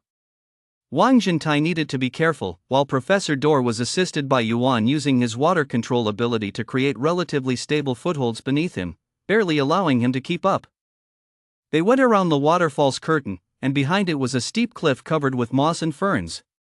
Red Ring pointed to the middle section of the cliff, about 20 meters above the ground. There, do you see those especially dense weeping vines? Behind them is the cave entrance. Yuan looked up, and sure enough, on a gray-black rock face, there was a large area of deep green vines hanging down like a waterfall, the leaves gliding gently in the wind. Without intentional guidance, one would never notice that there was something important behind it. How do we get up? Wang Zhentai looked at the smooth cliff, feeling troubled. There are natural hollows and stone ledges to climb. Red Ring pointed to the area left of the vines. We frog people can climb with our webbed hands and slime, but you might need to exert some effort. Yuan observed and indeed saw some protrusions and indentations suitable for climbing, but it would be difficult for the larger Wang Zhentai. I'll go up first and take a look. Yuan took a deep breath and started to climb using all 4 limbs. Using his hands and feet in coordination, his tail keeping balance, occasionally grabbing onto the protruding stone ledges. Sometimes stepping into rock crevices. After a few ups and downs, he was close to the area covered by vines. He grabbed a thick vine and tested it. It was very sturdy. With a mighty effort, he pushed aside the heavy curtain of vines, revealing a dark, gloomy cave entrance. The entrance was about 1.5 meters wide and 2 meters high, irregular in shape, but large enough to pass through. A dry wind, carrying a dusty scent, blew out from inside. Yuan squeezed inside. The cave was more spacious than he had imagined. At the entrance was a relatively flat platform. After walking in a few steps, the space opened up. It was shaped like an irregular gourd, divided into 2 rooms, inner and outer. The outer room was about 40 square meters in area, with a floor of dry sandy soil and gravel. The highest point of the cave ceiling was about 3 meters, with several natural cracks allowing faint daylight to seep in. The air circulation was good, and there was no feeling of stuffiness. The best part is that in the corner where the inner chamber connects to the outer chamber, there is a natural stone mortar the size of a wash basin, holding clear spring water. The spring water seeps out from the cracks in the rocks, dripping steadily, not much but continuous, forming a small pool. The excess water flows along an almost invisible stone trough deep into the cave wall, unknown where it leads. There's a stable underground water source. Yuan felt a surge of joy. This is simply the perfect stronghold. He returned to the cave entrance and shouted down, "Safe, great cave. Hey buddy, I'll make a rope out of vines to pull you up." The professor and Agu should be able to climb up on their own. Soon, with the help of the makeshift rope made of vines by Yuan, Wang Zhentai also successfully made it up. Agu and Professor Dor, using their relatively small size and certain climbing skills, also managed to enter the cave smoothly with Yuan's guidance and assistance. The red-ringed creature looked up from below, croaking a few times, meaning, "How is it? Is it suitable?" Yuan leaned out and nodded vigorously, "Perfectly suitable, red-ringed leader, thank you." "As long as you like it," Red-ringed replied happily. "So, is the deal settled?" "Water. Don't worry, I'll get it for you right now," Yuan said. "Do you have any containers?" The red-ringed creature immediately croaked a few more times. Before long, the 2 frogmen left below brought several large pottery jars made of river mud, each about half a person tall. It seems that although the green water algae tribe is primitive, they have mastered pottery making techniques. Yuan had Wang Zhentai use the vines to pull the jars up one by one. Then, he activated his ability inside the cave. Clear water flowed into existence, filling the jars. He controlled the flow rate and water volume, generating pure water for 5 large jars before feeling that his MP consumption was more than half. Then he stopped. "Here, these are for you first," Yuan gestured for Wang Zhentai to carefully lower the jars filled with water using the vines. The red-ringed creature and its clan looked at the 5 jars of clear, unpolluted water, so excited they wanted to jump up. To them, this was a divine gift. Regular clear water couldn't cure their green water disease, and even boiled water could only significantly alleviate it. "Great, great," the red-ringed creature thanked repeatedly. "We will also keep our promise." Food and information, coming right up. Soon, the frogmen delivered food as a gift, 10 bundles of dried dark green river algae. Professor Dor identified it as green water algae, which is rich in nutrients and one of the staples for the frogmen. Along with 20 salted and spiced dried fish, each the length of an arm. The frogmen also provided detailed information about the surroundings. About 2 kilometers upstream from the waterfall, there is a dangerous landslide area where rocks frequently fall. 5 kilometers downstream is the territory of the Emerald River crocodile. Definitely do not get close. Above the cliff behind the waterfall, there is a hill shrouded in mist. It's said there are stones that can move, possibly due to the Earth's curse, elemental, life skills creatures, or special terrain. Deep in the water pool, besides the lair of the ghost pattern python, there were also some iron-rich stones. And occasionally, luminescent pearl shells appear, but they are very hard to obtain. This information is incredibly valuable. Yuan made serious notes. After sending off the frogmen, the four returned to the brand new cave. The blood moon's light filtered through the gaps in the vines at the cave entrance and the cracks at the top, casting a dark red hue inside. But this place is dry, spacious, and safe. It's a vast improvement compared to that sandstone cave that ultimately fell. This place is pretty nice. Wang Zhentai excitedly looked around and swept the ground with his tail, saying, "It's even bigger and taller than our last cave." Ago also relaxed quite a bit, rolling on the dry ground. Finally, a decent place. I almost peed myself from fear of that python. Professor Dor had already started examining the cave structure and the spring water. Natural stone basin, water seeps through rock cracks, clear and sweet water quality. It's a good drinking source. The cave structure is stable, well ventilated, easy to defend but hard to attack, perfect. Yuan walked to the cave entrance, looking down at the waterfall and the wide pool. Under the blood moon, everything seemed surreal. But he knew they had finally found a base where they could catch their breath and develop steadily. "Let us give our new home a name." Yuan turned back, a slight, tired but genuine smile on his face. "Name it? I'm good at this." Wang Zhentai got interested, saying, "How about calling it Ironback Cave? Or Zhentai's home?" Ago whispered, "What about Go Cave?" Professor Dor pondered, based on the geographical features, it could be named Waterfall Backrock or Emerald Pool Hideout. Yuan listened to his teammates' suggestions, his eyes sweeping over the vines that hung down like curtains at the cave entrance. And the silver water currents faintly visible outside the vines. A name, filled with dark humor and nostalgia, popped into his mind. He smiled and said, "Let's call it Water Curtain Cave. How does that sound?" Water Curtain Cave? Wang Zhentai mused, is it because the entrance hangs with a curtain made of water? Yeah, quite vivid, fits the captain. Ago nodded as well, sounds good, monkey and water curtain cave are a perfect match. Professor Dor's dark eyes flashed with a somewhat amused understanding, quite intriguing and practical. Let us call it Water Curtain Cave then. Chapter 49, A New Beginning. The new base is hereby named. Next up, it's time to set up the work. Yuan divided the tasks. Old Iron, you're strong, take charge of cleaning up around that spring pool in the inner chamber and expand it a bit. Make it our main water storage and extraction point. Next, use stones to build a simple partition between the inner and outer chambers to differentiate the functional areas. Ago, you handle the early warning and support. Set up a simple alarm near the cave entrance using vines and stones for snares, connect them to things that can make noise easily. Professor, identify all the plants and minerals growing in the cave and see if there's anything useful. Also, plan the locations for the living area, storage area, and meeting area. I'll reinforce the cave entrance and create some defense mechanisms. Everyone sprang into action immediately. Wang Zhentai began moving stones to build walls, currently at 19.2% awakening EXP, with more strength and an astonishing efficiency. Ago collected many dry, hollow reed stalks and small stones. She set several concealed snares using vines inside the cave and at key points along the climbing path. Once triggered, they would pull the reeds to strike the stone walls or make stones roll and create noise.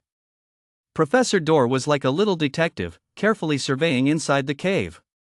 This rock wall is covered in luminescent moss, providing long-lasting dim light. There are small mica fragments beneath this sand, reflecting light. They may be useful for signal reflection.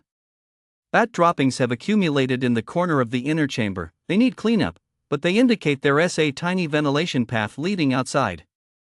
Yuan, for his part, used his great sword to chop some tough wooden stakes. On the inner side of the cave entrance, he drove in a few stakes at an angle, forming a simple horse-breaking barrier. He also designed a simple falling rock trap on the upper cave wall using vines and stones. Using a vine net to hold up a few rocks the size of heads, cutting the vine at the right moment could send them crashing down on enemies. He also used his water-controlling ability to mix the fine sand and dirt from inside the cave to make some adhesive, reinforcing the edges of the rock seams at the entrance. After being busy for an unknown amount of time, the cave gradually took on the shape of a home. The outer chamber was divided into several areas. Near the brighter part of the cave entrance, it served as a meeting and alert area, with a few flat stones as seats.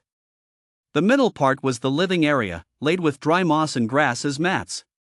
The inner chamber served as the storage area, where food, loot, materials, scrolls, and incense were categorized and stored. The spring water was expanded and cleaned, turning it into a clear and bottomless little pool, perfectly sufficient for daily drinking. Yuan even used his water-controlling ability to guide excess water flow to carve shallow grooves on the cave walls as emergency drainage channels, keeping the inside of the cave dry. Once all the initial arrangements were completed, everyone was utterly exhausted. But looking at this refreshed, well-defended, and fully functional new home, a strong sense of achievement and security welled up. Water Curtain Cave, this will be our base from now on. Wang Jintai lay on a stone in the meeting area, sighing in satisfaction. Ago lay on the dry moss mat, her tail swaying gently, appearing much more relaxed.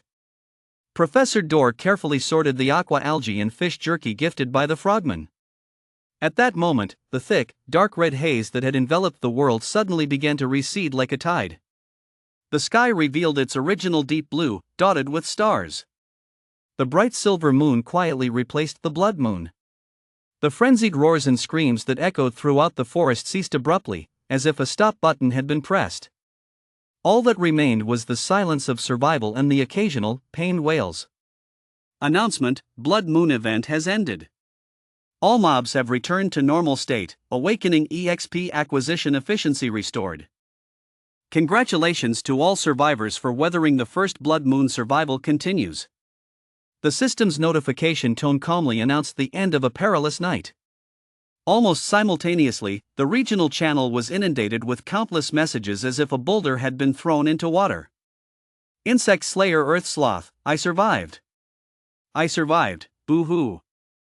Anonymous 1, I've lost my leg, bitten off by a crazed wild boar. Anyone with healing abilities, help me. Hunky Goblin, our team of 6 has only me and the captain left. Anonymous 444, the Eastern Rock Shield camp was overrun by beast waves, at least 30 have died. Da Vinci, the miasma from the corrupted swamp in the west seems to be spreading. Brothers near the edge, be careful. Little Fox, has anyone seen a silvery white fox? That's my sister transformed. Out on the streets, selling tier 1 stone-skinned wild boar leather in exchange for healing potions or food. Anonymous, 996 team up to clear the camp ruins, rewards will be given. Messages flooded in rapidly, filled with sorrow, despair, calls for help, and the relief and numbness of having survived. The death toll is likely to be staggering. Yuan silently closed the channel and looked at his teammates. Wang Jintai, Egu, and Professor Dor were also checking their status panels, expressions complex. There was apprehension, relief, and a slight thrill at seeing personal growth. Yuan brought up his own status panel. Name, Yuan. Race, Macaque Tier 0 unranked. Talent, Genesis Water Talent. Awakening EXP, 28.1%. Skills, Mist of Marsh, Water Binding, Water Bomb, Gushing Spring Quagmire. Status, Slightly Tired, Multiple Abrasions.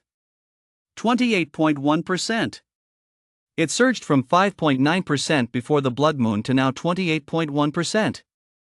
He increased by 22.2% overnight. Killing 3 rabid gray wolves contributed 13.2%. He solo killed 1 ghost-patterned python, with part of the joint kill contributing to the tally.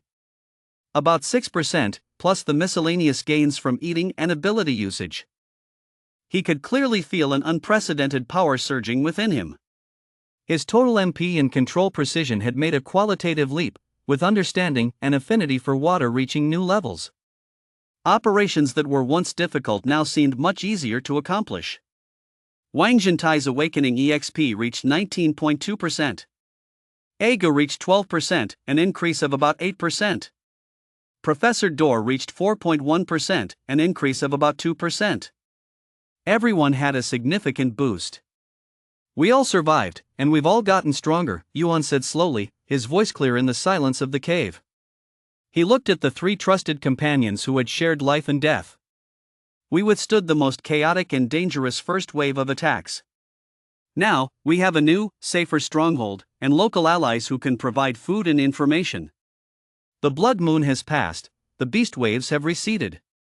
His gaze swept across the gradually clearing night sky outside the cave, his tone resolute and full of expectation.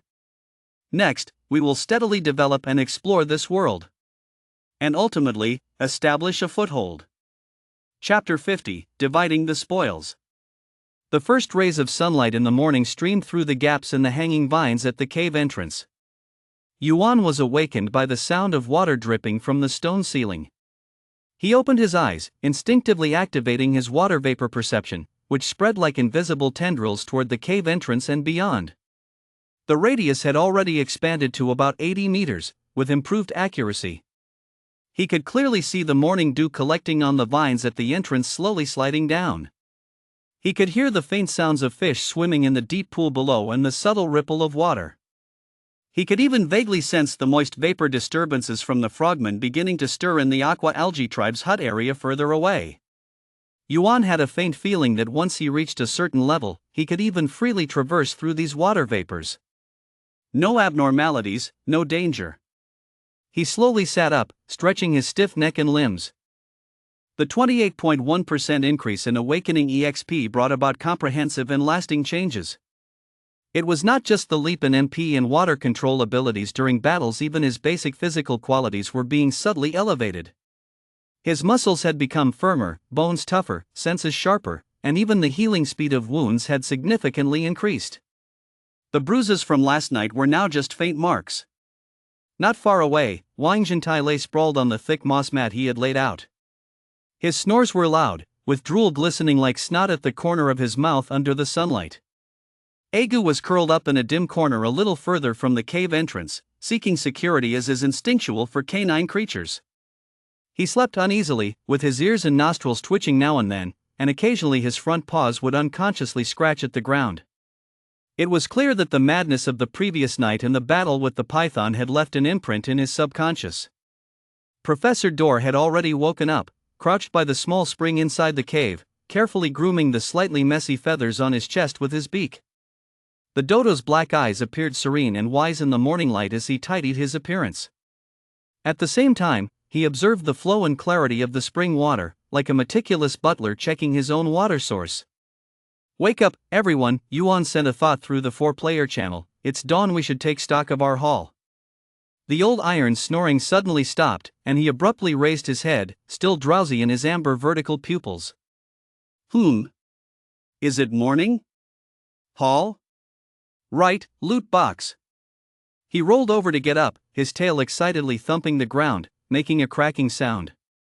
Agu was also startled awake, yawning and rubbing his eyes with his front paws. "Haul? Python's box?" Professor Dor elegantly turned around, anticipation in his black eyes. "It's time to take a look. First stage ghost pattern python, the drops should be quite abundant." Yuan nodded and walked to the more spacious area inside the cave. With a thought, he took out 2 vine loot boxes obtained from defeating the ghost pattern python last night from the system inventory. The loot boxes were significantly larger than those dropped by the previous gray wolves, with more intricate and elaborate vine patterns. A faint dark green glow shimmered between the patterns, exuding the scent and water-based energy fluctuations belonging to pythons. The 2 boxes were placed side by side on the ground. "Let's open the first one," Yuan said as he reached his hand to press on the vine knot on the left box. The box lid opened effortlessly. Suddenly, a large mass of dark red meat chunks flew out, covering the ground. The meat had extremely fine textures and gave off strong energy fluctuation. Each piece was the size of a basin, totaling 60 pieces. Beside it was a heart-sized, deep blue-colored heart with natural water magic patterns faintly visible on its surface, still lightly pulsating. And a complete shed python skin, with scales alternating between black and yellow, incredibly tough. System notifications appeared in succession. Obtained, Ghost Pattern Python Meat 60, first stage mobs meat, high energy, long-term consumption can slightly enhance water resistance. Obtained, Ghost Pattern Python Heart 1, first stage water system advanced loot, materials, scrolls, containing pure water energy, can be used as a core for water system creature advancement rituals. Obtained, complete Ghost Pattern Python Skin 1, first stage defense loot, materials, scrolls, with excellent physical resistance, can be made into leather armor or added during advancement to enhance defense. Good stuff. Wang Jintai's eyes lit up, staring at the python skin. This thing will definitely make good armor, but it's still not as good as my talent. Wang Jintai was very confident in his own defense, at least he dared to take on any first stage creature with his physical body. Agu curiously looked at the pulsating heart, sensing a water system energy fluctuation that made him slightly anxious. Professor Dor carefully scrutinized the items. Python meat has extremely high energy, making it a high-quality food reserve. Python heart. Yuan, this is probably what you need the most. It's one of your advanced loot, materials, scrolls. Python skin, outstanding physical defense, comes with water resistance. It's indeed suitable for Wang Jintai. Yuan didn't hesitate and picked up the deep blue ghost pattern python heart. It felt ice cold to the touch, yet he could feel the surging water system curse, elemental, life skills power within. He tried to make a slight contact with a bit of MP, and the heart stirred slightly, transmitting a pure, cool water attribute energy into his body through his arm. This made his spirit lift, and his perception of the surrounding moisture became instantly clearer. This python heart is very useful to me, Yuan acknowledged, carefully storing it in a separate slot in his inventory. Then he looked at the python skin. Old Tai, this skin belongs to you. This can be your advanced loot, materials, scrolls. Thank you, Captain. Wang Jintai beamed, carefully rolling up the tough python skin with his paws. Then, he attempted to communicate with the system through his thoughts, and the python skin transformed into a streak of light. It was drawn into his own storage space, and although the slots might be limited, it was enough to store exclusive loot, materials, scrolls. Next, the second box. Yuan opened the right loot box. The items in this box were relatively simpler. 3 familiar dark purple first stage random advanced loot, materials, scrolls fragments. A curved hook with a sharp tip resembling a giant snake fang. And a small pile of shiny copper coins, silver coins, totaling 30 pieces. Obtained, first stage random advanced loot, materials, scrolls fragments 3, current total, 710. Obtained, Ghost Pattern Python Fang 1, first stage bone-based enhancement loot, materials, scrolls, with exceptionally high hardness, contains weak armor piercing and neurotoxin talent, can be used to make knives, arrowheads, or as auxiliary loot, materials, scrolls for advancing attack type creatures. Obtained, copper coins, silver coins 30. Professor Dor's gaze fell on the fang. This fang. Agu, it's suitable for you. Aguo was taken aback and pointed at himself, saying, For me? But I probably won't need it, right? I won't bite anyone. You didn't seem to be polite when you bit the venomous snake in half last night, Wang Jintia teased. Aguo's face turned red, which was hard to see on his hyena-like face. Well, that was in a moment of urgency. What the professor means is, Yuan took over the conversation and picked up the nearly half-meter-long curved snake fang. This fang contains talent for armor piercing and neurotoxin. If you can merge its talent into your claws in the future when you advance, your close-range self-defense ability will be greatly enhanced. Even if you don't actively bite, it will provide more deterrence and protection in critical moments. He handed the snake fang to Aguo. Take it, this is what you deserve. Last night, you provided early warnings, held the enemy down, and bravely took action. In the end you accomplished quite a bit. Aguo looked at the pale white snake fang being presented to him, hesitated for a moment, but ultimately extended his forepaw and carefully took it. The fang was long, and he could only hold the thicker base with his mouth. A chill mixed with a tingling sensation emanated from it, making his teeth feel a bit itchy. He tried to store the fang in his system inventory and succeeded. Thank you, Captain, thank you, Professor, thank you, old buddy, Aguo said with a bit of embarrassment. As for the loot, materials, and scroll fragments, we are one step closer to gathering 10 pieces. Yuan collected the 3 fragments and looked at the pile of copper coins, silver coins, and the remaining python meat. Copper coins and silver coins currently aren't very useful, but let's keep them for now. The extra python meat, along with some scattered previous gains, will be placed in the public reserve area for everyone to take as needed. He specifically allocated some of the python meat, along with the leftover wolf meat and ordinary berries, to one area as shared team loot, materials, and scrolls. Professor Dorr nodded. I don't have direct combat contributions, so being able to share public loot, materials, and scrolls is already a great privilege. Just being able to live well under your protection is enough for me. These copper coins, silver coins, and the surplus loot, materials, and scrolls will be managed and allocated uniformly by the captain. After dividing the loot, everyone received exclusive loot, materials, and scrolls that benefited their future development, and the team atmosphere became more harmonious. Chapter 51, The Abandoned Human Camp. Wang Zhentia happily stroked the python skin in his system space, already beginning to fantasize about being clad in python skin armor to sweep through the world. Aguo, on the other hand, felt both fear and a hint of anticipation for the snake fang. Yuan sensed the cool vibes from the python heart in his inventory, knowing that his talent development was entering a fast track. Alright, the harvest count is completed. Yuan clapped his hands and pulled everyone's attention back to reality. With the blood moon just past, the forest should be relatively calm for a while. But it's also a time for all factions to lick their wounds and redefine their territories. We know very little about the downstream area, especially regarding human activities. Today, we need to conduct a cautious reconnaissance of the downstream of the Emerald River, particularly towards the area of the Cursed River's crocodiles. The goal is to understand the terrain, resource points, and confirm the boundaries and activities of human forces. Understood. Wang Zhentia responded energetically. Aguo felt a bit anxious about the exploration but nodded too. Professor Dorr stated, I'll do my best to document and analyze what we see along the way. After a simple breakfast, each of them shared a piece of energy-rich ghost pattern python meat, and Yuan generated clean water for everyone to drink their fill. The 4-person team set off again. This time, he utilized the terrain of the waterfall and the pond. Under the curious gaze of the green water algae frogman, Yuan controlled the water flow. In the area where the water current was slower on the side of the waterfall, he created a spiral water slide that went downwards. Everyone slid into the pond in turn, then swam ashore and greeted the frogman leader, Red Ring. They then proceeded along the left bank of the Emerald River, moving downstream. The forest after the blood moon presented a bizarre scene of a strange tranquility intermingled with destruction. The sunshine re-emerged, dispelling the unsettling crimson of the previous night. But everywhere in the forest, there were traces of fierce battles, with trees knocked down. Large areas of trampled bushes, where the blood had long since dried and turned black. Frozen on leaves and soil, giving off a fishy smell. Occasionally, some corpses of mobs could still be seen.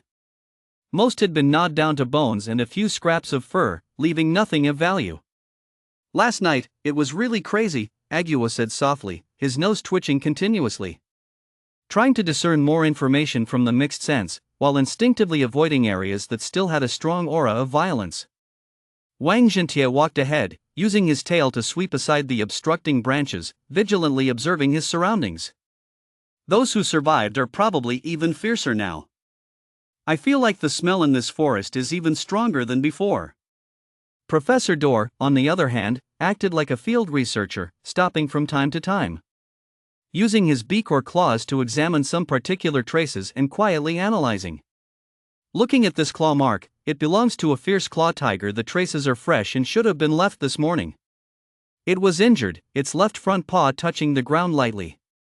This burnt patch of shrubs, the residual fire curse, elemental, and life skills fluctuations are quite unusual, unlike ordinary flames. It could be some kind of fire talent mobs, or the handiwork of human mage, priest, or high sage classes. Yuan activated moisture perception for the entire duration, maintaining a range of about 100 meters, allowing for early warnings while keeping consumption within a manageable limit. He resembled a precision biological radar, capturing the surrounding terrain, water source distribution, and biological activities. The team's pace was not fast, but very steady. After walking downstream for about 3 kilometers, the riverbank terrain began to flatten, and the trees became somewhat sparser. At that moment, the edges of Yuan's moisture perception caught some unnaturally dry spots. These were marks left by human activities, lacking moisture saturation. Stop! Yuan raised his palm, signaling his teammates to hide behind a dense patch of ferns. He lowered his voice. 80 meters ahead, at the bend of the riverbank, there are unnatural traces. Agu, take a moment to sense it. Agu immediately closed its eyes, its nostrils flaring as it fully activated its talent. A few seconds later, it opened its eyes, filled with alertness. It's the scent of humans. Very faint, but there are still remnants. Also, the odor of metal, leather, and sweat. Threat level, moderate, but they have already left. The traces are not very fresh, probably left 1 or 2 days ago. Let's go take a look, be careful. Yuan took the lead, moving silently forward. After navigating around a dense patch of reeds, the sight before them confirmed their judgment. This was a relatively open riverbank area, with the ground comprised of soft sand mixed with small pebbles. And in the dry area near the edge of the woods, there were obvious signs of camping. A circular clearing had been cleared out, with ashes from a campfire in the center. Scattered around the ashes were some gnawed animal bones that looked like deer or sheep. At the edge of the clearing, several empty water pouches and some broken hemp ropes lay discarded. Most strikingly, on the trunk of a sturdy oak tree, 3 arrows were nailed. The shafts were made of hardwood, and the tips were iron, now rusted. The fletchings were disheveled, clearly having been treated as targets or carelessly discarded. These are human adventurers, or perhaps soldiers. Professor Dorr stepped forward, examining those items closely. The water pouches are standardized products, with uniform leather processing techniques. The arrows are also standardized, and the forging style of the arrowheads is consistent. This is not a random gathering of adventurers, but rather an organized team. Yuan squatted next to the ashes of the campfire, gently scraping away the surface soot with his claw. Beneath it were some blackened chunks of charcoal that had not completely burned out, along with a few unburned fragments of fragrant wood.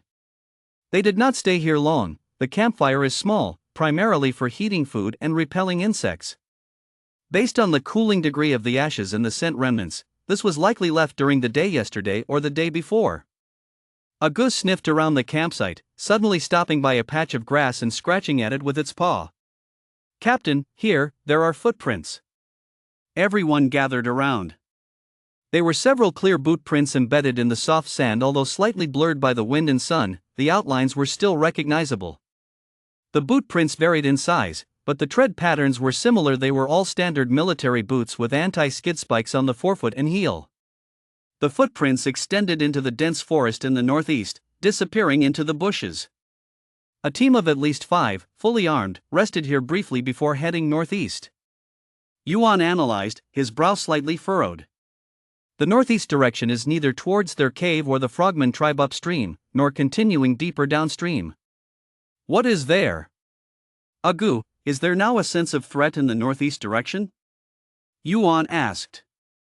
Agu closed its eyes again to sense, this time for a longer period. After a moment, it opened its eyes, a flicker of unease and fear flashing in its gaze. Yes, and it's very strong. It's fixed, like a certain area emitting a constant, stable sense of threat. It feels like there are many people, along with an uncomfortable scent of metal and discipline. The distance is about 2 or 3 kilometers? A fixed human stronghold? A camp? Or a lookout post? Yuan exchanged glances with the 3 teammates. Let's go take a look. Yuan made a decision, but his tone was extremely cautious. Only reconnaissance. Absolutely do not get close, do not expose ourselves.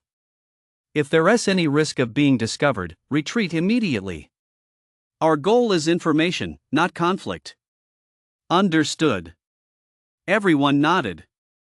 The 4 left the abandoned human campsite, carefully moving towards the northeast. Agu was fully alert, like the most sensitive alarm. Yuan's moisture perception also shrunk to a 50-meter radius, but the precision was at its peak, scanning every inch of land and air.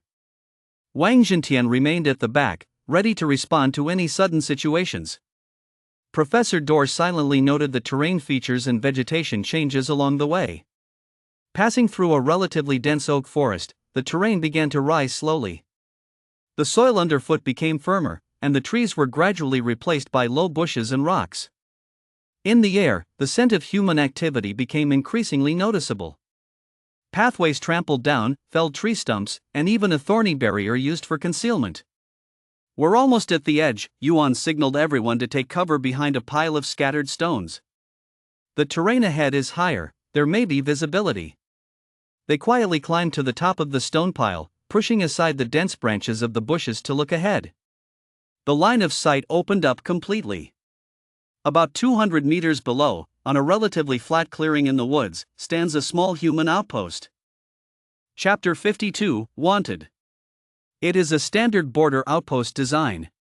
Surrounding it is a wooden wall about 3 meters high, made of thick logs that have been sharpened and tightly arranged. The top of the wall has a walkway for patrolling, and at the corners, there are makeshift observation towers where soldiers are seen moving. The outpost covers about the area of 2 basketball courts and contains several wooden and stone buildings. The largest building is likely the barracks and command center, next to which is a stable with several horses, a warehouse, and a kitchen. In the center of the clearing stands a tall flagpole, with a flag fluttering at its peak. The flag has a deep blue background, with a silver pattern of a shield and cross sword embroidered in the center. The sword points downward. It was indeed the emblem of White Silver City that Yuan had seen in the scout's diary from 3 years ago. The main gate of the outpost faces south, featuring 2 heavy ironclad wooden doors that are tightly shut at this moment. In front of the gate stand 6 fully armed soldiers on guard, 2 with spears, 2 with sword and shield, and 2 with crossbows, vigilant and alert.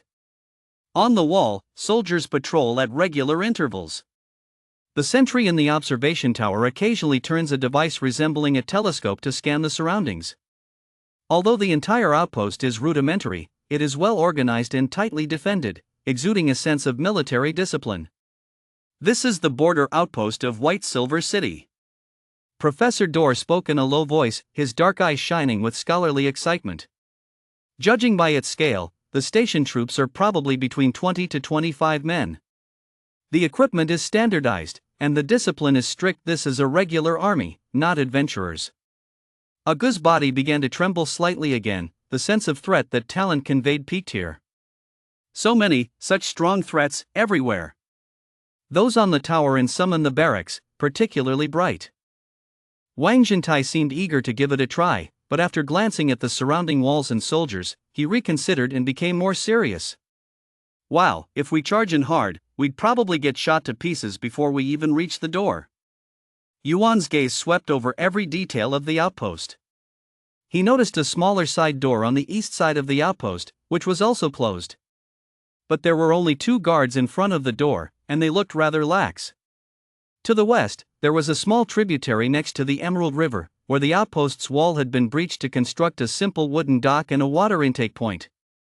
Next to the dock, there was only 1 soldier dozing off while leaning against the wall with a spear. The guard at the side door seems weak. It might be a regular access point for loot, materials, and scrolls, Yuan whispered. The water intake point by the river is the least defended, a weakness, but it might also be a trap. Let's listen in for a bit. He closed his eyes and extended his perception through the moisture in the air, trying to catch the subtle vibrations of sound. At a distance of 200 meters, it was tough. The sounds were intermittent and unclear. But pushing his MP to the limit, combined with his understanding of how moisture transmits sound, he managed to catch some snippets. Just then, a group of 5 soldiers walked out of the barracks, seemingly to change shifts. They had a brief conversation with the guard at the door. Blood Moon event, killed 12 abnormal mobs, already reported, rewards by the end of the month. That sounded like the voice of the guy who looked like the squad leader. I heard they're expanding the cleanup team. The rewards are doubling, said a young soldier excitedly. Those mobs are getting smarter. Last time they nearly fell into a trap, the boss said. From now on, we have to be twice as careful when going out, another voice sounded more steady. The side door will open at noon today for the supply team, so keep your spirits up. That guy by the river is dozing off again. He'll have to clean the stables tonight. Fragmented conversations pieced together a lot of information. This outpost was involved in the hunting of the Blood Moon event, and their results seemed good. High-ranking humans were expanding the forces dedicated to eliminating intelligent mobs, and the rewards were substantial. The soldiers' vigilance against intelligent mobs is on the rise. The side door will open at noon to receive supplies. And there were also issues with the discipline of the guards. Yuan retracted his perception, beads of sweat appearing on his forehead. This super long-distance eavesdropping was exhausting. Professor Dor, can you remember the general layout of the outpost? Draw it out, Yuan said. Sure, the professor immediately started sketching in the soft soil beneath him. He had an exceptional memory. Even with just a few glimpses, he drew the locations of the main entrance, side door, riverside dock, primary buildings, and watchtowers. He even clearly marked the approximate length of the surrounding wall and several obvious external defense structures. A standard layout for a border outpost, the professor analyzed while drawing. The main entrance has the strongest defense. It's the primary entry and exit point, and also for show. The side door is used for regular loot, materials, and scrolls, and for personnel movement, with lesser defense. The riverside water intake point is a necessary facility, but it's usually thought that underwater and the river itself serve as natural barriers. So the guard here is the weakest, of course. This is based on the understanding of humans and common beasts. For us, however, the river might actually represent a potential passage. With the map drawn, Yuan took careful notes. The presence of this outpost was like a nail driven into this relatively primitive region. It not only served as the leading edge of human forces but also as a base for eliminating intelligent mobs, a real threat. Let's avoid it for now, Yuan made a judgment, his tone calm. We currently lack the strength to confront a regular army outpost of more than 20 men. But it must be marked as a top-tier threat. In the future, if we want to establish a true foothold in this area or gather more resources and intelligence from the human world, this outpost could be an obstacle that needs to be removed or bypassed. Just as they were about to withdraw quietly, Yuan's attention was caught by an inconspicuous wooden sign not far from the entrance of the outpost. The sign stood about as tall as a person, and it seemed to be plastered with several yellowing sheets of paper. Due to the distance and angle, he couldn't see the specifics, but the area around the sign was clear of any obstructions, clearly meant to be seen. What is that? Yuan squinted. Professor Dor also noticed. Could it be a bulletin board? A wanted notice? A foreboding feeling washed over Yuan. Let us get a little closer, see clearly, and be careful. The four utilized the terrain and vegetation for cover, moving forward about 50 meters to hide behind a dense cluster of rhododendrons.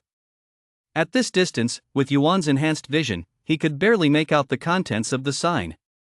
Indeed, it was a wanted notice. 3 distinctive charcoal sketches were pinned to the sign.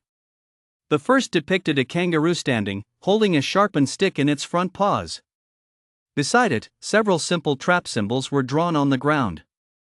There were some text labels below. Type: kangaroo deviant mobs. Characteristics: skillful in setting simple traps, possesses fierce hand-to-hand combat skills, organizes attacks on lone soldiers. Bounty: 50 copper coins, silver coins regardless of alive or dead. The second drawing was of a larger crow perched on a branch. Its beak was open, and next to it, a speech bubble was drawn with the words "help" in common tongue. Below the drawing was labeled. Type: raven deviant mobs. Characteristics: can mimic snippets of human language, has lured 2 soldiers into an ambush. Bounty of 50 copper coins, silver coins. Last seen location: west of ancient tree area. And the third made Yuan's heart jump. The image shows several animals of different shapes blurred together. You can recognize monkeys, drawn quite abstractly, but their long tails and crouching postures are obvious, alongside a lizard, canine animals, hyenas, or wild dogs. And a chubby bird. They are drawn in a circle, as if part of a small group. Next to it, written in bold charcoal: suspected intelligent species group deviant mobs.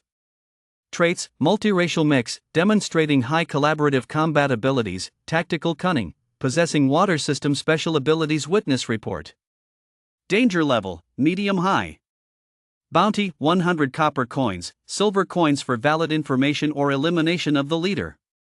Active area, midstream to downstream of the Emerald River, frequently observed recently. Appendix: leader suspected to be a primate. A clearer monkey is drawn, marked with water abilities. Wanted notice. And their entire team has been drawn on it. Though the drawing is rough and features summarized, it includes monkeys, lizards, canines, and non-flying birds. This combination, along with the description of water abilities and collaborative combat. The pointing is too obvious. They have already caught the attention of the military in Silver City, and a bounty has been set. 100 copper coins, silver coins. Damn, we're wanted. Ago's voice quivered, his body starting to shake again. 100 copper coins, silver coins, Wang Jintai exclaimed, a bit stunned, feels a bit low. Who knows if 100 copper coins, silver coins is a lot in this world. Professor Door's black eyes were filled with seriousness. This means we've officially entered the official perception of humanity. From being abnormal mobs to being marked as wanted intelligent beings. Any human soldiers we encounter in the future may actively attack and attempt to capture or kill us for the bounty. Yuan stared at that wanted notice, feeling a sense of foreboding. Sure enough, the previous ambush and activities had left traces, catching the attention of the human military. A bounty of 100 copper coins, silver coins is a substantial amount for ordinary soldiers, enough to make them rush over like sharks smelling blood. We shouldn't linger here too long. Yuan decisively ordered, retreat, return the way we came, and be careful to erase traces. When we return, we must reassess the risks of interacting with humans and develop more covert operational strategies. The four beasts merged into the shadows and quietly retreated. After leaving the watchtower's line of sight, they immediately turned and quickly returned along the route they came. Everyone knew, from the moment they saw the wanted notice. The difficulty of their survival game in this world had risen another level. Chapter 53: The Traveler's Marketplace. Inside the water curtain cave. Yuan sat cross-legged on a flat stone in the meeting area, facing a makeshift map made of fine sand. The map indicated the location of the water curtain cave, the Emerald Algae Tribe, the downstream Silver City Watchtower, and other key locations they speculated. His brows slightly furrowed, fingers unconsciously tracing patterns in the sand. Those wanted notice sketches were like an invisible thorn, piercing everyone's hearts. 100 copper coins, silver coins? Wang Jintai lay nearby, fiddling with a small stone with a somewhat disdainful tone. Who do they think they're looking down on? The foreigners next door might think we're weak if they see this. At least 1,000, our team should have a bounty of 1,000 copper coins, silver coins at the very least. Ago curled up a bit further away, ears drooping, looking somewhat worried. So from now on, do we have to run for our lives whenever we encounter humans? Professor Door was grooming his feathers, his black eyes carrying a scholarly calm analysis. The bounty will greatly stimulate the enthusiasm of lower-ranking soldiers and adventurers. From now on, all our actions must prioritize avoiding encounters with humans. At least until we've grown stronger, we must be more cautious, more vigilant, and more integrated into the environment. Yuan didn't respond immediately. He was quickly browsing through the scrolling information in the area channel with his mind. It had been 2 days since the Blood Moon event, and the channel, besides grief and pleas for help, was starting to contain some new content. Reorganizing teams, exchanging loot, materials, scrolls, exploration discoveries, and discussions on how to become stronger faster. Suddenly, a frequently pinned announcement with bold text caught his attention. Publisher ID, The Just Sloth. Announcement content. Temporary marketplace call. Time, tomorrow noon to sunset. Location, southeast edge of the ancient tree area, at the confluence of 3 giant trees. Nature, neutral, voluntary, limited order. The rules are as follows. 1. Any form of fighting, robbery, or coercion is strictly prohibited within the marketplace. 2. Transactions are based on voluntary principles, and the organizer provides basic arbitration. 3. Entering the marketplace is considered agreeing to comply with the rules. Violators will be expelled, and serious offenders may face collective sanctions. 4. The organizer and temporary volunteers are not fully responsible for the authenticity and safety of the traded items. Please judge for yourselves. 5. The threat of humans still exists. All participants should pay attention to safety on the way back and are advised to travel in groups. Welcome all survivors who need to trade loot, materials, scrolls, information, and skills. Let's strive for a moment of respite in this barbaric world in a civilized manner. There have already been quite a few replies below the announcement. Is it reliable, this sloth lawyer organization? How can it arbitrate when it can't even move? Rest assured, upstairs, Mr. Sloth was a well-known civil lawyer before the crossover, with clear logic, but he speaks and acts a bit slowly. Is there anyone coming from the south? Please bring me some local specialty ores from Black Iron City, and I'll trade them for healing herbs. I need a decent weapon. Who has one? Selling simple maps covering a 50-kilometer radius around the ancient tree area for 5 copper coins, silver coins, or equivalent items. Form a team to the market. I'm in the oak forest on the west side of the ancient tree area, with 3 members seeking company. The market, a voluntary and organized trading point for loot, materials, scrolls, and information among crossers. Yuan's eyes lit up. This thing is pretty good. They urgently needed more detailed maps to understand the specific distribution of human city-states. They need to confirm the exact conditions for advancement, which may require some special loot, materials, and scrolls. And they happen to have something to trade: Yuan's specially made purified water. For many crossers hindered by water source pollution or specific diseases, its value could be significant. Also, there are tide crystals, wild boar tusks, and a small amount of copper coins and silver coins. This is an opportunity. Yuan raised his head and looked at the 3 teammates. He quickly drew the location of the ancient tree area in the sand, about 20 kilometers from their current water curtain cave, separated by forests and hills. But the risks are also present. He calmly analyzed. First, the location is on the edge of the ancient tree area, where crossers are active, and it may have already caught the attention of humans, posing a risk of encountering patrols.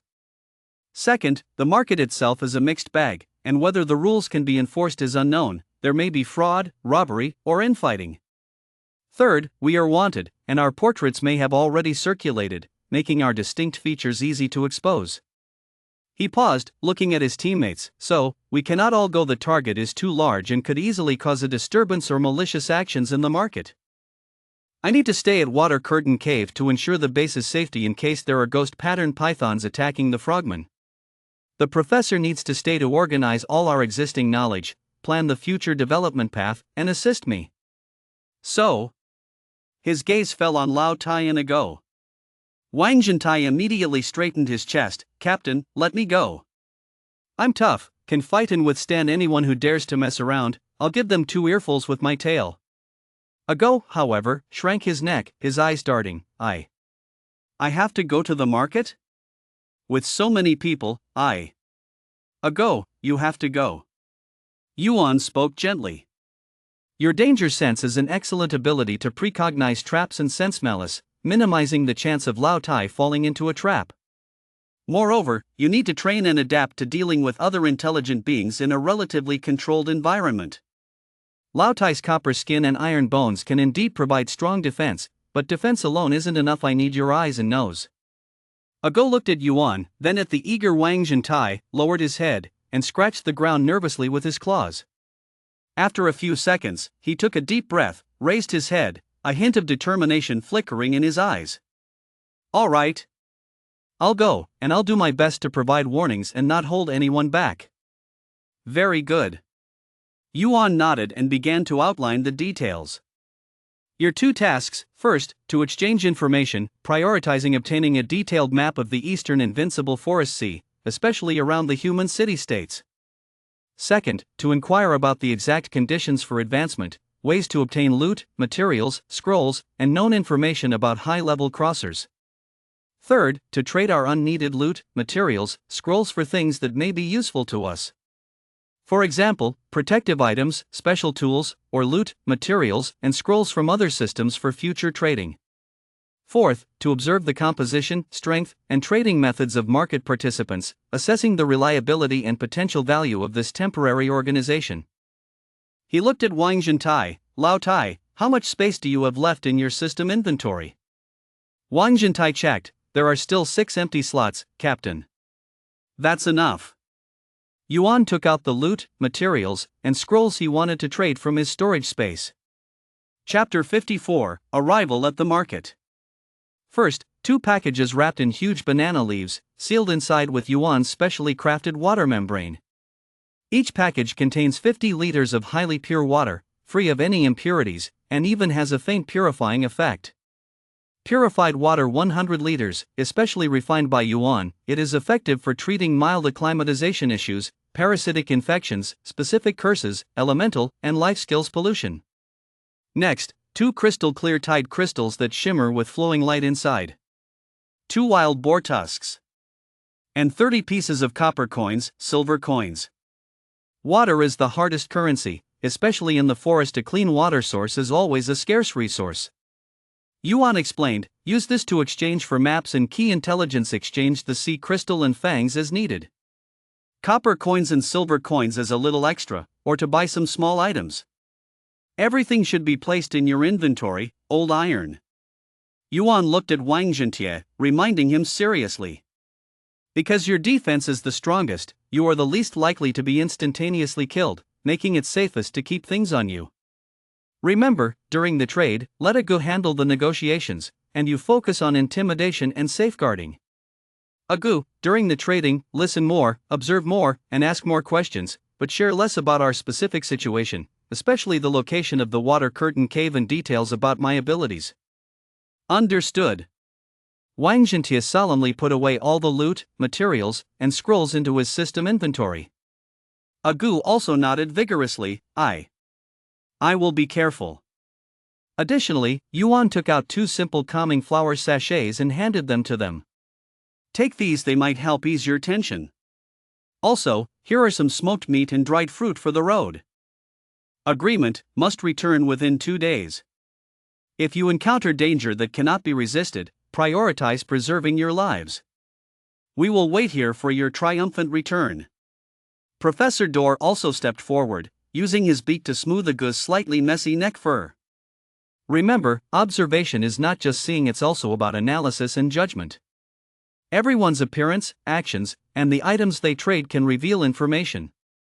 I look forward to you bringing back valuable intelligence. Don't worry, Master Du, Captain, I guarantee we'll complete the task. Wang Zhentai thumped his chest with his tail. A Gu also nodded firmly. The next morning, just as dawn was breaking, Wang Zhentai and a Gu quietly left the water curtain cave, and under the curious gaze of the blue Amora frogs, they proceeded upstream along the Emerald River bank. Then, they set off northwest toward the ancient tree area. Yuan and Professor Dor stood behind the vines at the cave entrance, watching their figures disappear into the fog-laden forest. Hope all goes well, the professor said softly. Yuan did not respond, merely gazing silently ahead. The forest awoke in the sunlight, the birds chirping clearly, dew slipping off the leaves. Wang Zhentai walked in front, his 2-meter-long body resembling a small bulldozer. His thick tail swayed back and forth, clearing away the obstructing vines and drooping branches. He deliberately lightened his steps, but the slight vibrations from his weight still spread through the ground. A Gu closely followed, maintaining about a 5-meter distance. He moved very lightly, almost silently, a hyena's legs leaving shallow imprints on the ground covered with fallen leaves and moss. His ears were perked up, occasionally turning, while his nose constantly flitted in and out. 30 meters to the left front, there's something sleeping in a tree hollow, threat level very low. It looks like a lazy squirrel sleeping, a Gu reported telepathically. 50 meters to the right, there is fresh feces. It belongs to a medium-sized feline, possibly passed by not long ago, threat level medium, it has already left. The wind is blowing from the front, and there's a faint smell of smoke? It's very faint, with hints of human leather and rust from metal, the distance, possibly over a kilometer. Based on a Gu's warnings, Wang Zhentai adjusted his route, trying to avoid potentially troublesome areas. Though his tough copper skin and iron bones provided strong defense, it was best to avoid conflict. A Gu, your nose is really sharp, just like a police dog, Wang Zhentai marveled telepathically. I'm just scared of death. When you're scared of death, you need to smell more, Agu replied somewhat shyly. Being afraid of death is good. Fearing death is what helps you live longer, Wang Zhentia grinned, although the lizard's smile looked somewhat sinister and comical. Back when I was at the construction site, those reckless youths who feared nothing were the most likely to encounter accidents. Old workers know how to dodge and observe, and instead, they have smooth careers until retirement. The journey was fraught with tension but without danger. They skirted a grove of hives, avoiding a few frenzied monkeys competing for territory. In the distance, they caught a glimpse of a creature drinking from the stream, its eyes now recovering their clarity. But the jungle leopard, marked with several scars, agreed to leave each other undisturbed. At noon, they took a short rest in a relatively open glade, eating some smoked meat and dried fruit. Agu's warning instincts had not stopped. Its talent seemed to sharpen and refine with continued use. The benefits from the awakening EXP boost were slowly becoming evident. We've reached the edge of the ancient tree area ahead. Wang Zhentia looked at the unusually tall, sturdy trees whose canopies resembled clouds. According to the coordinates, the market is right beneath those three biggest trees. Agu sniffed, its gaze tense and curious. I can already smell a lot, mixed sense various creatures, and many, emotional aromas. There's vigilance, expectation, greed, and kindness. It's so complicated. Let us go take a look. Remember what the captain said, observe more, speak less, I'll protect you. Wang Zhentia shook his lizard head and swayed his body. The two continued forward. As they approached the ancient tree area, signs of human activity increased: felled tree stumps, tattered leather fragments discarded in the grass, and even a completely extinguished bonfire pit, buried. Humans must come here often, Wang Zhentia whispered, becoming more vigilant. Finally, they arrived at their destination. It was three towering trees that required several people to embrace, arranged in a triangular formation. The canopy of the giant trees interwove high above, forming a vast, dimly lit cool area. The roots bulged like dragon coils, creating natural barriers and seating. At this moment, about 30 creatures of various shapes had gathered in this glade. The bustling sounds of vendors, conversations, and haggling echoed, creating an atmosphere filled with communal spirit. It formed a bizarre yet vibrant scene. Wang Zhentia and Agu hid behind a dense thicket, observing closely. My goodness! Agu murmured, its eyes widening. The market was indeed under a rough but effective order. In the center of the glade, on a thick tree stump that had its top flattened, lay a sloth. It was furry and gray-brown, moving at an agonizingly slow pace, using a thin branch. It was sluggishly carving something on a relatively smooth wooden board, next to a pile of leaves used for arbitration records. This should be the organizer, the justifier sloth, the former lawyer from before crossing over. The calmness and logic that shone from its small eyes made it hard to underestimate. Next to the sloth, several volunteers stood, keeping order. A robust black bear, its coat shiny, held a thick wooden stick, scanning the surroundings with a watchful gaze. A nimble raccoon, its eyes darting around, wore several small pouches on its waist, clearly responsible for delivering messages or handling minor disputes. And there was an ostrich? It observed the entire scene from a height, its long neck towering. The participants of the market set up their stalls between the roots of the three giant trees and in every corner of the glade. Or they simply sat down, displaying their wares in front of them. The unusual forms displayed surprised Wang Zhentia and Agu. Chapter 55, Different Forms.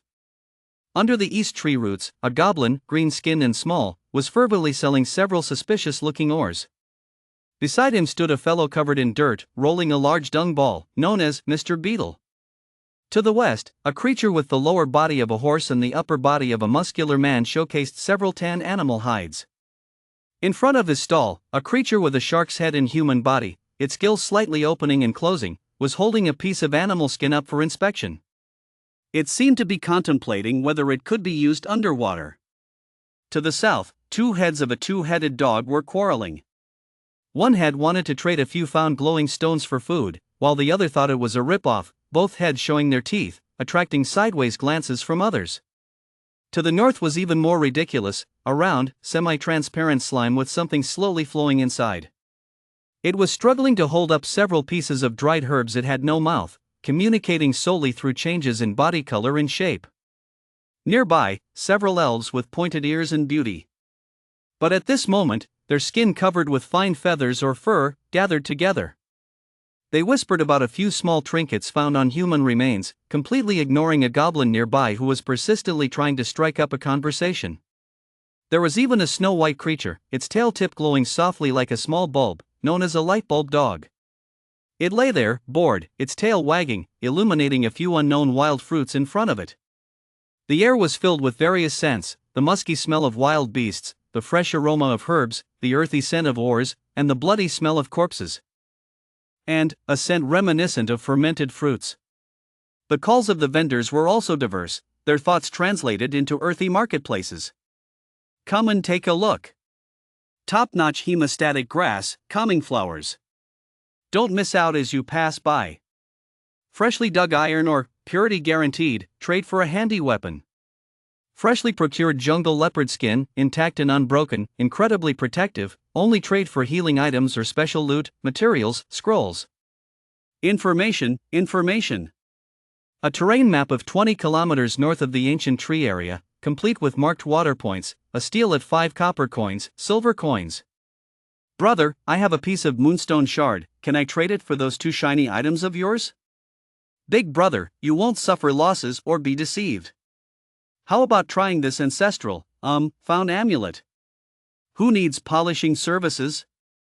My claws are harder than stone. Wang Jintia looked around, his mind swirling, and whispered to Agu, wow, this is livelier than the market back home. Agu, feeling nervous, sniffed the air while turning on all its senses. That black bear volunteer has a moderately high threat level, but its aura is stable. It should be lawful. The two-headed dog arguing over there has both heads in an unstable emotional state. Stay away. The goblin selling ore has a somewhat cunning vibe but isn't malicious. That shark person smells of blood, but it's faint, probably from fishing. Overall, not much malice, most are here for trade, but still be cautious. Let us go set up a stall too. Wang Jintia took a deep breath and stepped out steadily from behind the bushes. Its 2-meter-long body, covered in thick scales, along with the sharp bony plates along its back, instantly attracted the attention of several nearby individuals. Surprise, curiosity, vigilance, assessment, all kinds of thoughts and gazes were directed their way. Agu followed closely behind, trying hard to appear calm, but its tucked tail and slightly trembling hind legs betrayed its nervousness. Wang Jintia scanned around and found a relatively spacious spot near the tree sloth arbitration platform, at the base of a tree. It mimicked others and lay down, then used its mind communication system to bring out each item Yuan had prepared for trade. Of course, it didn't take out everything. It first brought out the 2 conspicuous wild boar tusks and a small pile of 10 copper coins, silver coins, placing them in front. Then it called out telepathically. I want to trade for maps, intel, and useful items. With a rough voice that matched its imposing appearance, it seemed quite convincing. Agu crouched behind Wang Jintia, trying to widen its eyes and observe every approaching customer. The first one to be drawn in was the owl selling information. It flapped its wings and landed on the root in front of Wang Jintia, its round eyes fixated on the wild boar tusks. I have a map, hand-drawn within a 50-kilometer radius of Old Tree Zone, indicating major terrains, water sources, and known danger areas. How do we trade? Agu steadied itself and, following Yuan's advice, spoke up to negotiate. Let me see the goods first. The owl didn't waste time and extracted a roll bound with fine vines from under its wing, slightly yellowed beast skin. It carefully unfolded a corner. The beast skin depicted a rough but clear topographic map with rivers, hills, forests, and swamps marked by different symbols. There were also danger zones marked with red dots and water sources identified by blue dots. Though the accuracy wasn't high, the coverage was indeed quite broad. Agu examined it closely and noticed that even the station near Silver City suspected and the direction of Black Iron City were vaguely marked. Is it only around the Old Tree Zone? Agu asked, do you have locations of further human city-states? The owl shook its head. I have those, but it'll cost extra. This map can be exchanged for 1 tusk or 20 copper coins, silver coins. Agu looked at Wang Zhentie, who nodded, indicating it should decide. The tusk has higher value. Will add 5 copper coins, silver coins, to trade for your map, plus the general positions and characteristics of the 3 major human city-states. Agu attempted to bargain. The owl tilted its head and pondered. I can tell you the locations of the 3 major city-states, but I don't know much about their characteristics. Deal. Agu finalized. The transaction was completed. The owl fully unfolded the map, allowing Agu and Wang Zhentie to memorize it. At the same time, it quickly transmitted information telepathically. Silver City is to the north, known for mining and military strength, and is quite exclusive. Gold City is towards the Middle West, prosperous in commerce, said to be relatively open, but prices are high. Black Iron City is to the south, a chaotic place where mercenaries, thieves, and slave trading happen. For specific locations and routes, a more detailed map is required, which I don't have. Agu and Wang Zhentie firmly committed the map information to memory, then pushed a wild boar tusk and 5 copper coins, silver coins toward the owl. The owl contentedly took the tusk and copper coins, silver coins, flapping its wings and flying away. The first transaction was completed smoothly. Next, a few more travelers approached to inquire. A pangolin showed interest in the wild boar tusk and wanted to exchange it for some earth vein stones, which had slight earth-type energy fluctuations. However, Agu sensed that the pangolin seemed a bit eager to part with it, which might indicate something was off, so it politely refused. A cheetah wanted to trade a tanned deer hide for copper coins, silver coins, but Agu and the others didn't need that much leather at the moment, so they also declined. At this moment, a customer caught Agu's special attention. It was a small-sized fox with fiery red fur and a fluffy tail. It timidly approached the stall, not looking at the tusks, but fixating on the pile of copper coins, silver coins, and quietly asked telepathically, "Excuse me, do you have anything for healing? Clean water or herbs?" Its voice was feeble, showing clear signs of exhaustion and anxiety. Agu's nose twitched, and it caught a faint odor of a fresh wound and weakness from the little fox. "Are you hurt?"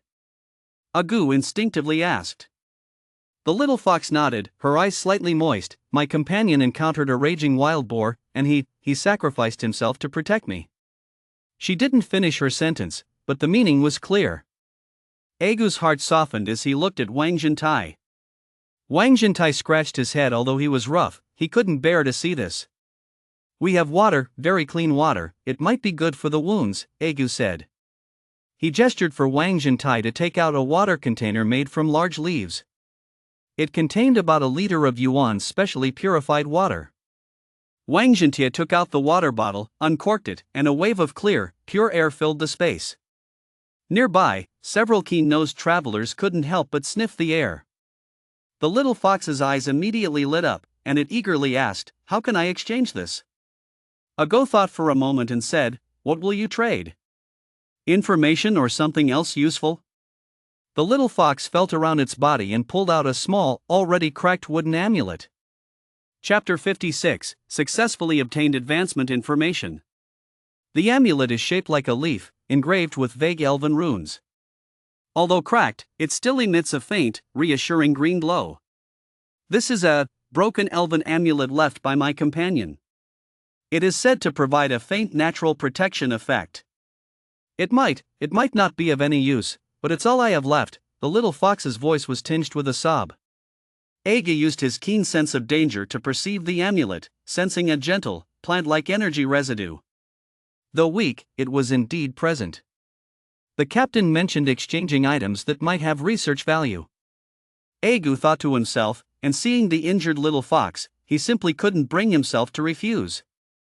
"All right, I'll trade this container of water for your amulet," Agu said. The little fox was overjoyed, quickly handing over the amulet, then carefully took the water container, repeatedly thanking Agu before hurriedly leaving. "Agu has a good heart," Wang Zhentie praised. "I just thought she looked pitiable," Agu said a bit shyly, putting away the broken amulet. "And the captain said that some things might be useful." Just then, a deep voice chimed in. "Your water seems to be quite special." Agu and Wang Zhentie looked up, only to find the centaur vendor had walked over without them noticing. He was tall and robust, his horse-like lower body muscular and streamlined, while his human upper body was clad in simple leather armor. His face was rugged, and his gaze was sharp. "It is quite clean," Wang Jintie replied vaguely. The centaur looked at them intently, especially at Wang Jintie's conspicuous scaled armor, then said, "I am interested in your water. I will trade information about the exact conditions for advancement." Agu and Wang Jintie perked up. "Please elaborate," Agu said, sitting up straight. The centaur got straight to the point, transmitting the information directly with thought.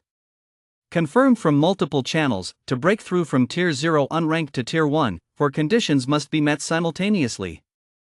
First, awakening EXP must reach 100%. Second, obtain a corresponding race or talent-related advancement loot, materials, scrolls. Third, prepare a core loot, materials, scrolls, usually obtained by defeating a powerful creature at or above 1's target tier. For example, if you want to advance to a Tier 1 warrior, it's best to kill a Tier 1 mob and take its heart or core part. Fourth, prepare several auxiliary loot, materials, scrolls to build the advancement ritual or enhance the advancement effect. Auxiliary loot, materials, scrolls can include minerals, herbs, and special items, varying depending on talent and race. The information was clear and largely aligned with Yuan and Professor Dor's speculations. But confirmations from different sources made it even more reliable. How to obtain loot, materials, scrolls? Agu asked. There are 3 ways. The centaur obviously knew quite a bit. First, kill creatures of Tier 1 or higher, low probability of complete loot, materials, scrolls dropping directly, or fragments that can be collected and synthesized. Second, explore ruins or special locations, where you might find them in loot boxes. Third, kill low-tier human professionals, who might carry them, but the risk is extremely high. Additionally, it's said that some powers within the 3 major city-states have stable outputs, but that pertains to humans. This is crucial information. In return, the centaur looked at the remaining container of water in front of Wang Jintie. "That container of water belongs to me." Agu glanced at Wang Jintie, who nodded. "Deal." The centaur picked up the water container, sniffed it carefully, a hint of satisfaction flashed in his eyes, and before turning to leave, he added, "To the north, there's a lava salamander called Yen Jun, and to the west, there's an owl. Both have already been confirmed to be Tier 1. They are strong and are also recruiting followers, but their tempers are not great. Approach with caution." With that, he trotted back to his stall. Agu and Wang Jintie processed the information they had received, feeling invigorated. Just then, there was a sudden commotion in the atmosphere of the market. "Hand it over!" A rough mental roar erupted. They saw the black bear volunteer, who was supposed to maintain order, suddenly turn hostile. Its massive body blocked the raccoon stall that had been selling herbs, and with a swipe of its paw, it swept several bundles of precious herbs into its embrace. You are robbing!" The raccoon was shocked and furious, trying to snatch them back, but was pushed aside by the bear's paw, nearly stumbling. "Robbing? I set my eyes on this, so it's mine," the black bear sneered, its aura turning wild and greedy. It completely lost the demeanor it had while maintaining order. Clearly, something had ignited its greed, and relying on its strength, it sought to forcefully seize the herbs. The market fell silent in an instant, all eyes focusing on the scene. Some weaker travelers began to quietly back away, fearing the fallout.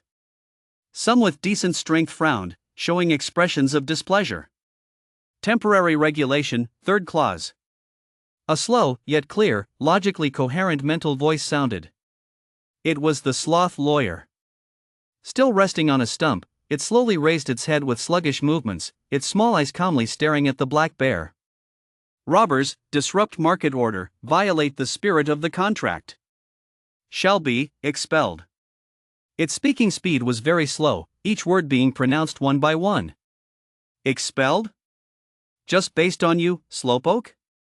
The black bear scoffed in disdain, clutching the herbs, it turned to leave.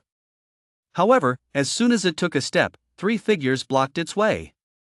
It was the other previous volunteers, a clever raccoon, not the one that was robbed. The tall ostrich, and that centaur who had just traded water from Wang Jintie. The centaur unexpectedly had an iron spear in hand, its gaze icy. "Drop your things and leave, or we can help you leave." Seeing this, the black bear's eyes flashed with fierce light. "Want to fight? Do you think I'm afraid of you?" It roared and stood up on its hind legs, its massive body exuding a strong sense of oppression. The earth-yellow talent on its body glowed, evidently some kind of enhanced defense or power ability. "It has awakened its earth-type defense talent, and its strength is huge," Agu said nervously to Wang Jintai with his mind. "I see that, but that centaur isn't easy either," Wang Jintai said with interest, showing no intention of making a move. This was an internal matter of the market. They were merely bystanders, and if it wasn't handled well, they would lose all credibility. Afterward, no one would believe them again. The conflict erupted quickly. The black bear attacked first, its massive paw swiping toward the centaur. The centaur skillfully leaped to the side while simultaneously stabbing its iron spear into the black bear's underarm. That was a relatively weak spot for bear species. Meanwhile, the raccoon volunteer moved swiftly around to the back of the black bear, its sharp claws raking at the bear's hind leg. The ostrich took advantage of its height and leg length, delivering a quick kick aimed at the black bear's waist. 3 against 1. Although the black bear had tough skin and remarkable strength, 2 fists could hardly contend with 4 hands, not to mention their seamless cooperation. It swatted away the raccoon's claws and blocked the centaur's wooden spear. Yet, it was solidly kicked by the ostrich and let out a muffled grunt, stumbling back 2 steps. "You're asking for death." The black bear roared in fury, its talent glow intensifying, prepared to fight for its life. "Enough!" The sloth lawyer's slow but piercing voice sounded again. Chapter 57, Joint Kill. Based on current behavior assessment, you have severely violated the rules. The Temporary Arbitration Committee now makes the following judgments. First, immediately return the robbed items. Second, banishment from this market and the next 3 markets. Third, if you re-offend, all participants present have the right to collectively kill you. Its speech was still slow, but when it uttered the words collective kill, the black bear's motion paused momentarily. It looked around and noticed that not only those 3 volunteers, but also several bystanders among the other travelers had revealing hostile expressions. In this perilous world, someone who doesn't follow the rules and might stab you in the back anytime is the common enemy of all. The flesh on the black bear's face twitched a few times as it weighed the pros and cons. In the end, it reluctantly let out a low growl, tossing the herbs it was holding back to the robbed raccoon before turning to leave. Under the cold gaze of the crowd, it slipped away from the market area with its tail between its legs.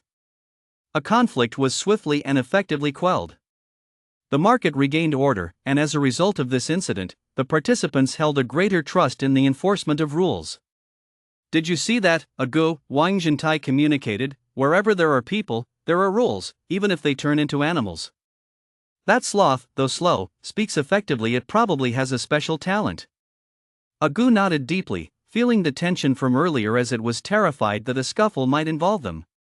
Now it seemed that this temporary market indeed had its value and basic order protection. As the sun tilted westward, the market gradually came to an end. Most travelers had completed their transactions or inquiries and began to leave one after another. Wang Jintai and Agu also prepared to return. They exchanged the last wild boar tusk and 15 copper coins and silver coins with a seemingly honest lizard vendor. In return, they received a small bag of insect repellent powder allegedly found on the corpses of human adventurers, along with a few hard flint stones. The insect repellent powder might be useful, and the flint is always a welcome source of fire. The biggest gain, however, was the map and advanced information. "Let us go, it's time to head back. The captain and Uncle Do might be waiting anxiously," Wang Jintai said as he stood up. Agu nodded, taking one last look at this bizarre yet vibrant temporary market. The 2 returned along the path they came, heading towards the waterfall cave. With the guidance of the map and Agu's early warning, the return trip was much smoother. As night fell, they spent the night in a hidden crevice of rock, taking turns to watch. The next morning, they continued their journey. Just about 5 kilometers away from the waterfall cave, at the edge of a pine forest, Agu suddenly froze and stopped. "Humans! Three of them, directly ahead, about 200 meters away, moving. Its thoughts were urgent and tense. Wang Jintai immediately signaled for them to hide behind a thick pine tree. The two held their breaths and focused. Soon, they heard subtle sounds of breaking twigs and voices speaking the common language. "The blood trail ends here. That beast runs really fast," a young voice said with frustration. "It probably burrowed underground or climbed a tree. If we lost it, then so be it," another, more composed voice replied. "The captain said it hasn't been safe around here lately. Those deviant mobs are getting increasingly cunning. Let us head back and report early," the third voice added, slightly hoarse.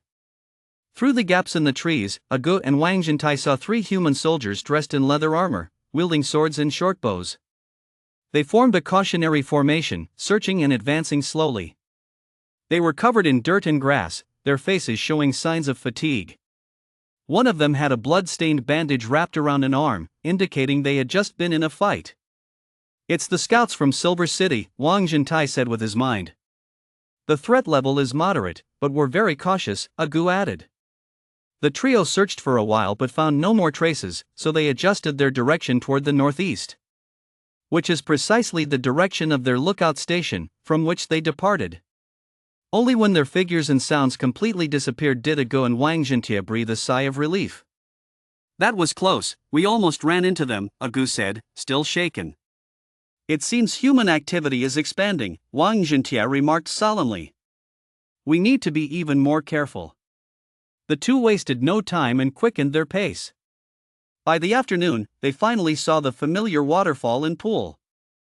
"Red Ring Chief," Wang Jintai greeted telepathically from a distance. The amphibious leader, Red Ring, who was drying fish near the shack, looked up, saw them, and croaked happily, waving his webbed hands. Yuan and Professor Dor had already received the telepathic message sent by Agu earlier and were waiting at the concealed entrance beneath the waterfall. "Welcome back," Yuan said, smiling at his two safely returned teammates. Professor Dor nodded as well. "It seems we have gained a lot." Everyone climbed into the waterfall cave. Wang Jintai couldn't wait to pull everything out from the system inventory. Besides the used loot, materials, and scrolls, there was an extra object, a map from memory, a damaged elven talisman, a packet of insect repellent powder, and several flint pieces. And most importantly, detailed information about advancement conditions, loot, materials, scrolls, known high-level travelers, and human city-states. "Well done," Yuan praised sincerely after listening to Agu and Lautai detail their experiences and transactions at the market. He picked up the damaged elven talisman and carefully felt the faint natural energy on it. This object, perhaps the professor will be able to study it further. Professor Dor was already immersed in the advancement information recounted by Agu, his dark eyes shimmering with thought. "It aligns with our hypotheses, but is more specific. We already have 7 pieces of the loot, materials, scrolls fragments. We need 3 more. As for the core loot, materials, scrolls." It looked at Yuan. "The heart of the ghost-patterned python is an excellent water-type core loot, materials, scrolls. Regarding auxiliary loot, materials, scrolls, the tidal crystal is one, but we may need others." Yuan carefully sketched the map information in the sand, integrating it with the existing intel. A clearer map of the eastern endless forest and the distribution of human forces gradually took shape. The Silver City is to the north, the Golden City to the west, and the Black Iron City to the south. Their waterfall cave is located midstream of the Emerald River, roughly situated in the narrow gap between the territories of Silver City and Black Iron City, a relatively remote area. But it is not absolutely safe. We need to quickly gather the loot, materials, scrolls fragments to strengthen our capabilities, Yuan summarized. At the same time, continue to explore the surrounding area, searching for possible ruins or resource points, and avoid areas of frequent human activity as much as possible. He looked at Agu and Wang Jintai. "You both did a great job this time, bringing back crucial intel. More importantly, you verified the possibility of establishing order among travelers firsthand. Although it is still fragile, this is a good start." Agu felt a bit shy from the praise, lowering her head but swaying her tail gently. Wang Jintai, on the other hand, puffed up his chest with pride. So, Yuan scanned his 3 reliable companions. "Starting tomorrow, we will enter a new phase, using the waterfall cave as our base. We will continue to build our strength while seeking the remaining 3 loot, materials, scrolls fragments. Chapter 58, Map Analysis. Yuan squatted next to the largest flat stone in the meeting area. This was considered his captain's seat. In front of him was a temporary map made from a type of writing leaf identified by Professor Dodo, large and sturdy in shape. The leaves had been treated through drying, sewn at the edges with fine vines, and sketched upon the surface with charcoal and mineral powders of different colors. Lv.0, Agu, and Professor Dodo sat around, all eyes focused on the gradually forming map. Now, based on the intel we have, combined with the information Lv.0 and Agu brought back from the market, Yuan pointed to the center of the leaf with a sharpened stick. Here is our waterfall cave, behind the waterfall in the midsection of the Emerald River. He marked a noticeable blue dot on the leaf and drew wavy lines around it to represent the waterfall and pool. The blue water frogman tribe is here. He drew a simple symbolic shelter for the frogman next to the blue dot. Then, he began to extend outward. To the north, the stick moved upward, circling an area about 12 kilometers from the waterfall cave and drawing a spider web symbol inside. A crystal mine occupied by a colony of spiders. Lv.0, did anyone mention specific details about that place at the market? Wang Zhentia scratched his head. I heard a pangolin say there are at least 50 spiders, and the female spider is larger than a grinding disc. It dug up 2 crystals and ran, almost getting stuck in the webs. It suggested at least a 5-person team go back. Spider silk is extremely sticky once tangled. It's hard to break free, Professor Dodo added. From a biological perspective, the spiders occupying the mine are likely a variant of the crystal weaving spider. Their silk threads are not only sticky, but might also carry neurotoxic venom. But that's all there is to it. If they can't stick to anything, they're useless, with poor flexibility, making them relatively easy to deal with. Yuan nodded, marking the area beside the mine as high risk and indicating the need to team up. The wooden stick continued upward, drawing the outline of a thick canopy further to the north. Ancient tree area. Multiple reports from the market confirm the presence of intelligent ancient trees there. It's a neutral entity where knowledge can be traded, and it's our top priority for exploration next. The wise ancient tree. Professor Dodo's dark eyes sparkled with the excitement typical of a scholar. In the legends of many worlds, ancient trees are the guardians of knowledge, living for thousands of years. If a connection can be established, the historical and worldly intelligence gained is invaluable. But the ancient trees are usually proud, and their terms of trade are harsh, Yuan said calmly. We need to prepare appropriate currency. He looked at his hands, or rather, his monkey paws. Concentrated essence? He learned this idea during a chat with the professor last night. Ancient trees might be interested in special waters like curse, elemental, and life skills. To the east, the stick moved right, extending downstream along the Emerald River. About 8 kilometers downstream is the Silver City outpost. We have already scouted it. He drew a simple fortress icon, noting about 25 people beside it, regular troops, with a wanted notice. Further downstream, 30 kilometers away, is a Triton village. Neutral but somewhat friendly trade could be attempted there. Continue east, cross the Emerald River, and you'll find open plains, a region with frequent human activity, which is not suitable for entry at the moment. To the south, the stick pointed down, drawing a swamp symbol about 50 kilometers from the waterfall cave, surrounded by purple. At the edge of the corrupted swamp, intelligence from the market indicates the miasma is toxic, creatures are mutated, and none who enter survive. However, a cross-worlders organization has established a base in the abandoned mine at the edge. The risks are extremely high, and contact is not advised. Professor Dodo pointed at the purple area with his beak. My talent knowledge indicates that deep in the corrupted swamp, there may reside a corrupted toad boss. That's a terrifying existence of at least level 5, usually in deep slumber, and once awakened, its poisonous mist can cover several kilometers. But as long as we don't go deep, we shouldn't disturb it. Level 5, everyone felt a chill. They hadn't even reached level 1 yet. Facing this creature would leave them no way to survive. They might die from poison without even seeing it. To the west, the stick pointed left, drawing layers of tree crowns extending to the edge of the leaves. Deep in the endless forest, known information is extremely limited, but all intelligence points toward high-level areas. Some creatures in the market mentioned that cross-worlders have seen flying horses deep to the west, beings engulfed in flames. At least level 3 or higher mobs territory. Yuan put down the stick, glancing at his teammates. So, our current position is actually in the gap between the two major human forces of Silver City and Iron Black City. North is the spider mine, south is the corrupted swamp, the west is an unknown high-level area, and the east is a human outpost. A typical battleground, but also an opportunity because no side has an absolute advantage here.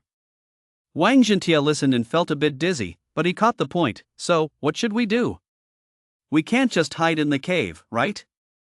Of course not, Yuan's eyes gleamed with determination. Passive waiting will only compress our living space gradually. We need to take the initiative and carve out our territory in the gaps. And the first step, his stick tapped the northern ancient tree area. This is the place. There are 3 reasons. First, the wise ancient tree is known to be a neutral high-level unit. Gaining its knowledge and possible protection is crucial for our long-term development. Second, the ancient tree area is relatively safe, with no large-scale human activities, nor any clear hostile biological groups like those in the spider mine. Third, geographically, the ancient tree area is situated to our north, and during exploration, we can also scout the surrounding crystal mine for future resources. Agu asked softly, then, how do we get there? Is it safe on the way? That is what we need to plan. Yuan began to sketch a route on the map.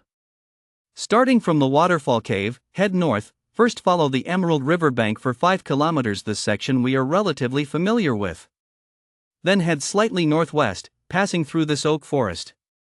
Be careful, this is where we encountered human scouts yesterday, so we must be extra vigilant. After crossing the oak forest, enter the hilly area, and after another 7 kilometers, you'll reach the edge of the ancient tree area. The whole journey is about 12 kilometers, and it is expected to take most of the day. He looked at Professor Dorr. Professor, is there anything special to note about the ancient tree area? The professor closed his eyes, a faint white light radiating from him as his talent activated. Seconds later, he opened his eyes. The ancient tree area has a unique ecology, with trees averaging over 50 meters in height, dense canopies, and insufficient light on the ground. Thus, ordinary beasts are rare, and the main inhabitants are treants, a plant-like intelligent species known for their gentle yet cautious nature. Respect must be maintained upon entry. Trees must not be damaged, as they are their homes and kin. Treants. Yuan noted this information. How aggressive are they? They usually do not attack unless they feel threatened, or if their homes are destroyed they will unite to expel invaders. The roots of treants can entangle, and their branches can strike with considerable power, and there could be many of them. Understood, we should avoid conflict unless absolutely necessary. Yuan nodded, then looked at Wang Jintia. Old Tai, you are in charge of clearing the path and keeping watch, but remember to temper your aura in the ancient tree area. Do not activate copper skin iron bone lightly, it may be misunderstood as provocation. Got it, I understand. Wang Jintia pat his chest. Agu, your early warning should be on at all times, focusing on sensing humans and large predators. Once we enter the ancient tree area, pay attention to the emotional fluctuations of those treants as well. I will do my best.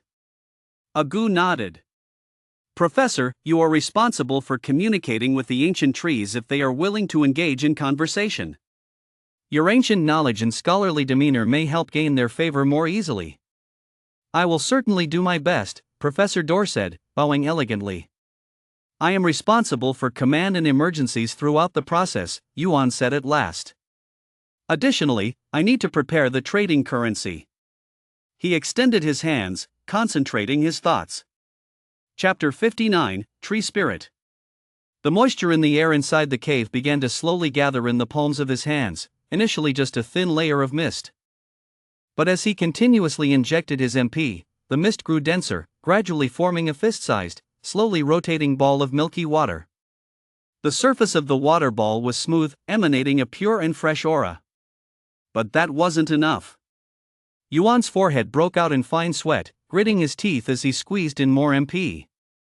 What he was doing was purification, stripping away impurities, microorganisms, and even ordinary minerals, curse, elemental, and life skills from the water. Only the purest water remained, forced into a more stable and higher energy density state under high pressure. The process was incredibly taxing. The color of the water ball gradually transformed from milky white to transparent, ultimately becoming a crystal clear essence of water that refracted light like a crystal. The water molecules inside spun rapidly, creating tiny vortices and emitting a faint blue halo visible to the naked eye. Attempting to develop talent deep application, water curse, elemental, life skills purification. Gained new ability, concentrated water essence generation. Awakening EXP plus 0.3%. Current awakening EXP, 28.4%. Yuan let out a long breath, his face slightly pale, but looking at the water essence in his palm, his eyes were filled with satisfaction. This is the trading currency? Agus stared in disbelief.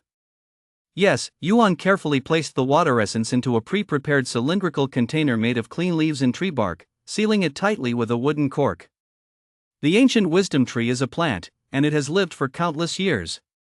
To them, the purest water rich in curse, elemental, and life skills energy might be more attractive than any gold or silver treasure.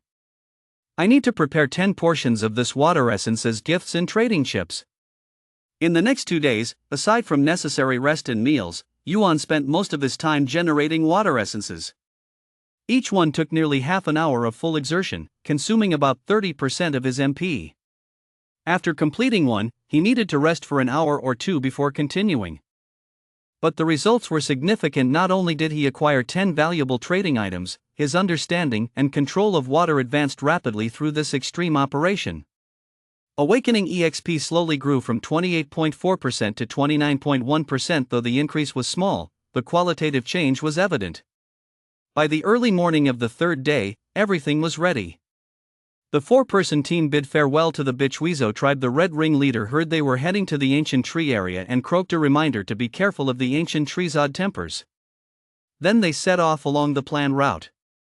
The first 5 kilometers along the riverside went smoothly. Agu's early warnings helped them avoid 2 waves of small groups of mobs drinking by the river. As they entered the oak forest to the west, the atmosphere became noticeably tense. There is a faint smell of humans lingering, at least a day old, Agu sniffed, his eyes scanning vigilantly. And a bloody scent, not fresh. Yuan expanded his moisture perception and indeed found traces of battle in an open space among the trees. Several oak trees bore deep blade and axe marks on their trunks, drag marks of blood on the ground, and a few broken pieces of leather armor and shattered arrow shafts scattered about. It was a conflict between humans and some large feline species, Professor Dorr assessed after examining the traces. Judging by the claw marks, it should be jungle leopards, and there is more than one. The battle likely took place yesterday afternoon. A human team may have suffered casualties and retreated with injured members. Wang Jintia used his claws to pull aside some fallen leaves, uncovering a half-buried leather glove belonging to a human, stained with dark red blood. These guys have it tough too. Yuan silently surveyed the battlefield remnants. This was the norm in this world, hunting and being hunted. The roles of hunter and prey could change at any moment. Humans hunted mobs, and mobs hunted humans. And they, as traversers, were caught in the middle, with enemies on both sides. "Hurry up, let us get through here," Yuan said quietly. The team accelerated silently, like 4 shadows racing through the woods. Agu's alerts continued, but fortunately, they did not encounter any humans or mobs still lurking nearby. 2 hours later, they emerged from the oak forest and entered hilly terrain. The terrain began to undulate, and the trees gradually grew taller and thicker. When the sun reached its peak overhead, the sight ahead made all 4 people involuntarily stop in their tracks. It was a forest within a forest. The trees before them averaged over 50 meters in height, their trunks so thick they required several people to embrace. The bark was a deep brown, covered in cracks and moss left by the passage of time. The treetops interwove high above, forming a virtually complete green canopy that blocked out sunlight. Only sporadic beams of light shot down from the gaps. Quiet. Unlike the chirping of insects and birds in the previous forest, this place was eerily silent. Only the rustle of wind through the very high treetops and the faint creaking sounds, like the trees growing in the distance, could be heard. "The ancient tree area has arrived," Professor Dorr said softly, a look of awe in his dark eyes. Agu nervously sniffed. "There are many emotions from the plants: vigilance, curiosity, observation. There's no obvious malice, but it isn't friendly either. And a very ancient, massive consciousness deep within." Yuan's moisture perception was disrupted here. The trees were too dense, and their roots extended deep underground. The cycle of moisture formed its own system, making his perception hazy, and the range compressed to about 30 meters. "Maintain formation, advance slowly, and do not make any aggressive moves," Yuan gave the order. The four of them cautiously stepped into the area of ancient trees. Beneath their feet was a soft, carpet-like layer of humus, making no sound as they walked. The air was filled with the damp scent of soil and the faint odor of decaying wood. And a strange, sandalwood-like fragrance from the trees. After walking for about 100 meters, an anomaly suddenly occurred. On both sides, several seemingly ordinary large trees suddenly opened pairs of light green eyes, formed by moss and tree galls. At the same time, the ground shook slightly, and several robust roots covered in bark broke through the earth. Like tentacles, they blocked their way. Meanwhile, more tree spirits emerged from the surrounding trunks, not fully detached from the trees. They resembled parts of the trees coming to life, forming humanoid silhouettes.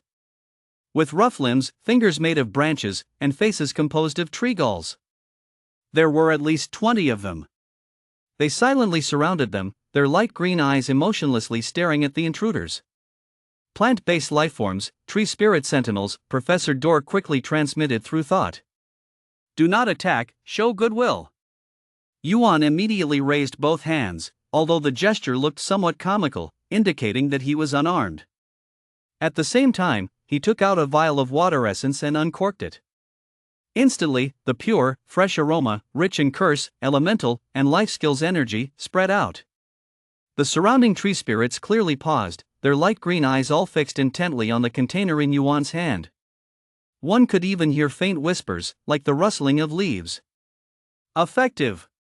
Yuan felt a surge of joy, but he knew these were just the sentinels. The true decision makers were still deeper within. He took a deep breath, maintaining a calm mindset, and transmitted his thoughts deeper into the ancient tree area. "A traveler from afar seeks a dialogue with the wise ancient tree. We bring pure water as a gift, seeking only knowledge and fair trade." Thoughts echoed through the silent forest. Chapter 60, Trading with the Wise Ancient Tree. The tree spirits did not step aside, but neither did they move closer. Seconds ticked by. Just as Yuan was contemplating whether to produce another vial of water essence, an ancient, majestic presence was felt. It was as if a voice from deep within the earth resonated directly in the minds of all living beings. "Outsiders, your water is very special." The voice was slow, each word carrying a weight of 1,000 years. "Follow me." The roots blocking the path slowly retracted into the ground. The tree spirits quietly stepped aside, opening a path deeper into the forest. Yet their eyes remained fixated on the four, clearly still in a state of surveillance. Yuan put away the water essence, nodded at his teammates, and took the lead down the path. Wang Jintai followed closely behind, his scales tightening slightly, ready for any unexpected situation. Agu tucked its tail but struggled to maintain composure. Professor Dorr resembled a pilgrim, his dark eyes full of devotion and curiosity. The path wound deeper into the heart of the ancient tree area. The surrounding trees grew taller, with some trunks already exceeding 5 meters in diameter. The canopy completely obscured the sky, the light dim as if it were dusk. Finally, after passing through a clearing illuminated by glowing mushrooms, they saw it. The wise ancient tree. This was no longer an existence describable as merely a tree. The trunk's diameter exceeded 10 meters, with height unmeasurable, as the canopy completely disappeared into the darkness above. The bark was dark golden, its surface naturally formed a texture reminiscent of runes. It shimmered slightly under the dim light. Most striking was that about 5 meters above the ground, the bark naturally recessed and bulged. This formed a blurred yet imposing face, complete with eye sockets, a nose ridge, and even a crack resembling a mouth. At that moment, the positions of the eye sockets began to glow softly with a green light. As if awakening. The ancient thought resounded again, this time clearer, reverberating deep within the consciousness of the four. Long, no beings have brought such pure water to this place. State your purpose. Yuan stepped forward, looking up at the giant tree face, responding resolutely with his thoughts. Esteemed wise ancient tree, we are travelers from afar, who have come to this land by chance. We seek knowledge about this world, about the power system, and how to survive and thrive in this forest. We are willing to offer pure water as a gift in exchange for your guidance. Saying this, he took out the vial of water essence again, respectfully placing it on a flat section of tree root in front of the ancient tree. The green glow flickered slightly, as if an assessment. Moments later, a slender root stealthily emerged from the ground, gently touching the water essence container. The tip of the root secreted a small amount of transparent liquid, coming into contact with the water essence in the container. Instantly, the entire root lit up with a soft, light blue glow. From the ancient tree's thoughts came a hint of pleasure? Pure, filled with curse, elemental, life skills, and even a hint of the essence of origins. How did you obtain this water? Yuan replied calmly, this is my ability. He did not explain the Genesis water talent in detail, but demonstrated his ability to control the water vapor around him. He let a small droplet of dew from a fallen leaf levitate, forming a sparkling water bead. The ancient tree fell silent for a moment. Talent, otherworldly soul. I understand now. There was no hostility in its thoughts, only a realization of how things were. In the past 100 years, many souls like yours have gradually descended to this realm. Some mad, some struggle, and some have already fallen. Yuan's heart tightened. The ancient tree knew of the existence of transcendence. Moreover, it seemed to have observed them for quite some time. So, are you willing to trade with us? He asked. Knowledge requires a price. The ancient tree's voice was slow. 10 portions of such pure water. I can answer 3 of your questions, and provide 1 clue that you most need at this current moment. 10 portions were precisely the total Yuan had prepared. He hesitated for a moment. This was nearly the maximum bargaining chip they could produce. Yet, looking at the ancient tree's millennia of accumulated majesty, he knew that haggling might backfire. Moreover, the most crucial clue they needed would likely be the means to obtain advanced loot, materials, and scrolls. Agreed, Yuan nodded decisively. He signaled Wang Jintai, and the ironback lizard immediately retrieved the other 9 portions of water essence from the system inventory, carefully placing them on the tree root platform. The ancient tree's roots touched each portion, and with each touch, the green light brightened. After confirming all 10 portions, the ancient tree's thoughts became noticeably gentler. Ask away, 3 questions. Yuan took a deep breath, asking the first and most crucial question. What are the exact conditions and steps to break through from Tier 0 unranked to the first rank?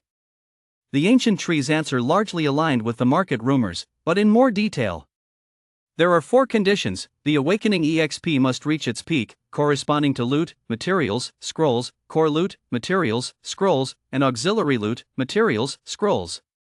Steps: use loot, materials, and scrolls as guides. Base it on the core loot, materials, and scrolls of the evolution path, and then use personal strengthening directions with loot, materials, and scrolls as supplements. Go obtain advanced loot, materials, and scrolls, and you will naturally know how to do it. Different races have different talents and evolution paths, but the framework is consistent. Core loot, materials, and scrolls must come from powerful beings not below the target tier, and the attributes are best aligned with one's own talent. Yuan nodded, confirming their speculation. The heart of the ghost pattern python was indeed his core loot, materials, and scrolls. The second question. What is the historical origin and current situation of the endless forest and the human forces on the eastern continent? This question made the ancient tree silent for a moment, as if sifting through millennia of memories. In ancient times, this was the domain of the Verdant dynasty, the land of elves and natural beings. Around 3,000 years ago, a great disaster descended, the sky collapsed and the earth shattered, causing the magic tides to go awry. The The verdant dynasty collapsed, and the elves either fled westward or merged into the forests. Humans migrated from the south and, relying on their reproductive and learning abilities, gradually rose to power. 1,000 years ago, humans established 3 city-states: silver, gold, and black iron. Silver was martial, gold focused on commerce, and black iron was chaotic. In the past century, humans have accelerated their expansion, squeezing the living space of other beings. And you otherworldly souls are a recent variable that appeared in the last century. The human high ranks seem to know something, and are particularly wary of you, even hostile. The historical context is clear. This world is not primitive and barbaric. It once had a magnificent civilization, experienced a great disaster, and is now in a period of human civilization expansion. And travelers from other worlds are the new variables. The third question, Yuan pondered for a long time before finally asking. When is the human city-state expected to launch a large-scale extermination in this area? How big might the scale be? Chapter 61, Pressure Explodes. This question is crucial as it directly relates to their survival window. A hint of gravity came from the ancient tree's consciousness. The rainy season is a natural barrier. Floods, mud, and obstructed visibility are unfavorable for large-scale advances. Based on past patterns and what I've heard in whispers from the wind about humans, the large-scale extermination will begin after the rainy season ends. About 2 months from now. The scale should involve hundreds of people advancing in multiple paths, combined with various professions. The goal is to clear all deviant mobs in the Emerald River Basin and establish forward bases. In 2 months, hundreds from various paths, along with different professions. The pressure is immense. But at least they now have a clear timetable. 3 questions have been answered. The ancient tree's voice pulled Yuan back from his thoughts. Now, I will provide you with the clues you need. A new route extended, its tip slowly moving in the air. Interestingly, wherever the route passed, the moisture and dust in the air were drawn, forming a glowing, simple 3-dimensional map. In the center of the map is their current location, the ancient tree area. To the north, a glowing path extends, eventually leading to a location marked with symbols of ancient buildings. Lost ruins. Sacred grove in the forest. The ancient tree's consciousness explained. One of the places the elves used for advanced rituals during the Verdant dynasty. It has been abandoned since the disaster, but the core ritual formation may still be usable. There, perhaps still exists and used advanced loot, materials, and scrolls. But, there are guardians. On the 3-dimensional map, next to that ruin symbol, a blurry outline with multiple arms appeared. Ruins Guardian. Multi-armed stone statue, peak of Tier 2, a mechanical construct. Defeat it, or meet its requirements to enter the inner shrine. The clues are extremely precious. A ruins that possibly holds advanced loot, materials, and scrolls. Although there is a peak Tier 2 guardian, at least there is a clear objective. The ancient tree's green light flickered slightly. The transaction is complete. Extra reminder, humans have set up observation points at the edge of the ancient tree area. Be careful when you leave. May nature protect the sincere spirit. As the voice fell, the glow of the ancient tree's face gradually dimmed, and the surrounding tree spirits slowly retreated, merging back into the trees. The transaction was over. The 4 dared not linger, quickly yet cautiously retreating along their path. When they left the core of the ancient tree area and saw the sunlight again, everyone breathed a sigh of relief. 2 months, 100-person extermination, Wang Zhentai murmured, that's a bit tight on time. Lost ruins, peak Tier 2 guardian. Agu felt somewhat weak in the legs. Professor Dor was immersed in the historical information, the Verdant dynasty, elf ruins, so valuable. Yuan hurried along, his mind racing. In 2 months, they need to ensure at least 1 person advances, preferably everyone. And establish a more solid defense system and escape routes.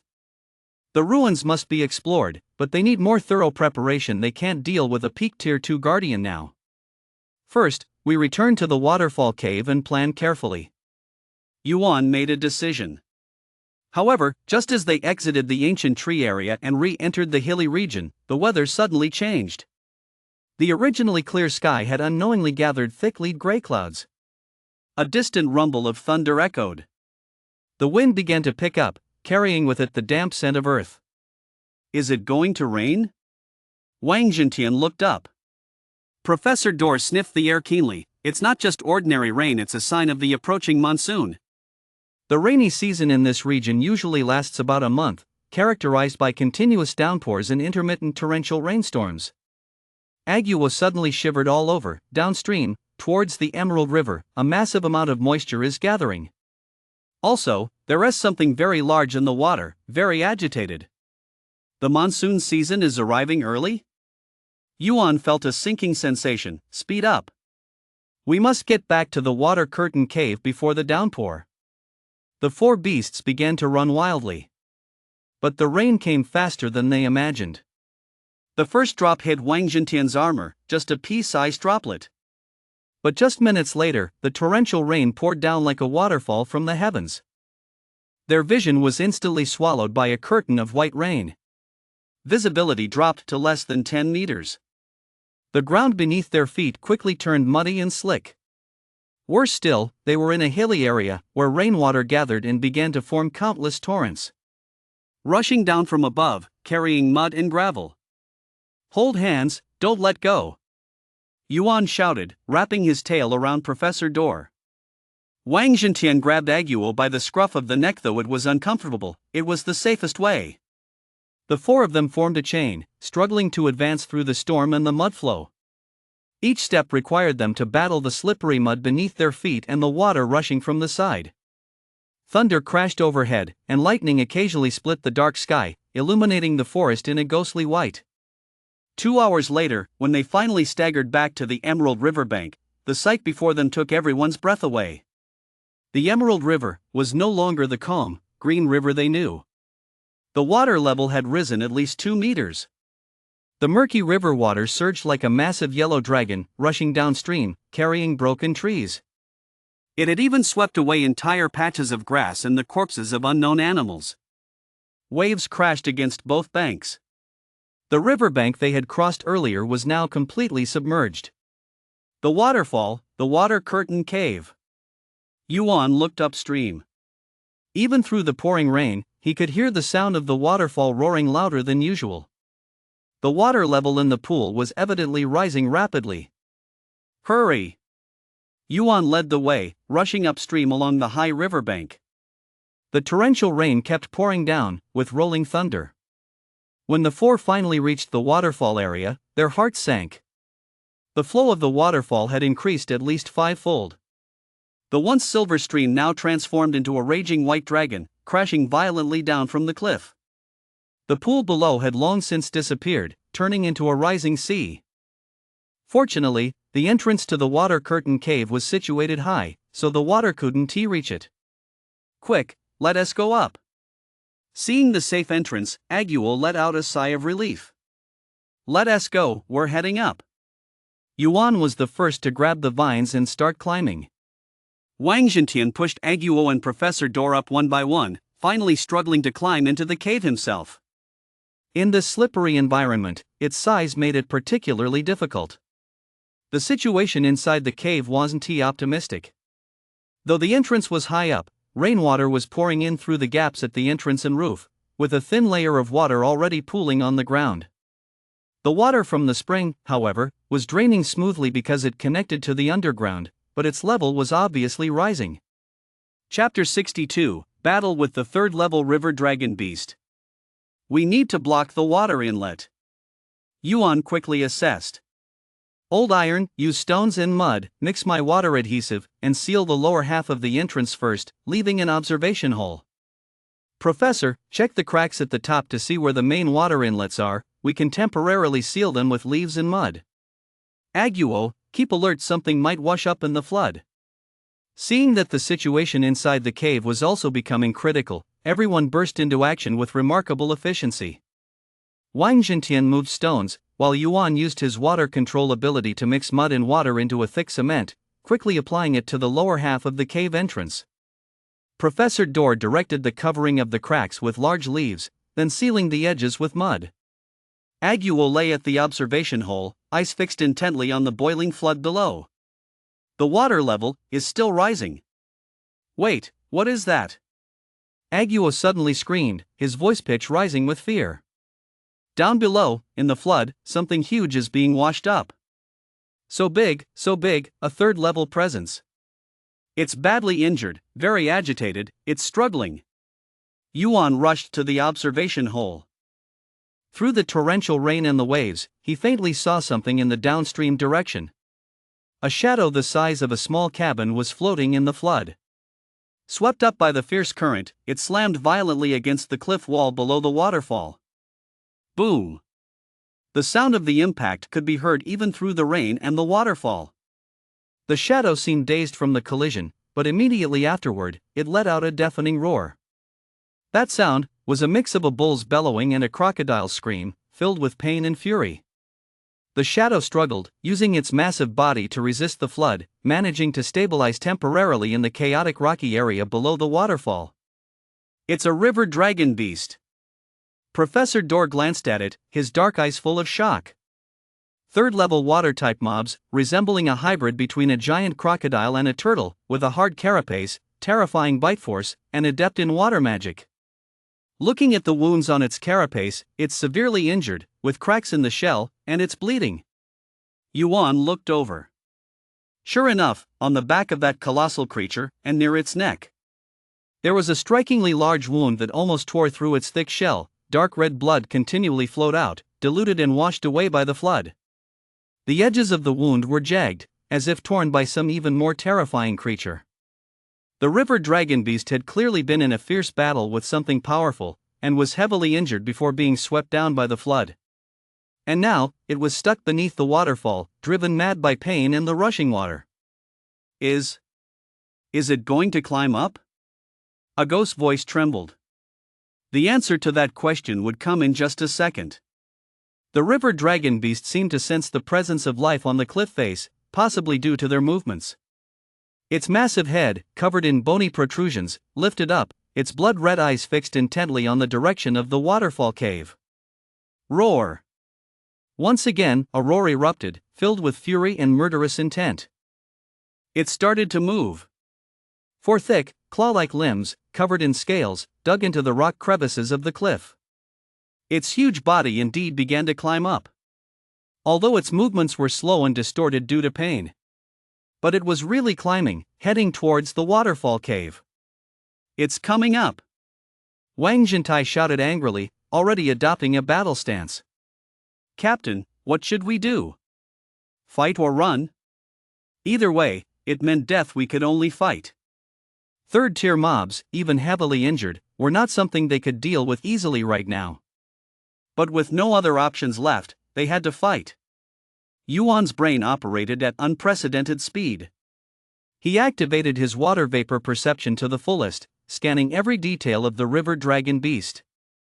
Wounds, movement frequency, emotional fluctuations, surrounding environment. An extremely risky plan, possibly the only chance for survival, quickly took shape in his mind. Engage in a war of attrition, draw it out. Yuan said coldly.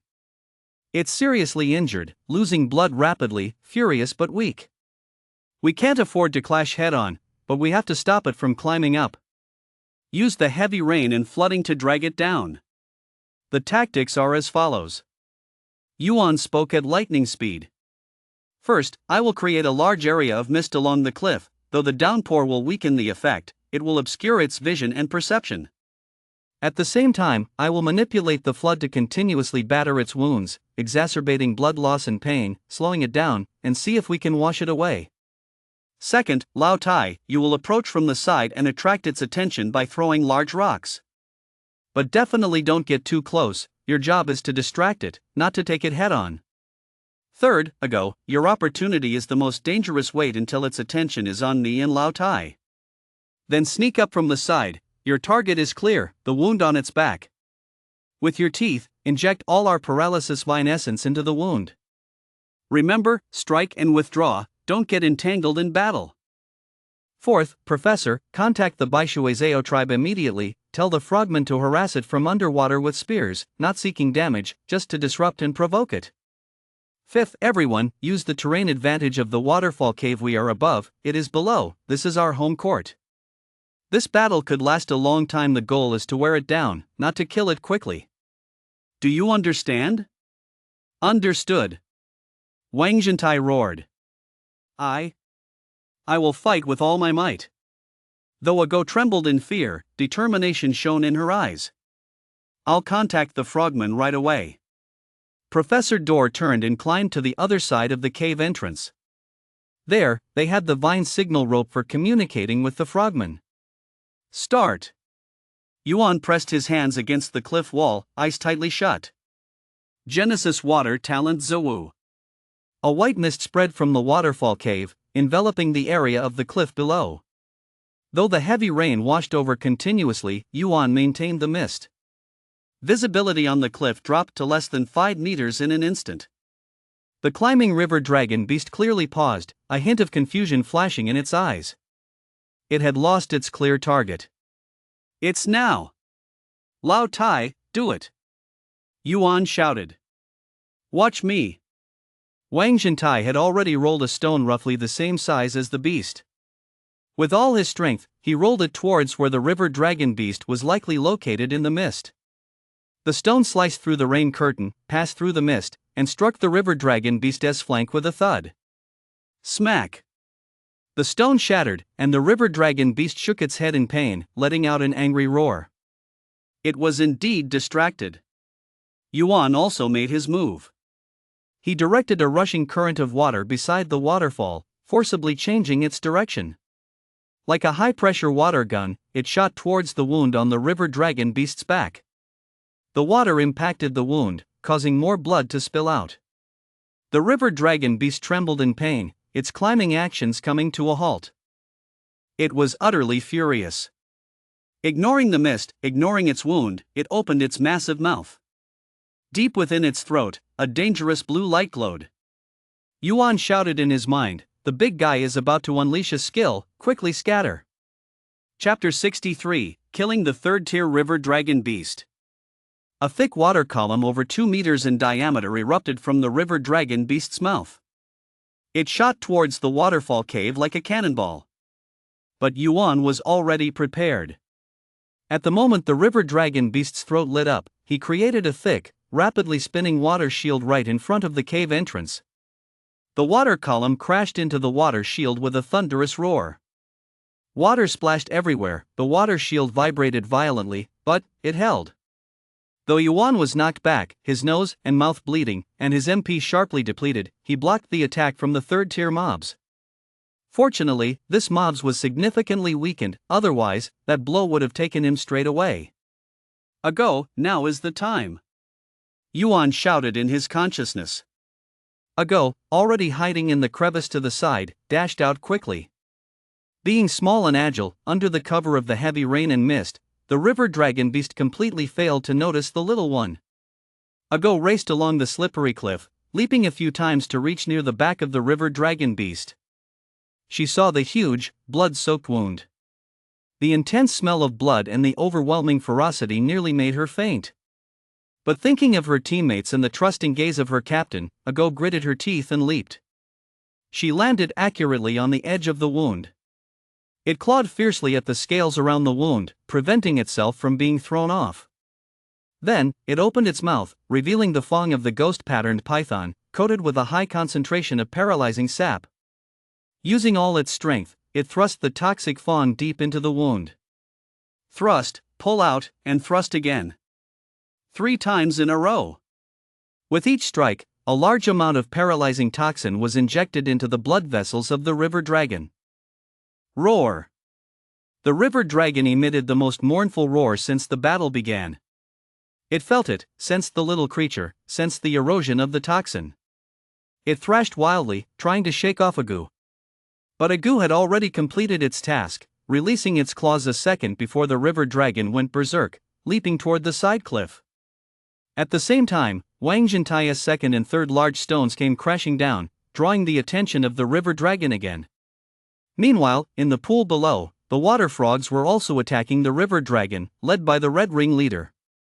They stabbed at the relatively soft belly and flippers of the river dragon from underwater with their bone spears. Although it didn't cause substantial harm, the harassment effect was excellent. The river dragon was already badly injured while resisting the impact of the water flow. It also had to deal with multiple sources of harassment, leaving it feeling overwhelmed. The battle entered a prolonged exhaustion phase. Yuan continuously generated mist, controlling the water flow to strike the wound, while occasionally needing to fend off the river dragon's water-based attacks. MP was draining like a reservoir that had burst its dam. But he gritted his teeth and persevered. The massive mental total and recovery speed from 29.1% awakening EXP played a crucial role at this moment. With each overexertion, a fresh surge of energy flowed from deep within his body. His control over water became even more refined and powerful under pressure. He even began attempting to separate the silt and the flood to create a more impactful mudslide to wash over the river dragon. Wang Zhentai tirelessly hurled stones. It brought every usable stone from the cave, and after tossing them all, it ran outside the cave to bring more, making back and forth trips in the pouring rain and mud. Its copper skin and iron bones were repeatedly activated passively, resisting the splashes of debris and the impact of water. Awakening EXP slowly and steadily grew during the battle. After delivering a fatal blow, Agu retreated to a relatively safe position, but its alertness never ceased. It keenly sensed the changes in the river dragon's state. Its movements have slowed down, the toxin is taking effect. It is very fatigued, losing too much blood. Its anger is decreasing, but its will to survive is rising. It wants to escape. Professor Dor commanded the frogs to harass while observing the battlefield. Using his knowledge to analyze the river dragon's weaknesses, he provided real-time advice to Yuan and Wang Zhentai. Seconds ticked by. The heavy rain showed no signs of letting up. In fact, it was getting heavier.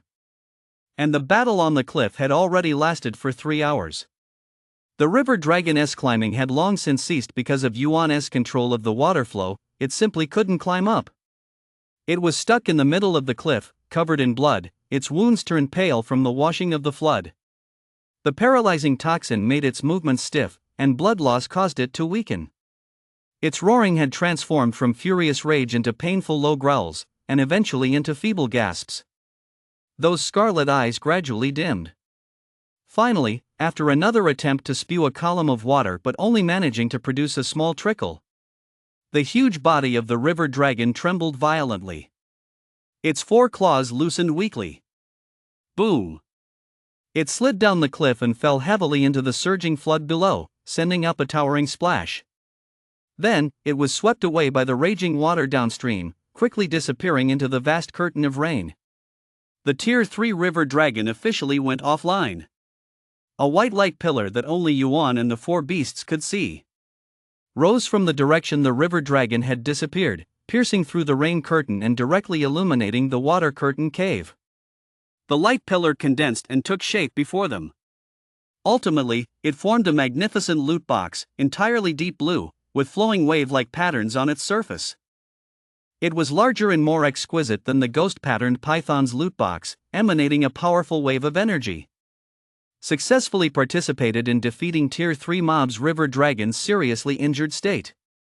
Awakening EXP plus 15.6%.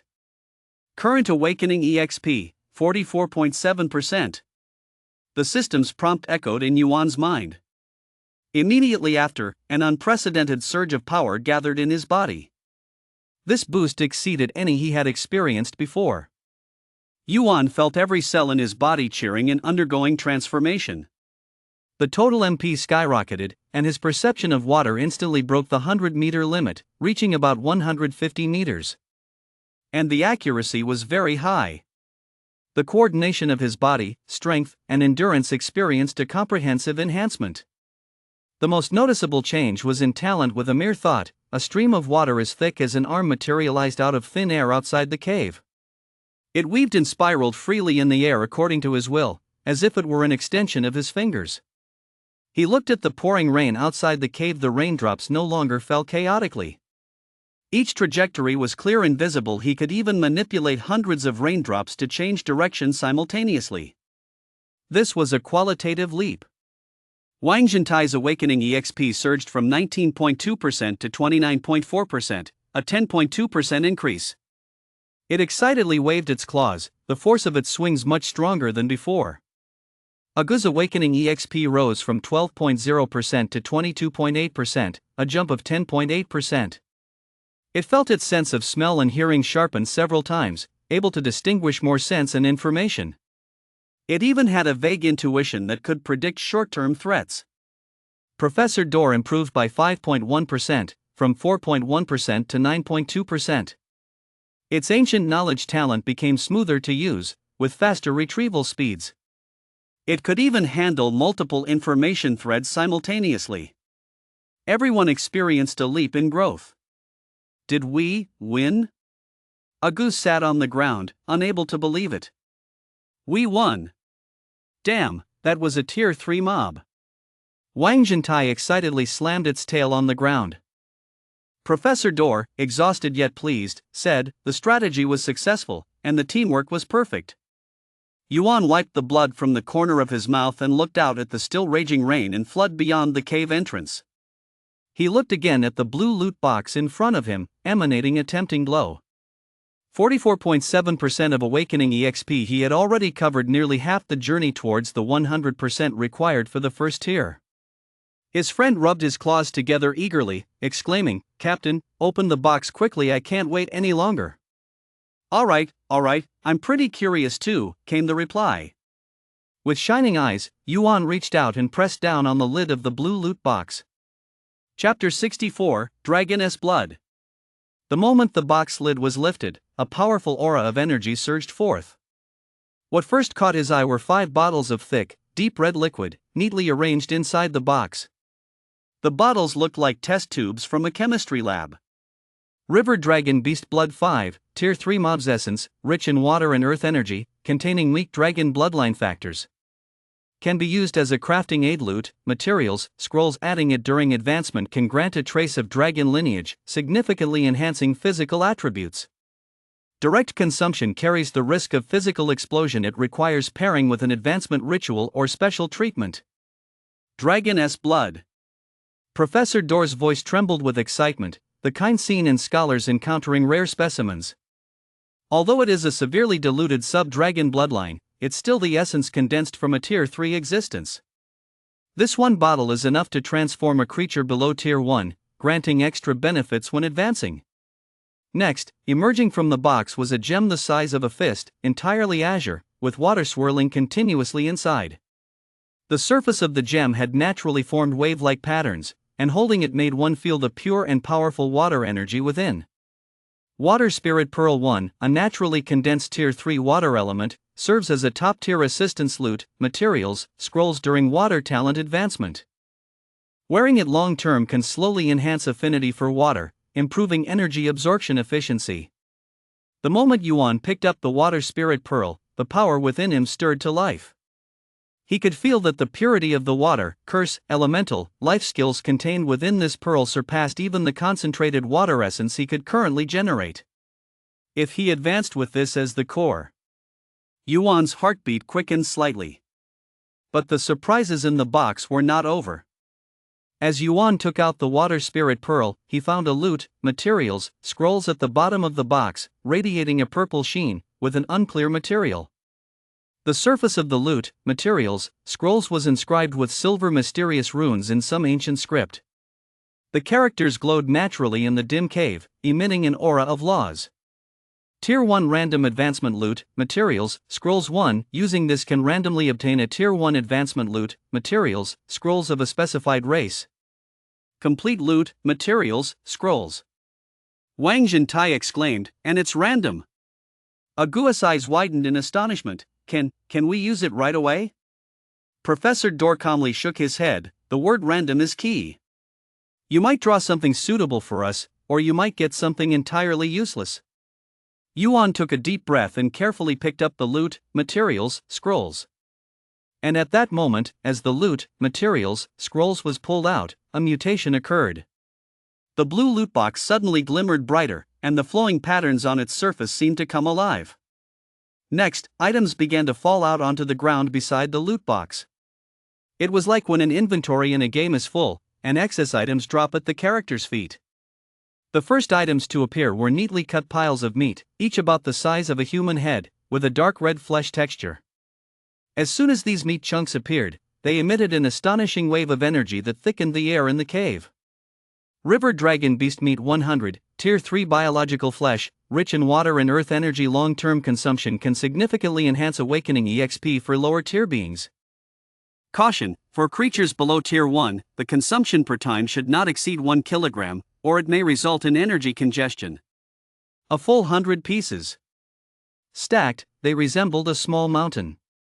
Following that, a dark golden shell fragment appeared, large enough to be a door panel and over 30 centimeters thick. The surface of the shell was covered in natural hexagonal patterns, resembling a tortoise shell.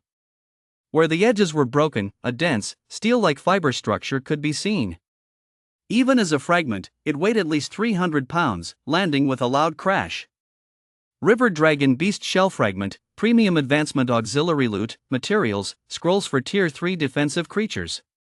It can serve as core auxiliary loot, materials, scrolls for shell-like and defensive biological advancement, significantly enhancing physical defense, or can be split to create armor. Finally, there were a few scattered items. 3 fist-sized, deep blue crystals shimmering with starlight, identified by Professor Dor as aquamarine, Tier 2 water system loot, materials, scrolls. 5 half-meter long, iron-hard hooked claws, claws of the river dragon beast, Tier 2 loot, materials, scrolls. And a small pile of about 50 copper coins and silver coins, a currency that is 1 level higher than copper coins and silver coins. The box has been opened. The cave fell into an eerie silence. Everyone was so shocked by this sudden, almost luxurious bounty that they were at a loss for words. The drops from Tier 3 mobs were incredibly generous. Generous beyond imagination. Wow! Wang Jintai was the first to snap back to reality, prodding the large shard of exoskeleton with his claw. This thing must be sturdier than the steel plates at a construction site, right? If this was made into armor. Ago stared at the pile of meat radiating enticing energy fluctuations, his throat involuntarily swallowing. This was the instinctual craving of living beings for high-energy food. Professor Dor had already begun his scholarly analysis. The river dragon beast, as a Tier 3 mob, possesses curse, elemental, and life skills far superior to any enemy we have defeated before.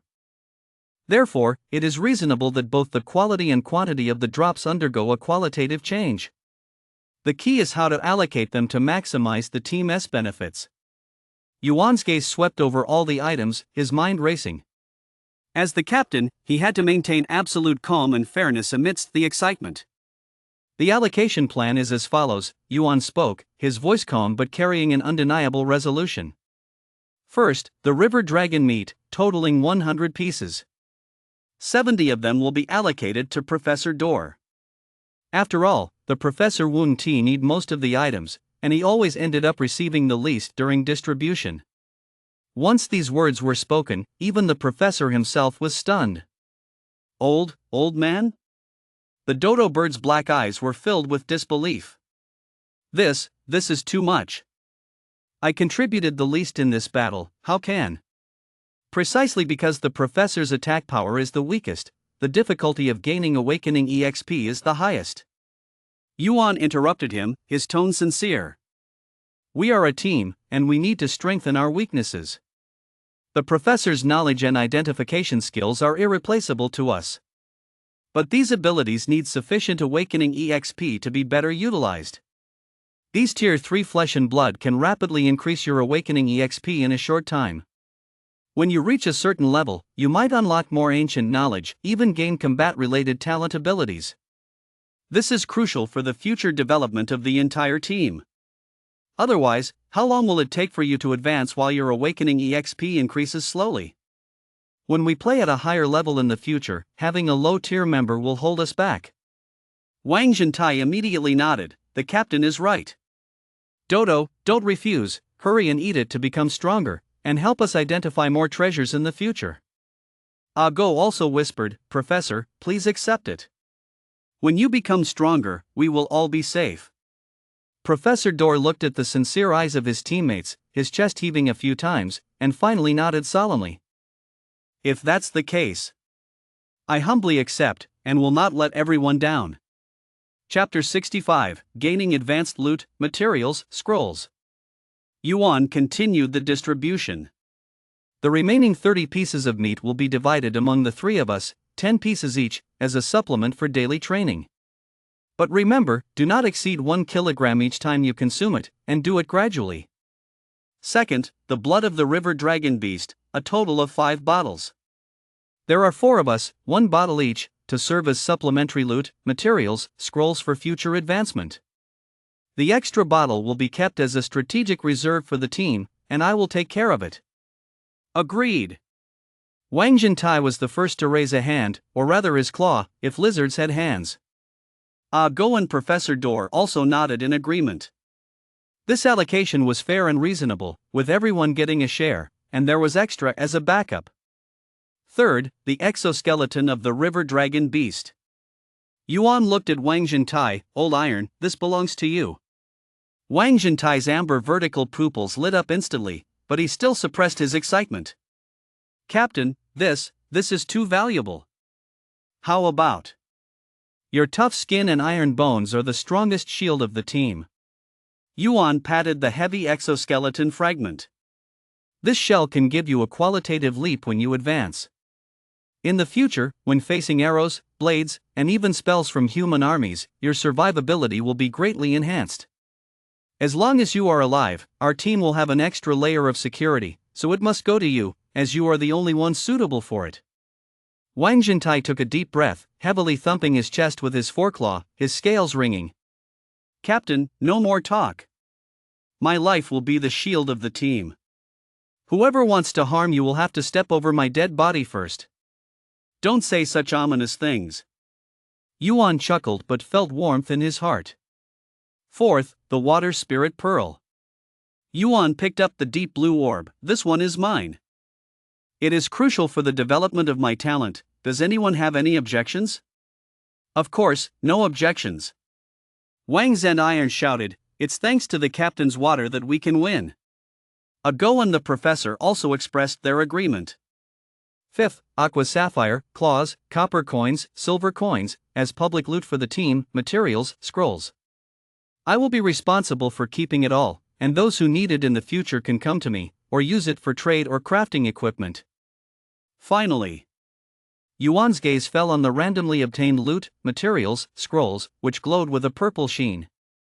The atmosphere in the cave turned tense and expectant once again. This loot, materials, scrolls, let us use it now, Yuan said in a serious tone.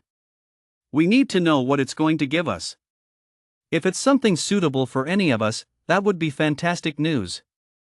If it's not suitable, at least we now know a way to obtain complete loot, materials, scrolls, so we can target our searches or trades in the future. Professor Dor added, according to my knowledge, this kind of random loot, materials, scrolls usually generates a virtual roulette when used. The roulette displays various racial categories, and wherever the pointer stops will grant the corresponding advanced loot, materials, scrolls for that race. I understand, Yuan nodded, then looked at his 3 teammates. Then, I'm going to use it.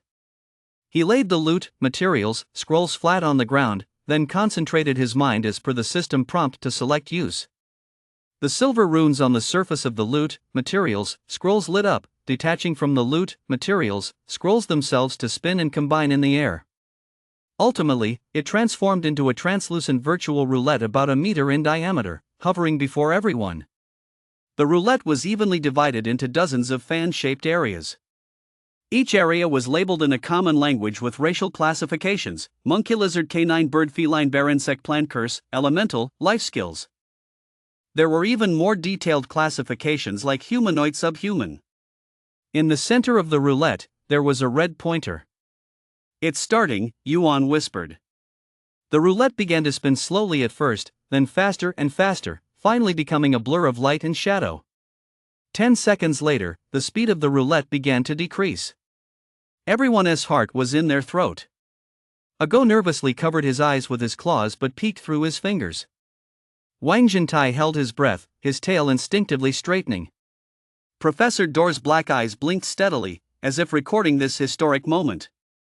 The pointer glided over the bird's area, then over the primate's area, then over the canid's area. The speed gradually slowed down. Finally, under everyone's tense gaze, the pointer trembled and came to a stop at lizards. The roulette shone brightly, and the illusory image vanished. The purple random loot, materials, scrolls shifted and reformed in the glow. Finally, it transformed into a brand new yellow loot, materials, scrolls with a scale-like pattern on the surface.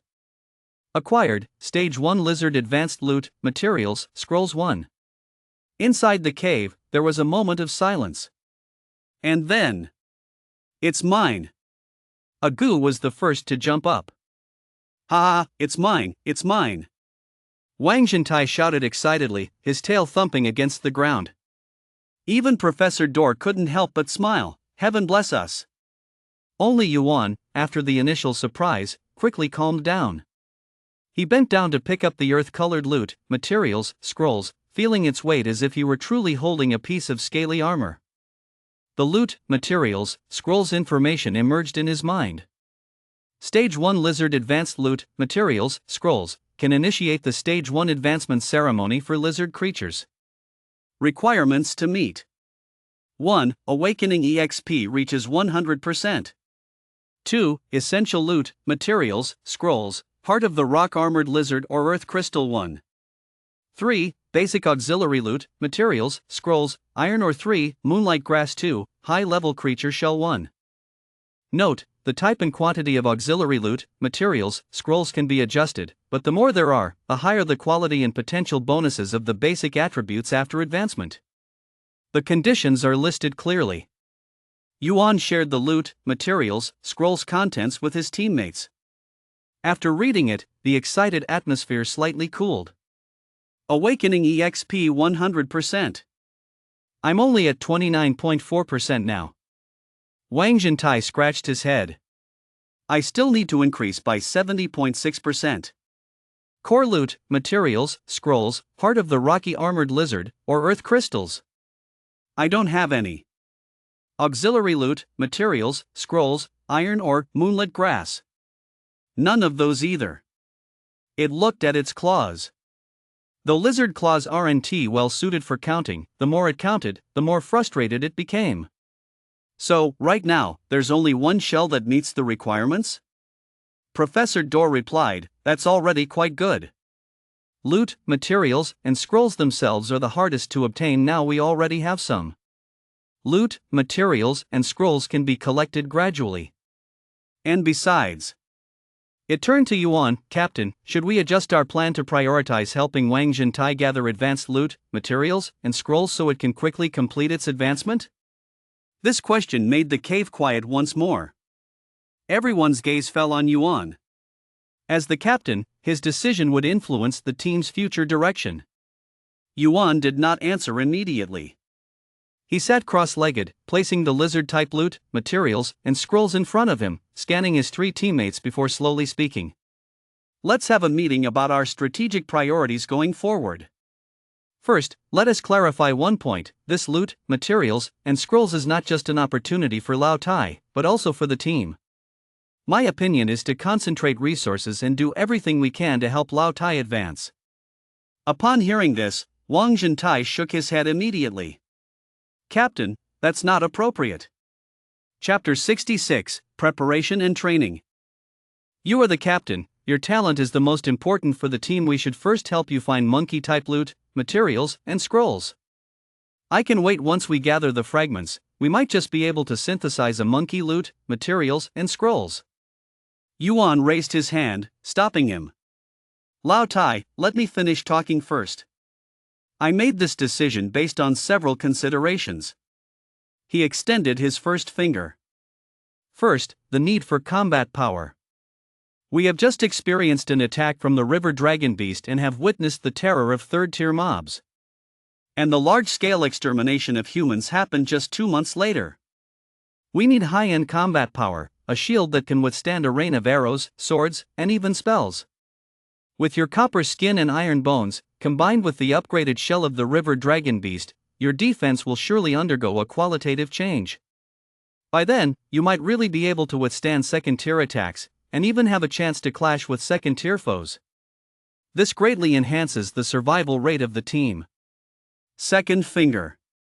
Second, loot, materials, scrolls ready-made. Right now we have high-tier biological shells, the shell of the river dragon beast.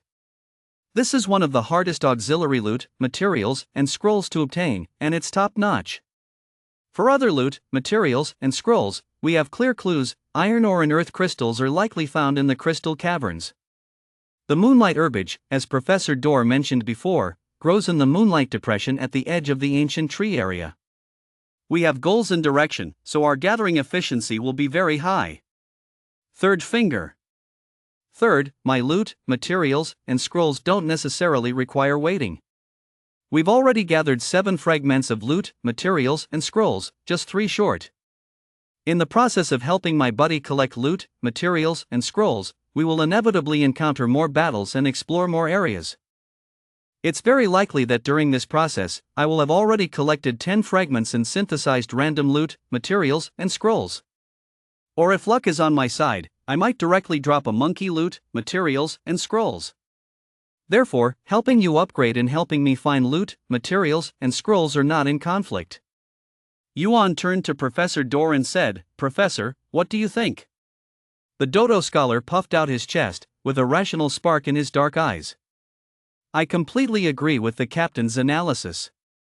From the perspective of maximizing team efficiency, prioritizing the enhancement of the Defense Corps' combat power is the optimal solution.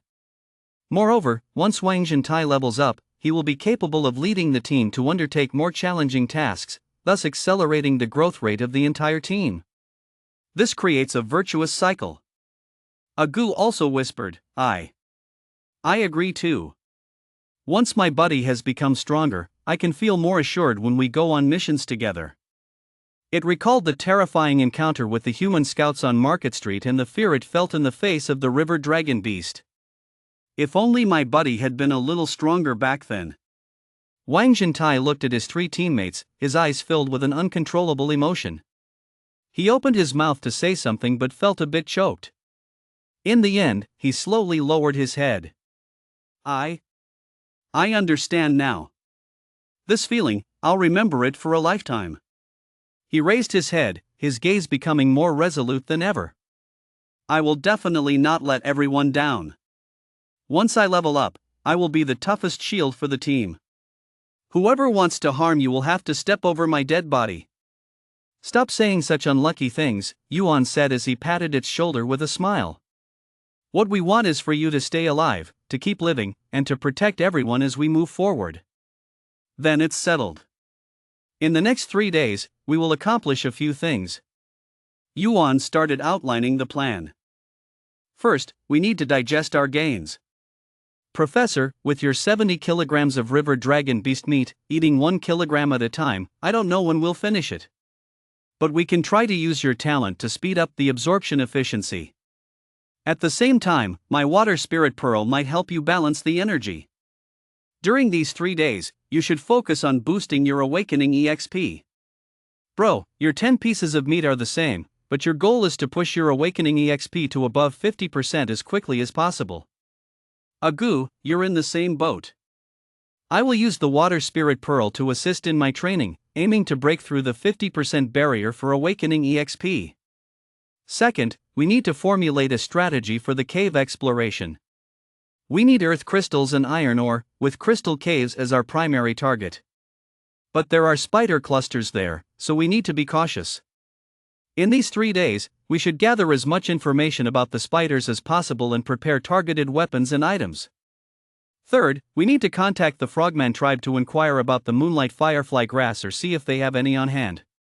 Also, please ask the Frogmen to keep an eye out for any unusual movements upstream and downstream of the Emerald River, especially human activities. During the rainy season, human activities may decrease, but we shouldn't let our guard down. Is that clear? Understood, the 3 answered in unison. Then, let us get started. In the following 3 days, Water Curtain Cave entered a period of intense cultivation and preparation for battle. Professor Dorr spent almost the entire day next to that pile of river dragon beast meat. He carefully analyzed the energy composition of the meat with his talent and then drafted a detailed eating plan. Every morning, noon, and evening, he would eat a small piece, totaling no more than 1 kilogram. After each meal, he would close his eyes to meditate, using his faint ancient knowledge talent to guide the energy throughout his body. Yuan placed the water spirit pearl beside the professor. The pure water energy emitted by the pearl could gently harmonize the wild water and earth energy in the meat, making the absorption process smoother. The effects were immediate. At the end of the first day, the professor's awakening EXP had increased from 9.2% to 11.5%, a rise of 2.3%. On the second day, an increase of 2.1%, reaching 13.6%. On the third day, an increase of 2.4%, reaching 16%. In 3 days, the awakening EXP nearly doubled. The professor's appearance also underwent subtle changes. The previously somewhat disheveled feathers became smoother and more lustrous. His dark eyes looked deeper and more expressive, and even his physique seemed to have gained a bit of weight. The energy is too abundant, some of it has been converted into fat reserves, the professor explained somewhat awkwardly. But I can feel that my thinking is clearer, and I can use my talent more deftly. Now, I can simultaneously maintain the identification of 3 different items, and the retrieval speed has tripled. Wang Jintai and Agu's progress is also significant. Wang Jintai consumes river dragon beast meat daily, coupled with the digestion of his own combat talent. Within 3 days, the awakening EXP skyrocketed from 29.4% to 38.1%, an increase of 8.7%. He feels that his strength has increased by at least 30%, and his scales have become thicker and harder. The activation time of copper skin iron bone has been reduced from 3 seconds to 2 seconds, and the duration has been extended from 10 seconds to 15 seconds. I now feel like I can explode the old me with one punch. Wang Jintai exclaimed as he waved his claw. Of course, this is an exaggeration. But the increase in combat power is quite substantial. Agu's awakening EXP rose from 22.8% to 30.0%, an increase of 7.2%. Now it can even vaguely discern the emotional states of potential threats, whether they are hungry, angry, or simply on alert. I think I can smell something beyond just sense now, Agu said uncertainly. Professor Dor analyzed, it might be the deep development of talent, evolving towards danger perception. Yuan's improvement is the most significant. He practices with the water spirit pearl, combined with daily consumption of river dragon beast meat. Within 3 days, the awakening EXP surged from 44.7% to 55.3%, breaking the 50% barrier with an increase of 10.6%. The changes are earth-shattering. First, the total MP has increased dramatically. Now he feels tired only after generating 10 portions of concentrated water essence in a row. Previously, he felt close to his limit after generating 3 portions. Secondly, the precision of water control has reached a microscopic level. He can simultaneously manipulate over 100 strands of water, weaving complex patterns in the air. He can even split a drop of water at his fingertips into dozens of smaller droplets, each independently controlled. Chapter 67, Combat Plan. During the evening practice on the 3rd day, Yuan successfully guided part of the energy from the water spirit pearl into his body, merging it with his talent.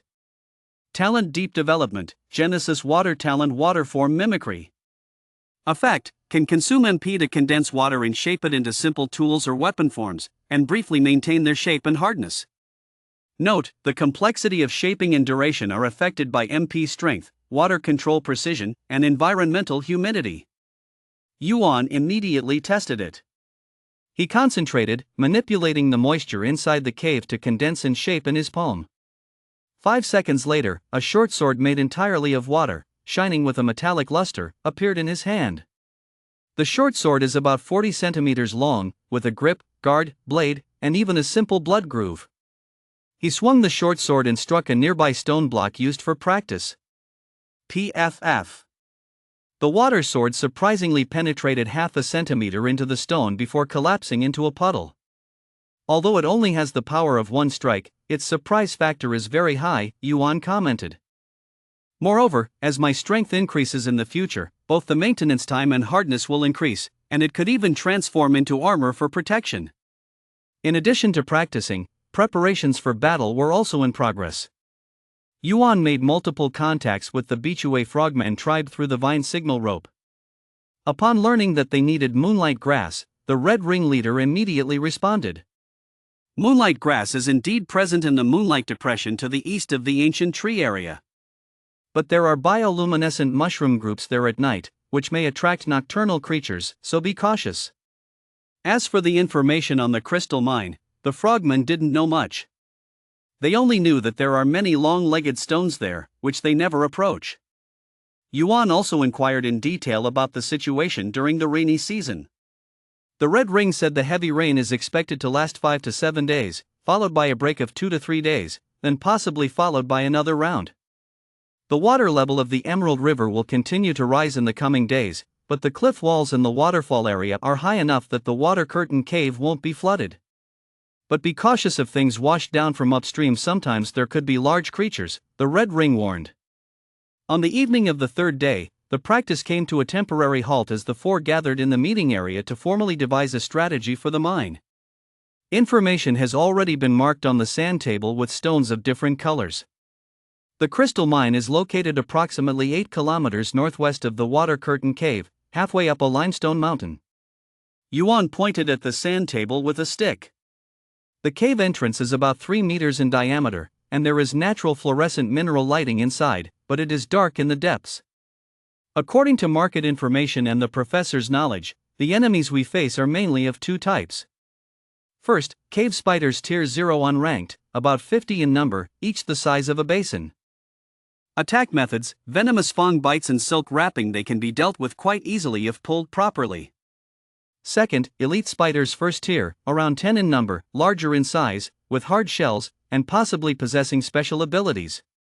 And a potential spider queen second tier deep within the mine, possibly in a spawning phase, relatively weak, but this is merely speculation.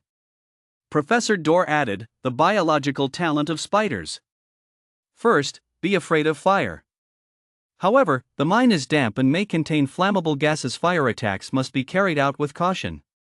Secondly, with poor eyesight, it mainly relies on the vibration sensors in its legs and vibrations transmitted through the web to detect prey. Thirdly, the venom is primarily a neurotoxin that is not immediately lethal, but once affected, one will quickly lose mobility. Fourthly, the spider silk is extremely sticky and possesses a certain level of elasticity, making it difficult for ordinary swords and blades to cut through. Yuan nodded, then proceeded to analyze. Our goal is clear: to obtain earth crystals and iron ore, and if possible, collect some tide crystals or aquamarines as well. But we should try to avoid direct confrontation with the Spider Queen. So the tactical core is, lure the snake out of its hole, eliminate them in batches, gather quickly, and retreat in time. He looked at Wang Zhentai.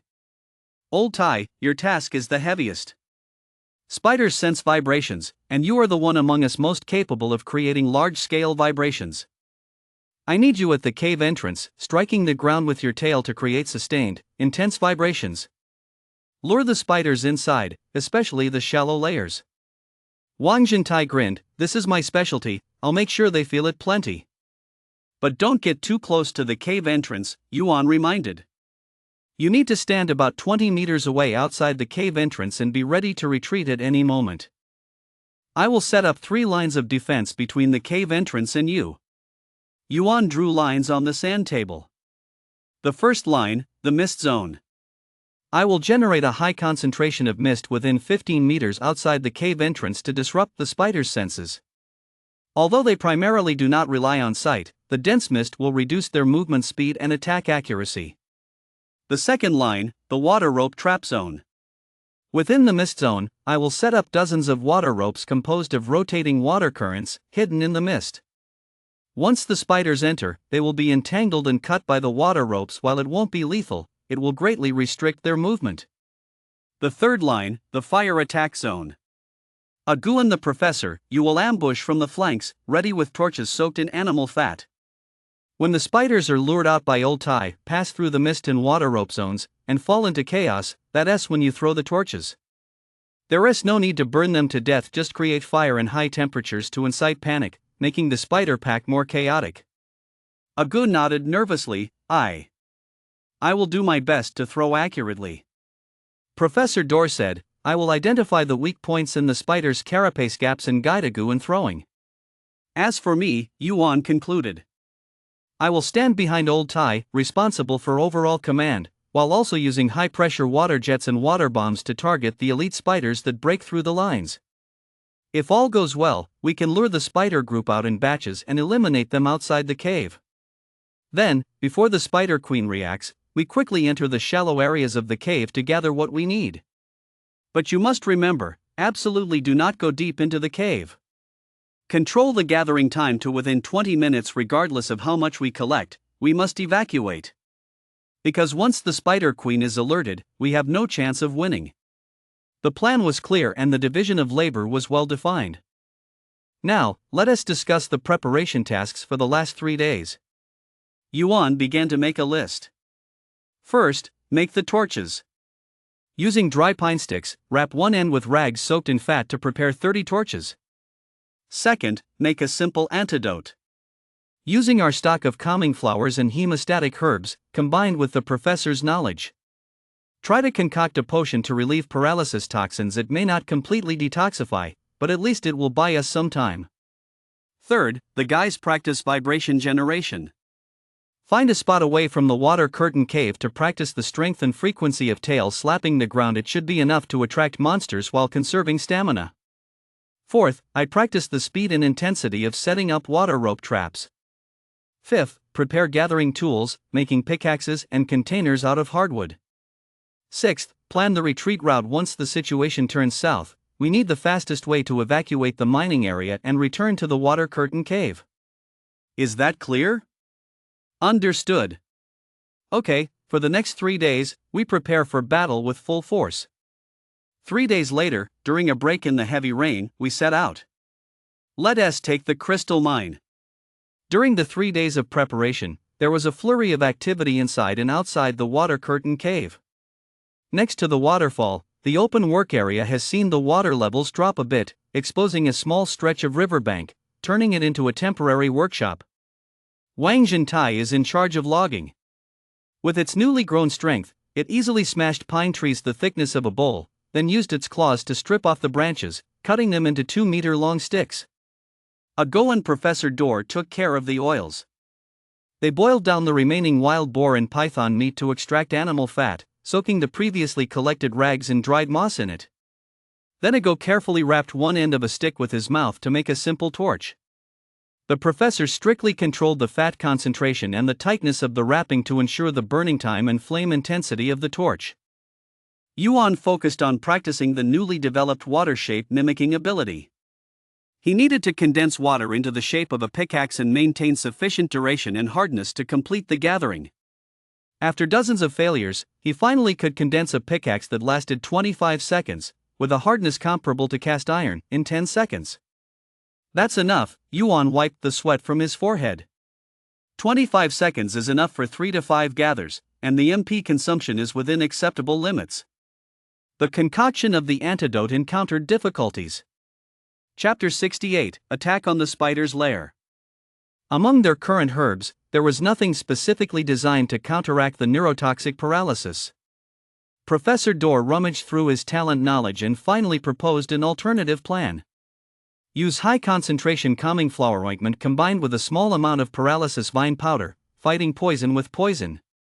Use the slight hallucinogenic effect of paralysis vine to interfere with the nerve conduction of the toxin, buying the body time to metabolize the poison.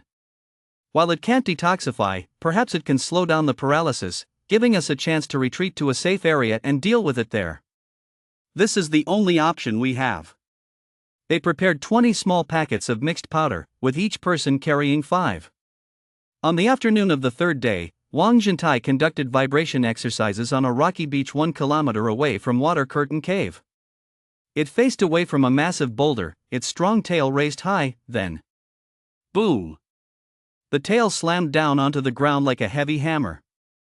Centered on the impact point, the ground within a 5-meter radius trembled, rocks flew up, and dust swirled. The force is enough, but you need to control the frequency, Yuan observed from the side. What you need is a continuous, rhythmic vibration, not a single heavy strike. Imagine you're beating a drum, boom boom boom boom boom boom. Wang Jintai closed his eyes, adjusted his breath, and lifted his tail again. This time, it began to strike rhythmically, boom boom boom boom. Each strike was even, with stable intervals. Vibrations traveled through the ground, and even Yuan, standing 20 meters away, could feel his feet tingle. Good, keep that rhythm, Yuan praised. When the time comes, maintain that frequency, strike for 5 minutes, then stop for 10 seconds to observe, and continue. Got it. By evening, all preparations were complete. 30 torches were neatly stacked. 20 packets of emergency antidote were distributed. Yuan was already very familiar with the layout point of the water rope trap. 3 retreat routes were planned, corresponding to different danger scenarios. The 4 checked their gear one last time and rested early. On the morning of the 4th day, the heavy rain indeed entered a lull as predicted by the red ring. Although the sky remained overcast and the clouds thick, the rain had stopped. Moisture hung in the forest air, with every leaf dripping water, and the ground was a muddy mess. But this was the perfect time to act. Human soldiers typically don't patrol in this weather. Let's go. At Yuan's command, the 4-person team left Water Curtain Cave, heading north. With a map and prior exploration experience, plus a GOS complete danger alerts, their progress was smooth. 2 hours later, they reached their destination. The Crystal Cave was located halfway up a gray-white limestone mountain, about 100 meters above sea level. The cave entrance was irregularly oval, about 3 meters wide and 2.5 meters high, with edges covered in slippery moss. Standing outside the cave entrance, a faint scent mixed with mold and some kind of sour odor wafted in. Inside the cave, a subtle blue glow emitted from deep within, which was the faint light naturally given off by the crystal minerals. "Let us scout first," Yuan signaled for everyone to conceal themselves behind the bushes below the cave entrance. He closed his eyes, extending his moisture perception deep into the cave. 50 meters, 80 meters, 100 meters. Reaching his limit, he was still able to outline the contours of the entrance area of the mine. About 10 meters inside the entrance is a relatively gentle passage, about 4 meters wide and 3 meters high. There was water pooling on the ground, and clusters of blue glowing crystals clung to the cave walls and ceiling. They were indeed tidal crystals. Between these clusters, numerous gray-white spider webs crisscrossed, some even holding shriveled insects or small animal corpses. Deeper inside, the perception began to blur. But Yuan could sense that about 40 meters around the corner, several basin-sized, wall-adhering creatures were moving slowly. Cave spiders. And further in, there were faint, stronger energy fluctuations. There are 6 spiders in the shallow layer, 3 on the left cave wall, 2 on the right, and 1 on the ceiling. Yuan shared the visual perception. After the 60-meter corner, the number is unclear, but there are at least more than 10. Deeper, there is a strong energy source, possibly the lair of elite spiders, or... He paused, the earth crystal vein. Professor Dorr whispered, earth crystals usually form where energy from ley lines converges, attracting earth-type creatures to gather. The spiders choosing to nest here is likely also due to the energy from the crystals. So, let us proceed as planned. Yuan looked at Wang Jintai. Old iron, get in position, 10 meters from the cave entrance, start creating vibrations. Agu, Professor, you 2 ambush behind that stone pile on the left, have the torches ready. After I set the trap, I'll position myself 5 meters behind old iron. Everyone, remember the retreat signal. If I scream 3 short, sharp calls in a row, it means to retreat immediately without any hesitation. Got it.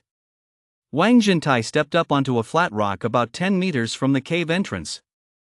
He took a deep breath, facing away from the cave, and slowly raised his thick tail.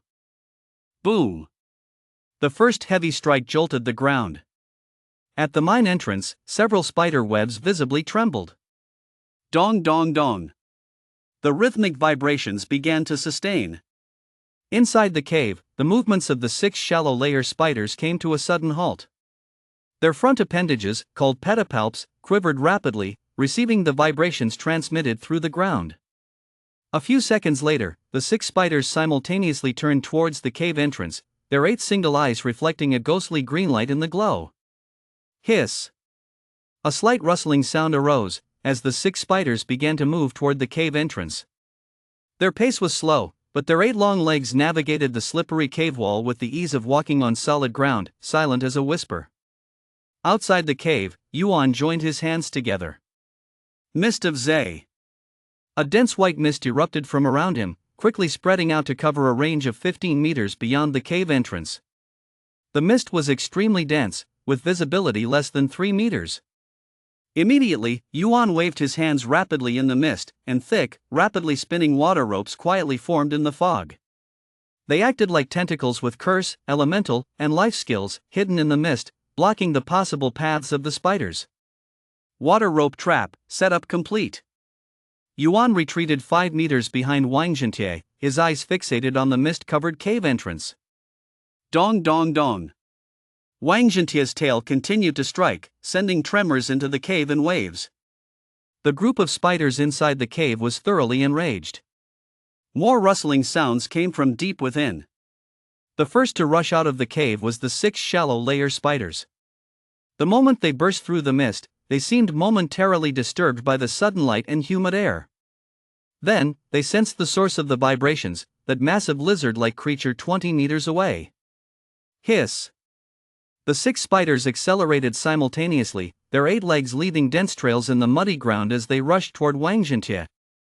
However, they barely rushed out 5 meters. Swish swish swish! 3 streams of water suddenly shot out from the mist, ensnaring the forelegs of the first 3 spiders. The high-speed swirling water cut through the spiders' leg exoskeletons like a saw. The spiders screamed in pain and struggled, as more water ropes ensnared them from all directions. Although they couldn't immediately sever their hard legs, they successfully restricted their movement speed, throwing them into chaos. Just then. Throw! Behind the stone pile on the left, Professor Dor issued his command. Agu picked up a lit torch and hurled it with all his strength toward the group of spiders. The torch traced an arc and landed in the middle of the spider horde. The grease-soaked cloth burst into flames, sending flames leaping up to half a meter high. The spider group instantly erupted into chaos. Their instinctual fear of fire made them retreat in terror, dodging around, breaking their formation completely. Several spiders collided with each other. Good opportunity. Yuan's eyes sparkled. He quickly tapped twice with both hands, and 3 compressed high-pressure water arrows shot out. Puff puff puff. The water arrows accurately struck the connection points between the heads and thoraxes of 3 struggling spiders ensnared by the water ropes. That area had a relatively weak exoskeleton. Green bodily fluid splattered, 3 spiders twitched violently, then slumped down. Successfully defeated cave spider, awakening EXP plus 1%. Successfully defeated cave spider, awakening EXP plus 1%. Successfully defeated cave spider, awakening EXP plus 1%. 3 notifications rang out in Yuan's mind. Though the contribution from each spider alone didn't yield much awakening EXP, the quantity was considerable. At that moment, numerous hurried, dense crawling sounds came from the depths of the cave. Many spiders had been drawn out. Chapter 69, Beating the Spider Nest. Thud thud thud. Wang Jintie's tail kept pounding the ground, the sound echoing continuously through the air. The rustling sound coming from deep within the cave grew closer. They're coming! Yuan whispered, fully activating his moisture sensing. In the mist, he sensed at least 20 basin-sized cave spiders crawling out from the depths of the mine. Their 8 slender legs moved quickly along the cave walls. Their ghostly green eyes flickered amid the interplay of fluorescence and mist, resembling wavering will-o'-the-wisps. First wave, about 10 meters from the cave entrance. Yuan reported rapidly. Wang Jintie maintained the rhythm of his tail strikes, but his body lowered slightly, and his limbs gripped the ground more firmly, ready for an impending assault. Behind the stone pile on the left, Agu's fur bristled. So many. Are they trying to scare me to death? He picked up a second torch and, under Professor Dor's guidance, used his claws to scratch the flint to ignite it. The moment the flames ignited, he caught a glimpse of calm light flickering in the professor's dark eyes. This was a scholar who maintained his analytical essence even under pressure. The first batch of spiders rushed out of the cave, plunging into the thick fog. Then, chaos erupted. These creatures, which relied on vibrations to sense prey, instantly lost their precise targeting in the dense mist. They could sense vibrations coming from ahead, but the mist distorted sound propagation, blurring their sense of distance. More dangerously, the spinning water ropes Yuan had arranged in the mist. Swish, swish, 7 or 8 water ropes shot out at different angles, ensnaring the legs of the few leading spiders. The high-speed rotating water sliced through the exoskeletons while it couldn't sever immediately. The pain and resistance caused the spiders to distort their movements. One spider's left front leg was tightly ensnared by a water rope, and despite its efforts to struggle, it collided with a nearby companion that was also trying to navigate around. The two spiders became entangled, their 8 legs flailing chaotically. Following that, a third and fourth. Like a chain reaction, the wave of spiders rushing into the mist began to bump into one another, tripping and entangling. Hissing and angry shrieks echoed back and forth. Now's the time. Yuan's eyes sparkled, and he telepathically transmitted, "Agu, torch, cover the throw." Throw. Agu used all his strength to whip his head, hurling the burning torch toward the densest part of the spider group. Simultaneously, Professor Dor also used his beak to grasp a torch, aiming at the angle to throw it hard. The two torches traced arcs, one landing in the center of the spider group and the other behind them. Boom whoosh. Grease igniting in fire burned fiercely, flames leaping nearly a meter high. The intense light and heat spread through the mist, forming a distorted zone of light and shadow. The spider group was utterly thrown into turmoil. A primal instinctive fear of fire was ingrained in such creatures, and even energy-affected mutated mobs could not fully overcome it. The few spiders closest to the flames retreated in terror, colliding with their companions who hadn't yet grasped the situation. The entire formation of spiders was thrown into chaos, completely losing organization. Old Iron, keep the vibrations, but prepare to retreat 2 steps. Yuan directed quickly. I'm going to clear out a batch. He tapped his fingers, each movement like playing a piano in the air. With each virtual tap of his fingertips, a highly compressed, finger-thick high-pressure water arrow shot forth. Puff puff puff puff, the water arrows pierced through the mist, dodging the entangled spider exoskeletons. Striking at the joints connecting the bodies, targeting the vulnerable areas around their single eyes. A spider is trying to crawl over its companion, and a water arrow precisely shoots into the gap where its head connects to its thorax. Green liquid splatters, the spider convulses and goes limp. Another spider thrashes its 8 legs, trying to rise, when 2 water arrows almost simultaneously hit the joints of its front legs. The limbs snap with a sound, and the spider loses its balance, tumbling to the ground. Successfully defeated cave spider, awakening EXP plus 1%. Successfully defeated cave spider, awakening EXP plus 1%. The system prompt continuously rings in Yuan's mind. Although the growth per instance is slight, the sheer quantity is overwhelming. With just this wave, he has killed 8 spiders, and his awakening EXP has increased by 8%. Captain, there's a big one coming from deeper inside. Ego suddenly alerts urgently, his voice laced with obvious fear. 2 very large tremors, strong energy fluctuations, they are first here. Almost simultaneously with Ego's warning, the rustling from deep within the mine changes abruptly. It turns into a rhythmic tap tap tap, each step making the ground tremble slightly. On the edge of the mist, 2 massive shadows slowly emerge. Elite spiders. Their size is more than twice that of ordinary cave spiders, measuring close to a meter in length, with 8 legs as thick as an adult's arms. Their exoskeletons are a dark purple, with a metallic sheen on the surface and sharp bone spurs growing along the edges. What is most disturbing is their heads. The fangs beside their mouth are as long as daggers, dripping viscous dark green venom. And their 8 single eyes exude a dark red menace. As planned, concentrate fire on the joints. Yuan hisses. Alright, the one on the left is up to you, take it down, and I'll swoop in for the kill. Egu, Professor, keep the torches as distractions, but don't get too close. Understood. Wang Jintai's eyes brimmed with battle intent. He stops slamming the ground, crouches low, and tenses his hind leg muscles. A yellow glow begins to seep out from under his scales. The left elite spider charges out from the mist first. It seems more aggressive than its companion, its 8 long legs pounding heavily on the ground as it lunges at Wang Jintai. 10 meters, 8 meters, 5 meters. Now's the time, charge! Yuan shouts. Wang Jintai roars, pushing off with his hind legs, his massive bulk launching like a cannonball. At the last moment, he slightly adjusts his body, using the part of his shoulder covered in earthy yellow light, the hardest section, to slam fiercely into the side of the elite spider. The timing, angle, and force of this charge are nothing short of perfect. It is the crafty strength Wang Jintai developed from years of working at construction sites, plus the results of 3 days of repeated practice. Boom! The sound of impact erupts. The elite spider is knocked sideways, moving more than 2 meters, its 8 legs carving deep furrows into the ground. Its exoskeleton is tough, not shattering, but fine cracks appear at the point of impact. More importantly, its balance has been disrupted. The joints. Yuan's eyes lock on.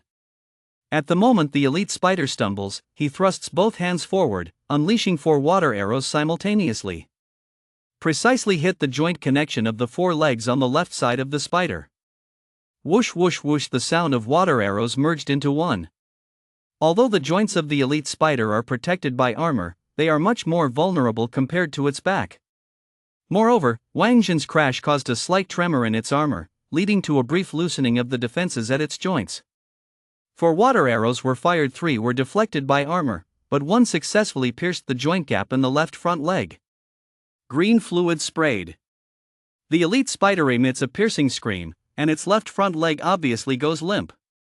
It's now. Wang Jin didn't give it a chance to adjust at all, taking advantage of the copper skin and iron bones effect. He pounced fiercely. It didn't bite. The spider's fangs are too dangerous. It stretched out its front paw. After a significant increase in awakening EXP, its claws, sharp as iron hooks, plunged fiercely into the gap in the elite spider's shell.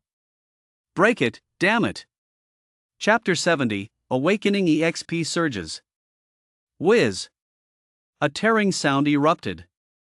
Wang Jintai's claws scraped along the edge of the shell, forcibly tearing open a 20-centimeter long gash. The dark purple shell was pried open, revealing the pale, writhing muscle tissue underneath. Leave! Yuan shouted. Goodbye! Wang Jintai said without hesitation, striking successfully before jumping back. Almost in the next second after it lunged, the elite spider angrily turned its head, its venomous fangs snapping through the air but biting only at nothing. And Yuan's second wave of attack had already arrived. He clasped his hands, conjuring a fist-sized sphere of deep blue water that spun rapidly in front of his chest. The water spirit pearl at his waist glimmered faintly, providing pure water elemental energy enhancement. Hydrogen bomb pierce. The water ball shot out, leaving a light blue trail in the air. Diving into the elite spider's body through the crack in the shell that Wang Jintai tore open. And then... Put! A loud explosion came from within the spider's body. The entire body of the elite spider swelled up violently for a moment, and then its 8 legs stiffened simultaneously. Green blood mixed with viscera spills out from the cracks in the exoskeleton, the mouth, and the eyes. Its massive body shook a few times before crashing to the ground. Successfully killed a first-tier elite spider, awakening EXP plus 2.6%. Current awakening EXP, 68.9%. A warm current is brewing within him, a feeling that Yuan has never experienced before. The powerful force invigorates him, as if he is witnessing rebirth. The battle is not over yet. The elite spider on the right has already rushed forward. It seems smarter than its peers, not rushing directly towards Wang Jintai, but instead pushing off with its 8 legs. He unexpectedly circled from the side, charging straight at Yuan, who was standing behind. "Captain, be careful!" Agu shouted. "Don't hurt our captain." Wang Jinjia wanted to fall back, but it was too late. Yuan, however, was unusually calm. In the atmosphere of humidity sensing, every movement of the elite spider is strikingly clear. Its 8 legs touching down in sequence, the rhythm of muscle contractions, the extent of its mouth opening. There are old wounds and cracks in the shell between the third and fourth legs on the left side, Professor Dorr conveyed urgently. The second segment of the abdomen is slightly lighter in color, likely due to recent molting, making its defenses weaker. The intel is in place. Yuan stepped forward. With both hands drawing circles in front of the chest, dense water vapor crazily gathers. Misty wall, solidify. A semi-transparent wall formed by highly concentrated water vapor suddenly appeared 2 meters in front of Yuan. The wall is half a meter thick, its surface shimmering like flowing water. The elite spider bumped headfirst into the water wall. Put. The water wall shook violently, splashing many droplets, but it didn't break. The charge of the elite spider was forcibly held back, with its 8 legs stuck in the water wall, making it difficult to pull out. Now's the time, Agu! Yuan shouted. Behind the stone pile on the left, Ago is already poised to spring into action. It held the fang of a ghost-patterned python, smeared with a high concentration of paralysis vine juice, in its mouth. The experience of having once bitten a venomous snake helped it overcome some of its fears. The enhancement of Awakening EXP over the past 3 days makes it faster. The 3 days of teamwork have forged an absolute trust in Yuan's command. So the moment Yuan shouted its name, Ago moved without a shred of hesitation. It pushed off the ground with its 4 legs and darted out at an incredibly fast speed. Target: the exposed abdomen of the elite spider. The elite spider's attention was entirely focused on breaking free from the water wall and the Yuan in front of it, completely unaware of the little one sneaking up from the side. Agu sprang up, with its venomous fangs aiming for the second segment of the spider's abdomen, the area that was slightly lighter in color. Crack! The fang of the ghost-patterned python stabbed deeply. The sap from the paralysis vine flows through the hollow fangs, injecting a large amount of overpowered into the spider's body. The elite spider trembles violently, emitting an angry screech. It wildly swung its body, trying to shake Agu off. But Agu held on firmly, his 4 claws digging into the soft tissue of the spider's abdomen, his entire body hanging off it. Agu, back off and stand down! Yuan shouted. At the same time, he slammed his hands down forcefully. The water wall that trapped the elite spider suddenly deformed, transforming from a wall into countless strands of water, tightly binding the spider's 8 legs. Upon hearing the command, Ago immediately relaxed her grip, pushing off with her hind legs against the spider's abdomen to leap backward. It rolled in the air for 2 circles, staggered when it landed, but still managed to stand upright. With a poisonous fang dripping with green fluid still clamped between its teeth. And the elite spider. The paralysis toxin takes effect at an astonishing speed. Its movements began to become stiff and slow, and the struggles of its 8 legs grew increasingly feeble. The poison dripping from the mouth became thinner. The final blow. Yuan's gaze was icy. He no longer conserved MP, his hands pressed together. A thick mist of water vapor formed around him. And from above the mine, the rainwater condensed on the rock walls flowed down. And the moisture from the muddy ground was drawn away. All water curse, elemental, life skills gathered above Yuan's head, coalescing into a colossal spear made of flowing water, 2 meters long. The tip of the spear was aimed at the connection between the elite spider's head and chest, where its nerve center was located. Go! The water spear shot through the air. PFF. Piercing. The entire head of the elite spider was pierced from below by the water spear, nailing it to the ground. It struggled for a moment, then lay completely still. Successfully killed a Tier 1 elite spider, Awakening EXP plus 2.9%. Current Awakening EXP, 71.8%. A second wave of warmth surged in. The changes brought by this battle were extremely obvious. Yuan felt as if his brain had been washed by a cool stream of water. His thinking speed, reaction time, and calculation ability were all elevated to a new level. Control over water. If before it was like pointing fingers, now it felt like a mutual understanding. He even had a vague feeling that if he faced the river dragon beast's water column attack again, he might be able to directly deconstruct it instead of just tanking it. But it was just a feeling. Whether he could actually do it was another matter. We did it. Agu collapsed to the ground, panting heavily, his eyes shining with excitement. He did it. He really cooperated to kill 2 Tier 1 elite spiders. Professor Dor came out from behind a pile of rocks, his dark eyes filled with approval and extraordinary teamwork. Wang Jintie ran over and gently tapped Agu with his tail. Well done, you little rascal. That last hit was a killer. Agu lowered his head shyly, but his tail started to wag unconsciously. At this moment, white light began to rise from the corpses of the 2 elite spiders. The radiant light gathered in the air, forming a loot box that emitted a green glow. Quick, loot it, then gather. We must evacuate within 30 seconds. Yuan spoke rapidly. The Spider Queen deeper in may have been alerted. He rushed over, hand touching the loot box, instantly storing it in the system's inventory. At the same time, his eyes scanned the shallow areas inside the cave entrance.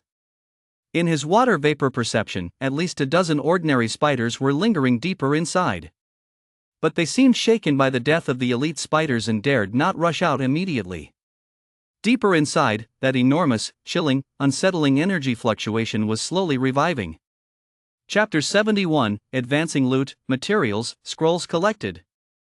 Professor, indicate the collection points. Yuan shouted. 5 meters to the left, cave wall, 3 clusters of tide crystal, quality excellent. 8 meters straight ahead, the ground is sunken, there's a metallic reflection, likely iron ore. On the right side of the cave ceiling, there's a flickering blue starlight, suspected to be aquamarine. Professor Dor spoke rapidly, the white light in his dark eyes swirling as all his talents activated. Yuan waved his hands. Water morphing, water mining pick. 5 picks made of water, yet as hard as steel, simultaneously coalesced, flying to the designated locations under his control. The pick tips struck down, prying with precision. Crack, crack. The crystal clusters were pried off, and the ore was mined. Wang Jintie dashed into the cave, using his claws and tail as tools, working madly alongside Yuan. Agu kept watch at the cave entrance, sniffing the air, ready to alert them. 15 seconds, Tide Crystal 12 acquired. 20 seconds, 3 pieces of deep blue gemstones that glittered with starlight were dug out. They were aquamarines. 25 seconds, Wang Jintie scraped 5 pieces of black-brown ore from the sunken ground, with a metallic sheen. Iron ore 5. Wang Jintie shouted. But no signs of earth crystals, Professor Dor said urgently. None in the shallow layers, maybe deeper in the earth's veins, or. He looked towards the depths of the cave, near the Spider Queen's nest. Yuan gritted his teeth. Earth crystals were one of their core targets for this trip. But there was no time left. In his water vapor perception, the energy fluctuation deeper inside was getting stronger, and he could already sense a powerful, slow-moving sound. That was the sound of an enormous creature about 3 meters long moving. The Spider Queen was about to emerge. Fast wind and pull. Yuan decisively ordered. Follow retreat route 3, return the same way, maintain formation. The 4 of them did not linger in battle, turning and running. Wang Jintie led the charge, Yuan brought up the rear. Just as they broke out less than 50 meters, a piercing shriek echoed from the cave entrance. That sound was filled with anger, rage, and a trace of weakness. Professor Dor analyzed as he ran. At the spawning season, it indeed is in a relatively weak state, otherwise, it would have chased us out long ago. But even so, a tier 2 isn't something we can handle now. They sprinted furiously. Agu's alerts were fully activated, avoiding any potential dangers along the way. Fortunately, during the intermittent rain in the forest, most creatures were hiding in their burrows, so they did not encounter any extra battles. An hour later, the waterfall cave was in sight. The sound of the waterfall was like a welcome home melody. We're safe. Agu was the first to collapse onto the platform at the cave's mouth, his tongue hanging out, breathing heavily. Wang Jintie was also exhausted but still forced himself to check the cave entrance's defenses, confirming there was no abnormality before sitting down to rest. Professor Dor immediately began checking everyone's injuries. Fortunately, apart from Agu, who had a splash of acid on him from biting the spider, causing minor burns on his skin. When Wang Jintie struck, the shoulder plate scales cracked a few pieces. Aside from Yuan's excessive MP consumption, no one was seriously injured. No serious injuries, tactical success, the professor summarized. Yuan leaned against the rock wall and called up the status panel. Name, Yuan. Race, Macaque Tier 0 unranked. Talent, Genesis Water Talent Special. Awakening EXP, 71.8%. Skill, Mist of Water, Water Binding, Water Explosive, Spring Mire, Water Mimicry. Status, MP Overdraw, Minor Abrasion. 71.8%. From 55.3% before entering the mine cave to now 71.8%, a single battle increased it by 16.5%. Fighting is still the fastest way. If it weren't for the Spider Queen waking up, we might even hit 100% Awakening EXP. Yuan was keenly aware of his power. He felt that this enhancement was not just a quantitative accumulation but a qualitative leap. The water spirit pearl at his waist glowed faintly, as if resonating with his talent. He controlled the spring water within the cave. With a thought, the spring water rose automatically, splitting into 4 streams that flowed towards the mouths of his 4 teammates. "Captain, your water control is getting better and better," Wang Jintie exclaimed as he gulped down several large mouthfuls. Yuan smiled and looked at the other teammates. "What's everyone's Awakening EXP?" Wang Jintie checked his status panel. "I went from 38.1% to 50.8%, an increase of 12.7%. Agu whispered, "I went from 30.0% to 40.6%, an increase of 10.6%. Professor Dor said, "I went from 16.0% to 22.2%, an increase of 6.2%. Everyone had a significant boost. But Yuan's brow furrowed slightly. He took out the purple loot box, dropped by 2 elite spiders. Open. A flash of light revealed the items inside. Obtained, Spider Venom Blends 2, first tier loot, materials, scrolls, can be used to make poisons or antidotes, or serve as evolution loot, materials, scrolls, enhancing poison-related strength. Obtained, Tough Spider Silk 10, first tier loot, materials, scrolls, excellent elasticity and toughness. Obtained, first tier random evolution loot, materials, scrolls fragments 4, current total, 1110. Obtained, copper coins, silver coins 15. Loot, materials, scrolls fragments, we've collected enough, and we have 1 extra, Yuan said, somewhat surprised.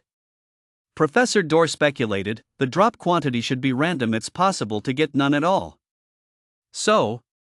Yuan looked at everyone, we now have 11 fragments, we can synthesize a random loot, materials, scrolls.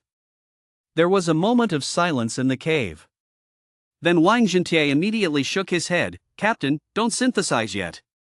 If it's something for monkeys or team needs, that is fine, but if it's a lizard type or something else, it will be a waste. Agu also nodded, old Iron Brother is right. Captain, we're not in a hurry. Yuan looked at his teammates, feeling warm inside. But he shook his head, no, let us synthesize now. Why? Wang Jintie asked, confused. First, the fragments are complete, not synthesizing would be a waste. Second, we need more intelligence. The roulette of random loot, materials, scrolls will show us how many racial categories exist in this world, which is valuable for future planning. Third. Yuan paused, if we do draw another lizard type, we can trade it for something we need. In this world, a complete first-tier evolution loot, materials, scrolls is hard currency. Professor Dor agreed, the captain has thought this through. Then, let us synthesize it. Yuan brought up the system and selected synthesis. 11 fragments flew out of the storage space, combining and stitching together in mid-air. In the end, they transformed into a loot, materials, scrolls that shimmered with a purple glow, similar to the previous one, but still completely blank. The 72 chapter tier 1 fire curse, elemental, life skills loot, materials, scrolls. Gain, tier 1 random advancement loot, materials, scrolls 1. Should we open it now? Agu asked softly. Open it, Yuan decisively replied. It didn't matter when they opened it, the loot, materials, scrolls wouldn't change its outcome because of the timing. The same process occurred. The roulette emerged, and the pointer rotated. This time, everyone was not so nervous, since it wasn't for them. The pointer passed over various areas, finally stopping at Curse, Elemental, Life Skills Type. The roulette dissipated, and the loot, materials, scrolls transformed into a translucent red loot, materials, scrolls, with flames rippling across its surface. Obtained rare loot, materials, scrolls, Tier 1 Fire Curse, Elemental, Life Skills Advanced Loot, Materials, Scrolls 1. Fire Curse, Elemental, Life Skills. Wang Jintia scratched his head. No one in our team can use it. A rare item means higher value. Yuan stored the loot, materials, scrolls. This is an excellent bargaining chip. Fire talent traversers or native creatures will pay a high price for it. Yuan was undeterred because this thing holds greater value. He would wait until he had enough awakening EXP in loot, materials, and scrolls. At any time, this item can be used in the channel to exchange for macaque evolution loot, materials, and scrolls, or even trade for more things. Now, let's address the core issue. He turned to Professor Dor and asked, Professor, are there any other ways to obtain earth crystals aside from the mines? The professor closed his eyes, and a white light shimmered around him. A few seconds later, he opened his eyes and said, in my knowledge base, there are 2 records regarding earth crystals. They are generated deep within veins of leyline energy, typically guarded by earth-type creatures. Some Earth Curse, Elemental, Life Skills creatures naturally condense earth crystals within their bodies as their energy core. In other words, Yuan summarized. We either delve deeper into the mines, mining near the Spider Queen's lair, or hunt an Earth Curse, Elemental, Life Skills creature. The former has too high a risk. A second-tier Spider Queen could still deal us severe damage, even when weakened. Unless it's severely injured like the river dragon beast and then affected by a flood, but that is not likely. Then for the latter, where can we find Earth Curse, Elemental, Life Skills creatures? The professor shook his head. There is no specific location in my knowledge. Yuan pondered for a moment and then said, let's ask the Red Ring about it. The by-water frogs have lived here for many years. They should know some information. He approached the cave entrance and pulled on the vine signal rope attached to a rock. The stone fell, striking a bell by the water pool below. This was the agreed means of contact with the frog people. 10 minutes later, the Red Ring chief appeared, climbing up the slippery path with 2 tribesmen. Yuan traveler, do you have business with us? The Red Ring's webbed hands gripped the edge of the cave, their round eyes blinking curiously. Yuan stated his need directly. We need earth crystals. Do you know where we can find them? Earth crystals? The Red Ring tilted its large head, webbed hands scratching the top of its head, which had a red ring. Those yellow glowing stones that feel warm to the touch? That should be it. Yuan's eyes brightened. Do you know? I've seen it once, the Red Ring nodded, last year during the dry season, when the water level of the Emerald River dropped. When our tribe explored new fishing grounds upstream, near the rocky forest to the north, we saw a rock giant.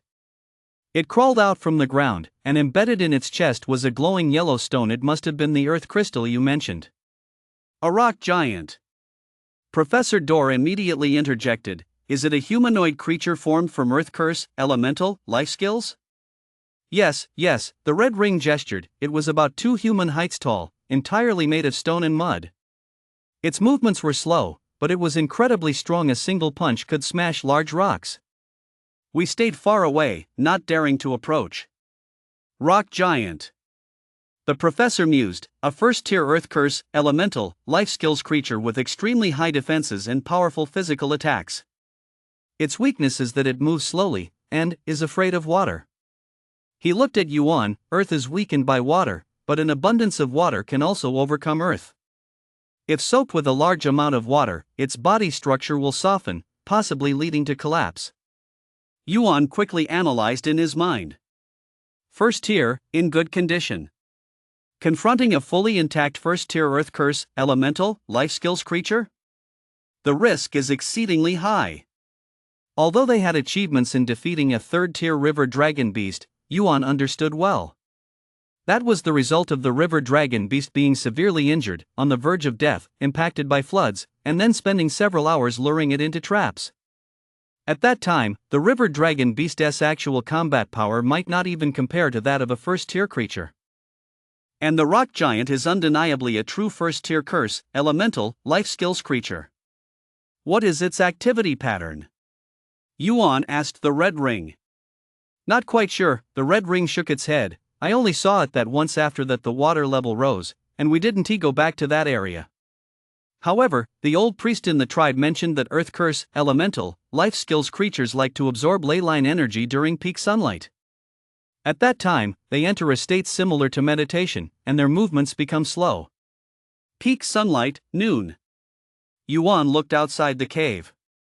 During the lull of the downpour, the sky remained gloomy, but the position of the sun was faintly discernible behind the clouds.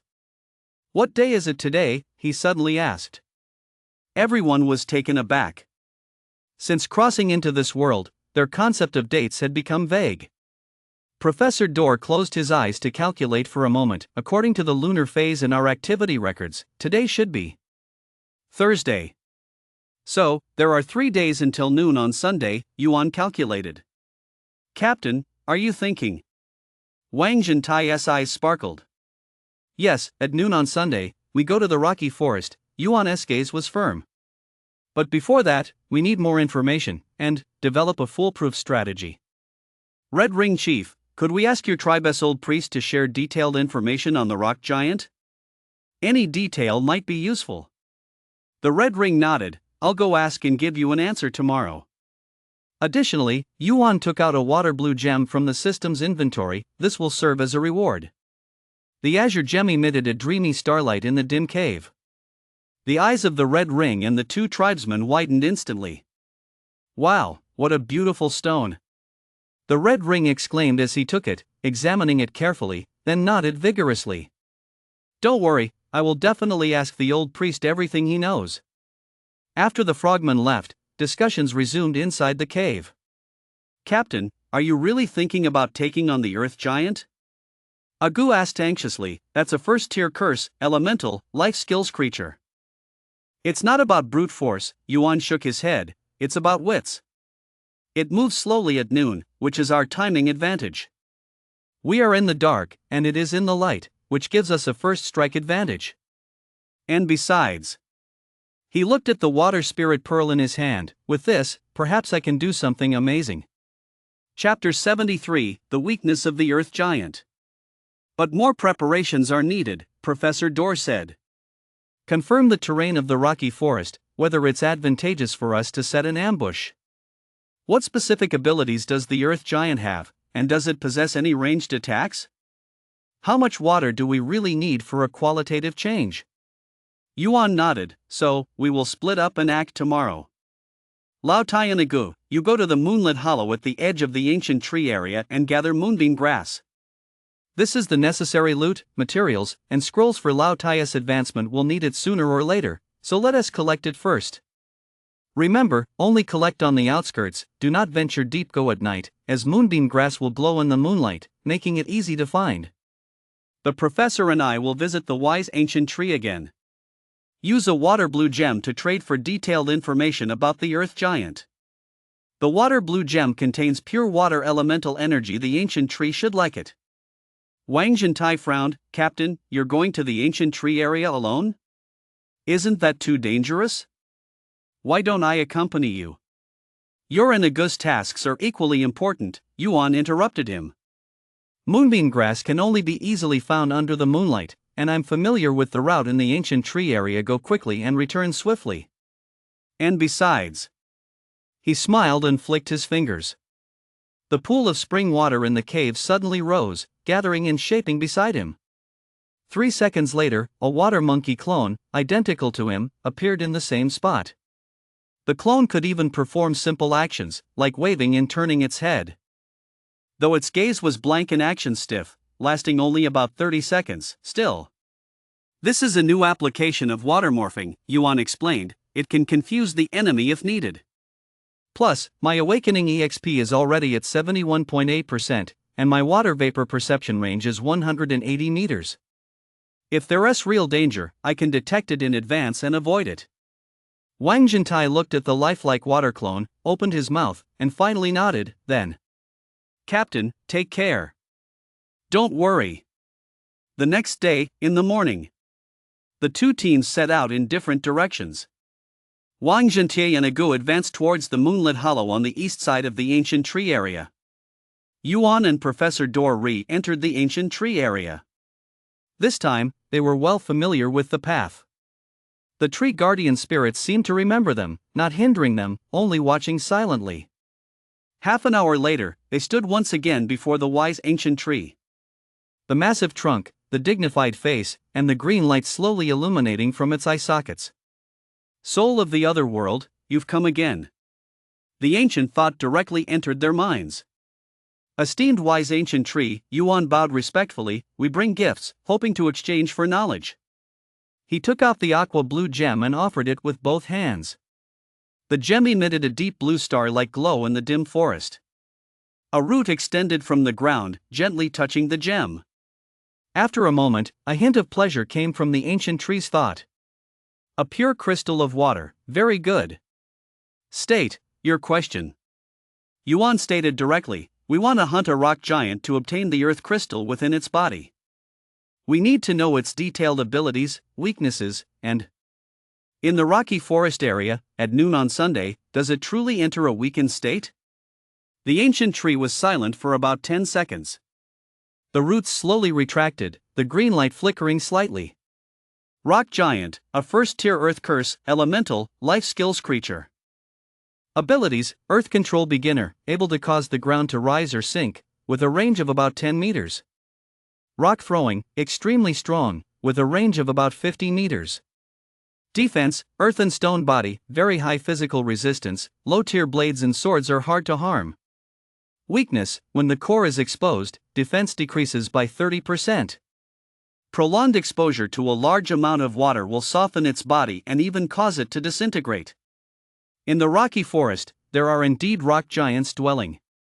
At noon on Sunday, it will climb to the highest rocks to absorb sunlight and energy from the earth veins. At that time, its movement speed will decrease by 50%, and it will be unable to use earth control abilities for 3 minutes. Because it needs to focus on maintaining energy absorption. The intel was extremely detailed. Yuan felt elated, but immediately followed up, with our strength, what are our odds of winning? The ancient tree's thought conveyed a hint of assessment. Your water is quite special. The body of the rock giant needs at least 2 tons of water continuously washing over it to reach the softening threshold. Can you do it?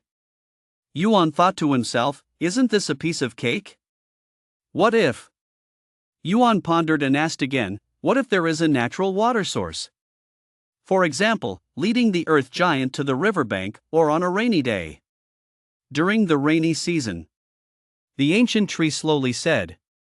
The defenses of the earth giant will decrease by 20%.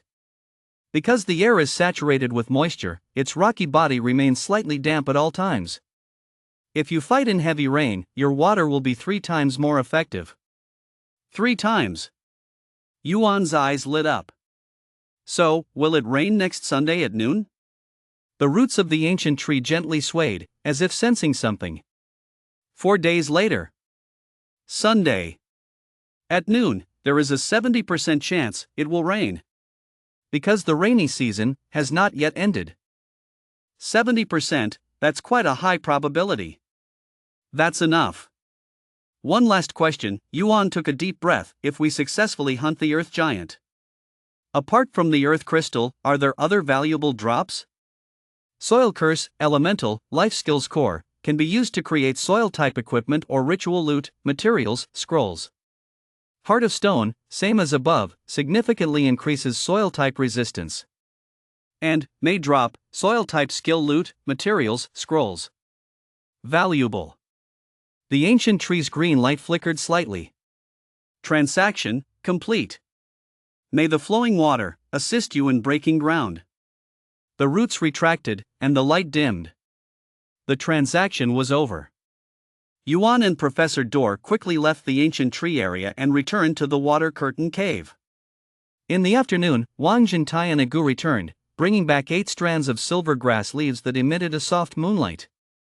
There's something strange over at the moonlit depression, Wang Jintai described. Lots of glowing mushrooms, and some moving shadows. But we followed the captain's instructions and only harvested grass from the outskirts, without causing any trouble. Agu added, I sense some very ancient, very silent energy. It might be some sleeping creature, but we didn't disturb it. Well done, Yuan praised. Then, he fully shared the information he obtained from the ancient tree with his teammates. Chapter 74, Pre-War Preparations. Yuan updated the map on the sand table, drawing a circle on the northern side of the Emerald River with a stick. The rocky forest is about 15 kilometers from the water curtain cave, with rugged terrain and many weathered rock pillars and natural stone formations. The earth giants are active in this area. He looked at the 3 teammates, his gaze sweeping across them. The intelligence from the ancient tree is crucial. At noon on Sunday, the earth giant will climb to the highest rock to absorb sunlight and energy from the earth's veins. At that time, its speed of movement decreases by 50%, and it won't be able to use its earth manipulation abilities for 3 minutes. But Yuan paused, his tone serious. The ancient tree predicts a 70% chance of rain at noon on Sunday, but it's not 100% certainty. We must prepare for the worst. What do we do if it doesn't rain that day? Wang Jintai scratched his head. Go head to head? I'm at 50.8% awakening EXP, and I don't know how long my copper skin and iron bones can withstand. No, Yuan shook his head. The earth giant is a top-tier creature among first-level beings. Our chances are too low if we confront it directly. Besides, our goal is to hunt, not to drive it back. We must ensure it can die so that we can obtain the earth crystal. Professor Dor interjected, does the captain already have a plan? Yes, Yuan pointed to the rocky forest area on the sand table. Since we can't be sure of the weather, we will create our own advantages. The earth giant is afraid of water even if it doesn't rain. If we can arrange a large amount of water on the battlefield in advance, it will yield a similar effect. He extended 3 fingers. In 3 days, we need to accomplish 3 things. First, enhance our abilities. We still have plenty of river dragon beast meat left over these 3 days. Let us fully digest it to increase our awakening EXP as much as possible. Professor, your goal is to break through 30%. Old Iron, your goal is to hit 60%. Agu, your goal is to break 50%. As for me, I'll aim for 85% or higher. Second, targeted training. Old Iron, you need to practice how to attack the joints of giant creatures. Especially the knees and ankles, the load-bearing areas, to make the earth giant lose its balance. I will create some stone decoys using water mimicry, and you will practice hitting the correct spots and applying the right amount of force repeatedly. Agu, your task is to practice warning and evasion. The earth giant might use area attacks of the earth type, so you need to sense the vibrations in the ground in advance and dodge. I will simulate the vibrations of earth spikes outside the cave so you can get familiar with that feeling. Professor, you'll research the throwing accuracy and effective duration of paralysis vine seeds. We need to accurately hit the joint gaps of the earth giant during the battle to maximize the paralysis effect. Thirdly, and most importantly, Yuan took a deep breath, I will set water traps in the rocky forest in advance. We will spend 2 days digging shallow pits in the battlefield area and injecting a large amount of clean water. When the earth giant steps into the trap, I will initiate water control penetration to allow water to enter its earth seams. Even if it doesn't rain, we will artificially create a water environment. The plan was clear, but the task was daunting. Wang Jintai was the first to voice his opinion. Captain, I have no problem, it's just practice hitting the joints. I'll guarantee I can hit them even with my eyes closed. Though still a bit scared, Agu nodded vigorously, I will do my best to warn. Professor Dor then began to rummage through its talent knowledge. The best throwing angle for paralysis vine seeds. Got it, need to calculate the wind speed in target's movement speed. Then, let us get started. In the next 3 days, the water curtain cave entered a frenzied training mode. Every morning, the 4 would first share the river dragon beast meat. 3 kilograms per person per day, no more, no less. The vast energy contained within the flesh of the third-level mob spread in the stomach, like a warm flame burning inside. Professor Dor showed the most significant progress. Originally, it had the lowest awakening EXP and a thin foundation. Now, it was receiving a large supply of high-energy food, much like parched land welcoming a heavy rain. On the first day, the awakening EXP rose from 22.2% to 26.8%, an increase of 4.6%. On the second day, it increased by 4.5%. On the third day, it rose by 4.7%, reaching 36%. In just 3 days, the awakening EXP had increased by a full 13.8%. The changes in the professor's appearance were even more pronounced. The once plump Dodo bird had now slimmed down a bit. Energy converted excess fat into pure power in the areas of curse, elemental, and life skills. Its feathers were smoother and shinier, and a glimmer of wisdom sparkled deep within its black eyes. Most remarkably, its ancient knowledge talent underwent a qualitative change. On the evening of the third day, while identifying a piece of ore, a white light erupted from its body, forming a semi-transparent, substantial-looking large book phantom. The pages flipped automatically, and a wealth of information surged directly into the professor's consciousness. I can now identify 5 different items at the same time, the professor said excitedly. Moreover, the retrieval speed has increased tenfold, and I can even make fuzzy predictions about the synthesis possibilities of certain loot, materials, and scrolls. If given enough time and loot, materials, and scrolls, perhaps I can try to create simple alchemical potions. Yuan's eyes lit up. Potions? Like healing potions? Theoretically feasible, the professor nodded, but it requires corresponding herbal recipes and refining equipment, and currently, the conditions are not mature enough. But at least it gives us a direction. Wang Zhentai's progress was equally astonishing. He consumed river dragon meat every day and practiced striking joints madly outside the cave. In just 3 days, his awakening EXP soared from 50.8% to 61.9%, an increase of 11.1%. With 61.9% awakening EXP, Wang Zhentai's stature became even more impressive. Originally, his 2-meter-long body was now close to 2 meters, with his backplates becoming thick and sharp, edges shimmering with a metallic luster. What surprised Yuan the most was that Wang Zhentai had mastered a new technique during his practice. "Captain, look at this." On the afternoon of the third day, Wang Zhentai stood on the open ground outside the cave, practicing against a mud doll created with water mimicry against Yuan. He let out a low roar, his hind leg muscles tensed, and then, bang! He slammed his front claws down heavily onto the ground. The ground shook violently, and the earth beneath the mud doll showed signs of loosening. Immediately afterward, Wang Zhentai rushed up and struck the dummy's knee with his tail. Crack! The knee of the earth and stone dummy shattered in response. "What is this?" Yuan observed carefully. "I figured it out myself," Wang Zhentai said proudly. "But first, use vibrations to destabilize their lower body, then attack the joints for better effect. And it's less exhausting than a direct collision." Professor Dor analyzed, "This is an application of reverse vibration perception, using vibrations created by oneself to disrupt the opponent's balance. The idea is correct, and it could evolve into a control skill in the future." Chapter 75, Plans and Beginnings. Yuan nodded in approval. "Old Tai, well done." Agu's awakening EXP increased from 40.6% to 53.3%, a rise of 12.7%. Now, it can not only perceive the emotional state of threats but also vaguely predict the trend of the next move of the threat. "It's like seeing fragments a few seconds into the future," Agu described. "Although it's quite blurry and requires a lot of energy, it is indeed useful." During Yuan's simulated assault training, Agu was able to evade 8 out of 10 attacks using this vague prediction. The remaining 2 times were due to exhaustion or distraction. "In actual combat, I will stay focused," Agu said seriously. Yuan's improvement, on the other hand, was comprehensive. In 3 days, his awakening EXP increased from 71.8% to 88.7%, a rise of 16.9%.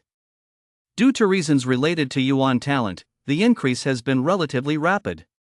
As time goes on, the improvements become harder to achieve, but each small gain brings about more significant changes.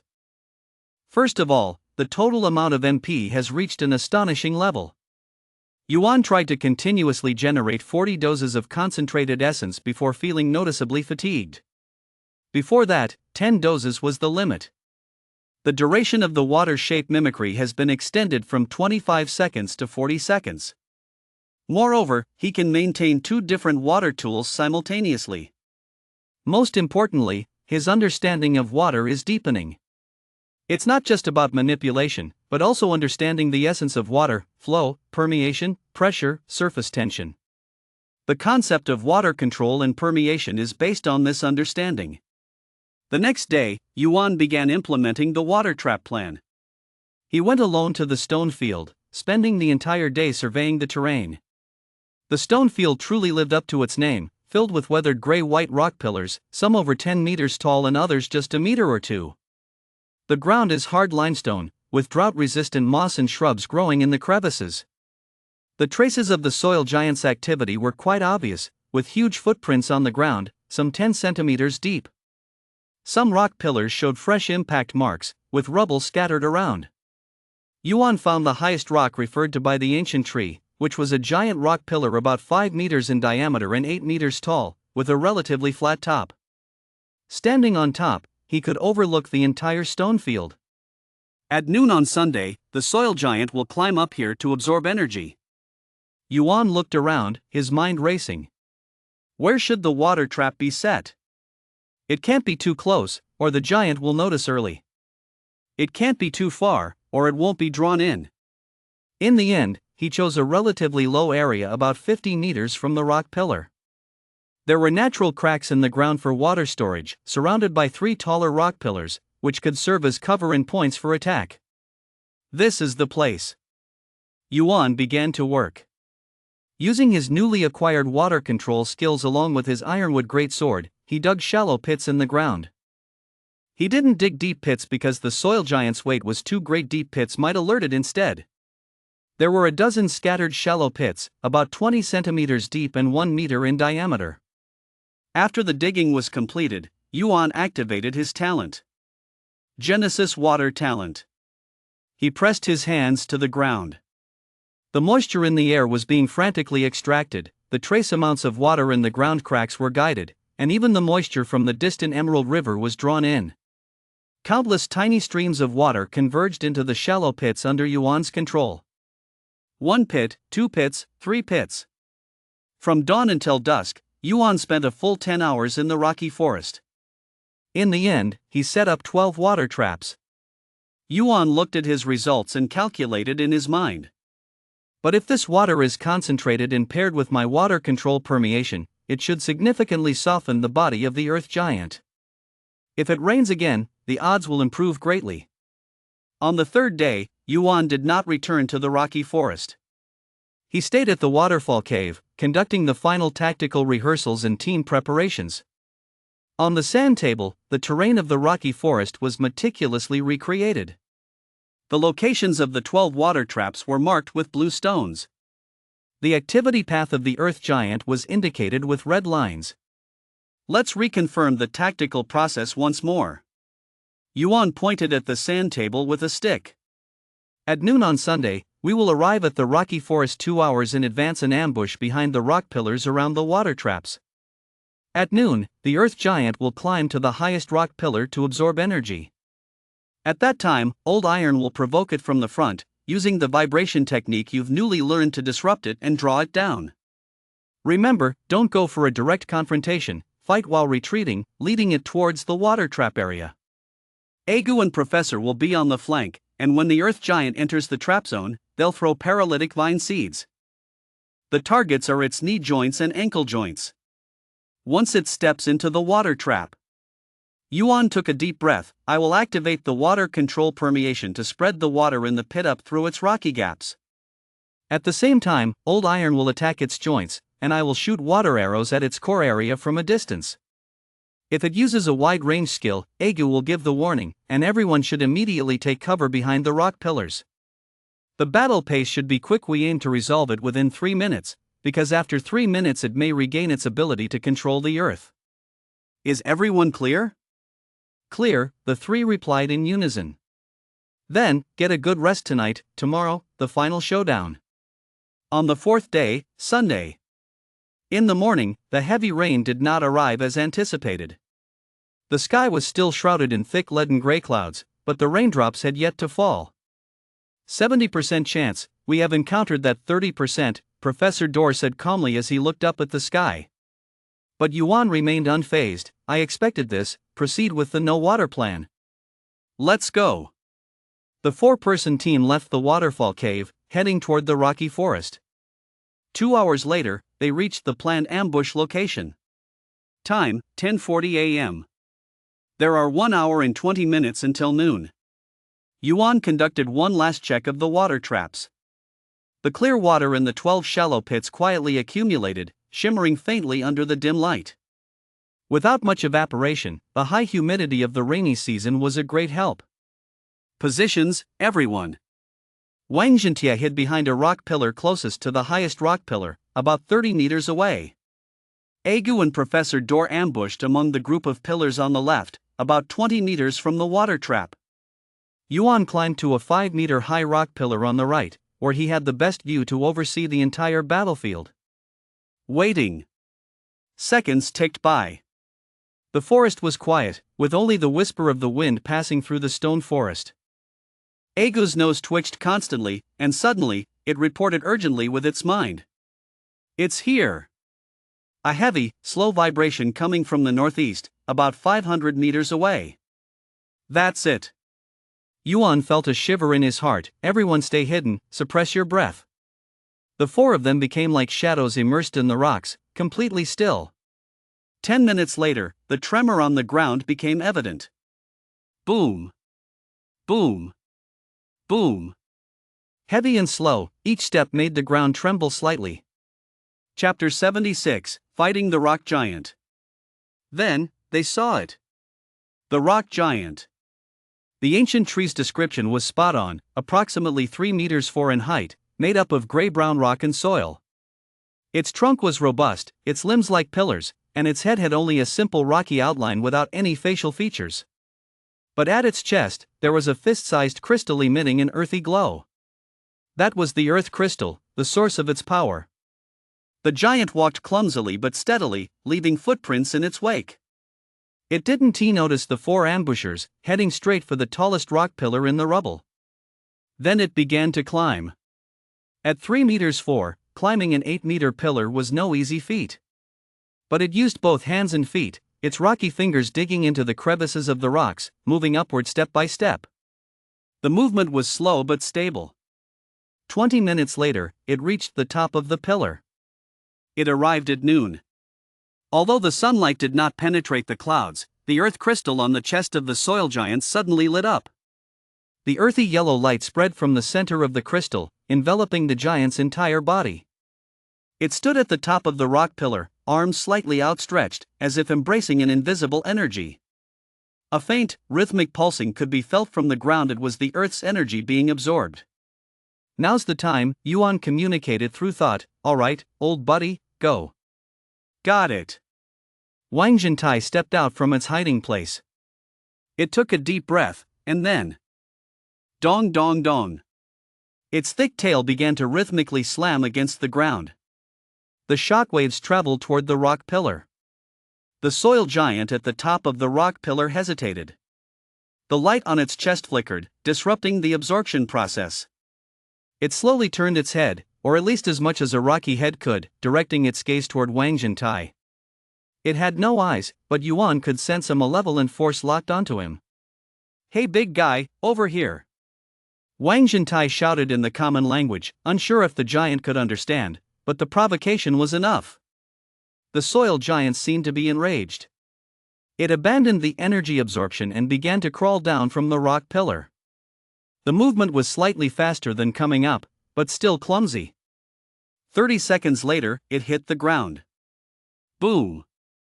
Its massive body crashed to the ground, kicking up a cloud of dust. Then, it took strides toward Wang Zhentai. Each step made the ground tremble. As planned, fall back, lead it into the trap, Yuan calmly commanded. Wang Jintie began to withdraw, maintaining a provocative distance that prevented the giant from losing sight of its target while ensuring it couldn't easily catch up. The Earth Giant's speed really is slow even in normal conditions. It's still about 30% slower than Wang Jintie. But its strides are large, with each step equaling 3 of Wang Jintie's. There are still 40 meters to the water trap area. Agu, Professor, prepare the paralysis seeds, Yuan transmitted. Behind the left rock pillar, Agu picked up a paralysis vine seed the size of a broad bean with its mouth, its surface shimmering with a purple sheen. These paralysis seeds are different from the usual ones and were hard to find, requiring significant effort from the professor. Unlike the release of paralysis toxins, this seed releases spores that grow and cause destruction within the fissures. Professor Dor quietly guided from the side, throw it at an angle of 15 degrees upwards, targeting the gap on the right side of the knee joint. Wind speed is a slight southeast breeze, adjust for a 5 cm deviation. Agu adjusted its stance. 30 meters. The Earth Giant had already entered the outer area of the water trap. But it hadn't noticed the shallow pits beneath its feet. They were too shallow and seemed like mere depressions in the ground to it. 25 meters. Wang Jintie suddenly stopped, turned, and slammed its forepaw against the ground. Shake the ground. Boom. This tremor was several times stronger than before. A web-like crack spread out from Wang Jintie at the center. The Earth Giant swayed slightly on its feet, although it didn't fall. Its movements clearly stalled for a moment. It's now. Throw. Yuan yelled. Agu flicked its head, and the paralysis vine seed traced an arc through the air. Almost simultaneously, Professor Dor also threw a seed. 2 seeds, one flying towards the right side of the giant's knee joint, and the other towards its left ankle. Puff puff. The seeds hit their targets accurately, sticking in the cracks of the earth. Then, the seeds quickly sprouted, with purple vines resembling tendrils with curse, elemental, and life skills burrowing into the fissures and releasing plant spores. The Earth Giant sensed something unusual.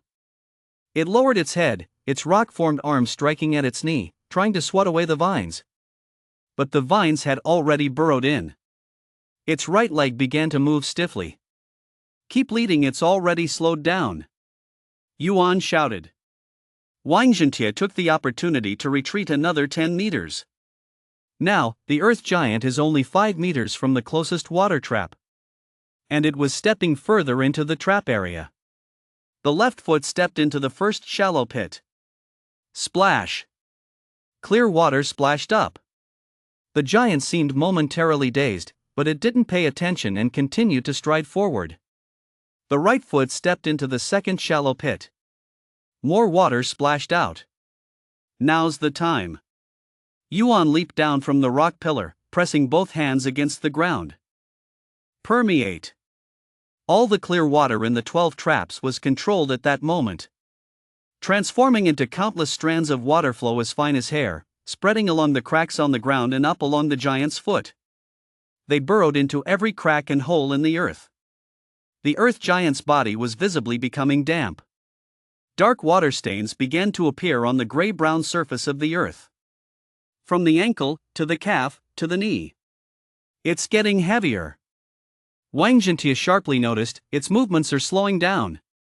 Attack the joints. Yuan maintained the infiltration. This large-scale, high-precision water control operation consumes a lot. But he didn't care. Wang Jintie's furious roar sent a wave of earthy light across his body as he charged forward, launching a full-scale attack. Target, the moist right knee joint of the Earth Giant. Break it for me. Iron claws tore through the air, landing heavily on the side of the knee joint. Crack. The sound of rocks shattering echoed. The moist earth was much weaker than when dry Wang Jintie's claw actually ripped a chunk of earth away. The Earth Giant let out a roar that sounded like rocks grinding together.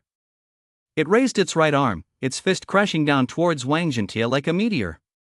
Old iron, dodge! Yuan shouted. Wang Jintie was prepared, rolling sideways. Boom!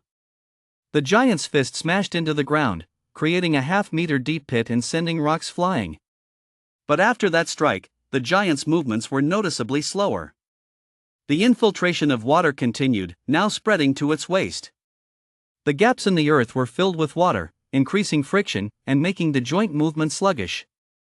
Good opportunity, Professor Dorr quickly analyzed. Core defenses are down. Captain, you can try attacking its chest now. Yuan looked up.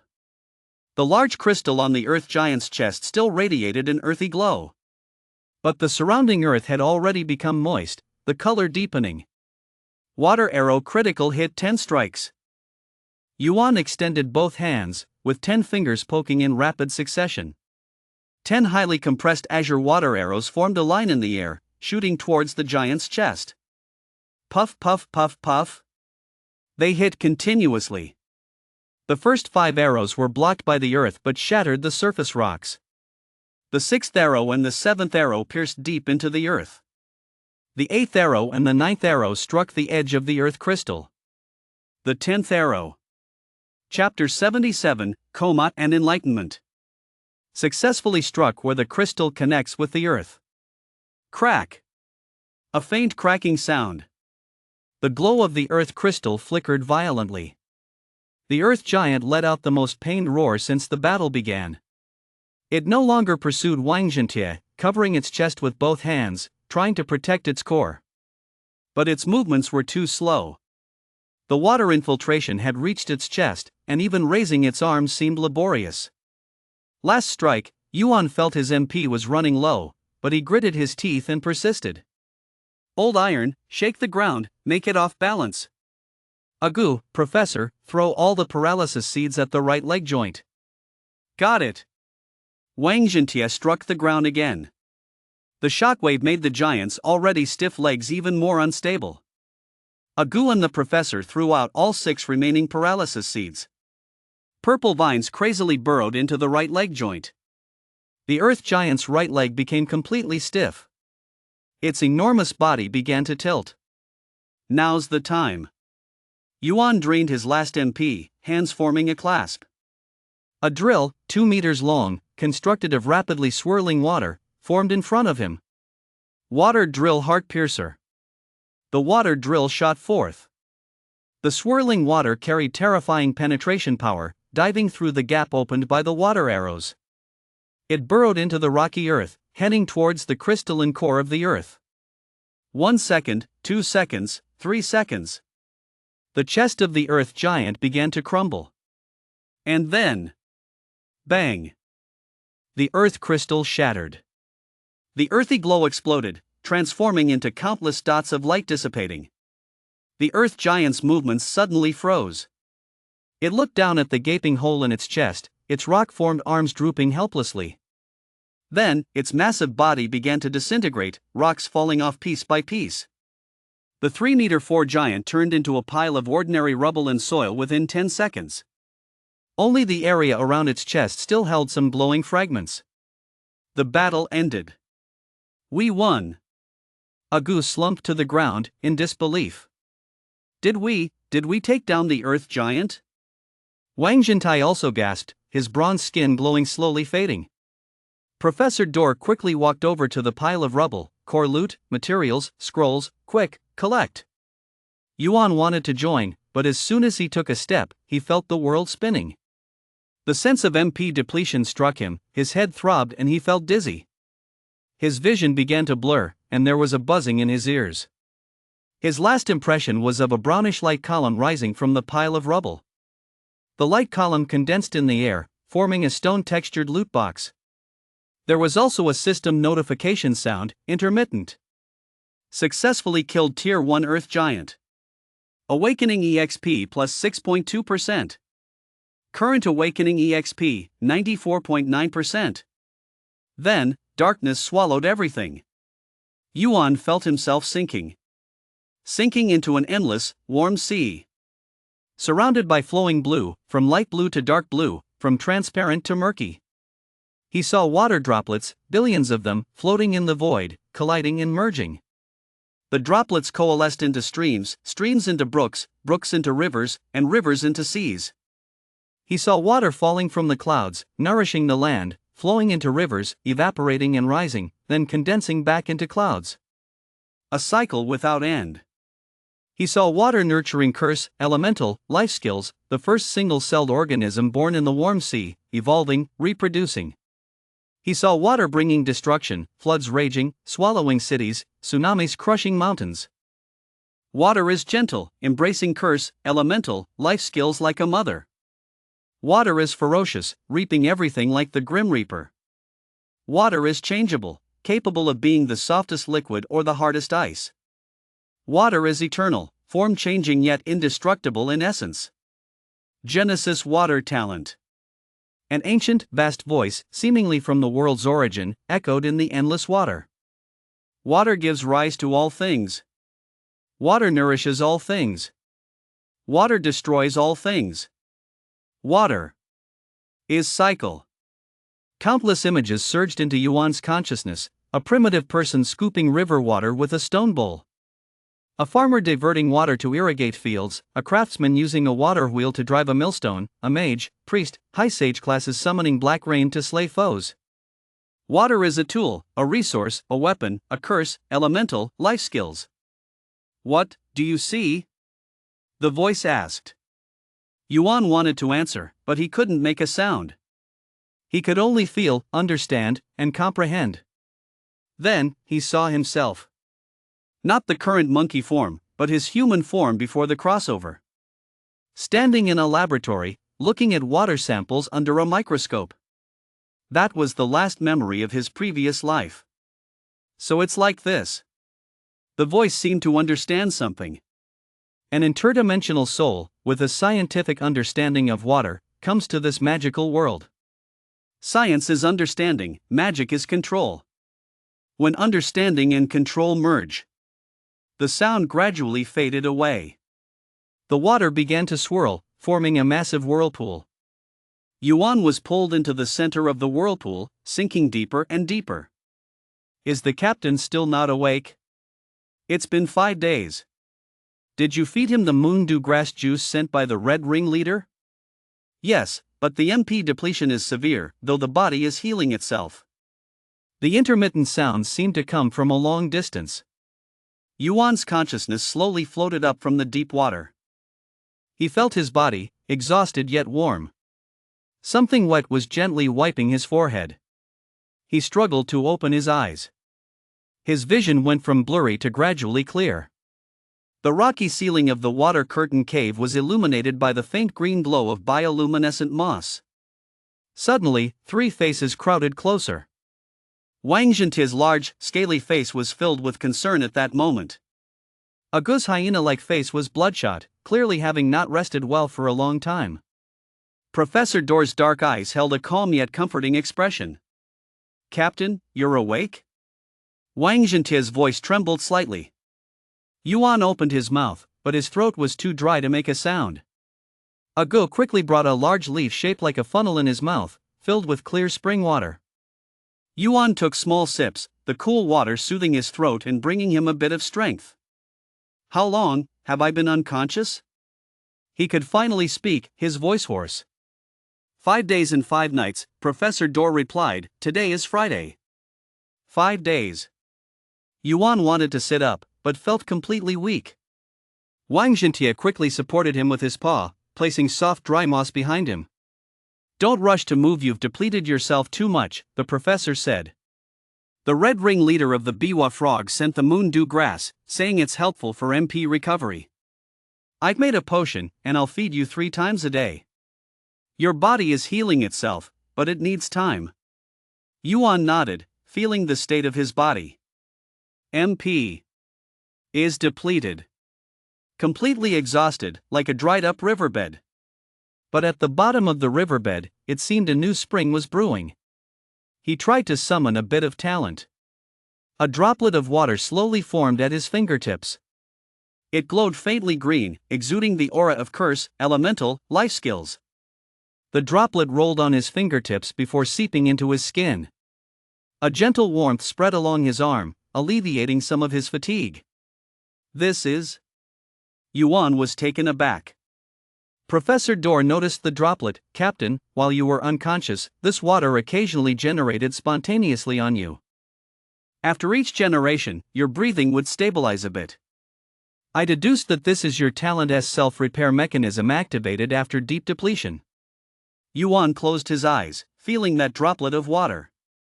Chapter 78, just short of awakening EXP. Heal. Curse, elemental, life skills, purify. Water heals all. He murmured.